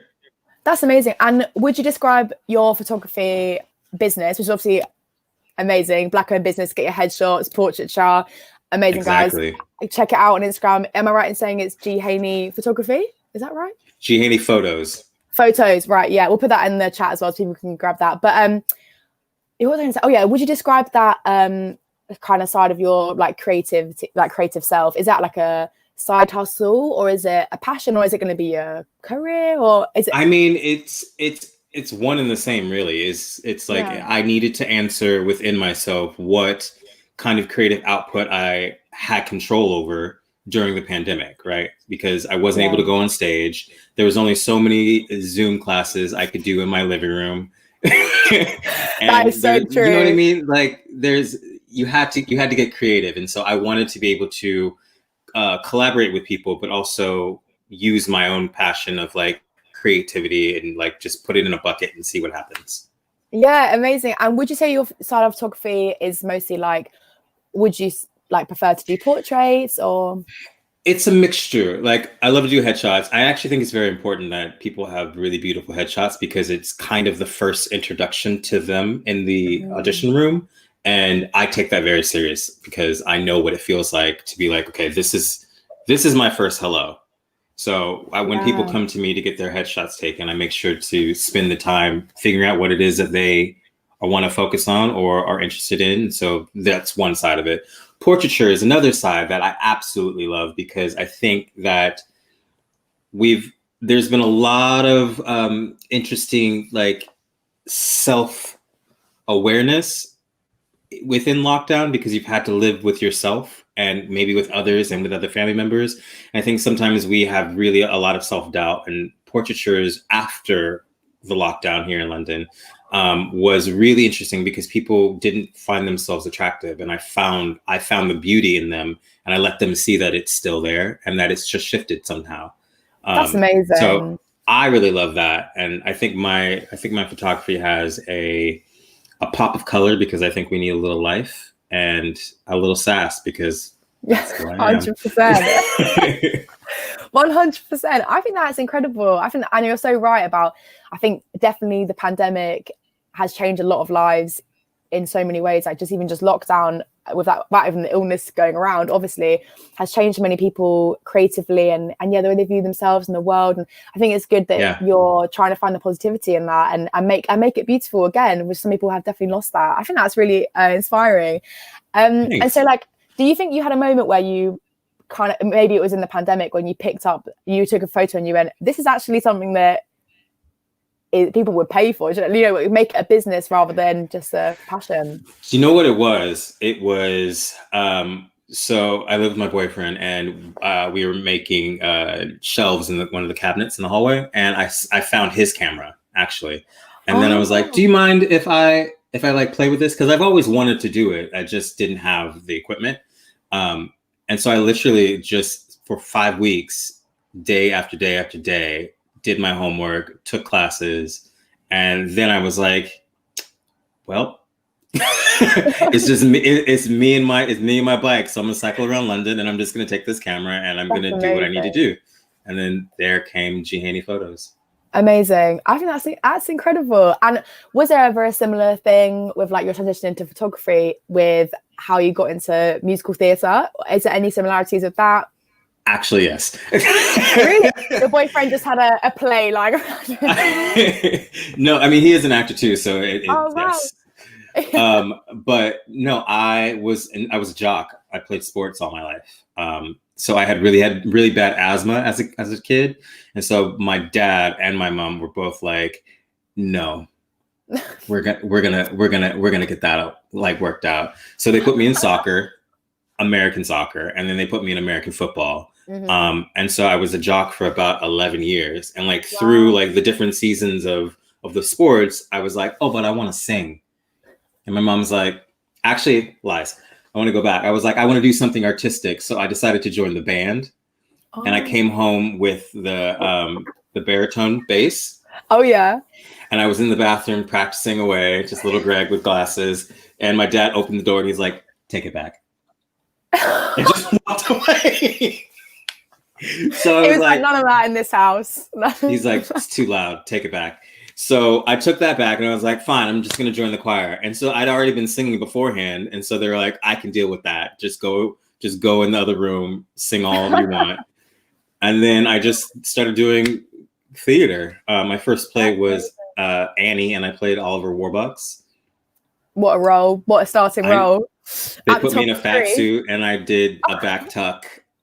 Don't know why. Because the role needed that, obviously. Because if it's on the CV, they'll make you do it. Exactly. And so at what age was that when you had your first role playing Oliver Warbucks? How old were you then? I was 13, 12, 13. So pretty young. Yeah. Like 13, 14. Amazing. And where did it take off from then? Because obviously, like, you've done some massive productions since then. So I was in university. I went to the University of Arizona, and then every summer I would go away and keep training. And so there was one summer that I came to New York, and I auditioned for Ailey for their summer program, and I didn't get it. And so I decided that I wasn't going to go back home. I was going to stay in New York. And so I went and I did a summer internship at Broadway Dance Center, and I was working at the front desk. So I did that through the entire summer. But at the very beginning of the summer, I decided to audition for the National Tour of Cats. And it was my very first audition in the city. And I didn't think that I got it So about 3 or 4 months later, I got a phone call being like, would you like to come on tour with us and be our swing? And I was like, what? Yes. I hadn't even, but this is the thing, is that I didn't even know Cats. Because I'm a little black boy that lives in Arizona, and Cats wasn't on the VHS list. Oh, I just gave my age away. VHS, DVDs, streaming, Netflix. but Netflix. So yeah, I decided to take the job, and then I went on tour, and that was kind of a wrap. That's incredible. And someone actually asked a question, I guess someone who knows of you, says, how was it coming from America to perform in the UK? What were the differences? When did you arrive, by the way? Well, you know, happy to have you. I'm happy to have you. No, I came over with the original cast of Hamilton on the West End. I was a swing on Broadway, and it was a culture shock. But not in what like you think, because I'd been to London before, so I kind of understood it, and I always felt like I should be here. Like in my bones. It's just whenever I came to visit on holiday, I was just like, yeah, this is my city. I should be here at some point. But I think the audiences were what was very different. Also, that in rehearsals we actually had tea breaks. I just thought it was a regular break, but they were like, no, it's a tea break. You have to drink tea right now. And I was very resistant at first, and then now I'm just like, give me tea. I need it. Yeah, you have to just give into it, you know. So how are the audiences different in the UK to America? So in America, we're very rambunctious. We're rowdy. We're just a rowdy country. Here, you guys are very reserved and very put together. And so in Hamilton, there was like a lot of talk back with the audience and this, like when what was going on stage. It's kind of like going to a movie and people are like, no, don't go in there. Like that's what theater was really, because you could just respond. Here it was just like I was expecting that, and everybody was just yeah. If someone started shouting at me at the theater, I'd be shocked. I'd be like, what are you doing? What are you doing? No, even when I first got over here, I went to see Jesus Christ Superstar at Regents. I love that. And I forget somebody was singing their face off, and I was like, yes. Everyone's like, what's he doing? My friend Ryan, who took me, he was just giggling at me. He's like, you're not in America anymore, and I was just like, I'm really not. That's so interesting. I didn't really know that was a difference, but that's really interesting. And so how long have you been in London for? This is my 4th year. Oh wow. Oh, so really has become like it's your a home. And I'm home. Me and my dog. And who is your dog? Let's meet them. He is named Winston. Let me see. Winston. Winston. Come here. Oh, come on, Winston. Come here.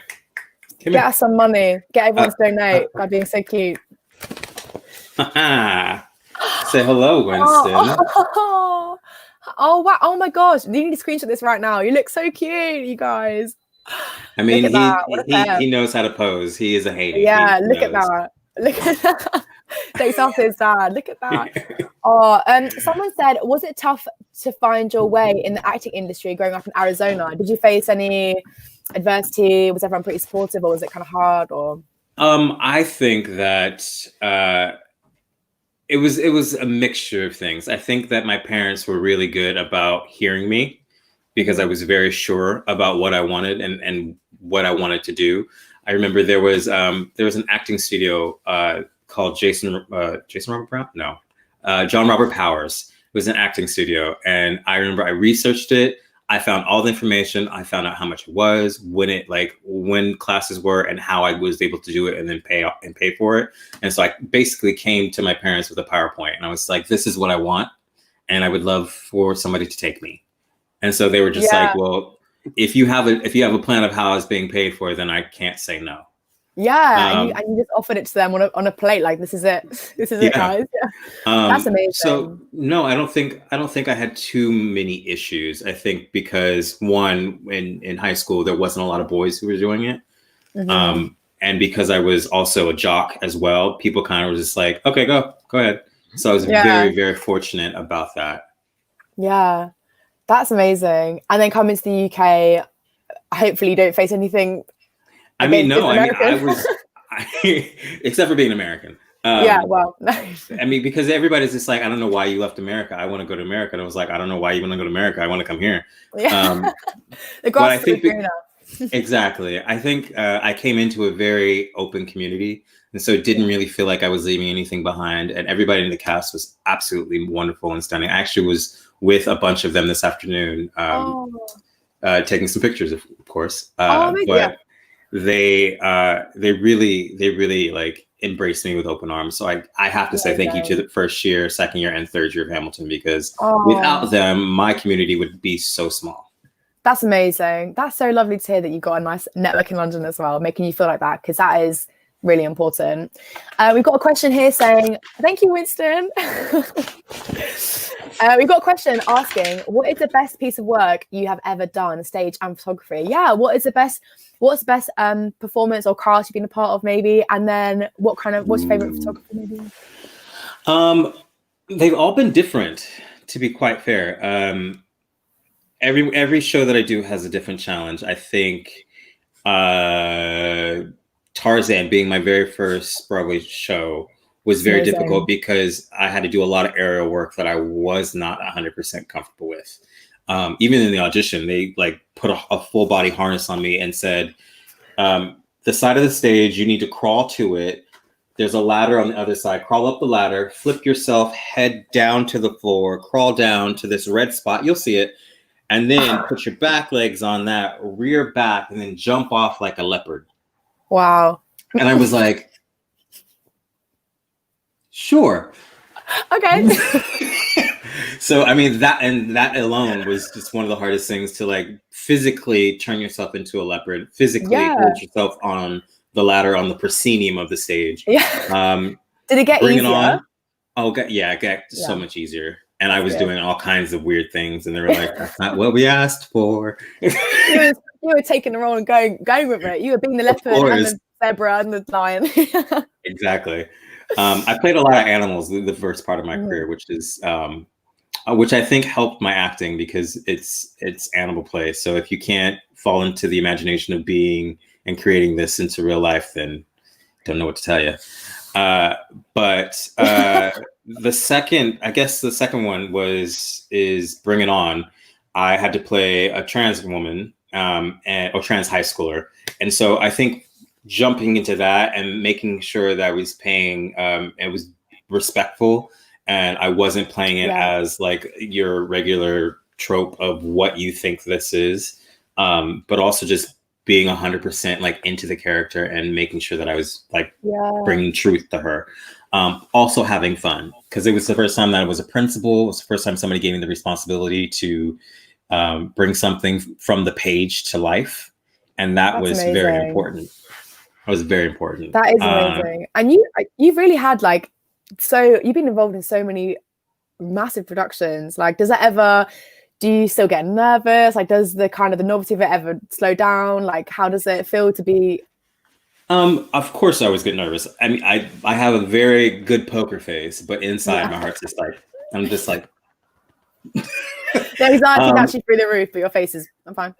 Yes. I think ultimately I started acting and I started being an artist because I wanted to create work that I was proud of. And I wanted to, at least for a brief moment, take the audience out of their everyday life to put them into something that they could have fun with, they could see themselves in, and they could go on a journey. So I think the hardest thing is making sure that, like, creatively I feel fulfilled, because if I feel fulfilled, then I'm giving the audience everything that I can. So it's just like, I've been very fortunate to be a part of productions that allow that. Yeah, 100%. Even when I'm joining a cast, like when I did Wicked, I was joining the Chicago company, replacing one of the original company members, and I still felt like I was doing that. Like I was staying true to the material, but I was also giving myself as well. Yeah, and that's so important. Yeah, and that's amazing, I guess, as well, with what you're saying about picking up kind of photography and going forward with that. That's quite like fulfilling yourself creatively, where maybe, definitely during this time, especially, you can't be fulfilling that Right. in the way that you would normally do it. Someone asked any aspirations post lockdown. So now having amazing performing life and your photography, are there any like other creative long-term goals, or are you focusing on your photography for now? You know what? The real answer is I don't know. That's okay. Who does know? I mean, I feel like because lockdown's over, it doesn't mean the pandemic is over. And so it's just like a day by day, like hustle. Like you have your ups and you have your downs. But I think that moving forward, as long as like spiritually and mentally, I feel positive and I feel good, then I'm winning, because a lot of people don't have that opportunity. So I just want to make sure that anytime that I engage with people, that I'm bringing light into their space, because there is so much darkness, really. That's so inspirational and also so important in today. And I think there's so much to be said about looking after yourself and your well-being. And like, I think for so many people who maybe don't even know it, like creativity, like creating things can help you so much through that as well. So yeah. And it doesn't have to be anything big as well. Like I think that the beauty of art is that it can be whatever you want, right? And so if you want it to be performative, then there are ways of doing that. If you want it to be a little bit more intimate, there are ways of doing that. It's just, there's this broad spectrum of what we can do as artists and as people engaging in art, in and with art. And so I feel like for me moving forward, it's just about what I want to put out, how I want to put it out, in what way does it fulfill me at that moment. Yeah, and that's something like everyone should be aware of. And I think it's so good that you have like really, like, you can really voice that for yourself and like know that in your own head. I think that's amazing. It's very inspirational. I think it's really fantastic that you found photography as well. I love it. I really feel very inspired talking to you. I'm just like yeah. Is any piece of advice that you would give to someone who's like starting out either in photography or performing, or even just in general, like starting out in any creative thing? I mean, there's a few, right? So I feel like the first one is, it's okay to be bad. Mm-hmm. We're not always going to be good, right? You're going to hear no's, and you just has to literally build up your skin, because I can't tell you how many times that I've been said no to, and I thought that I nailed it, right? you go into rooms, you're like, I got it. And then all of a sudden just like, why didn't my phone ring? And it can't you can let it, like, you can let like that feeling run through you, but you have to keep moving forward. Yeah. Right. Because everything's a learning experience. So I think that understanding that no isn't a no, it's just a not this time. Yeah. I think that making sure that you allow yourself to fail, and by allowing yourself to fail, then you allow yourself to grow. And that's important, because I feel like sometimes we want to skip steps 1 through 7 and then just go to 8 and be like, I'm ready for the West End. And actually, you need to go through those steps, fail, go back and revisit those other steps, and then push forward. Yeah. And what else? Well, you summed it up just that. I think that is really inspirational. And I hope that any performers or people who are aspiring to do anything creatively, like, will take that away from them. I think that is, you summed it up perfectly, I think. And where can people find you, Greg? Where we flash up on the screen here. You can find me at ghaney22 on Instagram. My photography is ghaney photos. My Twitter is also ghaney22 or ghaney photos. Making it easy for everyone. I'm very easy. My website is www.ghaney.com. I mean, you couldn't have made it any simpler. But exactly. You cannot get away from me. I'm everywhere. I'm literally everywhere. All right, well, guys, I hope that you have enjoyed listening to Greg. Thank you so much for coming on. Make sure you follow him on Instagram, Twitter. Seriously, check out his photography. If you're in the need for headshots or just amazing portraiture photos, please hit him up, because he's very, very talented man. Thank you so much, Greg. Thank you. It's been a pleasure talking to you. And good luck with your photography. Thank See you you so later. much. Thank Bye. you so much. Okay, so that was the incredible Gregory Haney, guys. Please make sure you keep donating. I want to get a running total up of how much we fundraise, but I don't know how I can do that. I'm not at all clued up on this YouTube live stream system, but I'm hoping that we're almost at 750. Guys, keep donating, keep sharing. Very exciting way to be reaching up to our target. I hope that you guys enjoyed listening to Greg. And next up, we're at 702 still. So guys, please keep donating. We're so close. Still a couple hours. Got some amazing guests coming up. And next up is actually, I don't want to start fangirling or anything, but honestly, she is an incredible artist. Her name is Klaus is coming. And she is, I think she's here. Let me see if I can get her on screen.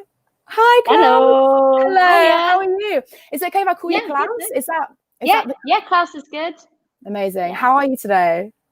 Yeah, not too bad, thank you. Did you manage to get out in the sun? Is it sunny where you are? Yeah, it was a little bit sunny, so had a little walk outside. Did you? Bit of fresh air. Get the crisp autumn air. Yeah. Amazing. So, Klaus, I'll give you a bit of an introduction if you want, but feel free to butt in and tell me if I'm selling you short. I don't want to. So, from my understanding, Klaus is coming. You are a artist, graphic designer, an animator, an all-round creative, and an incredible artist. And your art is very natural, bold, and bright, with strong themes of like empowerment and female sexuality, maybe, and body positivity. Is that? Yeah. I think that's pretty nailed it on the head there a little bit. Amazing. That's well good, because I was worried I was going to sell you short, because I know you're so much more than just I know you're not just a painter. I know you've got so much more going on. But I see on your Instagram quite a lot your amazing paintings, which have like incredible themes for me, which I think are very important for young people, young women, young queer people to see as well. I wonder if there's anything you want to touch on that, like if there's I mean, it's all just about body positivity, kind of owning your own, owning yourself, and just kind of not putting too much pressure on yourself, and just kind of, sorry, my cat's just about to jump in front of my screen. Oh, get them on. Get them on. We love animals here. But yeah, also about kind of censoring. There she is. Oh, hello. Oh, she's gorgeous. I know. Hello. Oh my goodness, gorgeous girl. This is Jaffa, by the way. Welcome, Jaffa. Oh, she wants wonderful. to be a star of the show, obviously. Quite a lot of my stuff originated with kind of more adult magazines, and the way that sexuality is portrayed in those magazines. And recently, in the last year or so, it's kind of more gone on to Renaissance paintings and kind of reimagining Renaissance paintings. And just the way that how the body can change from something being rude and crude and it being censored to it then becoming like a nude, or it moving from like the erotic to a nude, and then it seen as like being pure, or like the way that the body's posed, it all of a sudden becomes something different. And it's how women feel like they have to pose themselves in certain ways to be portrayed in certain ways. Yeah, I think you can definitely tell that from your art. Like, I definitely can piece your art with what you're saying, and I think it's so imaginative to take it from like some sort of like rude magazines or whatever to this amazing art that you create. I think it's amazing. How did you get into art? Like, how did you study it, or? Yeah, so I went to Central St Martin's, started in 2011, and I've always been interested in art, and I mean, from like a young age, it's always just been drawing, and anytime I could get my hands on like a pencil, paper, and then it just kind of, as during like secondary school, it kind of became more obvious that is what I wanted to do. So it was kind of deciding whether to go down the graphic design route, which my mum kind of wanted me to do. It was just like, you'll get a job better than, easier than if you became an artist. But I kind of decided that I probably would have regretted it if I didn't do fine art. So I did fine art at St Martin's. And yeah, it was just kind of really great 3 years to kind of explore kind of what I was interested in, and the ability to just kind of pick up materials and kind of have people there working with you who are also exploring their own practice as well at the same time. Yeah, and is it at during your degree that you kind of came up with the a very creative and imaginative original style of the like Renaissance and classical art mixing with that? Is that kind of where you honed it in? Or? Yeah, I mean, it was probably more in third year is when it was the kind of adult magazines. That's what I really focused in on, and the kind of censorship of that. It was taking these magazines and trying to make artwork out of it, and whether the magazines, which were obviously used for one purpose, could they be changed into a different purpose, that being artwork, and whether you could take something like that and move it into like someone's sitting room as their artwork. Or oh, it's amazing. I really think it's so original. Like, I've never seen anything like your paintings before, and they are amazing. And I was actually wondering if you wanted to do a little drawing as we're talking, if you want. Yeah, let's do it. Yeah, amazing. Jeff, you're gonna have to move out of the way for this, I'm afraid. You should probably make your own, because she's obviously going to steal the show. So this is all about her. I think that's so interesting. And also, I'm not sure, you correct me if you're wrong, but I feel like in your art there's quite a lot of themes of like kind of moving away from the heterosexual form of intimacy that we are like really used to seeing in our everyday life, and kind of moving it into more of a positive celebration of like women, or like girls who love girls, or just in general. I feel like there's quite a strong. I think it was quite a lot of my artwork. I think especially with the adult magazine stuff, it's for, I mean, the sole purpose is for heterosexual men. And I felt that my repurposing of it I was hoping the audience would be more of towards like queer people, and how it is just a celebration of your body, and that I think that's so important. And like, even just kind of having conversations, and like the way that you're showing it through your art is something so like, I think it's really important. I think it's really like amazing that you are exploring that. Do you kind of aim it maybe in that sense, or did you find that it just sort of fell into it? Do you think I think it just fell into it a little bit. I kind of did some exhibitions with a group first out of uni called Sweet Art, and they're feminist. They're like a feminist gallery that go to different places and put on exhibitions, and it was for women and like non-binary people to show that artwork. And so from that you kind of create this little social group, and then from that it kind of expands. And I think also like on Instagram as well, just like you kind of create this little social group of people, not little but like big group, and you kind of reach out to people reach out to you, and you can kind of create this online group. And I think and how like important. Oh no, sorry, you go ahead. No, you go. I was going to say how like important that is to people who maybe are not in a physical setting where maybe like they can feel like they can express themselves in that sense. Like, I think that's so important what you mentioned about Instagram, or like online communities and people expressing themselves through that sense. Like, it's really important for people who are who maybe don't have the physical contact with people who are like them or similar minded to them. We have a question.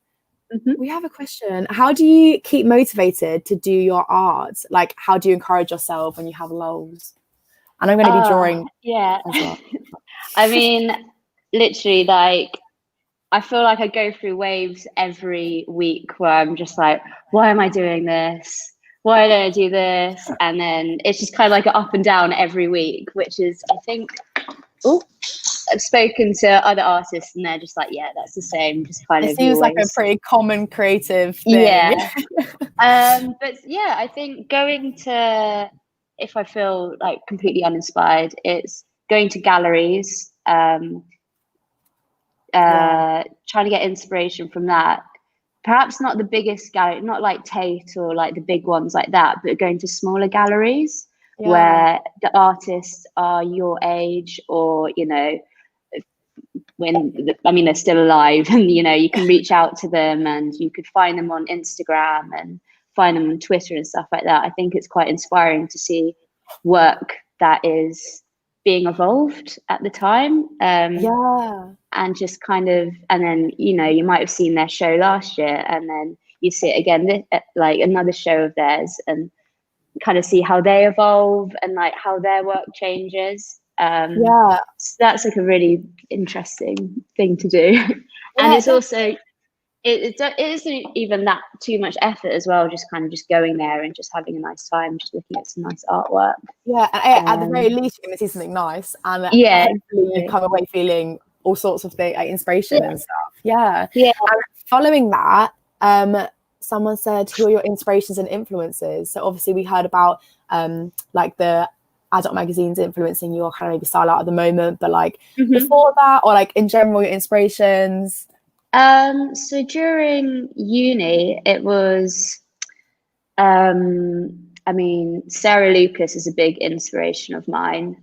Her artwork is just kind of quite funny in some, like, tongue-in-cheek. She does, one of my favorite pieces of hers is called Women in a Tub, and it's these kind of fried eggs hanging down and like some tights, and it's just like in this kind of bit of a gross bath, and it's kind of this tongue-in-cheek of just like women's bodies and how they're represented, and how you, I don't know, it's kind of like such a difference from Renaissance paintings where women's bodies are supposed to be beautiful and like pure and, you know, amazing, and then for her to be like, well, this is a woman's body as well, you know, it's saggy, it's kind of a bit gross sometimes. It's imperfect. We're allowed to be both. So she's a big inspiration of mine, definitely during uni. And I think there's, I don't know, it's kind of hard to just like pinpoint certain people, but she was definitely the one that kind of opened my eyes to I think feminism. And it sounds bad, but before uni, I mean, like 10 years ago, I didn't even really know what feminism was. Like I'm from like all girls school in Kent, so it's just like I don't know, like we're not taught about these kind of things. And then came to uni and I was like, oh wow, like I didn't realize that I need this in my life. And, you know, and also because you kind of, like, I found this as well moving away, because I'm also from a small town in Kent actually, and I moved away and I was like, suddenly I kind of was making friends with these people or meeting new people, and I thought, oh, hang on, I need this. And also I've been doing loads of things that are not very useful for me or anyone else around me. So I think like definitely becoming more aware of that, I guess, can influence art and other people around you as well so much. That's really, and I guess inspiration from other people is going to be like lead you to that. If you're looking at other artwork or people, other creative people, that's going to be leading towards that.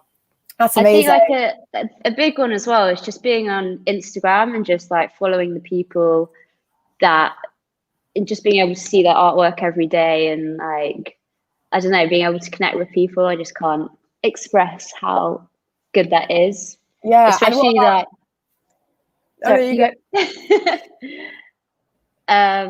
I think especially just like, I don't know, growing up with not really, we had like MSN and like chat where we'd like chat to other people, but it wasn't this kind of really visually based thing.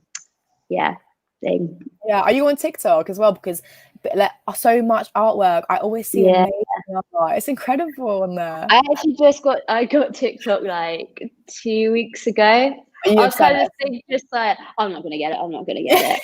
And then I got it and I'm just like on it all the time, just like That is such a classic. You get sucked in. You really get sucked in. The algorithm pulls you in and gives you what you want to see. But it's cool though, just like seeing all those progress videos of people making work.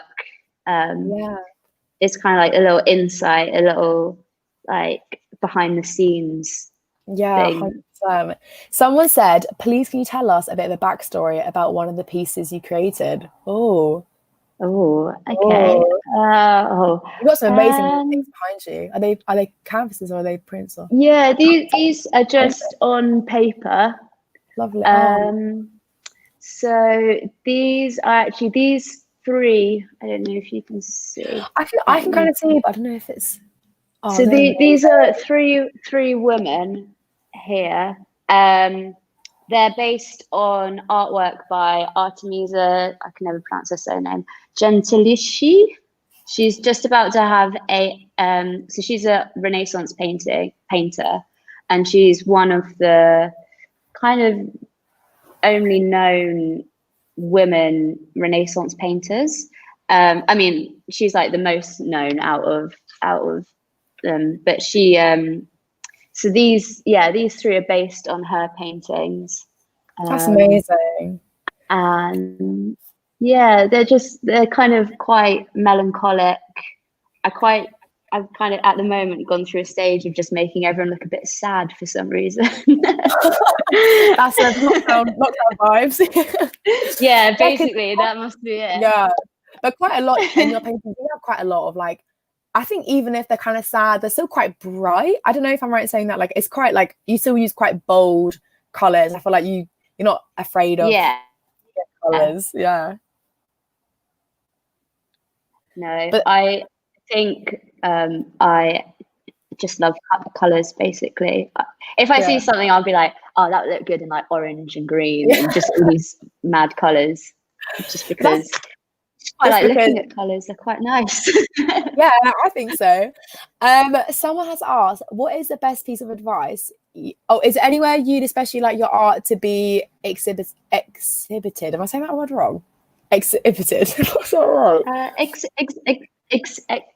Yeah.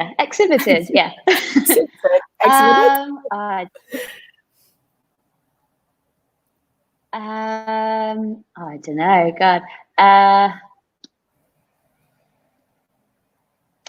I mean, I'm yet to have a solo show, so just anywhere basically that wants to put in all my work into one place would be great. We would all be there. We would all be there. That's incredible. But you've had a lot of work shown in communal spaces, haven't you? I've had a lot of group shows. I think the best one for me was in the I had work up in Liverpool, which was the queer art. Sorry, it was a big queer art show, which was like amazing. That's amazing. But I think it's just getting it into like different places as well, just like all over the country would be amazing. Yeah, and I guess as well. Yeah, that'd be incredible. And you're involved in an auction, aren't you? Called To My 20s. Yes. Am I right in that? Yeah. Yeah. And so is that Jaffa. Not all my stuff off. Yeah, so it's a group show. It is 18 artists who are in their 20s, and we all had 3 artworks in, and one of them was a self-portrait. And we're supposed to have the auction. The auction is going to be on the 21st of October. Amazing. And the physical show was in the old St. Martin's building in Holborn. Okay, Which is a really amazing old building, which is actually just about to be changed into a very fancy hotel, which is a bit of a shame, but oh well. But yeah, the exhibition is all online now. Jaffa's taken over. She's gone. She's had enough. It's all online, and you can do like a VR tour and see it all, which is pretty cool. But yeah, that's the only exhibition I've had this year. I've had a few cancelled, unfortunately, due Well, to yeah, I mean, yeah. That's so unfortunate, and like I think so many artists are probably feeling a bit like, or especially at the moment, probably feeling a bit let down. But It is, yeah. It's been a bit of a weird year, really. Kind of, you get your hopes up. Like the auction was actually supposed to be a week or so ago, but it kind of got delayed due to technical difficulties with kind of organizing people because of, and also the space could only really, we had our private view cancelled and the physical auction cancelled, so it's just kind of a disappointing. Yeah, a bit disappointing, and just kind of figuring out different ways of doing things. There's been quite a lot of amazing VR exhibitions, which is kind of been like this new weird technology that's kind of come mainstream out of all of this. That's so true. How did you find lockdown creatively? Like, how was that for you? It was, I think, for the first week or so. So I was still working from home. So I work part-time at a art shop, kind of doing website design stuff. And so I was still working part-time on that.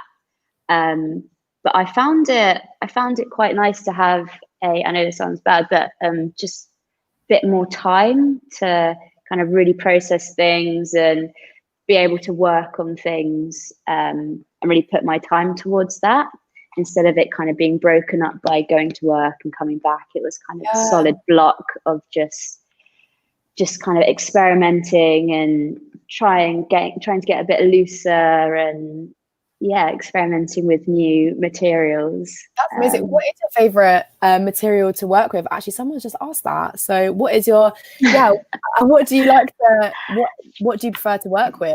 And do you prefer graphic design, or how does that work? So my first love is probably acrylic paints. I have tried a bit of oil, but it's just I find acrylic because they dry so quickly that I'm just kind of really go for it, and I'm quite impatient when it comes to stuff like that. So just get it done basically. And I've discovered, well, not discovered, I obviously knew what they were before, but oil pastels, getting into those, because they're just a bit more, I can be a bit sometimes of a control freak when it comes to, like, I don't know, I want everything to look perfect, whereas these kind of mess it up a little bit, which I feel like I need to that release of just like, no, I just need to get a bit messy and just kind of things might not go my way, but that's the beauty of making art, I guess. How like, do you prefer, or they're just different, like with the painting or the oil pastels and stuff, to the digital stuff that you make, like the graphic design and things? So it's weird. I kind of go through phases where I will be like obsessed with painting for a month or so, and then kind of switch it over and go back to design and kind of do a lot more design stuff. And during lockdown, got into doing a bit more animation, like 3D animation, which was a lot of fun. That's really cool. I work in a visual effects post house, so like I hear about 3D a lot. But it's incredible, and how that can really free you creatively, like almost as if like if someone just handed you a paintbrush and was like, you can just do whatever you want. That's kind of what I feel like 3D artists will take to. It is. It's weird. It's literally like you can make anything as long as you like. It's one of those things that you have to put the time and effort into, like watching YouTube tutorials and stuff like that. I'm not getting upset. Look how you want straight away. So it is. I've been kind of gradually learning bits and bobs on that, but it's just a completely different way of experimenting with creating. But it is weird kind of going from like messy acrylic paintings to then just like sitting on your laptop just like doing numbers and codes, but it's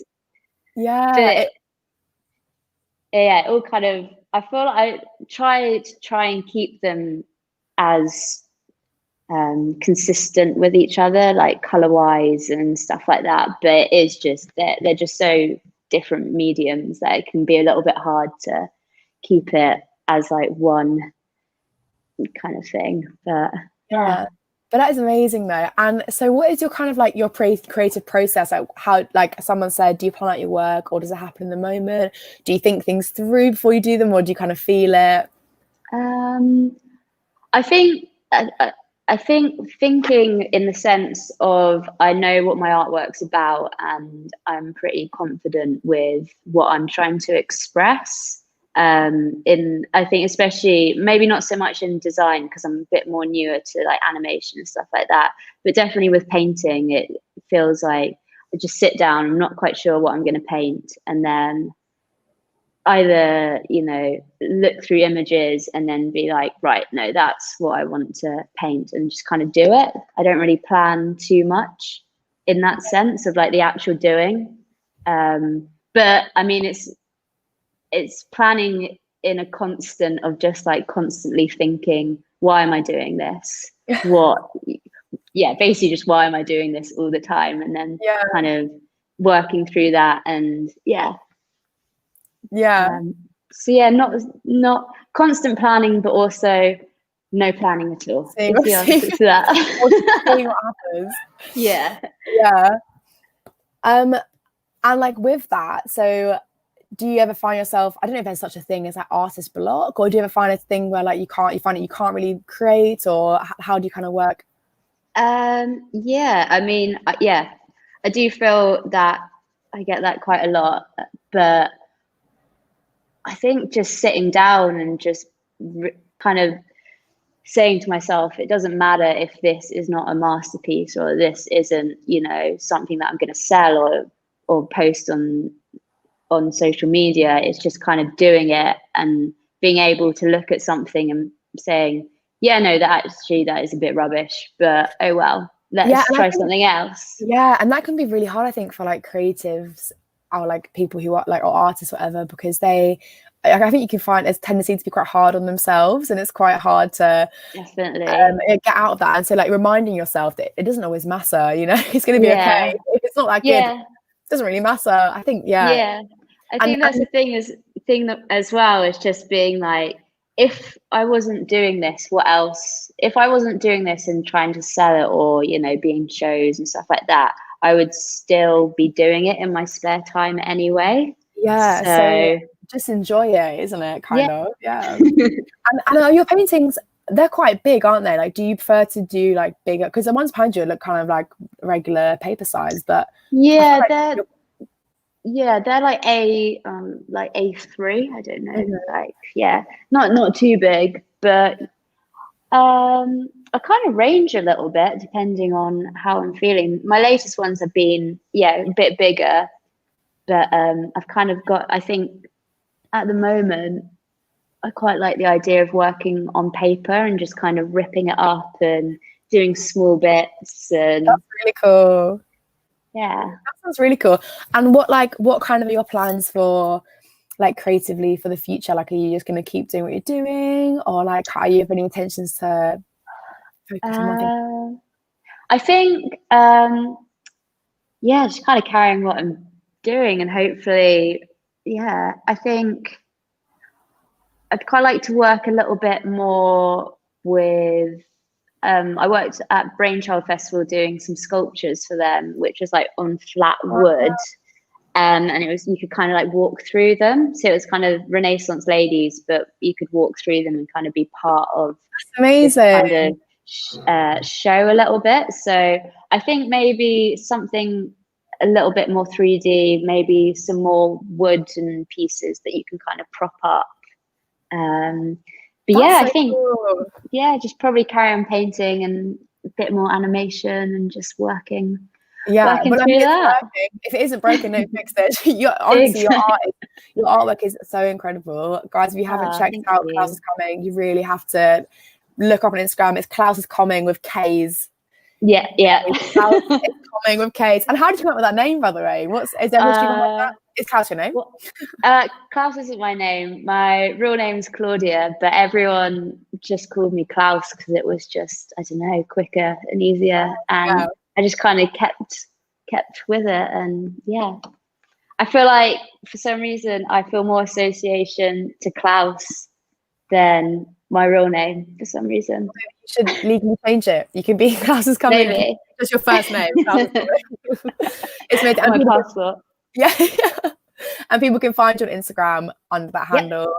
And your website as well. Klaus is coming, I think. Yeah.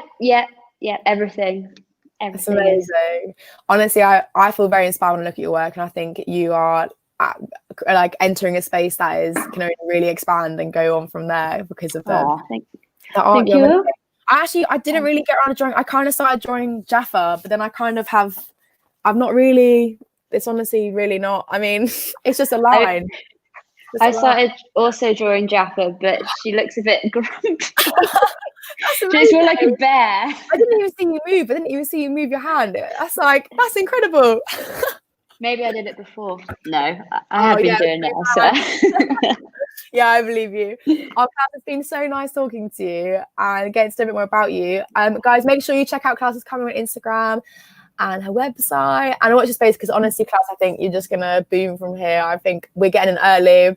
We're gonna be like, oh, we know who wasn't famous, because honestly, I think your art is really gonna inspire a lot of people. I think you're it's really great. It's been absolutely wonderful talking to you. Thank you. I hope you enjoy the rest of your Sunday. Thank you. It's been nice being here. Thank you so much. And well, I would be like, oh, let's have our paintings together, but I've done nothing. You got a really nice little photo of grumpy Jaffa. You can take that. Thank you so much, Klaus. Thanks for having me. Enjoy the rest of your weekend. See you later. Bye. Bye.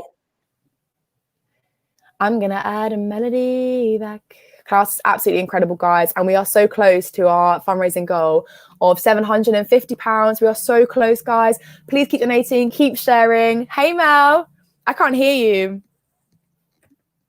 Hey. I can't hear you. Here we Hi. are.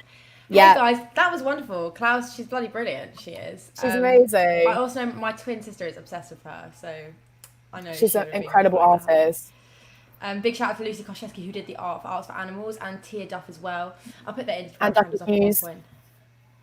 Yes, Ducky Hughes as well for the amazing animation, or Charlotte Hughes, but yeah, Ducky.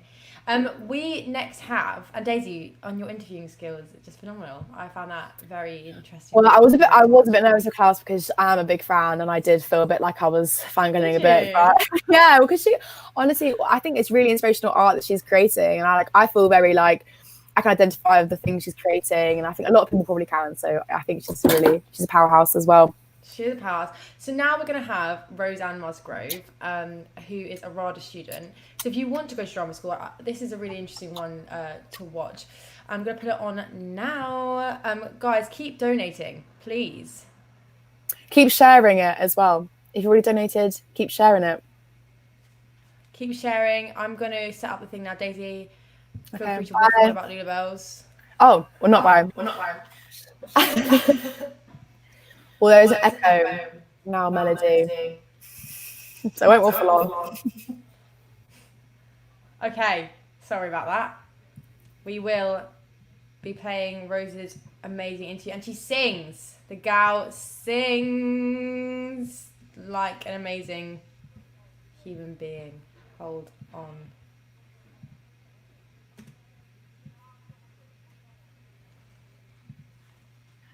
And welcome back to Arts for Animals. Our next guest is Roseanne Musgrove, who is a student at RADA, which is a... Hello, and welcome to Rose Musgrove. Hello. Hello. Hey, how are you? I'm good, Angel. How are you? I'm very good. So how's it all going today? It's going well. It's going well. I've had a stream of amazing interviews from you know, we've had Millie Zero, 10 a.m. all the way. Oh, wow. I mean, I think we've had Simon Stevens so far today. Oh, nice. Who knows? Who knows? So what I'm going to ask you, Rose, is we're going to hear a bit of a song, aren't we? We're going to hear a bit of a song. Okay, yeah. Student. Okay, let's do that, yeah. Well, actually, I was going to ask you some questions first. Oh, okay, yeah. I didn't know what order you wanted to go in, but yeah, I'm happy. Because I was easy breezy. Yeah. I'm an actor, He's darling. crazy. I'm very, just go with the wind and Go with the wind. yeah, yeah. That's Rada Tracy, Versatile, everybody. How is your dog to begin? How's my dog? Mm-hmm. I miss my dog. I don't live with my dog anymore because I'm in East Finchley and he's in Beckenham. But he is actually the sole reason why I go home. To be honest. Sorry, mum. Sorry, sister. Yeah, it is just Eddie. To be honest, he is the love of my life, the light of my soul. I love him. He's just gentle. He's a gentle being. We don't deserve dogs, in my opinion. We don't deserve dogs. No, we don't. We don't deserve the unconditional love. We don't. We don't. Yeah, you're right. No one loves like a dog loves. No, you're right. No one does. No mother. No sister. No, nothing. You couldn't name one thing, in my opinion. That's why you should donate to Lulubells Rescue. There's a link right here. Yeah. Please donate. Please donate. To Lulubells. To Lulubells. They rescue so many doggies. Doggies. Oh, it's good. Doggies, man. Kiss, kiss. Doggies. That was a cookie word. That was a cookie word. From a cookie host. Yeah. So Rose, tell me, why RADA? Oh, well, I did a fantastic project called Open Door. Yeah. Which is where I We've met had you. the founder. It's where you met me, yeah. Yeah, what? We've had the founder on here have actually. we? Oh, fantastic. Oh, I can't wait to see that. Yes, I did Open Door, and obviously we did we auditioned for all the drama schools. And I don't think I'd get into any of them, to be honest. I don't think drama school is ever going to be an option because, I'm broke and scandalous. But yeah, you know what I mean? Just like crazy. Yeah. But no, but I chose the reason why RADA was my favourite, I think, was because they're very much sort of the building has a sort of feeling to it that I think I just vibed with. Like I was in the building feeling like really can see myself here, and the people who go there are so great. Like the students make that school. Period. The students. It's the training's incredible, but the love in the building is 100%. Yeah. And talking about the overall vibe of RADA, there is like a preconceived notion that RADA can be a bit of a snob school because it's had quite a history, and maybe that's pre-Open Door definitely. But obviously you're saying it's a very positive, loving place. Oh yeah, I feel like RADA's got a reputation, and RADA, the name is like RADA, right? It's like, boy, people make such a big deal about it, so people are going to think that snobs come out of there. But snobs come out of every drama school. Come on, man. Actors can be snobs, but at the end of the day, I actually think that we have very, very humble, down to earth, good people in that go RADA, and I just think people. People might just like to shit on it. I mean, I think every drama school has its flaws, and there's work to be done in all areas. But I just feel like the snob thing. I don't. Yeah, I mean, I know that was literally just Rumor has it. But I think also places like Open Door, like we said before, are diversifying those schools, and so they're not just white, upper class, middle class. People. It's a diverse range of people, and RADA definitely are getting involved. What is your advice for auditionees? Be yourself. Be unapologetically yourself. Don't go in there for a second and feel like you are not owning, like you don't deserve to be in that room. Because as soon as you put that in your head, you're done out and you're not going to get in. You know what I mean? Because they know, and they want someone who's going to come in and just, and even if it's not your year and you don't get in that year, as long as you know that you went in and showed who you are, and you weren't trying to be anyone else, you weren't answering questions that you think that they want to hear. No, you want to go in there, just be as open as you can to what they're asking you to do, and just run with it. Just trust your instinct, trust yourself, trust you as a person, your intelligence. What you've got to bring to the table is individual and special. So do not for a second think that you're wasting their time, because if anything, you're auditioning them just as much as they're auditioning you. Do you know what I mean? Absolutely, I think that's a really healthy way to look into it, because I think with drama school, I think when you first go into it, you think I'm going to get in, I'm brilliant, or you think I'm not good enough, but you're not confident to get knocked down, because most years 18-year-olds aren't going to get in. It's going to be like 18, 19, well, it's going to be like 19, 20, 21. Yeah, I mean, yeah, it's crazy. Some people get in when they're really young, but that's not necessarily normal. For like people in my year, I mean, the oldest one is like 28, 29, do you know what I mean? Youngest is 18. Yeah, same with mine. Yeah. It's just mad. Like, you know, it's not about. Sometimes it can just be about some life experience, or just sort of, I don't know, just sort of seeing more of the world, and you know, just experiencing more of what life gives you before going into a training like that. Because it's intense, and it's you know, you've got to be ready because it's intense and personal and exposing, but also, you know, very electric at times, and you know. I love that, electric. Yeah, I think that's the only word. I think that's a word that I can say to describe some things. Oh god, that's what I was saying there. But like, you know, oh no, it's because you had like such a brilliant. That was such a brilliant, lovely nugget. You made me so excited that I said a good word, and then suddenly you just overwhelmed me. To be honest, Sorry, I'll never praise. Don't do that again. Don't do it again. Instead of telling me you're about to do it, and then I can regret myself. You know what I mean? I'm about to praise you. Yeah. On that note, Rose, thank you so much. I would love to hear a couple songs, a few songs. Sure. Yeah, I've got a few. So, I've got a couple or three. I don't know. Depends. Yeah, I mean, it depends. I think it just depends on how well the first two go. Okay, brilliant. I'm going to remove myself now, guys. So you're in the safe hands of Roseanne Musgrove. Yeah. I am in the background somewhere.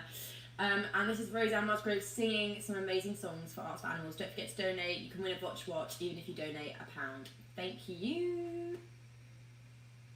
Hey guys. God, suck her off, right? It's getting on my nerves. Okay. Right, let me find a song for you. Oh my god, how weird. The song's actually called A Song for You. So, there we are. Am I still working? Mel, could you just tell me if I'm still working? Because I've just taken my headphones out and I don't know if it's messed it up. Yes. Great. Thank you, Mel. Okay. Let's go.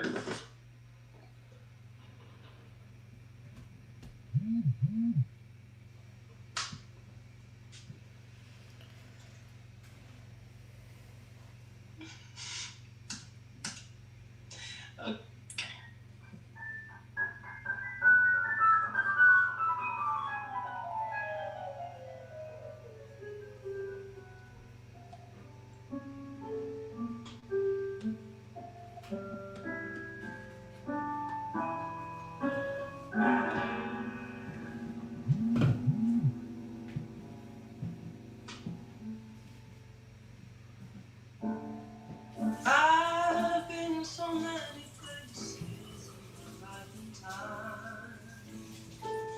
I've sung a lot of songs. I've made some bad rhymes. I've acted out my life in stages. 10,000 people watching. We're alone now, and I'm singing a song to you. I know your image of me is what I hope to be. I treated you unkindly, darling, can't you see? There's no one more important to me, baby, can't you see through me? 'Cause we're alone now, and I'm singing the song to you. You taught me precious secrets of a true love, more than nothing. You came out in front, and I was hiding. Now I'm so much better, and if my words don't come together, listen to the melody, 'cause my love is in here hiding.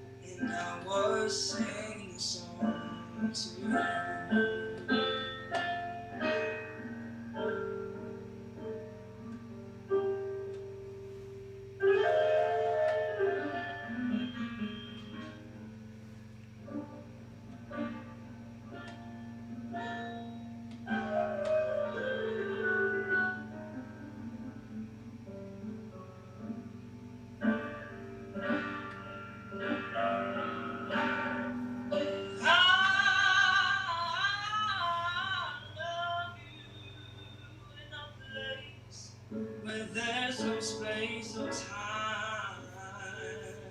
I love you in my life, you're a friend of mine. And when my life is over, remember when we're together, 'cause we're alone. And I was singing a song to you. We're alone, and I'm singing a song to you. We're alone, and I'm singing this song to you.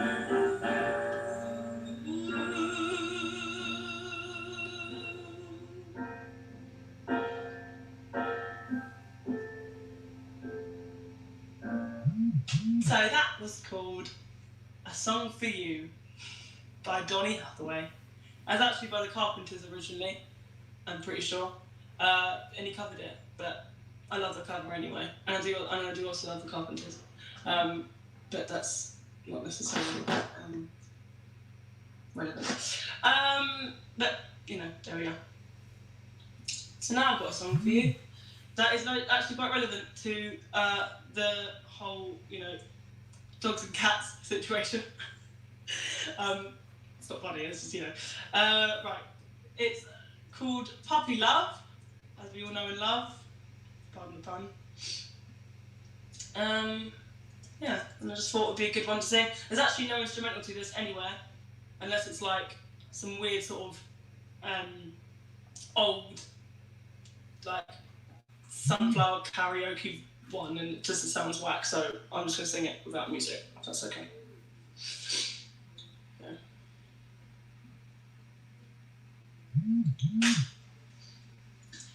And they called it puppy love. Oh, I guess they'll never know how a young heart really feels, and why I love her so. And they called it puppy love, just because we're 17. Tell them all it is inside to take away my only dream. I cried each night, my tears for you. My tears were all in vain. I hope and I pray that maybe someday you'll be back in my arms once again. Someone help me please. Is the answer up above? How can I tell them this is not a puppy love? This is not a puppy love. This is not a puppy love. So that was dedicated to my dog, because I love you, Eddie. And I know all of you who love your dogs out there will feel the same way. And cats, and any pets, to be honest. Animals are quite therapeutic beings. Dreamy. Okay, yeah. I feel like maybe I could do another one. I could sing Songbird. I don't really know if. Mel, what do you think? Ah, she wants it. She wants it. She's getting it. Okay. This actually might not bang, and then you might have to take it out. I'm not going to let you put it out. Let's see. It's in the finger. Right. Yeah, let's go. Songbird. It is beautiful. Songbird, you know, because it's an advert, so songbird because you might have some birds that you really love. They're also pets, so, you know. Just...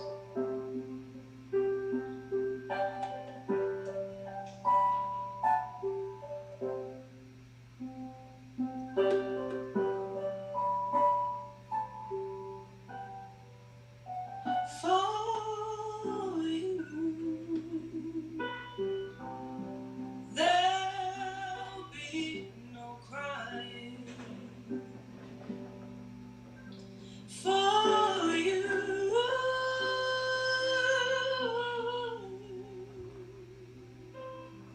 the sun will be shining, 'cause I feel that when I'm with you, it's alright. I know it's right. And the songbird keeps singing like they know the score. And I love you, I love you, I love you like never before.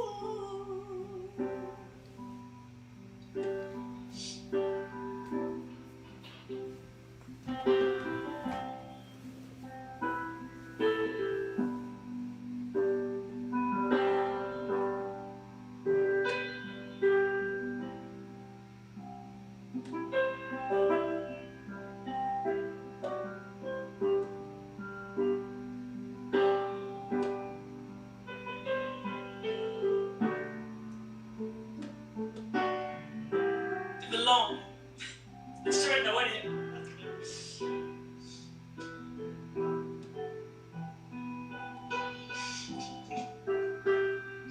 I'm not gonna dance. Come on. It's acting school, yeah? Not MT. Left that behind. Part of my life.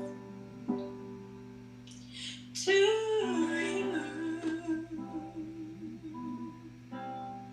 I would give the world.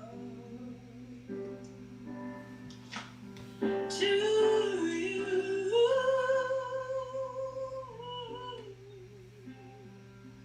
I'd never be cold, 'cause I feel like when I'm with you, it's alright.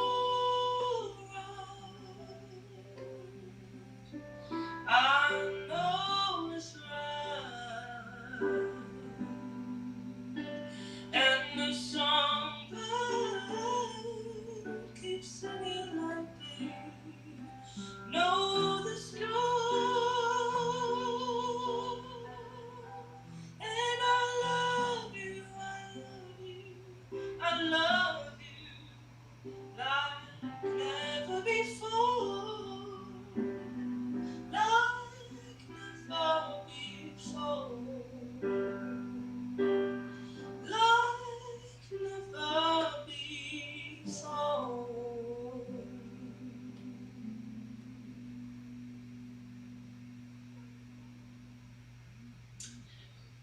So that was that. That was actually dedicated to Smudge.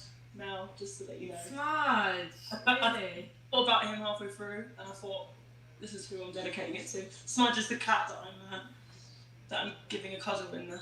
Yeah, he's a very special cat, isn't he? We love Smudge. Smudge was the first animal I fostered through Lulubells, and he was very special. He was very kind. Spiritual cat. Spiritual cat. He loved everyone he met, and he loved sleeping with people. If you were cooking, he had to be there. I miss him. I miss Smudge. He got adopted. During lockdown, because me and Mel live like next to each other, and during lockdown, Smudge was always there. You know, he was our lockdown cat, and genuinely, don't think we're gonna go through lockdown without Smudge. So, cat person. Sorry, all the cat people, but I'm not usually a cat person. But he might have converted me slightly. Yeah, he converts everyone. Like, Smudge was such an amazing cat. The amount of people like Evie that we lived with, and Daisy, like, they were dog people, and now they are cat people. Well, I wouldn't say I'm a cat person over a dog person, but yeah. I would say you're a cat person. Yeah. I think you just dedicated a song to Smudge. Yeah, but the last one before was for Eddie, man. Yeah, but the final penultimate one was for Smudge. No, I don't argue with you today. Yeah, I don't. Give some money to Lulubells Rescue then, maybe. Dude, yeah, student loan dropped recently. Oh yeah, mine too. Oh, brilliant! Wow!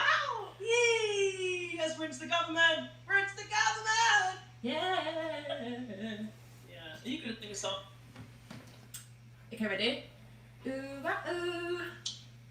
Yeah, we love the cats. Give some money to Lulubells. Give some money to the cats. Cats. Wait, what? Oh no. Sorry? It's cats, it's dogs as well, no? It's everything, to be honest. Hedgehogs, seagulls, geese, and everything. What? Bunny rabbits, they help them all, and they save them from abuse. What about birds? Yeah, birds too. That was a good idea than to sing a song, but okay. Okay. Rose, I don't know if you have any more songs up your sleeve. Because I was enjoying that. I could. If it gets too long, you can just edit it out, can't you? Yeah, what about Everybody Wants to Be a Cat? Stop it, I don't even know. I don't. The cat's the only cat. Who knows? Where's that? That one knows. What about, let me just think of a cat song or a dog song. Right, I'll just talk about Lulubells Rescue while you do that. Yeah. Hey guys, I hope you're enjoying the live so far. I've arranged this event with Max Bancroft, Bailey Harris Carrotley, and Daisy Naisbitt also presenting, and we have had Tia Duff and Lucy Koszewski on as art department. So it's all an event arranged by us, with me leading it. And basically we've got everyone here, all the celebrities and writers, etc. come on for free. And what they're doing is they're just talking to us about their early careers. And you know, it's in support of Lulubells Rescue. Although this is free, I do encourage you to donate where you can, because even £1 will help. If everyone who watched it donated £1, I'm sure we could get, you know, a ton of money. And they really need it. They're all volunteers at Lulubells. They work really hard. They have their own careers, and they're just trying to save the animals. They really help a lot of animals to get them rehomed when they're injured. They help them out. So please donate, and you could win a watch. Yeah. Right, back to the studio. And also, the more, you know, the better it can be, the more money you give. I know it's obviously just, that's like, obvious. But, you know, we just need to pick it up and help them out. Because that means more animals can be saved. And I don't know about you, but the thought of my dog being trapped somewhere and unable to get out or something. Do you know what I mean? Can you imagine? Yeah. Horrible. Yeah. There's so many, there's literally they're all around. And these people are here to help. So yeah, and you know what? Like if they can't look after the animal because they actually don't have a premises, they use their own homes and they use fosterers and people like me to help. They want to get premises desperately. It's partly why we're raising money. But if they can't help the animal, like the animal has to be put down. So yeah, you know, so you are saving lives by donating money. You really are. Yeah. Because they can't do it all themselves. They're just people just like me, you, Rose, like just people like who just want to help and give up, who work hard themselves, and you know that's why I really really like them. And they just work so bloody hard. Yeah. That's something genuinely. What about the song "Money, Money, Money"? A random choice. Yeah, because it's just giving me the money. Donate to Lulubells with the GoFundMe. I feel like no, I don't like that one very much. What about Yesterday by the Beatles? Yeah, that's a nice song. Yeah, that is. Okay, I'm gonna jump off. Yeah, Rose in the studio. One more and then I'll sling my hook. Sling my hook.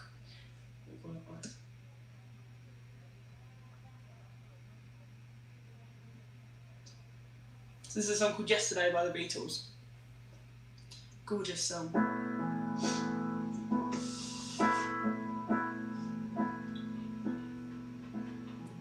Yesterday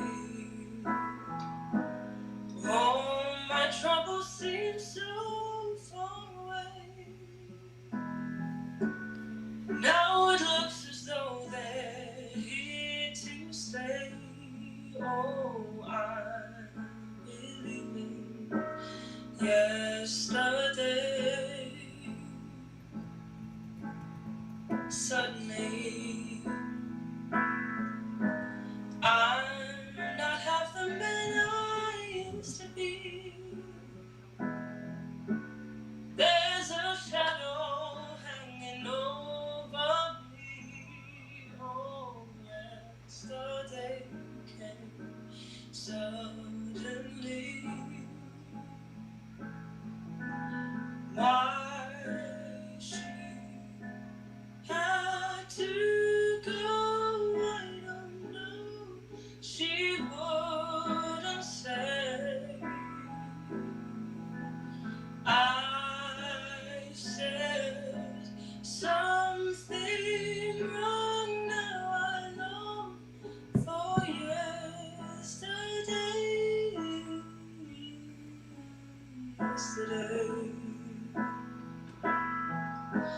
Love was such an easy game to play. Now I need a place to hide away. Oh, I'm believing yesterday. Why she had to go, I don't know. She wouldn't say. I said something wrong, now I long for yesterday.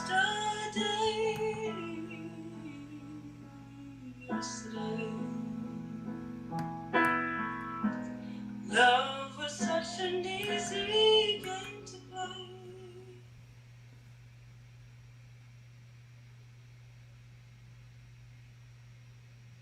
I lost you for a second because then I started calling me. Sorry about that. Needed yesterday.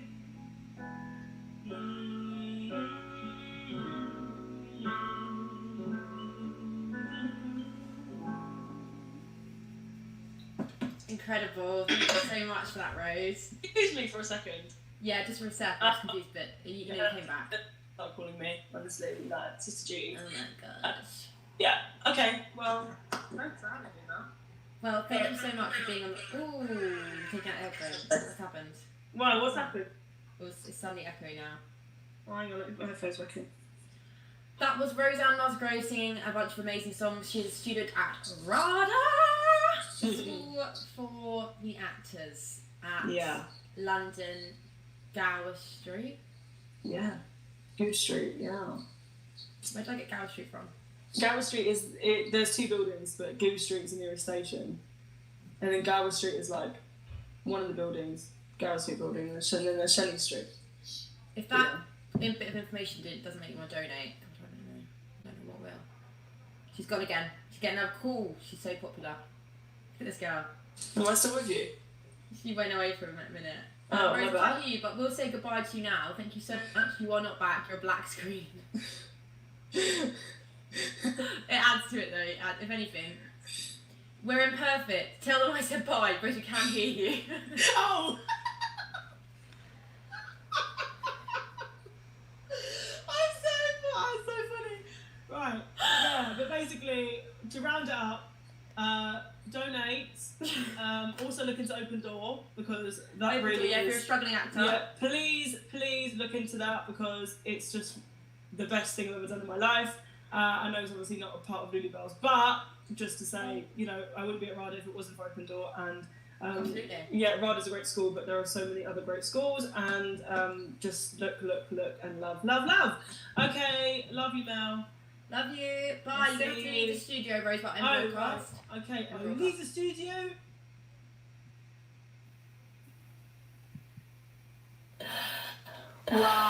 Wow. How lovely is Rose's How voice? lovely is Rose's voice? I can hear myself as an echo. How amazing is Rose's voice? She's literally so talented. It's absolutely crazy. I hope you guys enjoyed listening to Roseanne Musgrove, student at RADA, singing some beautiful songs for us. Remember, we are all here to raise some money for Lulubells Rescue. Please keep donating. We are so close to our target still. Please keep sharing. Put it on your social media. I want to see it splashed around social media. Let's try and get up to our target of £750. Hello, sorry, I had some tech issues then. Yes, guys, we're so close and we've been stuck at this like £702 mark for for so long. Yeah, and So random. we really need it for the to save the animals. So next up we have Patrick Ashe, who is an amazing magician, and he's going to do some incredible magic for us. So if it isn't enough to sweep you off your feet, I don't know what is really. Ready? I'm going to add him on. I can't wait. Hello. Hey. Oh, it's so great to be here. It's so great to see you, Daisy and Mel. Thank you for having me. Hi, Sarah. I don't know why. Wow, I'm the big one here. I'm loving that, guys. I'm taking up. That's I'm magic. taking up That's centre magic, stage as they say. here. I'm very That is well. I'm magic. really good, How are you, thanks. Pat? Yeah, How are and you I'm really today? enjoying the show. I feel very honoured to be part of such a great lineup. Like the people you've had on, it's been amazing. They're amazing, aren't they? Well, you're also in the bunch as well. You're classified as one of these amazing people. Well, I'm really excited to see some magic today. But remember, guys, if you're enjoying the magic, please keep commenting, keep sharing on your social media. Patrick Ashe, how can people find your social media? You can find me before we on start the magic Facebook, show? on Instagram. If you just type in Patrick Ashe with an E on the end, you should be able to find me. And you can see a bit more magic, which I'm going to be doing in a moment today, which I'm very excited about. Oh. This So is where the excited, magic Pat. happens. Take it away whenever you're ready. Remember, Thank guys, you so much. anything. Well, I mean, the first thing I'd say to everyone watching is if you do like the magic, then please donate. As Mel was saying earlier, even just £1, 50p, any amount. If you enjoyed the magic, that would make my day. If you could donate on the page, which is in the sorry, something. COVID. That is coronavirus right there.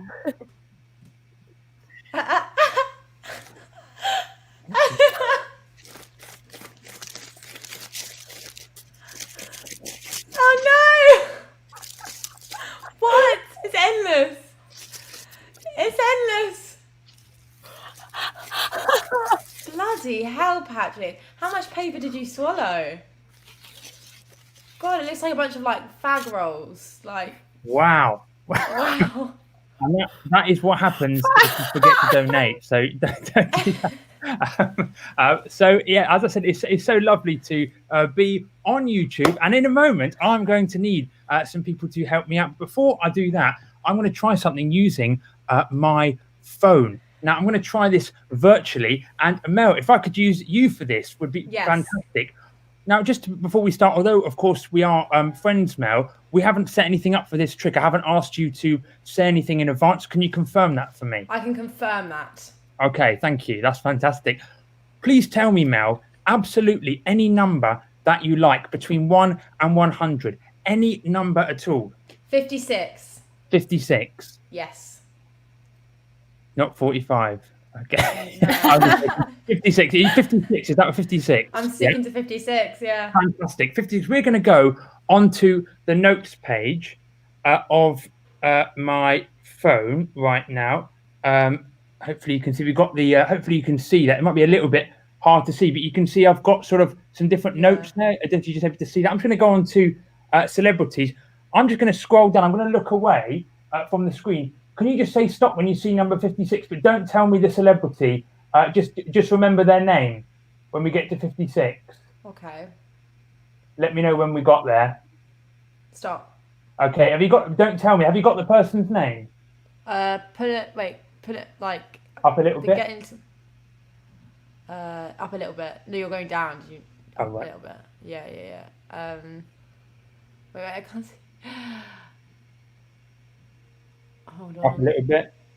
Wait, no, you're fine where you are. Wait, hold on. Oh, wait, keep where it was. Daisy, do you see it? It's a bit unclear. Oh, keep it there.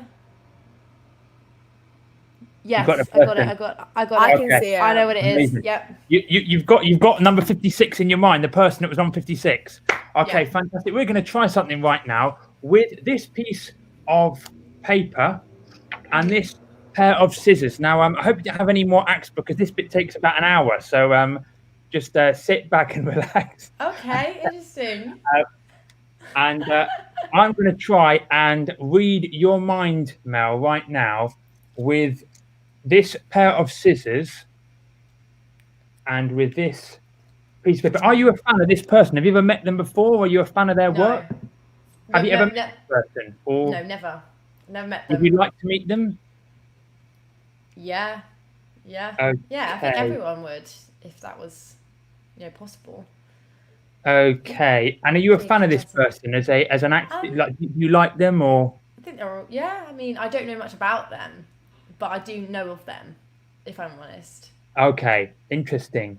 Now, to all of the lovely viewers watching right now, we just had an amazing singer and actor, Rose, who was absolutely brilliant. And of course, she is at RADA at the moment. But I've actually just finished a course as well in origami. I just spent 6 months at an origami school. So I'm just testing out my skills right now. Sounds like a waste of time. Absolutely. And if this does work, then hopefully, Mel, I will have a little present. And if this does work as well, to everyone watching, if you can, feel free to add a little bit to that donate button. That would be fantastic. Yeah, go for it. I mean, look at 6 months in training for this donation. The only problem with this trick is if it goes wrong, you can't go back once you've cut it. So I really hope this is right. But for the first time, Mel, just tell me nice and loud, what was the name of the person that you are thinking of? Charlie Chaplin. Charlie Chaplin. You saw on the screen all of the celebrities were different. Yeah. You could have gone for absolutely any number. You went for number 56, where you see Mel. Nothing in my hands. From this piece of paper, I have cut out the face of one person, and it is Charlie. How did you do that? Right there, you can see there is Charlie Chaplin right there. Thank you so much. Thank you. That was not 6 months wasted, Patrick. Very good. Thank you so much. Now, I'd love to try something right now. I'm actually going to teach everyone watching at home. I'm going to teach you all 2 magic tricks. If you enjoy them, feel free to donate to me. They're just joking, to the cats. And I'm going to try stealing. Absolutely. I'm going to try something right now with a pack of cards. Daisy, please tell me absolutely any card that you like, any card at all. In fact, the first card that pops into your mind, any playing card, but the 3 of hearts, 4 of clubs, any playing card that you like. 5 of diamonds. 5 of diamonds. Yeah. You could have gone for absolutely any card. But you see, before I came here today, I turned over 1 card in the pack. You're not going to believe this, but if you have a little look, there is 1 card turned over in the pack.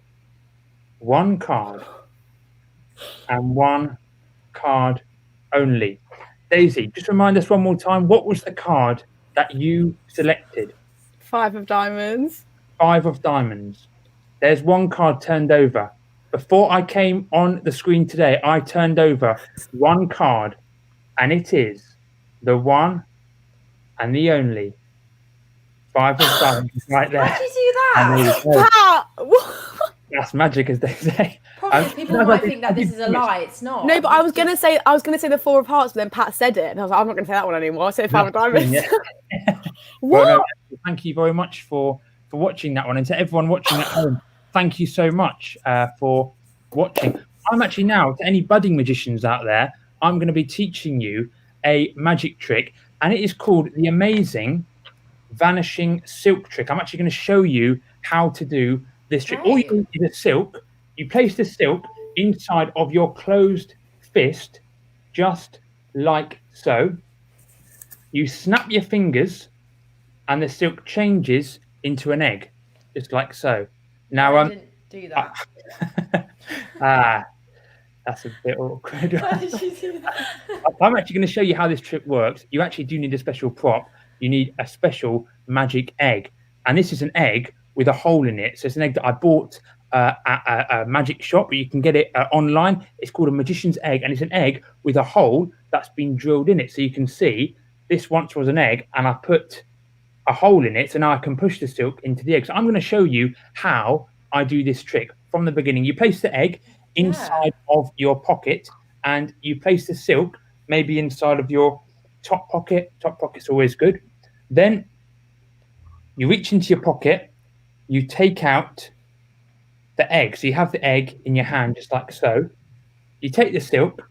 As you're talking to the audience, you pretend to push the silk into your hand, but you're secretly pushing it into a hole at the back of the egg, as you can see. You then snap your fingers and you show that it's now turned into an egg. You reach into your pocket and you pull out the silk. Now, there is only one problem with this trick, is if someone tries to see the egg. If they want to see the egg, they might be able to work out the trick because they're going to see it's fake. So what I like to do then is I like to do this.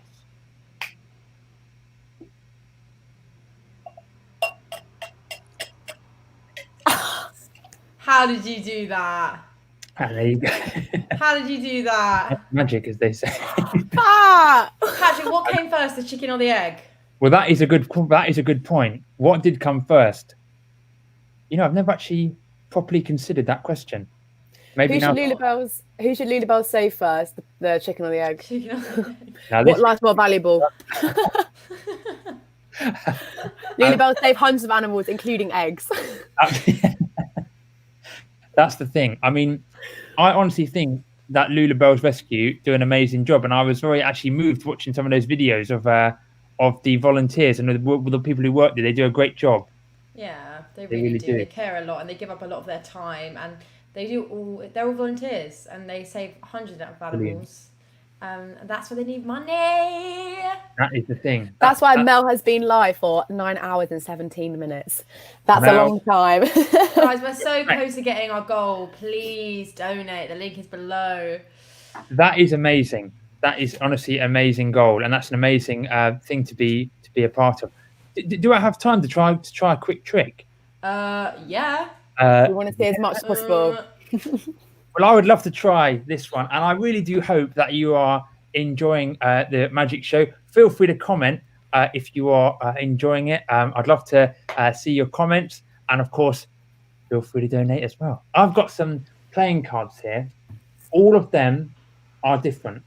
Daisy, as I go through the cards, please say stop whenever you like. Please say stop. Okay. Stop. Okay. There's your card.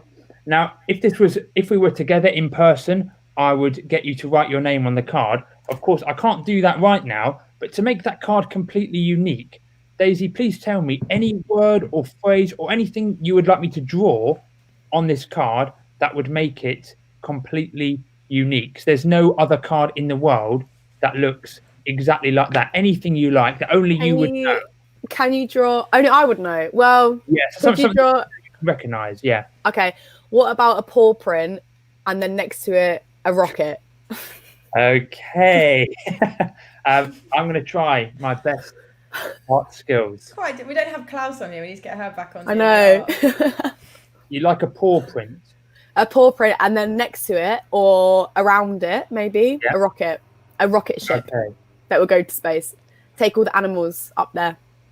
Well, that's a bit sad, Daisy. Well, Lulubells I need the money to raise to go to NASA to get the spaceship today. Because there's animals in space that they're actually more in need than animals on Earth. Actually, yeah, Absolutely. I've just drawn a rocket ship. Let's see. Go on. It looks like something. It looks like something really rude. I'm going to have to try and do that.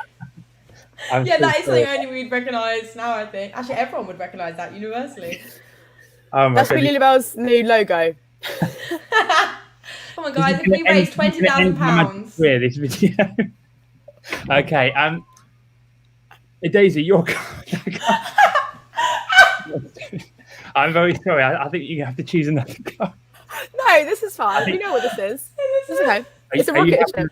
Okay. I'm more than happy with that card.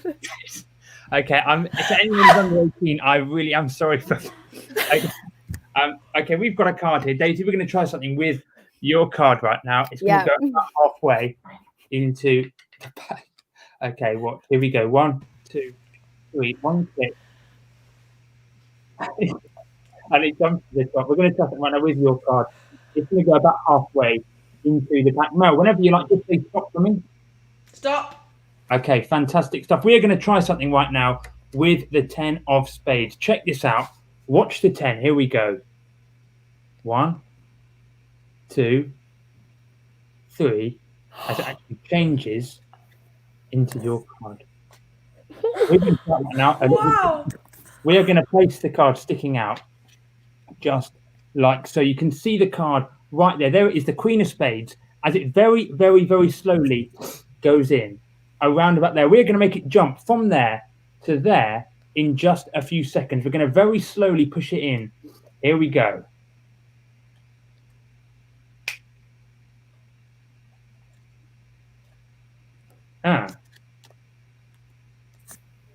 Because you see up there in there now is one card, and that is your card. Now, I tell you what, we're going to make it really fair this time. I'm going to take the card and I'm going to give it a nice big bend. What that means, if you were to see the card again now, you are going to recognize it because it's got a massive bend in the middle. It's going to go into the pack with a big bend in it, just like so. You can see it right there with a bend in it. Here we go. Watch the pack. Watch the pack. 1, 2. As you see, one card actually pops up to the top. One card, your signed card. Now, I tell you what, for the big finish, we're going to try one final thing using your card, the Queen of Spades, as it very slowly goes into the pack. Now, I'm going to try and find your card, not using my hands, but something a little bit different. You see, inside of my pocket, I actually keep my favorite card. If we have a little look, inside of my pocket, I actually have my wallet. You see, inside of my wallet, I actually have one zipped up compartment. Inside of that zipped up compartment, I actually have one envelope. You see, this envelope has actually been sealed, and it has been sealed on every single side. Sealed on this side, sealed on this side, sealed on this side, and sealed on this side. You see, before I came on this show today, I took my favorite card, Daisy, I folded it up, I placed it inside of this envelope, inside of this wallet, and inside of my blazer pocket. And if we rip it open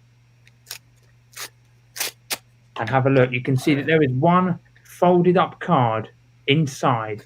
One folded up card, but not just any card. It is your signed card. And there you go. Thank you very much. Thank you. I would love to try just before I go. I would love to try one final trick, if that's right, just before I go. But I would love you to that. Fantastic. Also, who knew that you were going to draw a dick on a queen? Come on. Like, it's a rocket. You did make the queen a dickhead. It was that moment where I just drew it and I thought, there's no going back. That's it. You had to commit to that. I had to commit to it. That's amazing. People in the comments are freaking out, by the way. Lots of Also, I would love to see another trick. And just to say, I am available for art bookings as well. So if you were looking for like an artist, I can do any. I can. Pat, don't you do children's first party? You do face painting for children, don't you? And I've only had 15 complaints. I can draw a rocket. Not too bad. I want to be an astronaut. Are you sure? Okay. You sure you want that? Okay. I would love to try one final trick. And just before I do that, it really has been such a pleasure being part of this.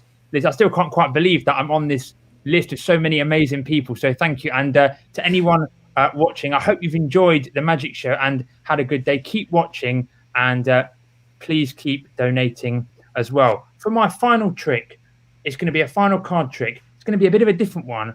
I'm going to show you the first trick that I ever learned, the trick that got me into magic. And it uses a pack of cards. When I was about 13, I went with my dad to see a magician. And he is part of a big show called The Illusionists, and he did this trick on stage. And I saw this trick, and I was honestly so amazed. I was just like, I got home, I had to learn how it was done, and this is the trick that I learned. I managed to find out how it was done, and here it is with a pack of cards. Mel, just say stop. Stop. Okay, amazing. I need you to sign the card. Would you like me to draw or write anything on the card? Are you sure? Right. Could you? Yeah, I've got to be careful what I ask you for now. I'm not going to ask you for anything like a cucumber. So Absolutely, yeah. How about I would like you to draw my twin Lucy Karszewski, who did the art for Absolutely. this event on Tidda. So you know what she looks like. She looks like me.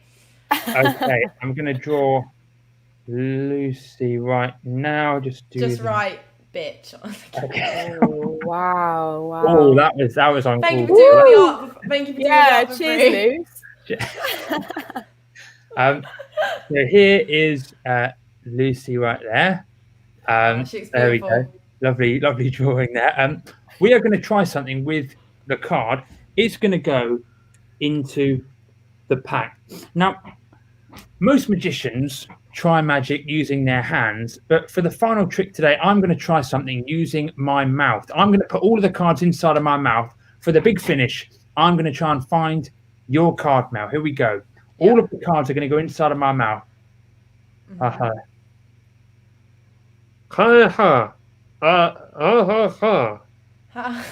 Can we have a drum roll, please? Look.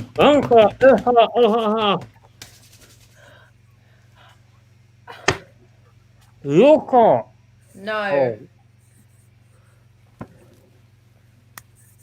Take away your donations.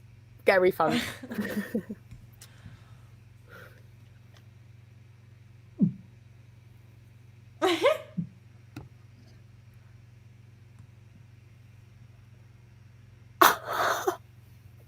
One card, hold it up, inside of my mouth. One card, but not just any old card. It is Mel's signed card. Oh my Thank gosh. you so much. I so appreciate it. Wow. It's been so much fun being here. So thank you so much, Mel and Daisy, and everyone else who has done an amazing job on this. And please keep donating. We so appreciate the support. Thank you, Pat. And actually, thanks to you, during your magic show, we are now got to £8 away from our goal. Oh, are you joking? Well done, and thank you to everyone who donated. It's so amazing. Really means a lot, and yeah, really hope the rest of the evening goes well. Thank you so much, Pat. You're amazing. Patrick Ash, guys. You're amazing as well. Thank you so much. Social. Cheers, everyone. Thanks, Pat. Wow, that was. I'm just gonna sort out my. Oh my god, I'm just gonna sort out my. Thank you so much, Pat. Have a great evening. I got rid of him. How amazing, guys. Daisy, that was incredible. Can't believe we're £8 away. Guys, I'm just going to mute myself for 1 second because I've had a problem with tech. Hold on. You do that, Mel. How amazing is Patrick Ash, guys? His name's Patrick Ash. You can find him on all social media. He's an incredible magician, but also an actor. Yeah, amazing. I've actually feel a bit in shock still from that card trick. He's so talented, a member of the Magic Circle. Also, he's at the moment doing some kind of like exploring travel vlogs in England and UK. So like check that out on his Facebook as well. He's got some really cool videos up at the moment. I genuinely feel like my heart is pounding a bit seeing some amazing magic. How do you do that? And when he does it in real life as well, it's even more awe-inspiring. It's very inspiring. And guys, you are absolutely amazing. We're only £8 away from our goal. Please keep donating. Please keep sharing. Get it on your social media. Mel's gone, but get it up on your social media. Let's share it. Let's try and get 750, and then let's try and get £1,000. Because if we can raise £1,000 for Lulubells Rescue, that would be absolutely amazing. They really deserve it. The charity is absolutely unbelievable. As Melodia said and Bailey said throughout the show, they are a really, really small independent business that do amazing, important work, and they help loads of animals. They save thousands of lives, especially at the moment during like COVID-19 pandemic. They are very, they really need some help. They're quite, they need help like fundraising. Obviously, I hadn't been able to fundraise throughout the whole pandemic, so these funds are really going to help them eventually, hopefully help them get like a shop of their own, a little premise they can have all the animals on. Hey Mel. I can't hear you at all. Can you hear me? How about now? I can hear you. Okay? Can you hear me through this yeah. mic here? Can you do some animal themed ASMR maybe? Hello everybody, this is Melody Animal themed. like meow and meow. Meow meow. I'm a lion. Wow. Wow. Wow. Really good. That was amazing. I felt like I was in the jungle just then and there, actually. I really felt that face to face with a lion. Watch That was out. crazy. Be careful, guys, because listen, a lion escaped from London Zoo and she's right here, actually. Talking about lions, this next guest is a real lion. No, this is Yeah. Yeah, speaking of crazy lion men. Yeah. We've got all right, this is a great intro. This is not a very nice introduction for Toby, is it? I'm gonna pop off. You can do better than I'll try and salvage that. I'll try and salvage that from whatever you just did. All right. Right, best stick with me, guys, because Mel just honestly ruined that for everyone just there. And then I wouldn't blame you if you clicked off, to be honest. But, next up, we actually do have Toby King Bakari, who is an incredible actor. Oh, we actually just hit the goal. I want to celebrate, but I also want to give Toby a good introduction. Yay! Oh, let's get a grand. Woohoo! Yeah, throughout this next interview, guys, make sure you keep donating. We've got someone really amazing, really special up next. He is a very talented actor, sort of up and coming, I would say, but I'll let him talk about his career now. If I add him on, Toby, you ready? You got cereal in your face, it seems like. I can see you steaming it in, so I don't know. I'm trying to get my last bites before I went on. What are you eating? What cereal is it? What's your favourite? It's, the marshmallow ones. It's called marshmallow mateys. Lucky Charms. Lucky Charms. Rip off. All right. Marshmallow mateys. All right. Yeah. Yeah. Yeah. All right. Well, what's about the lion? I was told I was a lion before I came. Melody. I don't know what she was doing there. Because she was doing like ASMR of an animal, and then she was like, speaking of lions, our next guest, and then she kind of just dipped off after that. So like she left us with that. I hope that we can think about that now. We can carry that on with the interview. I'm not really sure what she was. Oh, here she is. Okay. So Toby, you can feel free to eat your cereal. It's okay. I got a cup of tea. Just do it. Just munch away on those fake Lucky Charms. Go for it. Toby, I'll give you a bit of an intro, but feel free to stop me at any time and correct me if I'm wrong, or if I need to give you a bit more credit, you can tell me. I don't know. I don't want to sell you short, but you can tell me. But so this is Toby, guys. He is an amazing actor. He was it's amazing. If you guys have seen I May Destroy You, which you should have seen, if you haven't seen it, get on it. That's obviously a very amazing series with written and directed by Michaela Cole, where you play Nicholas, Toby, and work alongside Michaela herself. Amazing. Before that, you were in Temple, and I think, I don't know if this is out already, but Cursed. Yeah, it's out. Well, I've got to get on watching that. I need to get on watching that. You guys got to watch it. Well, you play like a warrior, I've seen to understand. How's that? What was that like? Oh, it was fun. I mean, if you watch it, I will. Of course I will. He dies quite early. So, spoiler. Yeah, sorry, but it's just no point telling you to go and watch it. I die very fast. I don't want to be like, you know what I mean? It's like, I can't do that to you. So but no, it's good though. It's really good. Yeah. Did you have to do like stage? Well, I guess not stage, like TV fighting. Yeah, which was really cool. Like little combat stuff. I had a bow and arrow, so did you? I did do archery as well, which was cool. Yeah, that's really cool. Are you good at it? Were you good? Yeah, actually, apparently I was a natural. All right. Well, okay. I mean, I didn't say that. I mean, I'm just saying. Apparently, I was told I was like the best actually that was there. So. You know what I mean? Like, I was the best person they trained me. So that's out already on Netflix, and I May Destroy You is on BBC. You guys, hopefully, will seen it because very important piece. Very important piece of like creation actually. And Temples of Mark Strong, and at the moment you're filming season 2, aren't you? Yeah. How's that going? How is that? It's going really, really well. It's weird with like Corona sort of, regulations. But, is it like, do you have someone on set that's like always changing your mask around and stuff like that? Yeah, someone who gives you like hand sanitizer and like reminds you to put the mask on. Yeah. Temperature. Yeah, it's odd. It's really like, it feels a bit robotic. But yeah, that's still really cool though. And I guess it's good that like things can kind of start up again and like get to filming again. That's really fun. How was season 1? So how is it working alongside Mark Strong and other amazing actors that are involved? Yeah, it was lovely. Honestly, like everyone who I worked alongside was just like so supportive as well because it was my first TV role. Oh, really? Just disclaimers. Disclaimers. It was my first TV role, so obviously there was a lot of pressure. Yeah, and how? Oh, no, go on. So, and obviously the way I landed the role was like an incredible moment for me as well in my life because How did that happen? So it's a long story, but to make it short, I basically was on the route to drama school working alongside a group called Open Door, which David was on, and a lot of us know Open Door. And basically, when I was in Open Door, there was nearer the end, there was like a showing, and then some agents came and watched the showing. And when they watched the showing, they sort of put me in a room with casting directors and stuff after, and then literally from then I was offered the role of Temple after a few auditions and Lambda, so it was crazy. That's amazing. That is incredible. And so obviously you chose not to go to drama school.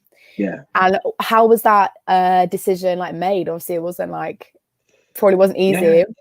It wasn't. I mean, when I actually thought about it, it was a no-brainer. Right. But do you know what I mean?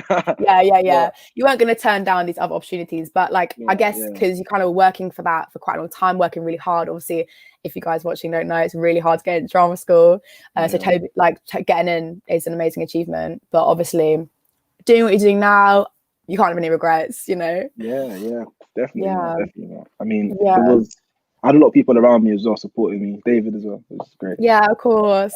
Yeah, Open Door's an amazing group, by the way, guys. If any of you are looking to become actors or go to drama school, I'd really recommend looking into Open Door if you're from maybe a working class background or different socioeconomic backgrounds. They're really amazing, and a charity, an incredible charity, actually. But yeah, exactly, amazing. And so, Toby, how was it working alongside Michaela Cole then? Yeah, Michaela's awesome, man. I always say no one ever. I mean, I didn't know how hard she was working. I didn't feel that pressure when I was working alongside her. And even though she was also directing and producing and she's starring in it. And she's done other stuff. Do you know what I mean? She's done so much before. Amazing. It makes it look easy.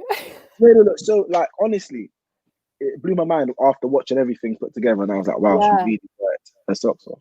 Yeah, that's amazing. That's so good. And so other than acting, I did have a little stalker on Instagram, I'm not going to lie to you. And I saw that you were involved in something called Yanga. Am I saying that right? Oh, yeah. I thought that was really cool. And so you're presenting on that for a short time, weren't you? Or a little bit. I thought that was really sick. And that's kind of like a channel celebrating African culture. And you can watch it on Sky, YouTube, Yanga TV. Are you a presenter? Are you a natural born presenter? Are you? I mean, to be fair, I am a presenter. That's my job. That is your job forever. It's one of my jobs to be a presenter. I cannot lie. I've done it for a year. But I would say, have you really on Yanga or on something different? On Yanga, yeah, I was there for a year. So but it was so you are. That's what you are. Yeah. Why don't you interview me? You should be interviewing me actually. Oh, I mean that's the thing that it was never easy for me. I wouldn't lie and say being a presenter is easy. I feel like acting is way easier than being a presenter. Really? Yeah, which is weird. That is weird. I don't know if that's what you're just saying that just to be No, honestly, I feel like you interviewing, especially it's an admirable job. It's not easy to sort of keep up that sort of pressure. That's why you got to have a chance. Exactly on the side, just in case I start to just be oh, sorry, I just got quickly. That's amazing. And so I was actually thinking how they do Vogue 75 questions, whatever, with those celebrities and they follow them around. I was I just thought I have some quick fire questions for you. And maybe you can not eat your cereal for 10 seconds and just answer this and just answer me. If you want, do a quick fire. All right, cool. If you want. Guys, this is Toby King. Akari, how are you feeling about this quick fire questions? Because it's going to be quick. Yeah, ready? I'm feeling good. Yeah, let's go. Right. Do you have any animals? No. What's your favourite animal? Bears. Why? Because they're lovely and they're cute. All right. Do you have any pets growing up? Yes. What were they? I had a dog called Gucci. Oh, I know that. What kind of dog was it? Was he? She was. She was a Pitbull and stuff. Lovely. What is a sound you hate the most? Sound. Yeah, like what's your least favorite sound? Nails on a chalkboard. Yeah. Boring. That's such a boring answer. I knew you were gonna say that's why I guessed it. Hey, So come on. quick. What is actually a sound that really jars you the most? Right, too slow. What's the best piece of advice you've ever been given? Have fun. Oh, when did you last sing to yourself? Like 20 minutes ago in the shower. When's the last time you sang to someone else? Actually, yesterday. What about right now? Come on. Oh, impossible. Would you rather fly or swim? Fly. Yeah. What animal would you like to be for a day? Chameleon. Oh. Do you have a spirit animal? Chameleon. Bear. What's the best piece of advice? Oh, you already said that. Do you have any party tricks? Yeah. Go on. A handstand, but I can't do it, so it's covered. You can't. Oh, that's easy. Yeah, I can actually do like 6 backflips in a row, but I can't tap it like that. Goes on the camera. Do you know what I mean? So yeah, I know. Do you know any animal facts? Do I know any animal facts? Yeah, a few. Okay, tell us one. Wait, what? Like what is it? Seahorses are male and they give birth. Yeah, well, that's good facts. Are you an early bird or a night owl? Early bird. Who's your biggest inspiration? Ooh, Drake. Quite a lot. Really? Why Drake? Yeah. I just love his career, his path, and what he promotes. Amazing. Well, that's good. Guys, give us some more questions. Advice you give to any actors starting out? Advice I give to any actor starting out, I would say keep on training and keep on trying to grow, because you always grow every day. Yeah. What things have surprised you since joining the industry? Someone has asked us. How much it's not scary. Like, you hear all these horror stories about people being divas and everyone being a bit evil, but it's not like that. It's just people trying to make. Yeah, but is it one of those things that's like, if you're not seeing it, it's probably you? Do you not think it might be one of those things? Like, no, I'm not a diva though. there's no divas here, but like, there's no divas here. But I need what I need, and when I need what I need to get done. It's got to be perfect, to be honest. Amy's asked, what show would you like to be in if you could choose anything? That's a good question. Ooh, that's a good question. I probably would like to do. It's a hard question. That is a hard question. You can have time to think about it. I'll wait. Yeah, cool. Oh, as in The Boys, because The Boys is really cool. Yeah, so cool. That's such a good show. How have you been keeping up your craft in the pandemic? Oh yeah, what did you do during lockdown? Were you up to anything? Yeah, so I started reading a lot more plays, and I started doing a lot more voice stuff by myself, which was voice workout, warm-ups and workouts and stuff. And I sort of stayed healthy. I started eating good, started training again. We can see with the Lucky Charms. Yeah. I mean, this is my unhealthy cheat, but That's really good. That's really important as well. Definitely during like that time was like keeping your body and your mind very healthy. Definitely, that's really very important. Lucy just said, I can't believe he showers just like us. No. So, your fans are shocked that you are like on human level, I think. I shower. Obviously you're on God tier now. I look so dirty as well, so they're like, oh, you know. Before you like went on TV, did you have any kind of like, did you know you wanted to do TV? Were you aiming towards kind of plays in your acting, or did you know you wanted to do on screen, or like? To be fair, I just wanted to act. Yeah. But like, to be like, even the whole like journey in my head, the way I planned it, it never really had tempo. Obviously, it was like drama school. So I always imagined, like, worst case scenario, I would go to drama school. I'll get my agent. I'll get an agent. Worst case. Worst case, I'll get a really, really bad agent. At least I get an agent, and then I would like be in a bar, and then I would like do a couple of plays, and then wait through TV and stuff. So I do have like a sort of love for theatre, because I do want to do theatre, but whatever I get given, I take. Yeah, that's amazing. And I think that is actually so good. And I guess like theatre is so, it can like be there on so many levels and so many platforms. So like kind of if you didn't end up doing TV, you probably could have ended up doing like a whole number of other things and still loved it just the same. And obviously you're so early in your career still, and having achieved so much, it can only really keep going up from here, you know. Amen to that. Yeah, it could. Someone said, what hobbies do you have other than acting? I train parkour, free running. That's amazing. So jump off buildings. Yeah, similar stuff. Yeah. Where do you do that? Like around where you live, or do you go somewhere? Well, one by myself, yeah, around where I live, and then I have a gym in in Cannon Town that we go to and sort of like just train, which is cool. It's fun. That's really cool. How long have you been doing that?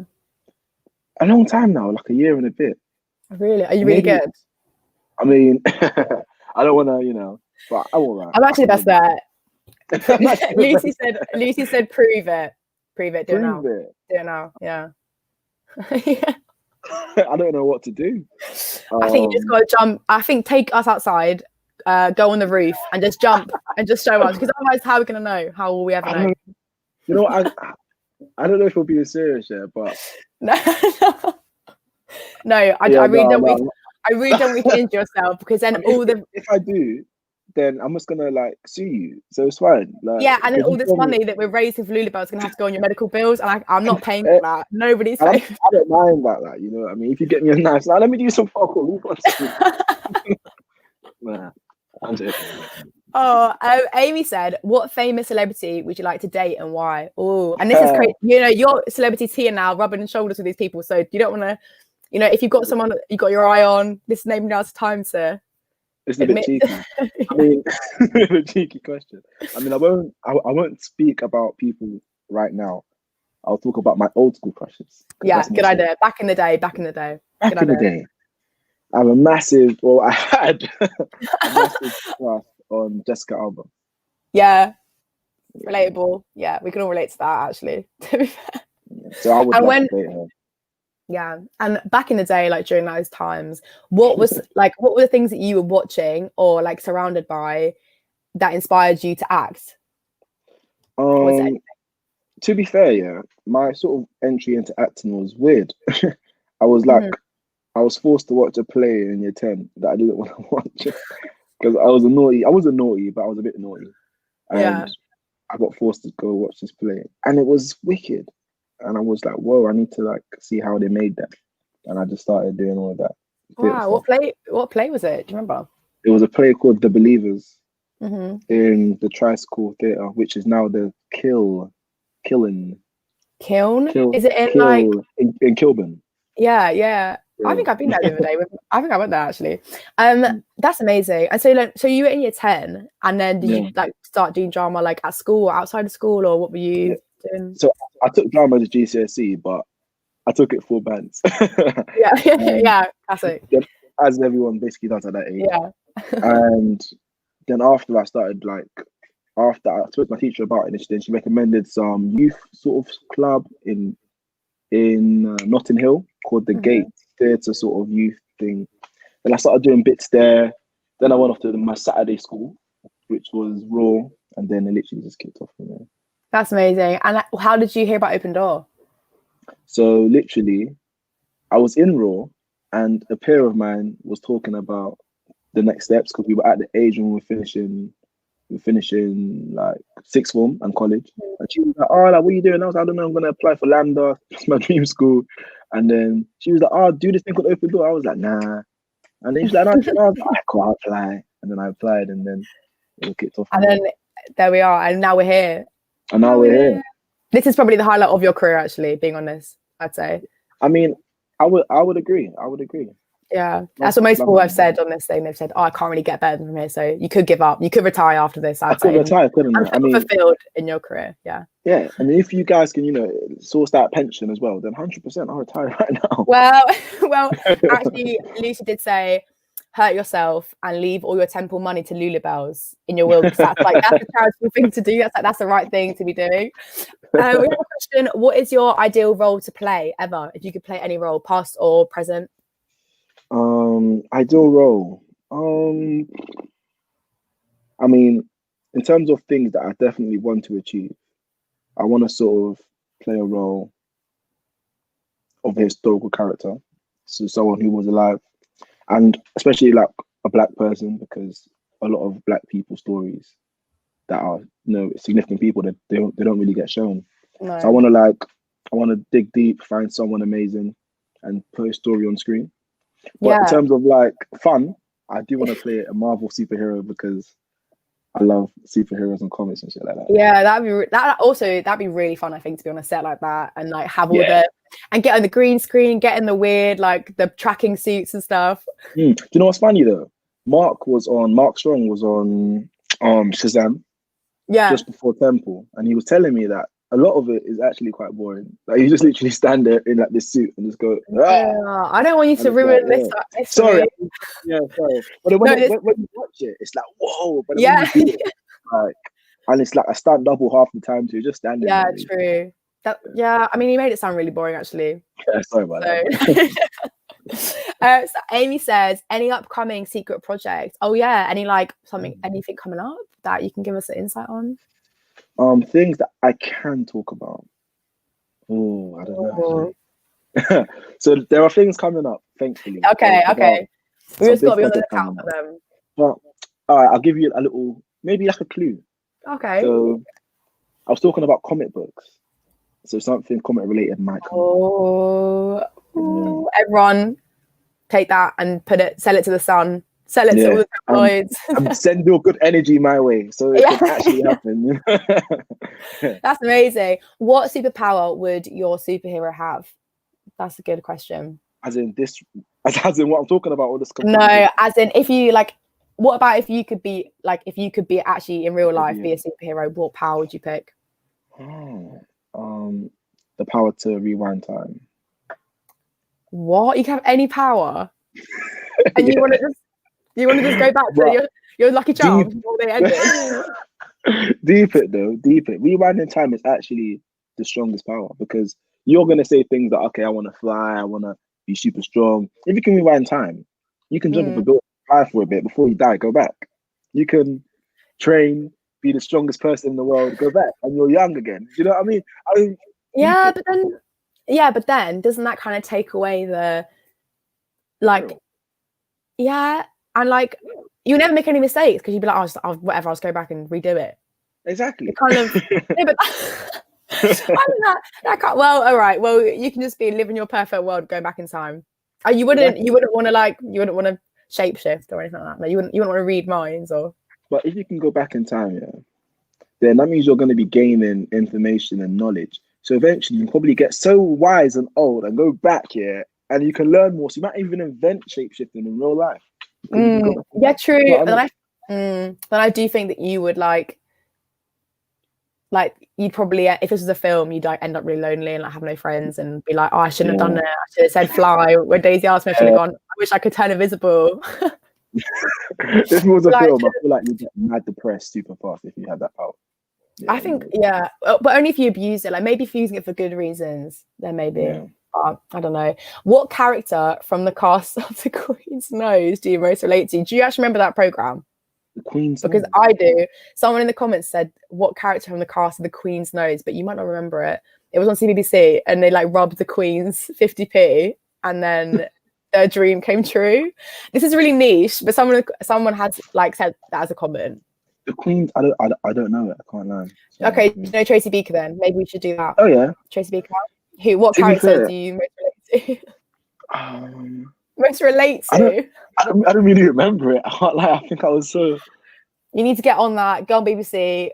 Start from the beginning and just enjoy the ride because you're gonna have a lot of memories come back and you're gonna feel a lot of things probably. On the whole CBBC thing, I used to watch Sarah Jane Adventures a lot. Oh my god, I love Sarah Jane. Oh, when she cried, it made me really. When she cried, when she died, I cried. Yeah, it was really sad. Really sad. Also, it was out of nowhere. I know. That was actually an amazing show, to be fair. That was an amazing show. What show did you watch? I think it was one of the best, definitely. When we were like, because it was kind of the age where like you might start watching sort of adult, not more like grown up TV, but Sarah Jane was still going to be in your weekly watch, wasn't it? Yeah. I was watching that when I was probably in like year 11, year 10. Still watching Sarah Jane. Yeah, literally. What TV shows are you loving at the moment? What are you watching right I literally just rewatched Misfits on Oh, Netflix. I'm gonna rewatch that. They Yeah. dropped it on Netflix, but I finished that now, which was a bit of a weird binge because it was quite quick and there's a lot of episodes. But apart from that, The Boys and Yeah, so good.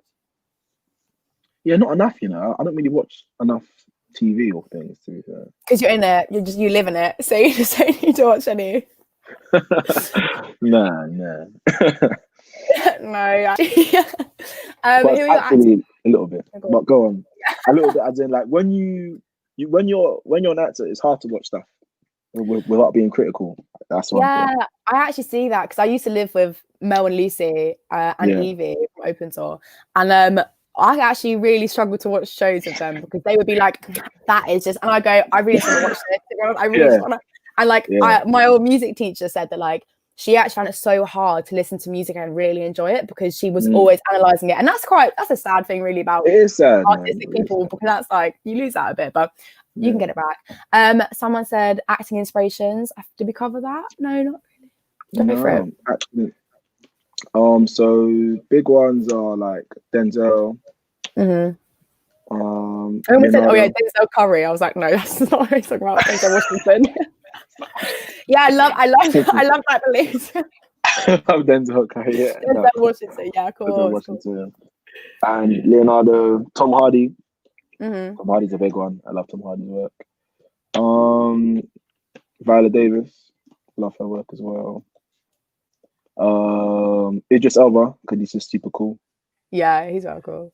Are you gonna get to that his age and then start DJing and stuff? That's what I'd like to see, to be honest. You know what it is? It might happen. Featuring on. I can see it happening. I can see it happening as well. I can be that sort of new age Idris. I would like. That's a big claim. I'm gonna take that back. Guys, that's what's gonna happen here. What's your ideal role to play? I think we said that he's gonna be a superhero. Just gonna cover that. What about tell us something boring and something fun about the acting industry?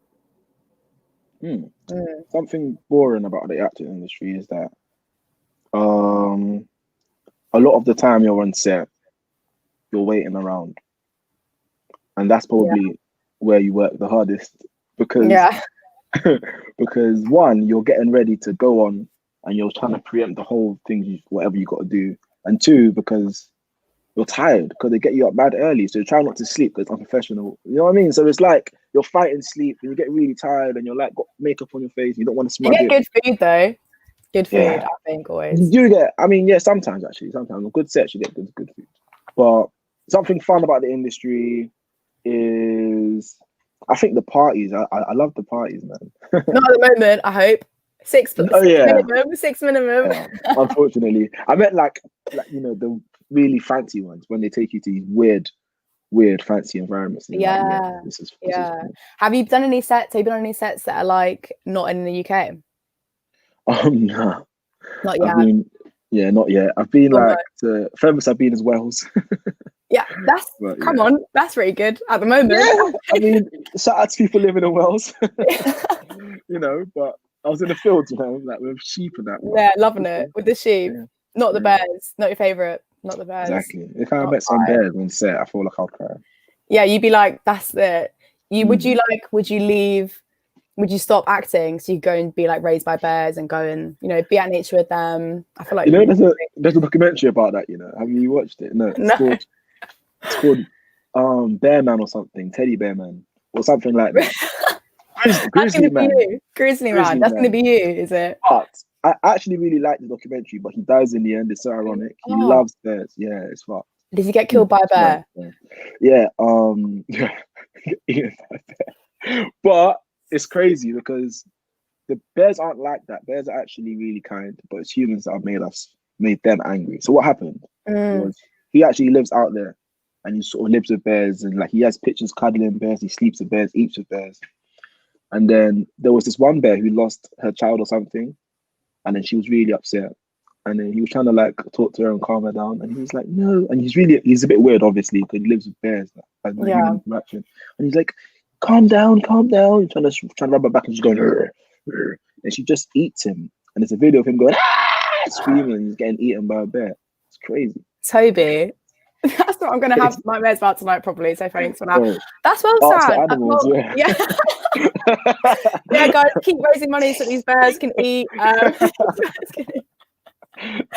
Oh, so I really look forward to seeing you become Bear Man and comic book man. Maybe that's actually your superhero. Could be to be a bear. You could transform into a bear. Maybe that could be it.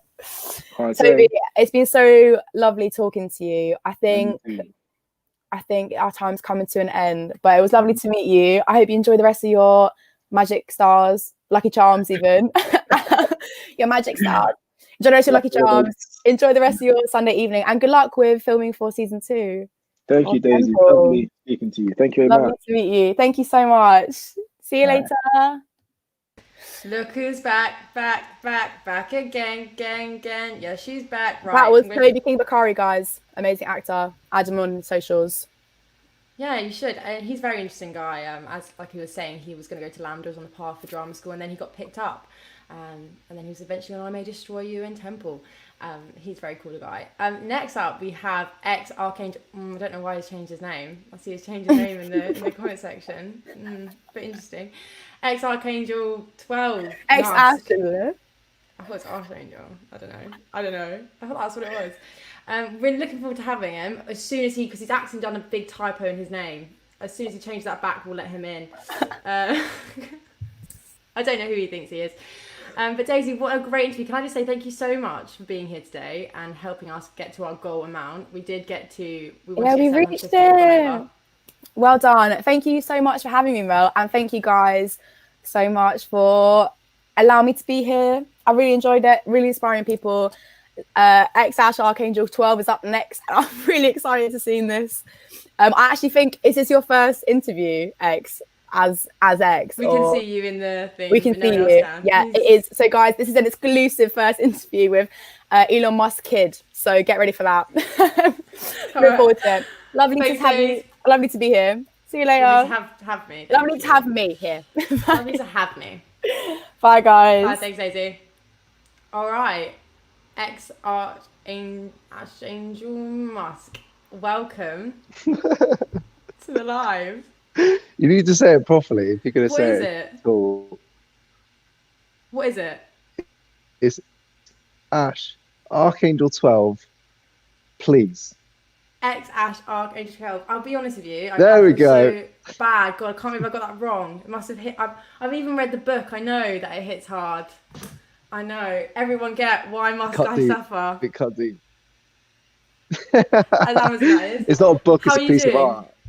It is a piece of art. Good. It shows the tribulations of your life. It's a bit of a biography, really. Very good. I'm glad you enjoyed it. Thanks for the kind words. How are you doing? What is hour 10? I'm very good.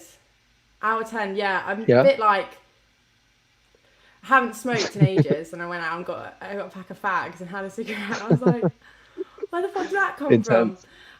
Intense, exactly. But how is Rue? Rue's right here. I'll get her on. Wait, what was she chewing? She's chewing some sausages. There she is. Hey. Say hello. God, she's beautiful. How long have you had her now? Like she's nearly 5 months. We've had her like coming up to 2 months.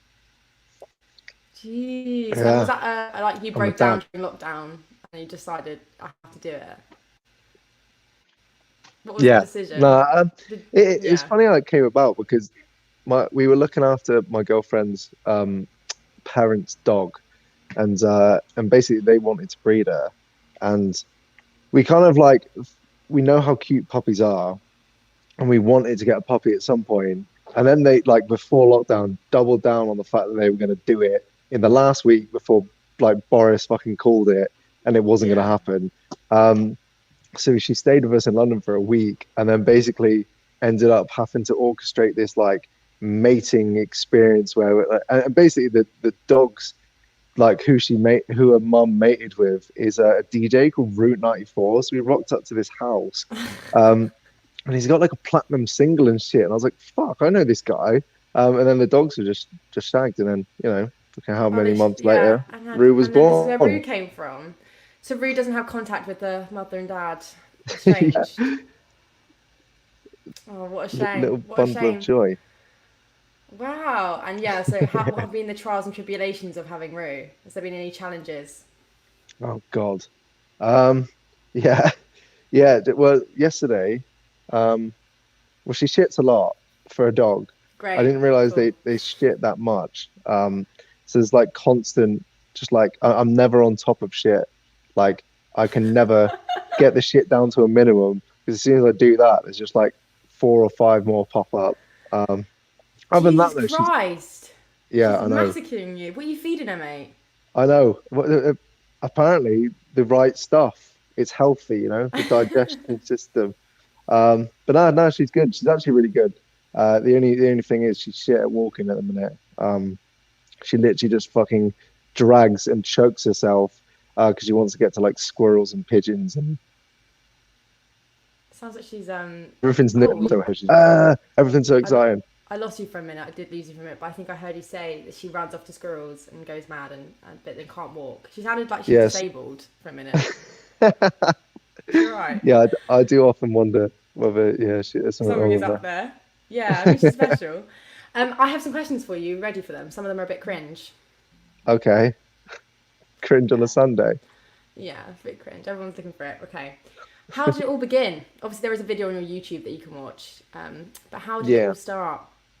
I guess like the YouTube world that I'm in now started probably when I was like 14, 15. Like I wanted to do YouTube, but was like scared to admit it to myself. Thought it's probably a bit embarrassing. I was maybe trying to be a bit cool and not admit it. But I remember me and my mate Ben from my hometown, we just wanted a viral video. Like we didn't like care about being YouTubers, whatever. We just wanted a video with like 1 million views. And that never happened. We did the Harlem Shake once, and then I think that was our only attempt, and it got like 10,000 views, and then kind of left parts of that. Really? Yeah, like before I like properly went for it. Like I was just kind of, I didn't properly acknowledge it to myself, but I was like, I thought it was such a cool like idea as a job, and then did the whole uni thing, tried to be a businessman, and then. Basically, like coming into graduation, the co-founder of my business stole like 8 grand from me. Well, not from me, from the business, which meant suddenly that was like kaput, and I was kind of like coming out of university with fuck all on the table already. So I was like, all right, time to assess what I actually want to do. What was this business? What was the business? So it was called the Helpful Water Co. So it's a cartoned water company. So it was basically trying to reduce the amount of plastic single-use bottles like in the ecosystem and shit. And this was like an environmental alternative. It's a cool brand, and the aim was to like do it openly with it and just I'm just looking. Jaden Smith, Will Smith's son, literally runs a company. I know, yeah, fucking hell, I could have been rich. But no, rich. So that whole shit happened, absolute shit show, and that gave me like an opportunity to like I don't know, try and figure out what I wanted to do again. And then I was like finally a bit more honest with myself, probably a bit more confident from the uni experience. I was like, fuck it, I don't care what anyone else thinks at that moment. So just started cracking away at YouTube, and then it started working. Yeah, I was actually wondering, like, obviously stuff you do is quite risk-taking. How is it that you build up the courage to do that? Because don't you get some kind of performance anxiety making stuff, like you do such weird stuff. Yeah, but performance anxiety, 100%.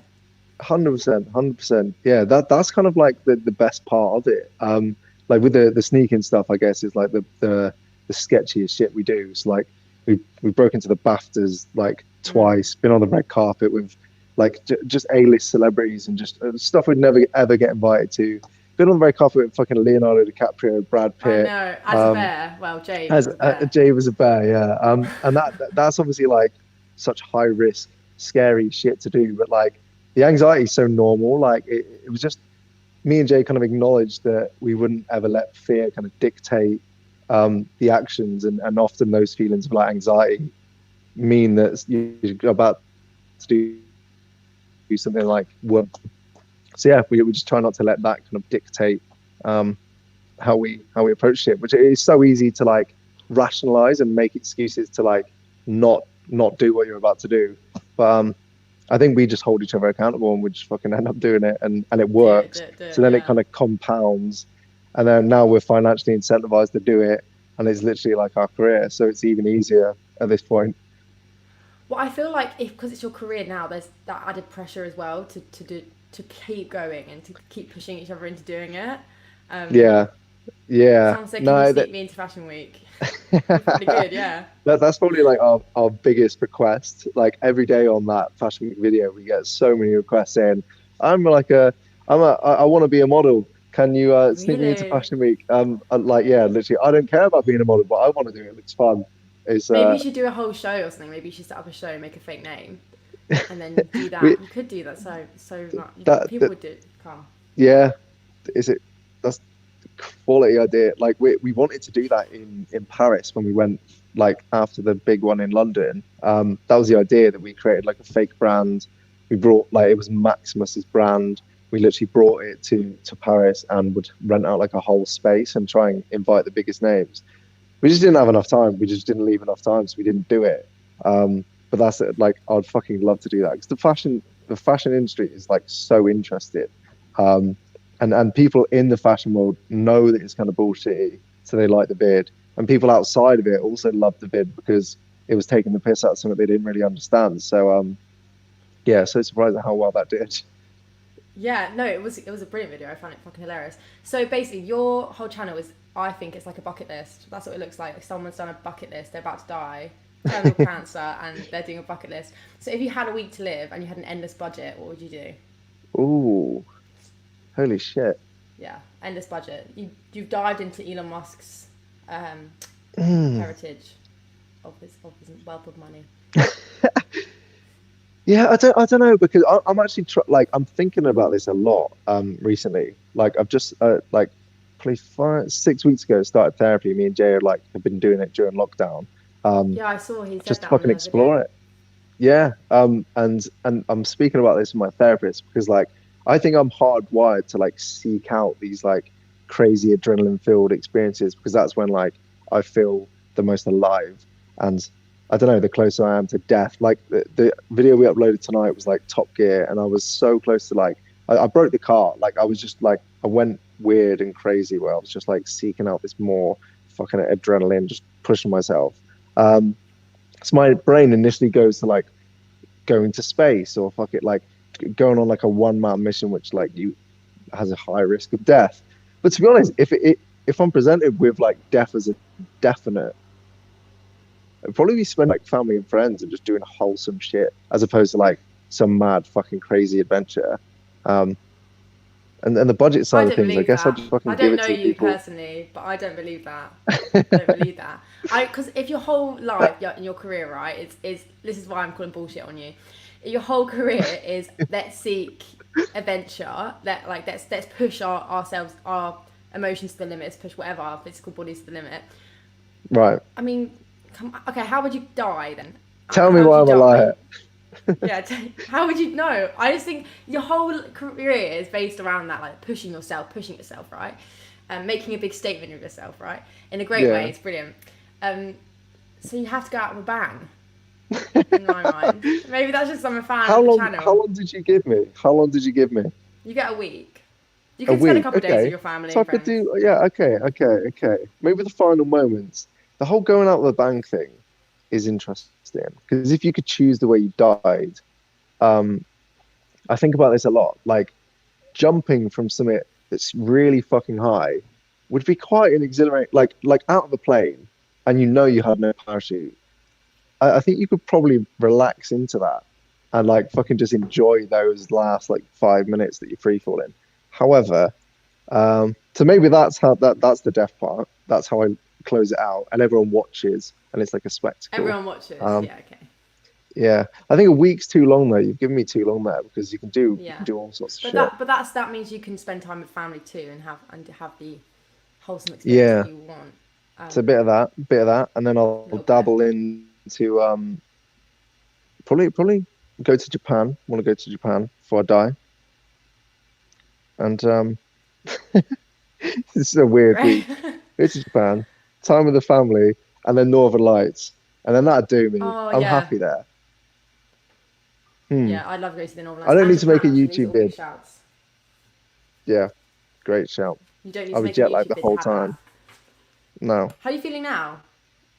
Because have you been away? right in this doing in this video? very second.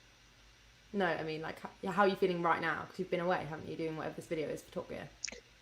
Yeah, I'm feeling quite tired, to be honest. Sunday, lethargic, but glad to be here.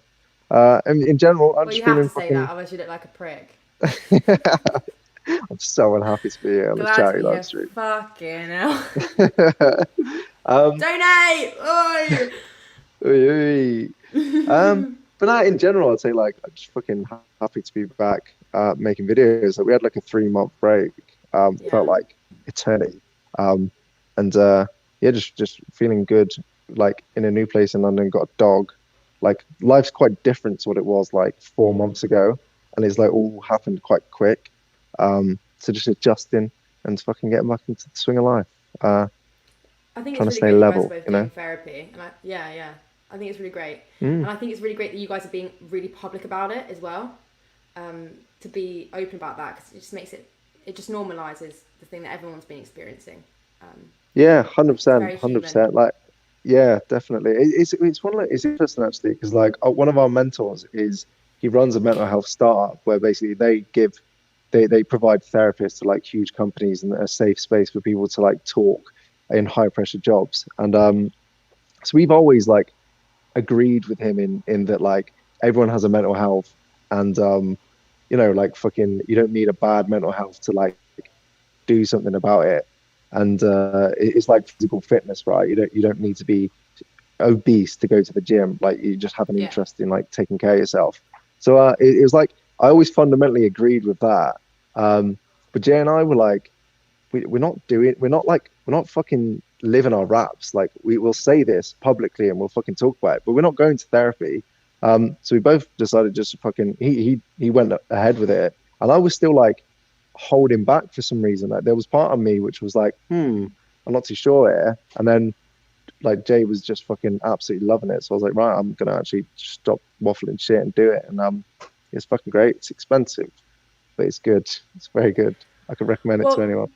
If this is what I'd say is obviously not everyone can afford it, you know, the NHS is there, that's amazing, but if you break your leg you'd pay to get it fixed. If you can afford it. Not everyone's in that position. So why not look after your mind in that same way? That's how Exactly. I feel about that. Yeah. You actually have some questions in the thing. What is a career goal that you have with the channel? What is a career goal? To die on camera. I think stop saying this deaf shit. I want this to get deep. I want you to cry. I had a game for us, right? We're not playing it now. We're going to get deep. It's too deep for a Sunday. Fuck's sake. Sunday. Right, career goal. You just ignored Tia Duff's question right there.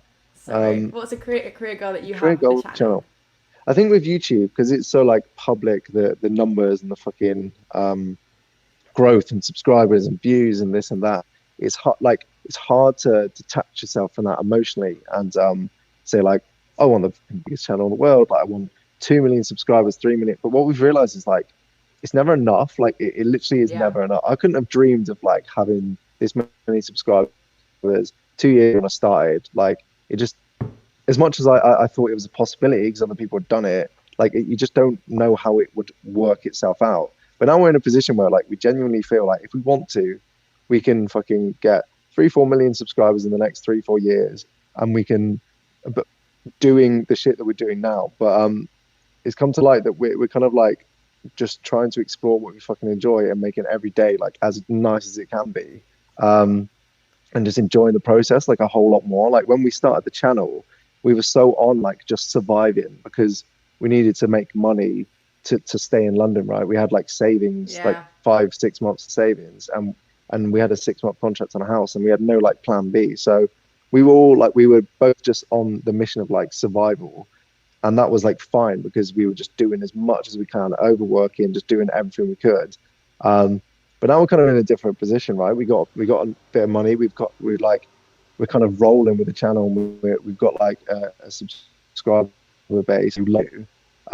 So now it's like, what can we actually do with that that's like meaningful and like fucking, you know, makes us enjoy shit a lot more than just like going for the biggest ideas every single week and just burning ourselves out and then fucking having no hair by the time we're like 35 and fucking stressed and taking years off our life. So I would say like career wise on the channel, I want to look back and fucking say I'd enjoyed every single moment of that. Because if I look back on the last 2 years, there's moments in these videos which are like, that's a fucking cracking memory.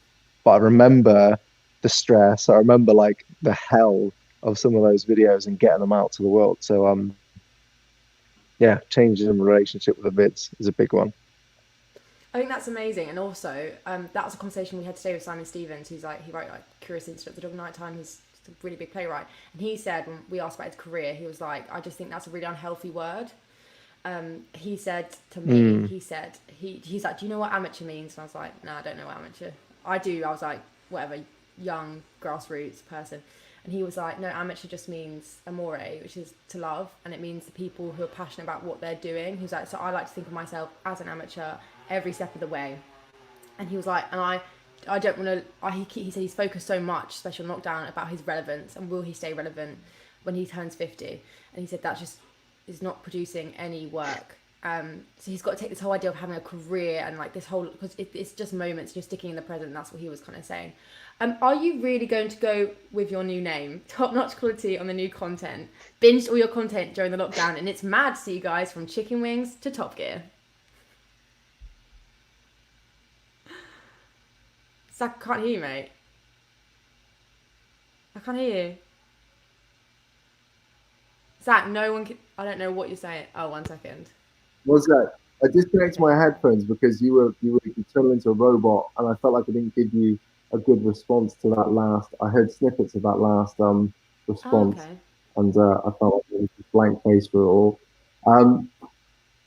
Am I going to go with your new name? I don't know what that means because I am called X-Archangel12 Musk. Apparently, right now, that's my name. So I have gone with it. Like, it's on my bank card.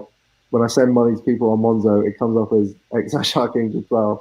Am I going to change it back? Probably. I'm probably going to change it back. Because I don't know the long-term problems with it, right? What if I want to take a loan out? What if I want to buy a house? I don't know. And plus, I like my old name. It's a family name, you know. I don't want to keep it. Although when you do die, so that's the first part. That will go on your gravestone still. When you eventually formerly known as X. Yeah. Died for You're pushing views. this death now. Yeah, it's because I've been on this for 10.5 hours. It's just getting to me now. Yeah, I get It's mad to see you guys go from chicken wings to Top Gear. Is that mad for you as well, looking at that big range? Yeah, it's quite mad. Like, when you look back at like what we tried to do was like give people a new taste every week, just like something random. So it come up on the fucking feed, and they'd be like, "What the fuck?" Like week on week, we're just doing the most left field random shit. And yes, we did that, and it's fucking mad to look back. Like, how were we doing it so consistently every single week on like when we had fucking no money and was just like so desperate to make it work. Looking back at the early days, that was like, fuck me, that was like so much harder than it is now. Yeah, it's very, very fucking mad. I honestly, I love just watching the old vids. Like, they feel like they're so nostalgic. You know, when like you flick through like an old like photo book of your family, and just like looking back at those experiences, they just look so different. And like I probably look a lot older now because I've just fucking stressed and worked. Because that's how age works as well.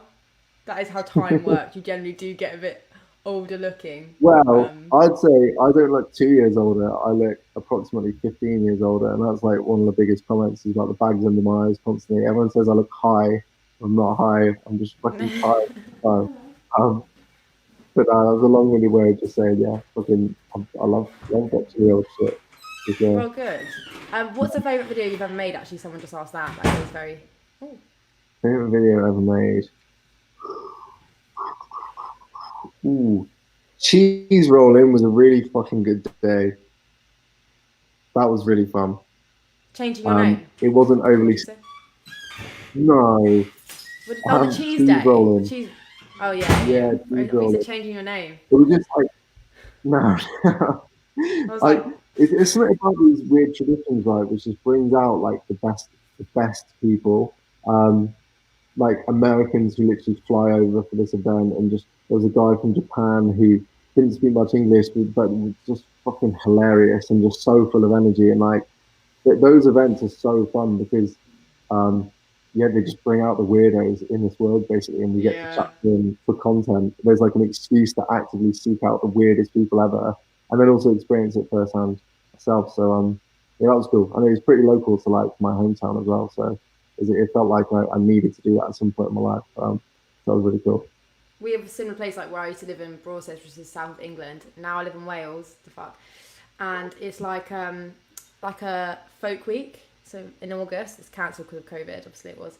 But they have like everyone's all the Morris dancers come up. We have like very typical, like for years and years and years and years, they've had the same different groups. Yeah. One of them was like a very racist one though, blackface one. We just got rid of them. That was a bit. Oh, really? Was a bit. Yeah. They were like, we're chimney sweeps, and we're like, no, you're doing blackface, mate. So they went, luckily, and then now we're back to being good folk week. But that's a bit of a weird one. But it's really nice to have those weird town traditions. Oh yeah. Yeah, that's what's like great about Britain, like how old our culture, like it literally goes back so much further. Like I don't know, America is like I don't know how many 100 years old. Like we literally have the oldest like traditions older than their whole country. And like you said, there are some fucking pretty dodgy ones, but like there's also some fucking harmless, just weird ones. In Somerset, there's one where they throw toast at apple trees to welcome like the cider, basically. They literally, it's called wassailing, and basically there's a famous farmer who just has hundreds of people at his farm. He doesn't have a drinks license, so he can't sell alcohol. He just gets them to pay admission, and it's like free drink the whole time. So that's on the bucket list. Hell, that's so cool. Yeah, when's that? It's meant to be at the start of summer, but again, yeah, COVID business probably. I don't know what's going to happen with that. I have another question for you. Who would you pick, Rue or Jay? What's the context or scenario? Is Rue gonna die? Is Jay gonna die? No, let's take it away from death. So to give the best day of their life ever. Yeah. Right, the best day ever. And also remember that, like mental health wise, when you've had the best day of your life, quite the same with drugs, really. When you've peaked, you can't really go back from that. So also, this is a curse as well as a blessing. Yeah, probably Rue then. I wouldn't want to do that to Jay, but Rue could handle that, I think. Look at her. Hey, Absolutely. she's so cute. She's so tight. Can she do tricks or not? Not You taught her any at the tricks? moment. Lie down. Lie down. See, she's nailing Great it. job. Great job. That reminds me, everyone, donate to Lulubells Rescue, who rescue so many animals in London. They save dogs to cats to geese to everything, and they're all volunteers. So please donate to them. We reached our goal earlier, but yeah, they save geese. They save seagulls too, and swans. From what? From the people. From us. From humans. From us humans. We want to hurt them. Just in general, like, I don't know. They've had some... I used to foster for them, so the reason why I'm doing this is I had like 3 cats I was fostering for them. Everyone should foster. Just call them up and look after them for like a weekend or a couple months. And that's what I did. And then I realised that they were all volunteers and that they all have their own lives and careers. And they're like $9,000 in debt because of their vet bills, because they pay for all the animals to survive. And they're in... Yeah. So people should donate to them, really. So that's why I'm doing the event. Yeah, they're really amazing. Lulubells Rescue. So some people aren't great. Some people aren't nice. I'd say that most people are good.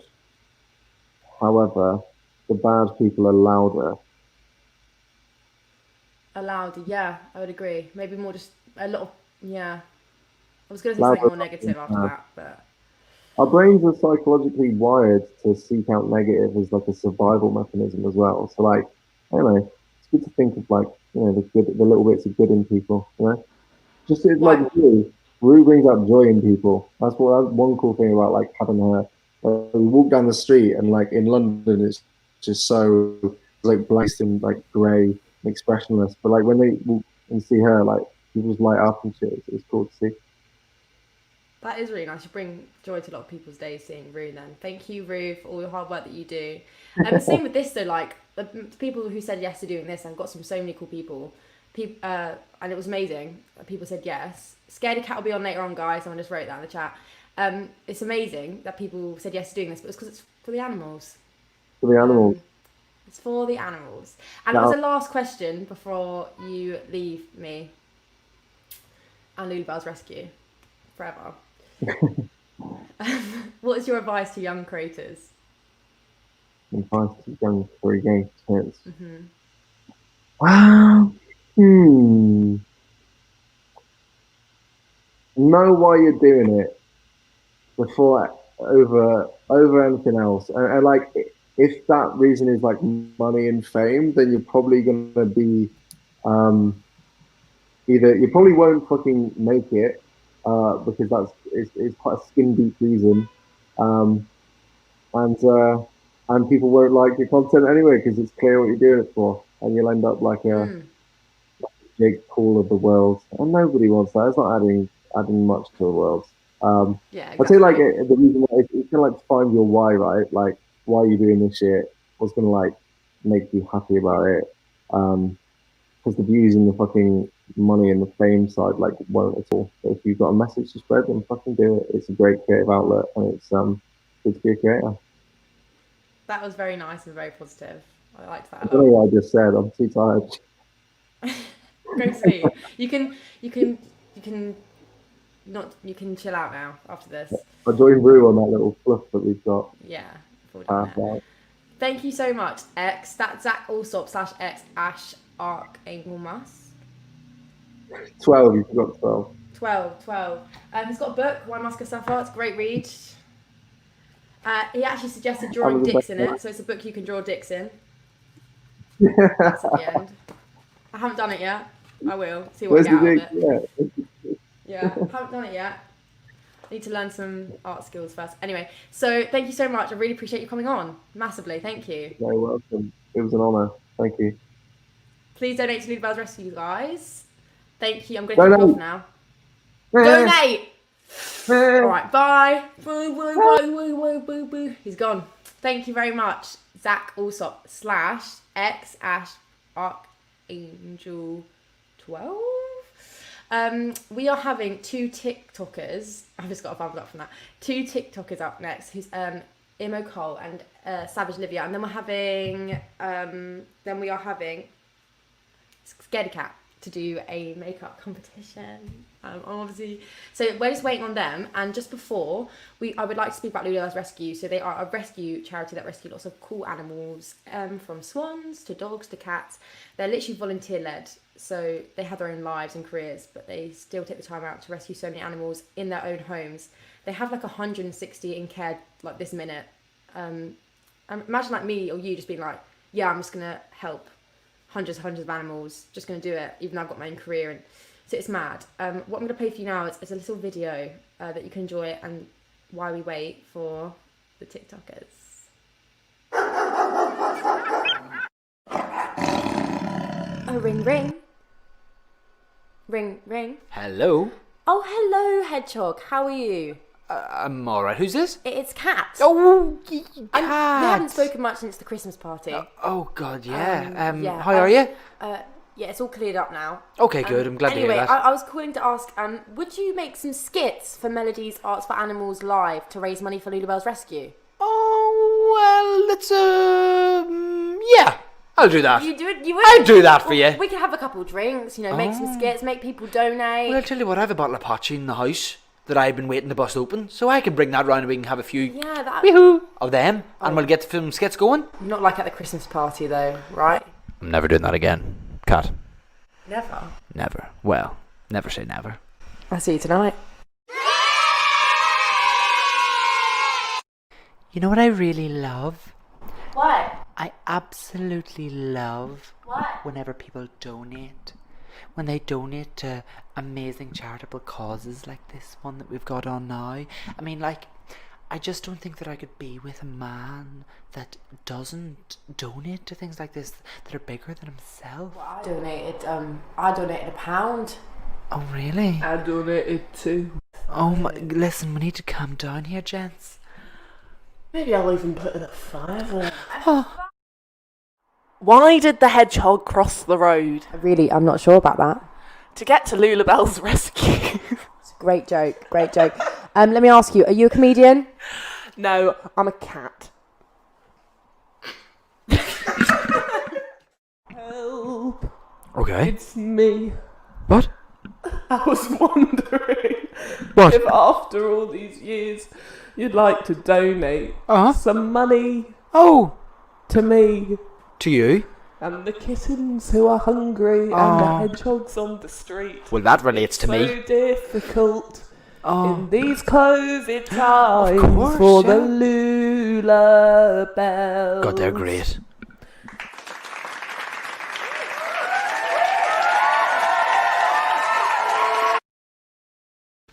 Hey guys, so that was a little skit made by Joe Lowe, myself and Gabby Foley. It was just a bit of a joke, but I hope you enjoyed it. And we're just waiting for Savage Olivia and Imo Cole. They're having a bit of an issue getting onto the live, which we expect. I did not expect this day to go on without a glitch. Here's Brenda Bleffin, who played Vera, who plays Vera and Vera, her dog. She made this for us. Cute, right? All right, yeah, it's Sunday morning and I've got up a bit earlier because I want to record a message. Now, a young lady called Mel is having a fundraiser all day today. It's to benefit Lulubells Rescue Centres for little animals who haven't got anywhere to live, and Lulubells, who find nice homes for them and make them get better if they're, well, it's not just doggies, it's cats and hedgehogs as well, it's all sorts. Anyway, with the coronavirus putting everything all blooming and topsy-turvy, they ain't got enough money to keep going, so they need your help. So if you can spare a couple of bob, don't matter how small, go to their websites or Facebook, I think, Lulubells Rescue Centre. Go on, help out a little doggy. Ta-da! Yes, that was Brenda Bleffin. It's quite funny because it was a bit random and a bit out of the blue. And it was so nice to receive her dog saying that. Again, we're still having some issues with Emma Cole and Savage Olivia, which is, not to be helped. They've been messaging me saying, I'm so sorry. So I don't know how to entertain you except talk about the charity and why we're doing this fundraiser. So we originally set out to raise £750, which we did raise, but we are looking now to raise £1,000. And this is because, they might be in. I fostered 3 cats throughout lockdown for them. I'll give them a second. I fostered 3 cats throughout lockdown for Lulubells Rescue, who were they were going to be put down because they had no one to look after them and they'd come from abusive homes. But Lulubells saved them and they rely on their fosterers. They don't have a premises. They really need a premises, an office space, so they can be more vigilant in getting and caring for animals. But they need money for vet bills. So that's crazy. So, but you know what? Next we have our very special guest. So I can see in the waiting room, Savage Olivia and Imo Cole. Welcome. What happened? We're using a really slow computer. Like, we're staying at our friend's house and we didn't think we were going to be. So we were going to use my computer, but we're using a really old one that just is not working at all. So Okay, well, that's no problem at all. I have some questions here for you guys. Are you ready to answer it? Yeah. Okay, first, are you guys going to get a pet? Yeah, we want a dog. Sorry, I'm speaking. We want a dog so badly, but none of the apartments that we can find have kitchens, let alone allow pets. Oh yeah, no kitchens in Germany. That's a fact for everyone. You have to buy your own kitchen. Yeah. So, I mean, we still want one desperately, but also we want one. Yeah, we want one really bad. Why don't you two foster? We can't foster until she gets an apartment. Yeah, but we probably would foster we would. It would be either foster or rescue. If we could have a pet allowed in an apartment. Yeah, there are very few that allow it. So we're just praying that we can get one that can. And we that'd be good. That'd be amazing. So guys, how did you both start on TikTok? I started with way more followers than her. when we first met, she was like, "Oh my god, she's TikTok famous," and I had like 20,000 followers, like not that many at that point. But then you overtook me, and it just kept on going. Tell me about your TikTok journey. I don't know. I'm just like, dude, I don't know. What was the first TikTok you did? What was the first TikTok you guys both did? Do you remember? The first ones I did was about one of my teachers from high school. Like, I posted on Facebook that I was gay just so she would see it because I was too scared to tell her myself. And she saw it and like commented on it, and that's like what I posted about. Wait, why was it your teacher? Why did you care that your teacher knew? Oh, because I was like really close with her, but she's also really religious, and she's like the one person I hadn't come out to, but I was like too scared that like she was like that type of religious. But she commented on like my status that I put about it. She was like, I don't know, like God made you the way you are for a reason, love you regardless, or something like that. And that was like one of the first TikToks I made, but like big numbers. That's kind of really, really beautiful actually. Yeah. And mine's my mum jumping on a balloon. I've seen it. Oh, it's funny. That was the first one I posted because I was too scared to like post anything. And then I was like, this is like funny content, and it's like not linked to me at all. So I posted it, and it didn't actually do that well on TikTok. It did better on Twitter. Oh, okay. But how did Nicola feel about that? I didn't tell her at first that I posted it. Images. I know, it's bad. She was like, you better not post it anywhere. Like, don't even send it to any of your friends. And I was like, I have already sent it to a lot of people. And like, I was like, I can't remember what I said. Like, I told her, like, she didn't care at all. She was like laughing. Sorry, I'm jabbing you with it. She's fine. She likes the clout she got from it. Like, people have recognised her in our town and been like, balloon. People that she like kind of knew, but they've been like, you jumped on that balloon, right? Down Broadstairs. Really? Wow. Oh my god.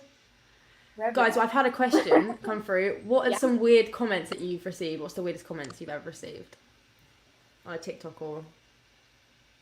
That's a good question. A lot of them, if you're like remotely sad for like 20 minutes, like no matter what it's about. Can I live?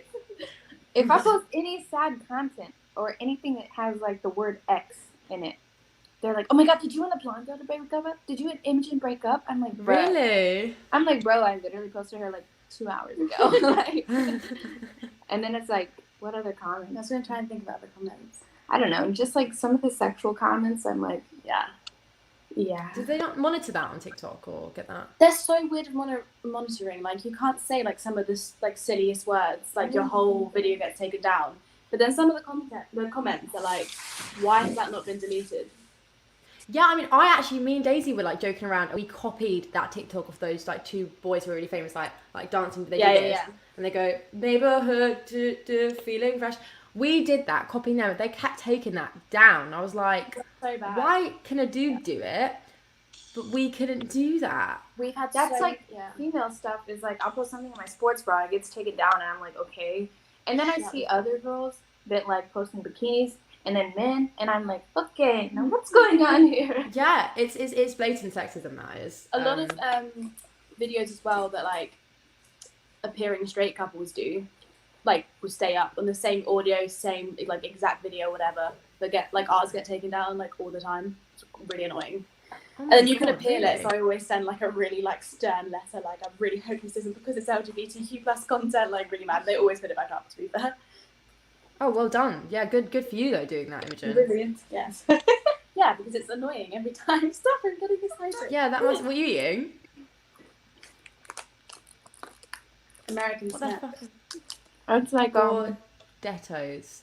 It's like pretzels and little breadsticks. Yum. What have you guys done today? I just want you to see how she's sitting for this. I'm excited. What are you doing? Why are you doing this? Imogen, you are a pretzel. Do you know that? I like the dungarees. I do. I got this from a Chad shop. Nice. You always get best Chad shop ones. I'm quite a Chad shopper. Yeah. You're good. What have we done today? We're in like a different town that also has an army base in at the moment. So we went to this one because it's like got much bigger shops and everything. And bought a few gifts for our friend that we're staying with.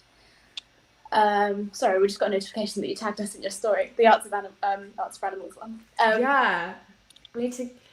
Oh, get people to know you're here. That's what I was trying to probably do. Yeah, Karen. Yeah, that's pretty much all we did, right? We stayed in bed until quite late because we were up late last night because it was a birthday. Not yesterday. Oh no, Today? you were okay. No. Yeah, no, we were I woke up fairly early. I did not. And guys, we have a question. What's a fun fact that your followers don't know about you? Ooh. About us as a couple or individuals? Let's go for individuals, because I'm interested about that. I was going to say it got run over when I was 3, but I feel like I've definitely spoken about that on TikTok. Definitely use this. I didn't know you got run over when you were This is 3. your only personality. It's her only personality trait is that she got run over once upon a time. Liv, I didn't bloody know that. That's crazy. What did you not know this? I talk about it so much. I've known. Wait, is that why you have a bump on your head? Yeah. I did know this story. Yeah. Yeah, you did. I've definitely told you. Yeah. Do you Imogen, understand? tell the story to other people. Come on. Okay, yeah. You got run over. I know. Also, guys, donate to Lulubells, please. And no, carry on. Okay, yeah, you say your facts first. I know how to ride a horse. I know how to post up. Do you? Yep, I do. You should put that on a TikTok. Yeah, horse riding. Okay, whoa. No, there's horse riding at the hotel we're staying at. You're not Guys. laughing. That could be cute. No, she told me she did too much horse riding last relationship. Oh, yeah, of course you fucking did. Yeah. Imogen, you got again. probably Think about that one PTSD as well. when you're that attacking horse. Yeah, rough times. Rough times. Yeah. What is your partner's spirit animal and why? A cheetah. Oh, that's Something nice. really, really airheaded. A sloth for me. No, you want to like a cat Probably, or I would say a seal. a seal. You just lay. I just exist. Livia, what the fuck? She was literally like a cheetah, like which is like sexy as fuck and really cool, and then you're like, She Fun said cheetah fact. because it's my favorite animal. No. oh, did I mean, okay. it added to it, but I said this to you before. I think you're. I think No, you look like a pigeon a lot of the time. A pigeon. you are a mole. It's a mole. A mole. A pigeon and a mole. Moles are cute though. Have you seen Yeah. a golden mole? Do you know what a golden mole looks like? No. Golden. Like a, Search them No. up. They live in sand. Yeah, Yeah. they live in the desert. No, seriously, Okay, you'll well, love them. Another question for you guys. What do you find works on TikTok and what doesn't? You have to like Content-wise. stay with trending sounds Yeah, and massively. and the trends in general because TikTok like puts the videos on the For You page based on like the popularity of it and then Mhm. like how many likes and comments you get. So you have to stay with the trend, but I don't know. it always seems like the ones you try the hardest on, like you'll put loads of effort, like putting all the pictures in and stuff and whatnot, like they do okay, but like not the best. And then like we posted one last night, it was literally just me reacting to another TikTok. Like I didn't do anything. I laughed at the end. That was She it. literally went like this. Yeah, like that is it. And that one's like one of your like most Like viewed at the 8,000, moment. Yeah. Really? Yeah. Why is that then? Because you're quick to post it with the sound and the trend. You're really good. You post so much to like all the popular sounds. I think consistency too helps because like if you're consistently posting, people like get used to seeing you post, so they're like always looking for your content. Well, at least I feel like that's for me. Yeah. And also because like if someone wasn't following you, but like your content is like what they watch, you'd come up on their For You page multiple times if you're posting more, and then they'd be like, oh, like they've come up on my For You page like a few times, might as well follow them. Yeah. Yeah, I guess because they kind of build a relationship with you. I mean, Yeah. They're like, oh, Not that like you know I've seen a them. few of her funny ones. Yeah. Yeah, exactly. Those are them. What is your best moment that you've had on TikTok? Maybe together. Let's go for together. Well, actually, you know what? Fuck it. Separately. Whoa. Changing all the rules. I've been doing this for That's 10.5 my- hours. Donate to Lulubells. I had a live stream. The first time I went live, I read some of my poetry and talked about like mental health and stuff. And after that live stream, I had like so many people message me and DM me about just like thanking me for sharing like things I've been through and then my poetry and stuff. And like I had some people older than me like DM me and they were like, I've never seen someone so young be so open about like mental health and everything. That's and it was like amazing. it was really cool because like I've always been kind of an open book about it, but I've never realized like it could help other people being open about it. So that's my best moment. It was August 27th as well. But April 27th. Because you posted like, I never want to forget April 27th. My best moment was when oh my god, what's the great? My god. Oh, Arizona. When you got run over. Yeah. When someone commented saying that I look like Arizona out of Grey's Anatomy, and she's always had like a massive crush on her, so like it was a really good moment for me. I don't look like her at all, but like it was okay, maybe a little bit. Yeah. Who is she? Sorry, what's her name?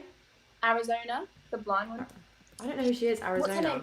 What's the Callie? Guys, the steak came up. A what? The steak. Oh, the steak. So Imogen, you look like her. You look like I look Arizona like State. that state, you know the one? You look like Arizona State, yeah. Yeah. California. So, speaking of this, someone's asked a question. Speaking of this, how much of your day do you devote to TikTok? It depends, because most of the time I'm not doing it, like actively filming something all day. I'll just have like a chunk of time where I film a few things. But other than that, a lot of my day, because I do scroll through. Yeah. Really? Actually, like watching them is bad. Like, To be fair, I don't do a lot at work, so I'm like always on my social media. So you work for the army, Liv. So what is your like major role day to day doing that? So I take X-rays, and our clinic is really small, so I don't have that many patients. So I take X-rays and I sit. And watch TikTok. And give stickers to kids. Yeah. That's nice. And Imogen, what are you doing at the moment? Because obviously you've just moved to be with Olivia in Germany. If people didn't Still know. unemployed and no living situation sorted. Still no, you've not found a place yet. It's like I was saying to you the other day, like you can't get one without the other. Like it is so hard to do. And also a lot of places, apparently we've done recently in the town that we live, I don't really live here yet, but the town that we are, they're like, they don't really like accepting people from like other places. So like, wow, they're unlikely to like home a British person, which is rough. But why is that? Do you know I why? don't know. Because really the town I live in yeah. is like conservative. I think it's a lot of the older population. So They're just like not open to change as much. It's yeah.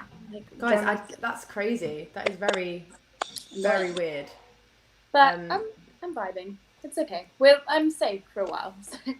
Yeah. I mean, that's great. Can you tell me about actually over lockdown? Obviously, that's when you guys. It's when you guys met, right? Or am I wrong? It is, yeah. Yeah. Tell me about it. Why do you have your business voice on? I do. So I have my business voice on. You have my business voice on. So we met through a mutual friend again. Mm-hmm. So technically, you found someone's Instagram that I was on a lot of. Well, you didn't find them, like you were following this person. Yeah, basically we just like started talking, and then we got close, very close, closer than others that were involved.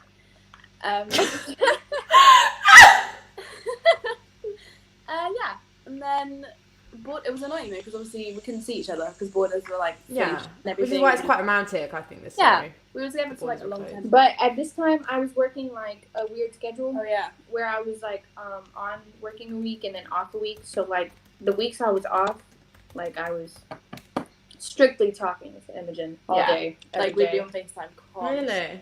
Yeah, it was awful. And also we'd like hang up for a bit and then be like, "Were you doing anything?" No, we'll come back on. At first, I would like be on the phone with her until like 4 a.m. and have PT like 40 minutes later, and like go to sleep for like half an hour and get up and go to PT. It was bad. It was Yeah. a bad time.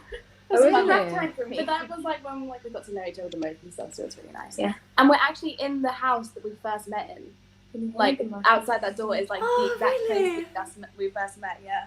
Okay, so when we first met, she was like outside the door, and like there's too many people in the doorway for me to like walk out to her, and I was just sitting there like, "Hello, like, are you going to come in?" But I could not move. Like I could not step inside. Also, I was so drunk. scared.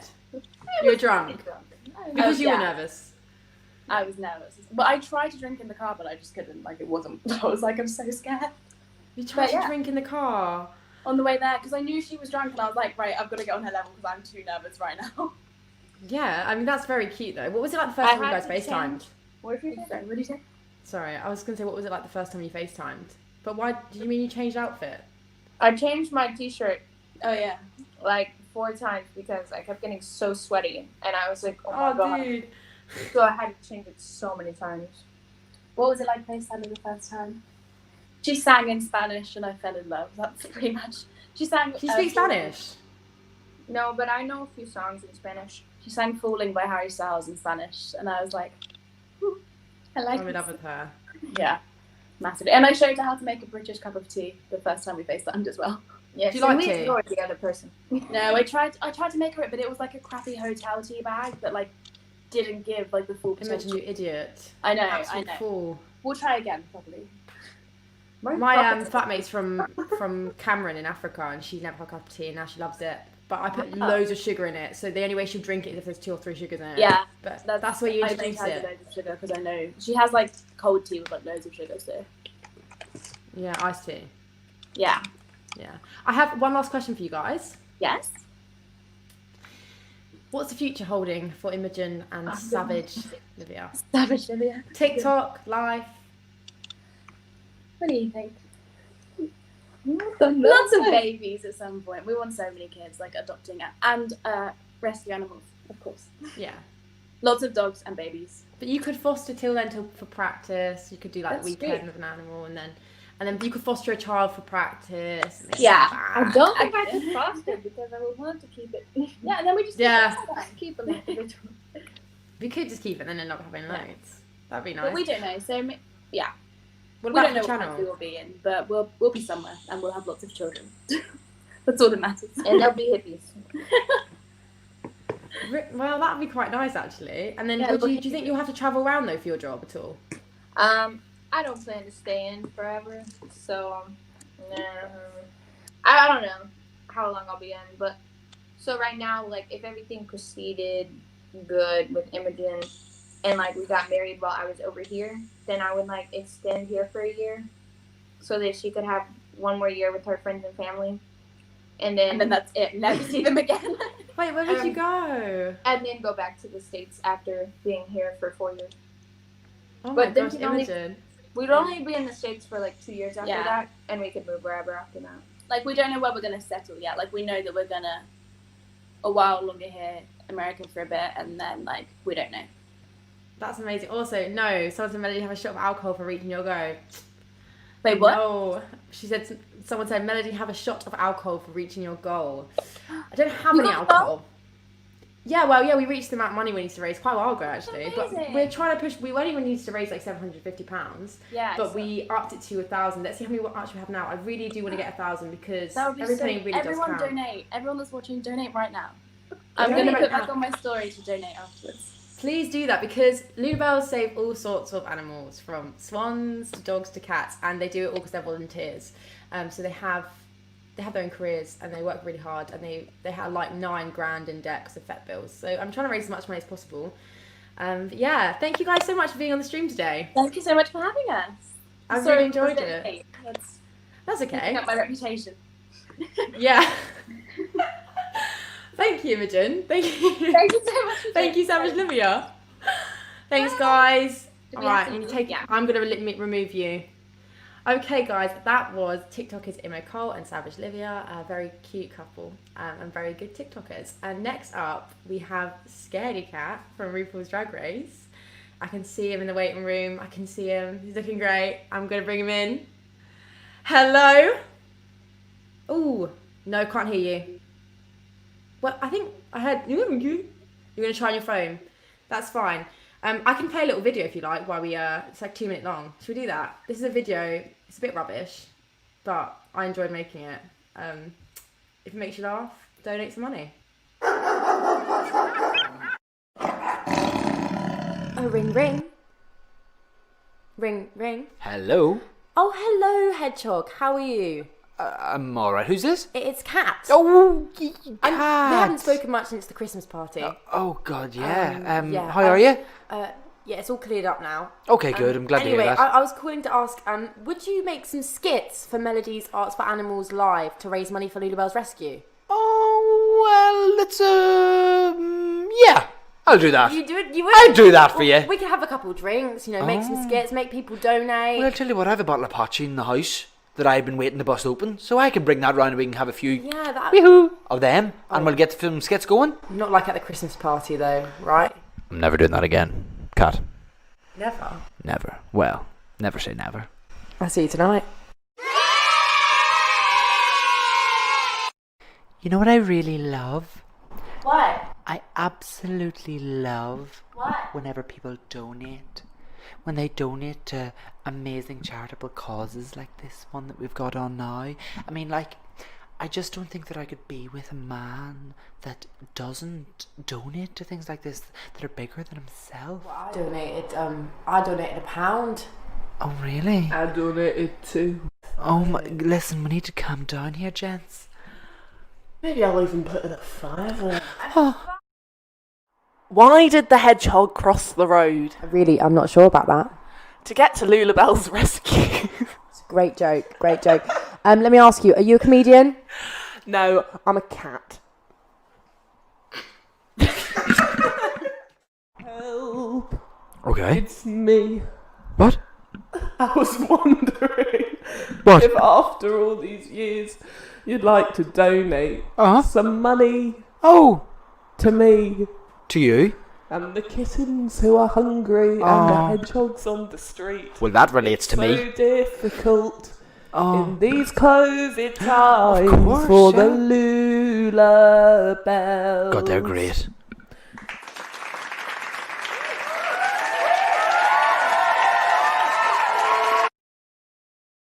Welcome back. Okay, I'm going to bring Alex Cobb back on, aka Scaredy Cat, and hopefully we can hear him.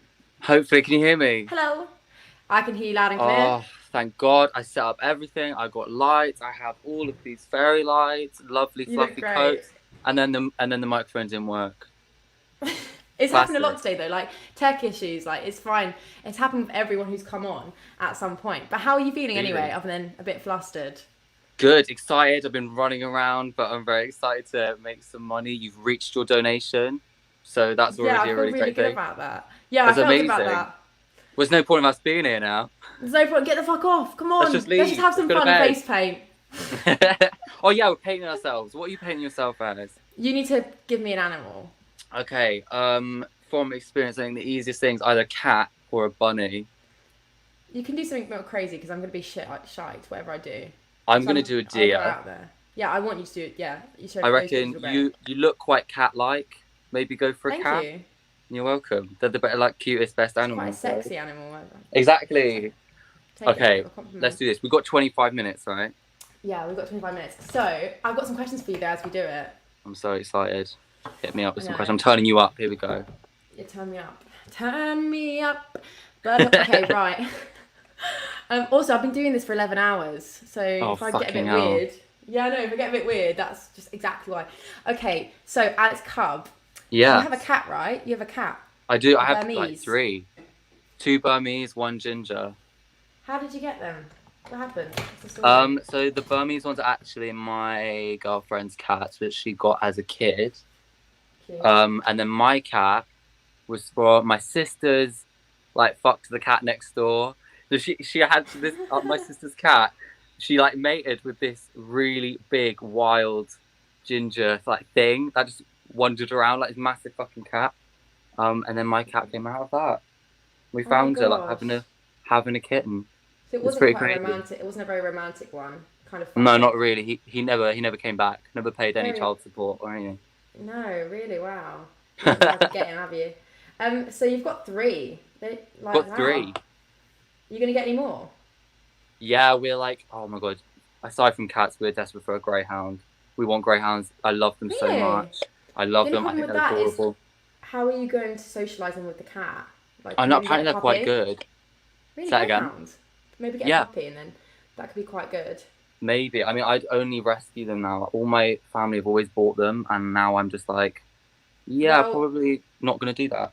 Maybe rescue from Lulubells or foster, because you can just have them temporarily, and then. Oh yeah, I think I get quite emotional. Yeah, you get very attached. I had 3, and actually, I mean, now I live in Wales, so I can't foster anymore. Oh yeah. I am a bit distraught about it, and that's why I've done this, just to raise money for them. And it feels like I'm still, because one of them was called Smudge, and I'm bloody just so fucking obsessed with him. Oh no. Yeah, it's sad. But I actually want to talk about your vegan activism. I'm a vegan. Oh yeah? How long have you been vegan? 3, almost 4 years now. Oh my god, yeah, same. That's like almost the same as me. Really? So what changed you? Earthlings. Have you seen it? What? No, your campaign for Peter? No, Is that what Earthlings. Oh. No, I haven't seen Earthlings. What's that? It's oh my god, you haven't heard of it? It's a documentary, and it's narrated by what's that guy? Joaquin Phoenix. You know him? No, You don't know who that is? I'm not gonna pretend I do just to look cool. No, that's good. You should always be honest. He's just this crazy Hollywood guy. He's like very vegan, very nuts. I'm never gonna be able to paint my face properly, like whilst talking to you. But anyway, he narrates it, and it basically this will be bad. Mine. We'll see. It basically just shows you everything that happens in the industry, and it doesn't hold back. It doesn't even really talk. It just has clips after clips after clips of shit that happens in the meat industry. And well, I mean, I was just like, after that, I was like, okay. Why did you watch it? Because I think a lot of things is no one wants to put themselves through torture and guilt. Why did you watch it? No. So I have a very what should I say? Crazy girlfriend, maybe. And we had a very crazy friend, and they were both into like horror movies and fucked up shit like that. But also, I don't know. I thought it was like, well, come on then, let's see the truth, because then we'll know. And we watched it, and I genuinely, it was insane. It was like, insane. It fucked me up so hard. I haven't felt like that after watching anything. And we just changed basically overnight. Can you tell me we what were that's called again? Say that again, sorry. Can you tell me what that was called again, please? It's called Earthlings. I And their slogan. Say again. Sorry. I need to There's a watch lag. that. No, I mean, prepare yourself, because it's like very, very intense. But their slogan is "Make the connection," and I feel like that is just so true, because everyone's just like, "Oh yeah, meat comes from wherever, comes from the farms. It's fine. They die naturally." No, they don't. It's really fucking creepy and fucked up. And "Make the connection" is, I think, an awesome slogan to go with that. I don't know about you, but whenever I say I'm vegan, people are very mean. Do you of course. That? Do you miss bacon? Yeah, which is quite bullying sometimes. Like, I always think like, okay, fair enough. Vegans online are very, very bullying. Like I've seen. I mean, obviously, there's people in all groups that are going to be like that, right? Yeah, but I do feel like it's almost want to be a bit secretive. I don't really tell people. I want them to be my friend first. I get you 100%. Especially when I'm around like masculine men, I'm like, yeah, no, I'm just like you, really normal. Me too, lads. I want to be in with the lads. Yeah, I do that too. Of course, they're the worst.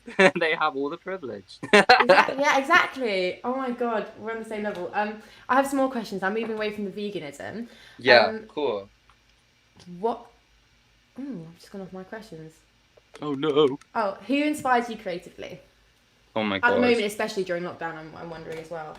Okay, a lot of people. So I've always been really into Tim Minchin. Do you know him? Yeah. Yeah, he did the stuff for Matilda the musical. Do you know? Yeah, he did. Tim brilliant. Minchin, Bo Burnham. He's that kind of same kind of thing. Right? I love him. Not many people know him. Not many people, English people. Normally Americans know him. Well, yeah. Burnham and Bailey, right? Am I wrong? Bo Burnham. Yeah, Bo Burnham. Yeah, Bailey. Burnham and Bailey. I don't know what that is. What's that? Am I wrong? I don't know. Maybe I've never heard of that. Maybe I'm wrong. Bo Burnham.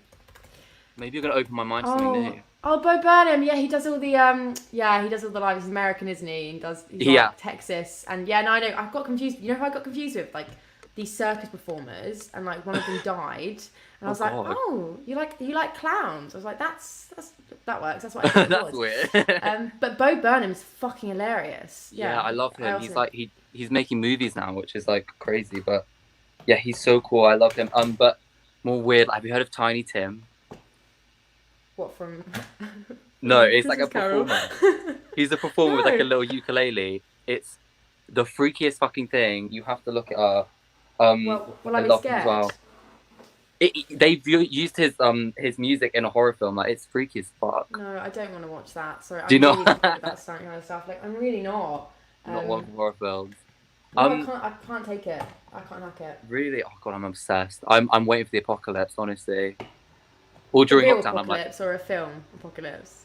Both. But imagine, that'd be fucking mental. How much fun would that be? Yeah, who would you kill if you could? If the purge was real, who would I mean, you how kill? long have you got? Well, about 20 minutes, so we can really go into it about how you would do it. I mean, of the obvious: Donald Trump, Piers Morgan. That's the obvious, yeah. My That's mum. also safe. How would you do Just it? kidding. Do it to your mum. Be nice. No, yeah, I love my mum. I'm only kidding.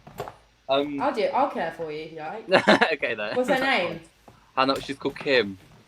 Kim. I'm fucking And my proud of dad's you, called mate. Tim, so it's hilarious. Kim and Tim. Yeah, like Okay. little gnomes. They're like Okay. small and fat as well.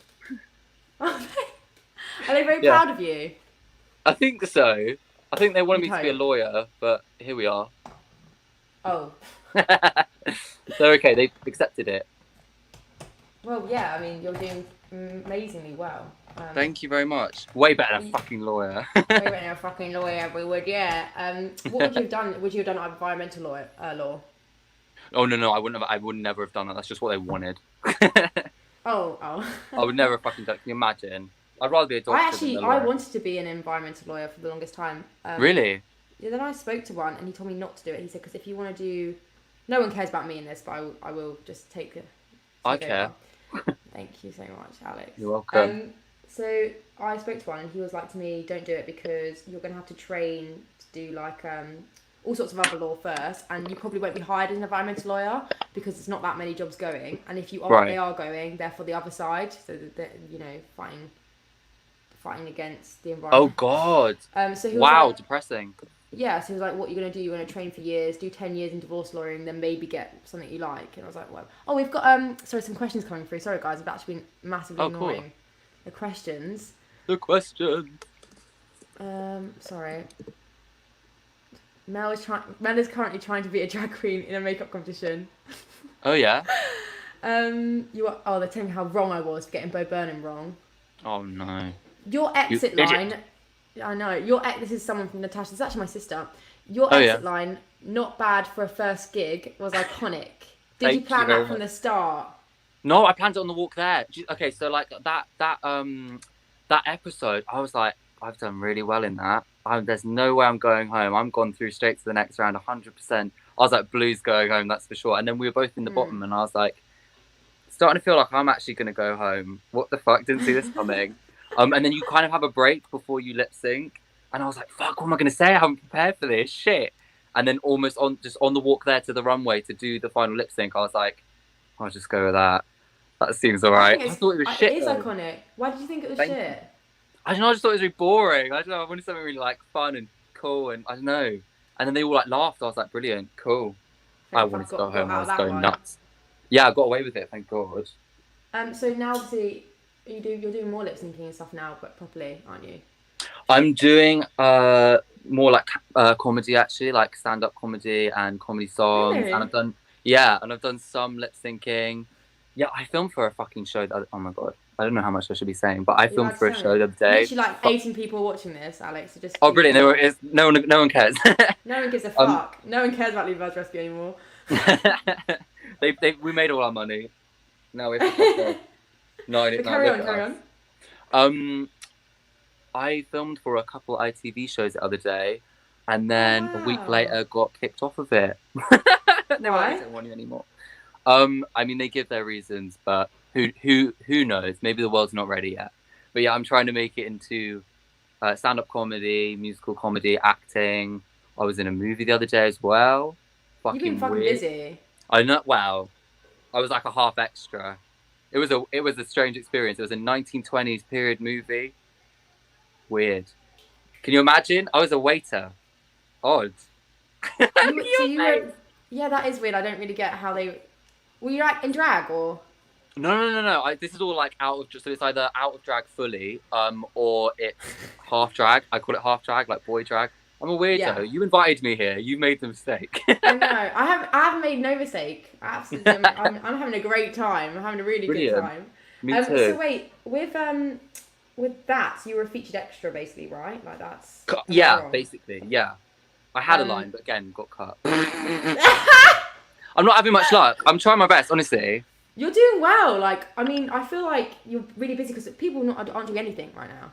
Like, No, I know. I mean, I'm at not all. doing that much. Don't get me wrong. I'm about to make a load of weird fucking YouTube videos because, like, what else am I going to do? Oh, I'd with my love to time? see you do a YouTube. Like, wow, yeah. And you've been doing those cool, those. Oh my god, the bear and you and your girlfriend. The Barry Claire show, yeah.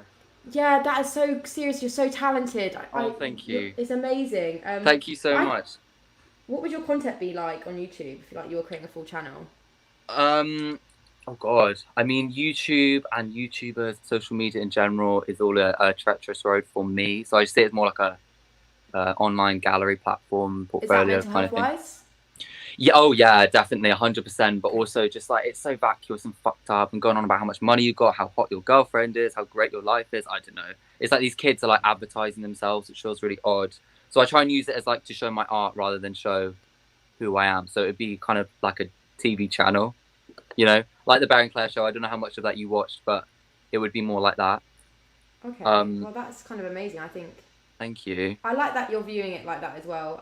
It's a gallery for your life, because you're not doing it for anyone else but yourself.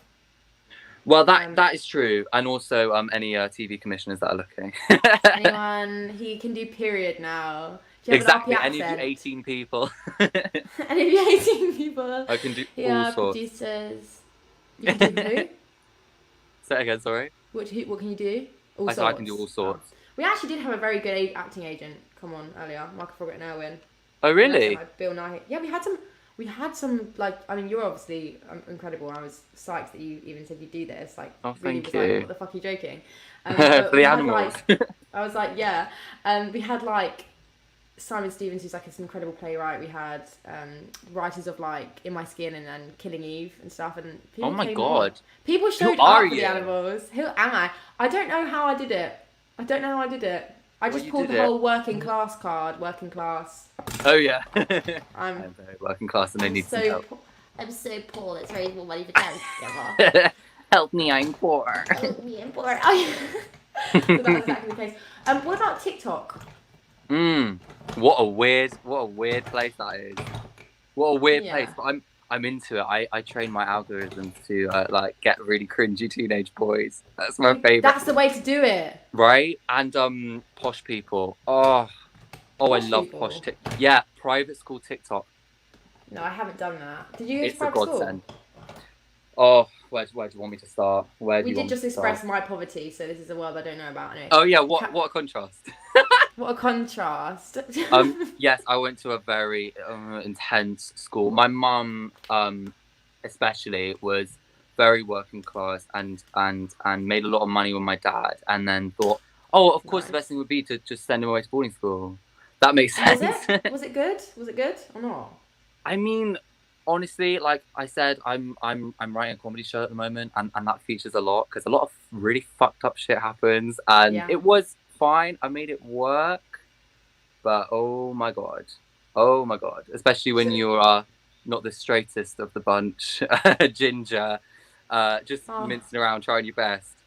Things happen. What gets you more hate, being ginger or being not the straightest person in the bunch? Definitely not being the straightest person in the bunch. But yeah, literally no one says anything about me being ginger. I mean, people call me Chucky all the time, but that's fine. I say it as a compliment. Horror movie but no, fanatic. honestly, the amount of shit I have got for being bi and people like being like, oh, you're straight, or you're actually gay, I mean, my sexuality is all over the place. Don't know what to do with myself. Brilliant. I mean, I think we're all on a spectrum.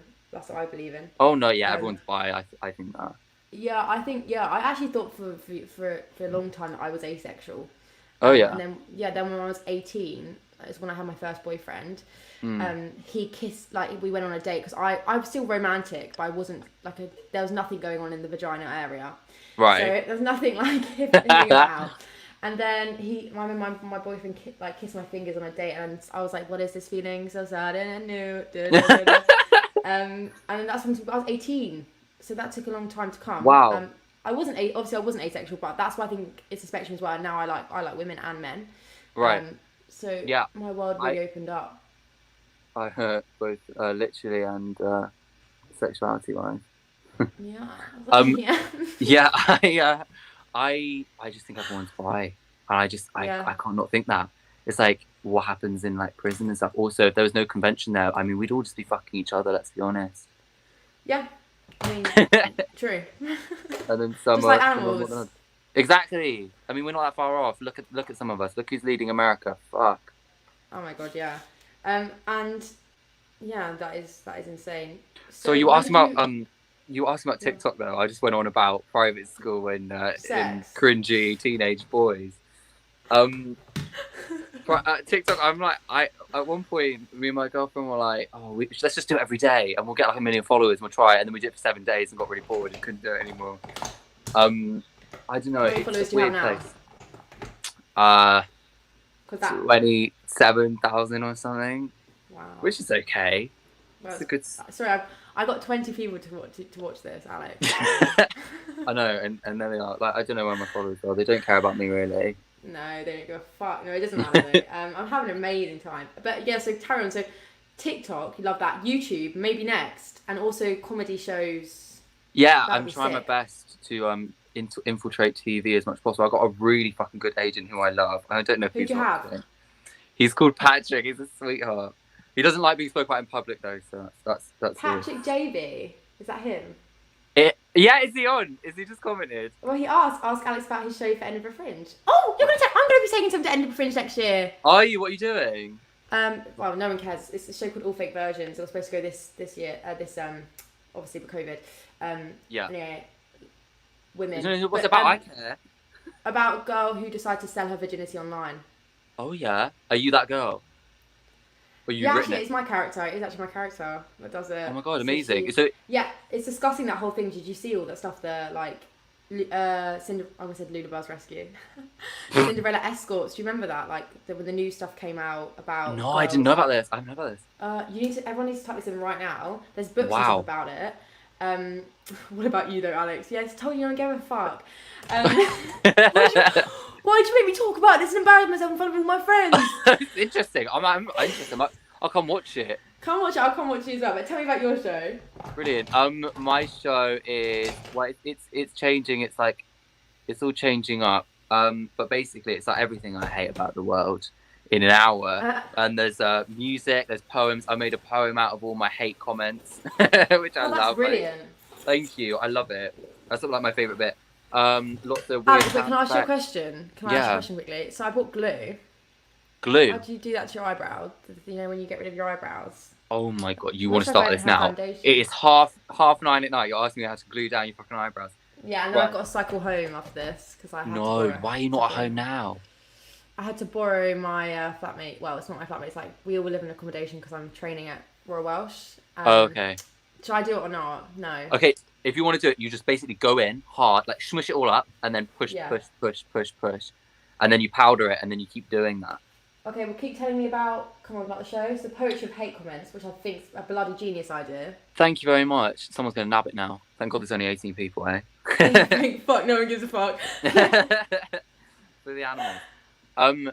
Yeah, so there's loads of, there's poems, there's songs, there's stand-up. It's all going on. Art as well, I've tried to infiltrate. But it's basically everything I hate about the world in a funny way. From things such as private school and posh people to things like being harassed for being a little bit less straight than everyone else. Yeah. How have you been coping? Obviously, you've been writing writing your stand-up throughout lockdown. Yeah. But how have you been coping during it? I can't find my powder. This is embarrassing because I just started doing it. You don't actually like fully need it. You could just wait for it to dry and then do it again. Wait for it to dry and do it again, and you might be fine. Let's do that then. It's just to cover up the bumps in the road. How have I been? Okay, so my honest answer is I do not. Well, I do enjoy watching the world crumble a little bit. I can't deny that. You freak. I know it's the apocalypse thing. I'm like, wow, what's gonna happen next? This is fucking mental. Whilst like slowly running out of money, etc., and not having anything to do. So it's my own detriment. But here we are. Yeah, I know it's sad. But when they're like, Trump has got COVID. I'm like, oh, it's really happening. Things are happening. But that's a good thing that Trump's got COVID, because I swear he was a denier at first. He was. I mean, did he even get it? Who knows? Who knows? Maybe it is just a plot to get sympathy from voters. And also just be like, I made it. We're all gonna be fine. I mean, what the fuck is going on? I don't know. But aside from that, I have also been going a bit mental. We lived with our parents for a while, and that was interesting. When you say you and your girlfriend live with your parents, or you live with hers? Both mine. You all shared a house? No, we didn't share a house. No, but I go back and forth. Okay. Wow. Which I'm sure we shouldn't be doing during lockdown, but here we are. But yeah, I don't know. We've been doing like YouTube stuff. It's been giving me a massive opportunity to write shit and do videos that I would never do. And yeah, think about like stuff like the Edinburgh show. But also like struggling, being back. Like basically like having to reset to being a kid again with your rules for your parents. Yeah, right? yeah. Exactly. And I'm trying to make it work with how much of my student loan I've got left over. Wait, what? Oh yeah, no, I'm still living off my student loan. I only just finished uni like a couple months ago. I know, it's fucked up. I literally Where were you attending?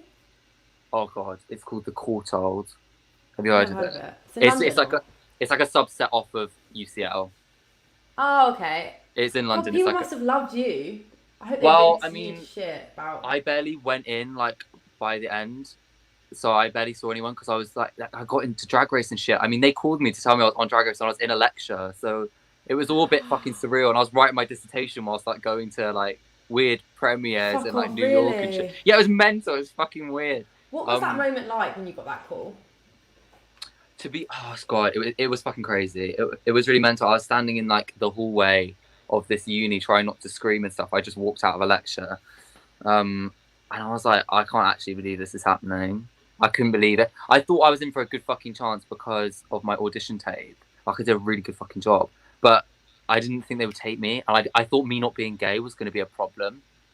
I think it made your storyline more interesting. But then they milked it for the storyline. I didn't even say it in my audition tape. They were just like, so tell us you're bi just one last time. And then everyone's like, you just don't shut the fuck up about being bi. I'm like, they made me do it.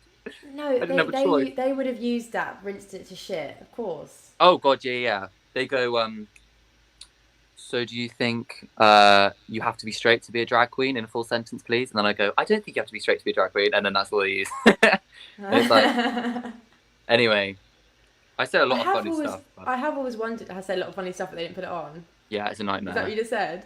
Yeah. You're on, are you? Do you want to do those jokes right here, right now in front of us? Oh, I can't remember them. Of course I can't remember Go on. them. Of course I can't remember them. I just remember coming off and being like, that was hilarious. Why isn't it there? Why isn't it in it? Yeah. What is the interviews like? Because actually I've always wondered, because I always feel like sometimes people wearing the same clothes and stuff, and I always wondered, like, do they do it in bulk on one day? When do you do the interviews as opposed to when you've done... headshot interviews? Yeah, the one that's like... Confessionals, yeah. Yeah. So you do a 3-hour one at the start before you've met everyone.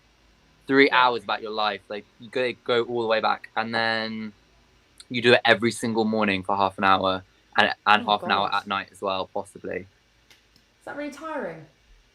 It's extremely tiring. I mean, I couldn't believe it. I thought I was going to go in there and win it. I was like, of course I'll win. I've got no experience. I don't care. I'll 100% win. Oh my God. By day like 2, I was like, I think it's time. It's time to go. But yeah, it was very, very, very tiring. My skin was getting mental. They keep you in a fucking premiere. In the fuckers. I bet everyone was in there. Yeah.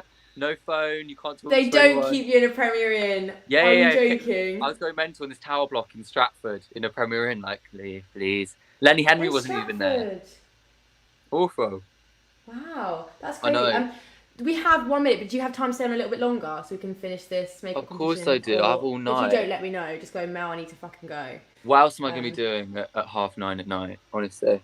Making some amazing TikToks, maybe? Maybe touching the cat. I'm alright here with you. Say it again. That was a bit rude. Oh, yeah. You're looking great, by the way. No, I'm not. Can you stop being nice to me? Oh, I can't help it. You're looking great. We all know you're the one that's winning. Thank you. I'm actually digging this. I think I might do this sometime. I mean, it's a bit messy because I'm talking to you, but oh my God. Yeah. I'm into it. Thank Isn't it you. supposed to be a deer though? Oh wait, it will be a deer Yeah. actually. I mean, I'm gonna do like the white dots, but I'm kind of Oh yeah. into You're it. done. Almost. I mean, mine. Okay. I'm not. Oh, are you finished. done? Is that what you No. said? You said No. I'm done. Yeah, I'm That's almost why I was done. shocked that you're done and it's so much better. I was like, No, I like yours. It's good. can you just stop being nice to me for 1 minute? Because I know it's sorry. a lie. I'm so sorry. Yeah, you better. Carry on with the interview. Carry on with it. Carry on with this great and amazing professional interview. Same old shit. So amazing, saying horrible things. What about boarding school? Actually, I'm very interested in that. How long were you in boarding school for? From what age? So it was an on and off event. Oh god, it's mental. I have so much to say. Honestly, we like write so much shit about it. You could make a book out of this shit that happened to me. Honestly. Why not? The YouTuber I just had on made a book out of the fact that he changed his name to X Archangel 12 or whatever, which is Elon Musk's son's name. Oh yeah. Yeah, so he changed his name to that and made a whole book about it. Fucking hell! How much time? Half of it is blank pages. Yeah. Okay, I think I'm gonna have to get. That's something pretty special. I'm gonna have to get in on that. Show. Yeah. Oh That's my you should god. Carry on. Fucking hell, that's mental. That's like, Yeah. have you seen that shit happens in Family Guy with Brian? Have you seen that? No, wait, what? Oh yeah, because he makes a self-help book. Yeah. Yeah, it's just an empty it's fucking really page. good. For fuck's sake. What was I gonna say? What the fuck were we talking about? Oh god. Writing a book about boarding school. Boarding Jesus. School. Yeah, I mean, there's a lot to say. I feel like there's a lot of like fun, freaky, interesting, disturbing stories which you could really like go into. I feel like every person has those horrible stories about boarding school. They do, but there's stereotypes. But then there's like shit you just wouldn't think about, like that happens, and it's like, wow, oh my god, okay. I've seen kids like getting beaten by other kids, like weird sexual stuff because they're so repressed. And like the ones who are like in the closet, they're like come for you. Do you know what I mean? If they think you're gay, and they'll be like, "Are you also gay? Can we do stuff? Mummy's left me here." It's disturbing. It's really freaky. Yeah, it's very that. You wouldn't believe what happens to a child. You leave it in a school at 6 years old. But by 18, oh god. Wow. It's touching stuff it shouldn't and hurting people it shouldn't. When did you realise you were bisexual? I mean, it was pretty obvious. Like when I entered the world, it just took me like, I don't know, maybe 15 years. And then I was like, no, you're straight. You can't be. Oh god, what will happen to you? And then I just kind of accepted it by like 16. And then came out to a couple of friends, and they were like, "I thought you were going to tell us something."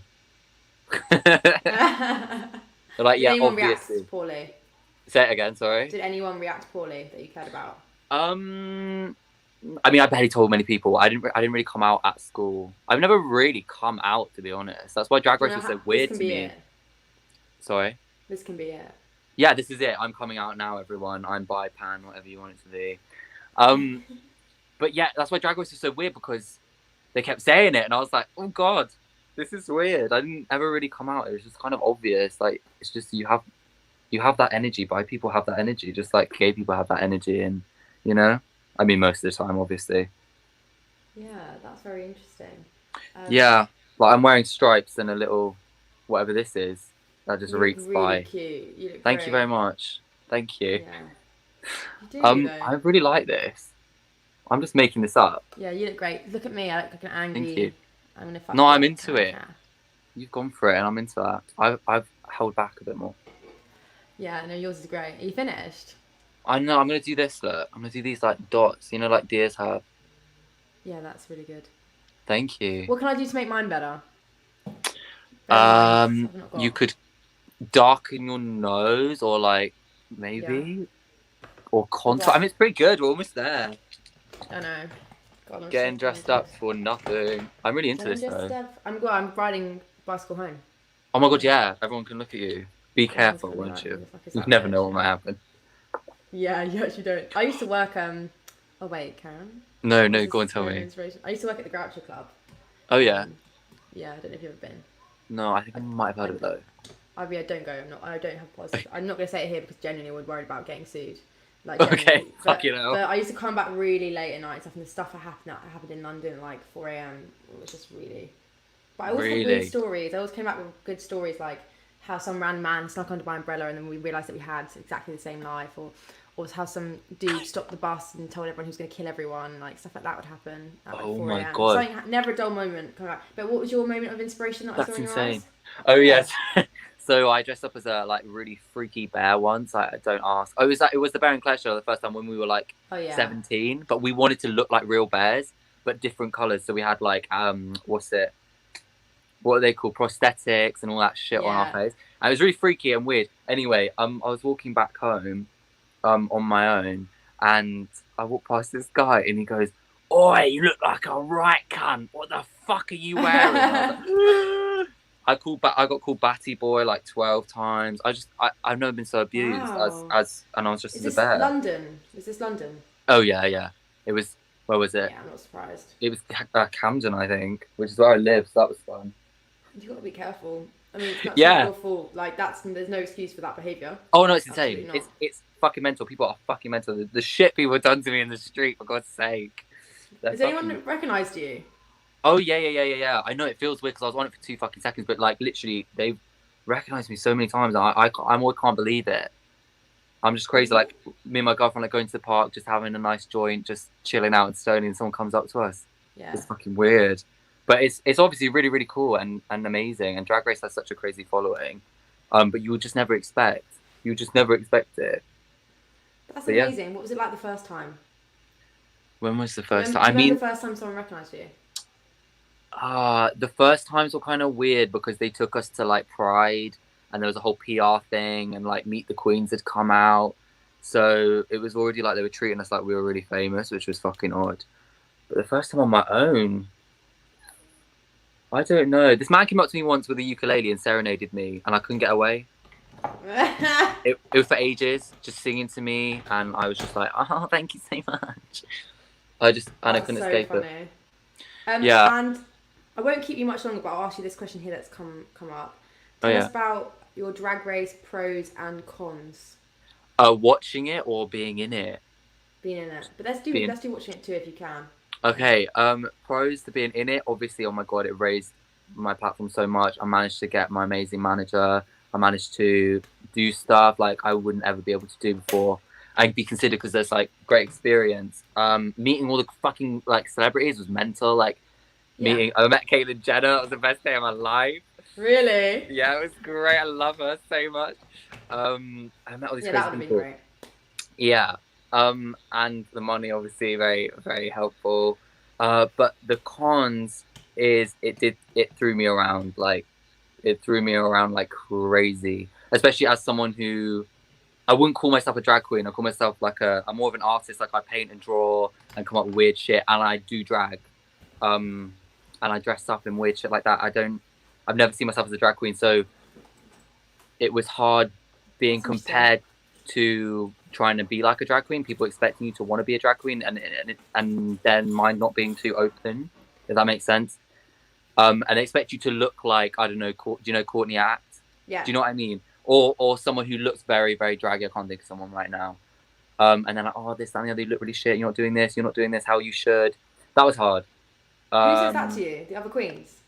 No. It's literally never the other queens. It's always fans. It's always people. Oh my God. The other queens that are like were really cool. Like Davina has been the most supportive person. Oh my God, I love her so much. So when I lip synced, she was like, "No matter what happens tonight, you've won. You've already won. You've won." And it made me feel so good. And she still says it now. She's like, "You're still winning, babe. You're basically 15."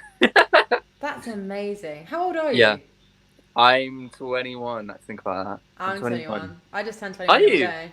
Yeah. How old do you think I was? I guess 21. I didn't really think about it. 21, 22-ish. Yeah. 50. Oh my God. Well, here we are, young together. Look at us. Look at us just starting. I know. We're winning, babe. 18 people. Come on. 18 people. Yeah. Yeah. I mean that's incredible. I really hope you are so proud of yourself. Have you finished your look? Because I think I've had to finish my look. I think so. I can't make mine better. Pretty much. Let's see it. I'm gonna put you on solo so that we can see you properly. I'm gonna sing. Oh no, I can't hear you. You've gone. Well, you got to keep your focus. Who's going to say? I can hear you now. You went temporarily. I had to leave. It didn't work though. Oh, what? And I've kicked you off. It's been it's been a long time. I got this for free, you know. The amount of stuff. Oh, by the way, anyone who donates gets a chance to win a watch. I got so much stuff for free for doing this event. People were great. It's like a really good vegan watch. Wow. Yeah. That's so cool. This is my look. This is yours. This is a I bit try close my to the best. screen now. I mean, I think it's great. It's so much better than me. I think I could do better. No, I like yours. Mine's like an angry cat. Oh, the nose looks great. But yeah, because I darkened it like you said. Exactly. That made it. That made it all the better. Oh yeah. Amazing. Okay. Well, thank you, Alex Carl, for coming. It was so nice to meet you. It was really nice to meet you too. I've had a great time with you. Yeah, it's been fun. We could have been speaking for hours. I feel like we've left so many strings, or maybe for another day, we'll raise more money. Yeah, maybe a sleepover one day. Yeah, oh my god. 12-hour sleepover live. Oh my god, with just me. I'll get my girlfriend on it. We'll get loads of weed. Yeah, that'd be great. Let's do that. Imagine. That sounds great. Raise a lot of money, that would. For the future. Send me a message.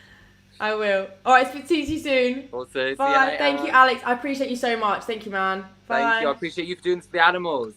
See you later. Bye. Okay, so that was Alex Cub, who's just fucking amazing, isn't he? Like, just such a great bloody guy. So we're almost at the end of the live stream, which is kind of fucking weird. I look really bad. Jesus Christ, I look terrible. Why did he compliment this? That was bullshit that he thought this looked good. We have only... How long do we have left? 19 minutes. So this is the last stretch for Lulubells Rescue, the Arts for Animals live stream. I'll see how much money we're at. Or Max Moderator, would you see how much money we're at? Let me know. Because what we're doing is we're raising money for Lulubells Rescue, as everyone knows, a charity that is completely volunteer-led. We've raised 820 quid. Woo, that's great, because we were meant to raise 750, but we've raised 820. If we can raise 1,000, that would be great. You look like you're about to be on Cats. Cats the film or Cats the musical? Because there is a difference. And there is, whether that's a compliment or not, there is a bloody difference. Yeah, let me know. But what did they say? Yes, the film. Sadly. Thank you. Yeah, I do. 820 raised. Woo! Thank you so much, everyone. Don't know if anyone's still watching, but it's been a great day. I've had a great time. I've interviewed Simon Stevens. Laura Wade was on here. Laura Wade's like the person that was like my drama school monologues. I did a Laura Wade monologue, and then she was my first play I ever did was Laura Wade. So having her on here was a dream. Simon Stevens as well. I'm literally doing a monologue for school for him tomorrow, for Royal Welsh tomorrow. I haven't learned it. Supposed to have. Instead, I interviewed him, so it's a bit different. Everybody says thank you to Mel. Everybody say it. Oh, thank you. Thank you, Misha. Thank you, everyone. It was brilliant. And also, who knew Alex? Well, everyone knew Alex Cobb was so nice. And Zach Alsop, Archangel 12, was great. I'm gonna play that video that we made for you one more time, so you can all enjoy it and raise and spend some more money. Well done, Mel. So proud of you. You did an amazing job. Thank you. Oh, ring, ring. Ring, ring. Hello. Oh, hello, Hedgehog. How are you? I'm alright. Who's this? It's Kat. Oh, Kat. We haven't spoken much since the Christmas party. Oh God, yeah. How are you?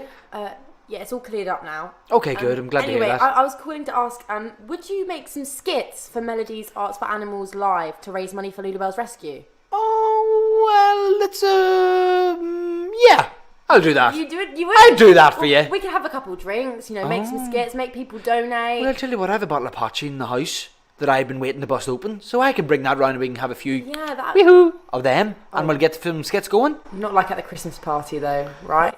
I'm never doing that again. Kat. Never? Never. Well, never say never. I'll see you tonight.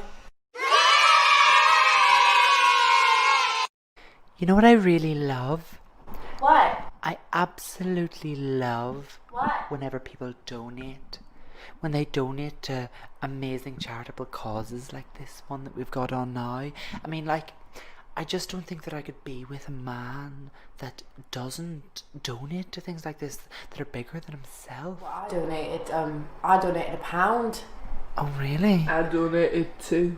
Oh my! Listen, we need to calm down here, gents. Maybe I'll even put in a 5. Why did the hedgehog cross the road? I'm not sure about that. To get to Lulubells Rescue. It's a great joke, great joke. Let me ask you, are you a comedian? No, I'm a cat. Help. Okay. It's me. What? I was wondering What? if after all these years you'd like to donate some money to me. To you? And the kittens who are hungry and the hedgehogs on the street. Well, that relates to so me. Difficult in these COVID times course, for the Lulubells. God, they're great.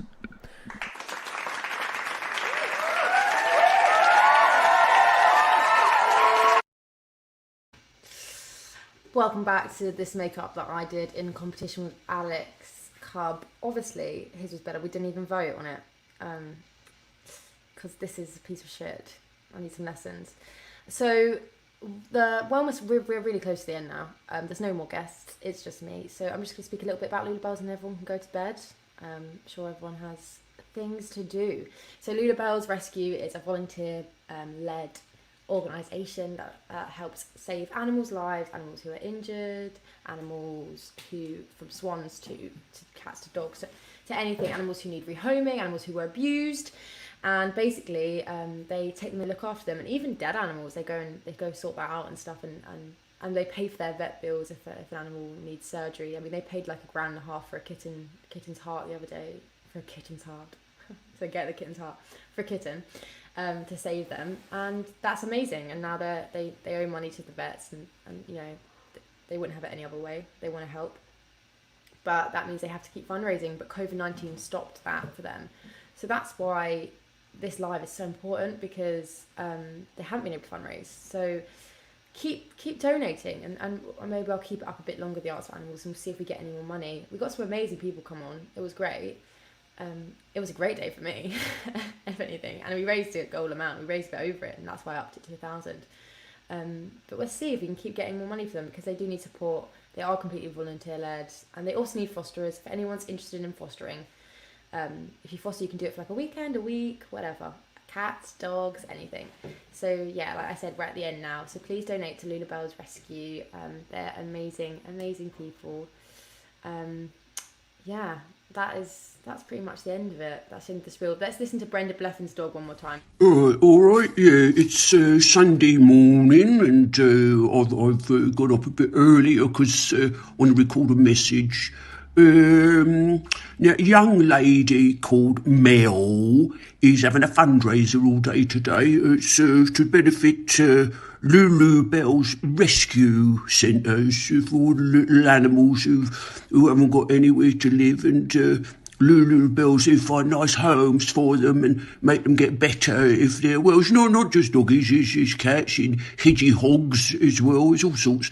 Anyway, with the coronavirus putting everything all blooming and topsy-turvy, they've got enough money to keep going, so they need your help. So if you can spare a couple of bob, don't matter how small, go to their websites or Facebook, I think, Lulubells Rescue Centre. Go on, help out a little doggy. Ta-da! That's literally Brenda Bleffin from Vera's dog. She did that for us, which is really kind. I want to say thank you to Tia Duff for doing the art alongside Lucy Karszewski. That's my surname. I couldn't even say that. Lucy's Instagram is Karsketchy, and Tia's Instagram is Tia Duff Art. Amazing. So they're really phenomenal people. And I can't have to say thank you so much to Max Bancroft for being here the whole time and for messaging loads of these celebrities and getting everyone involved.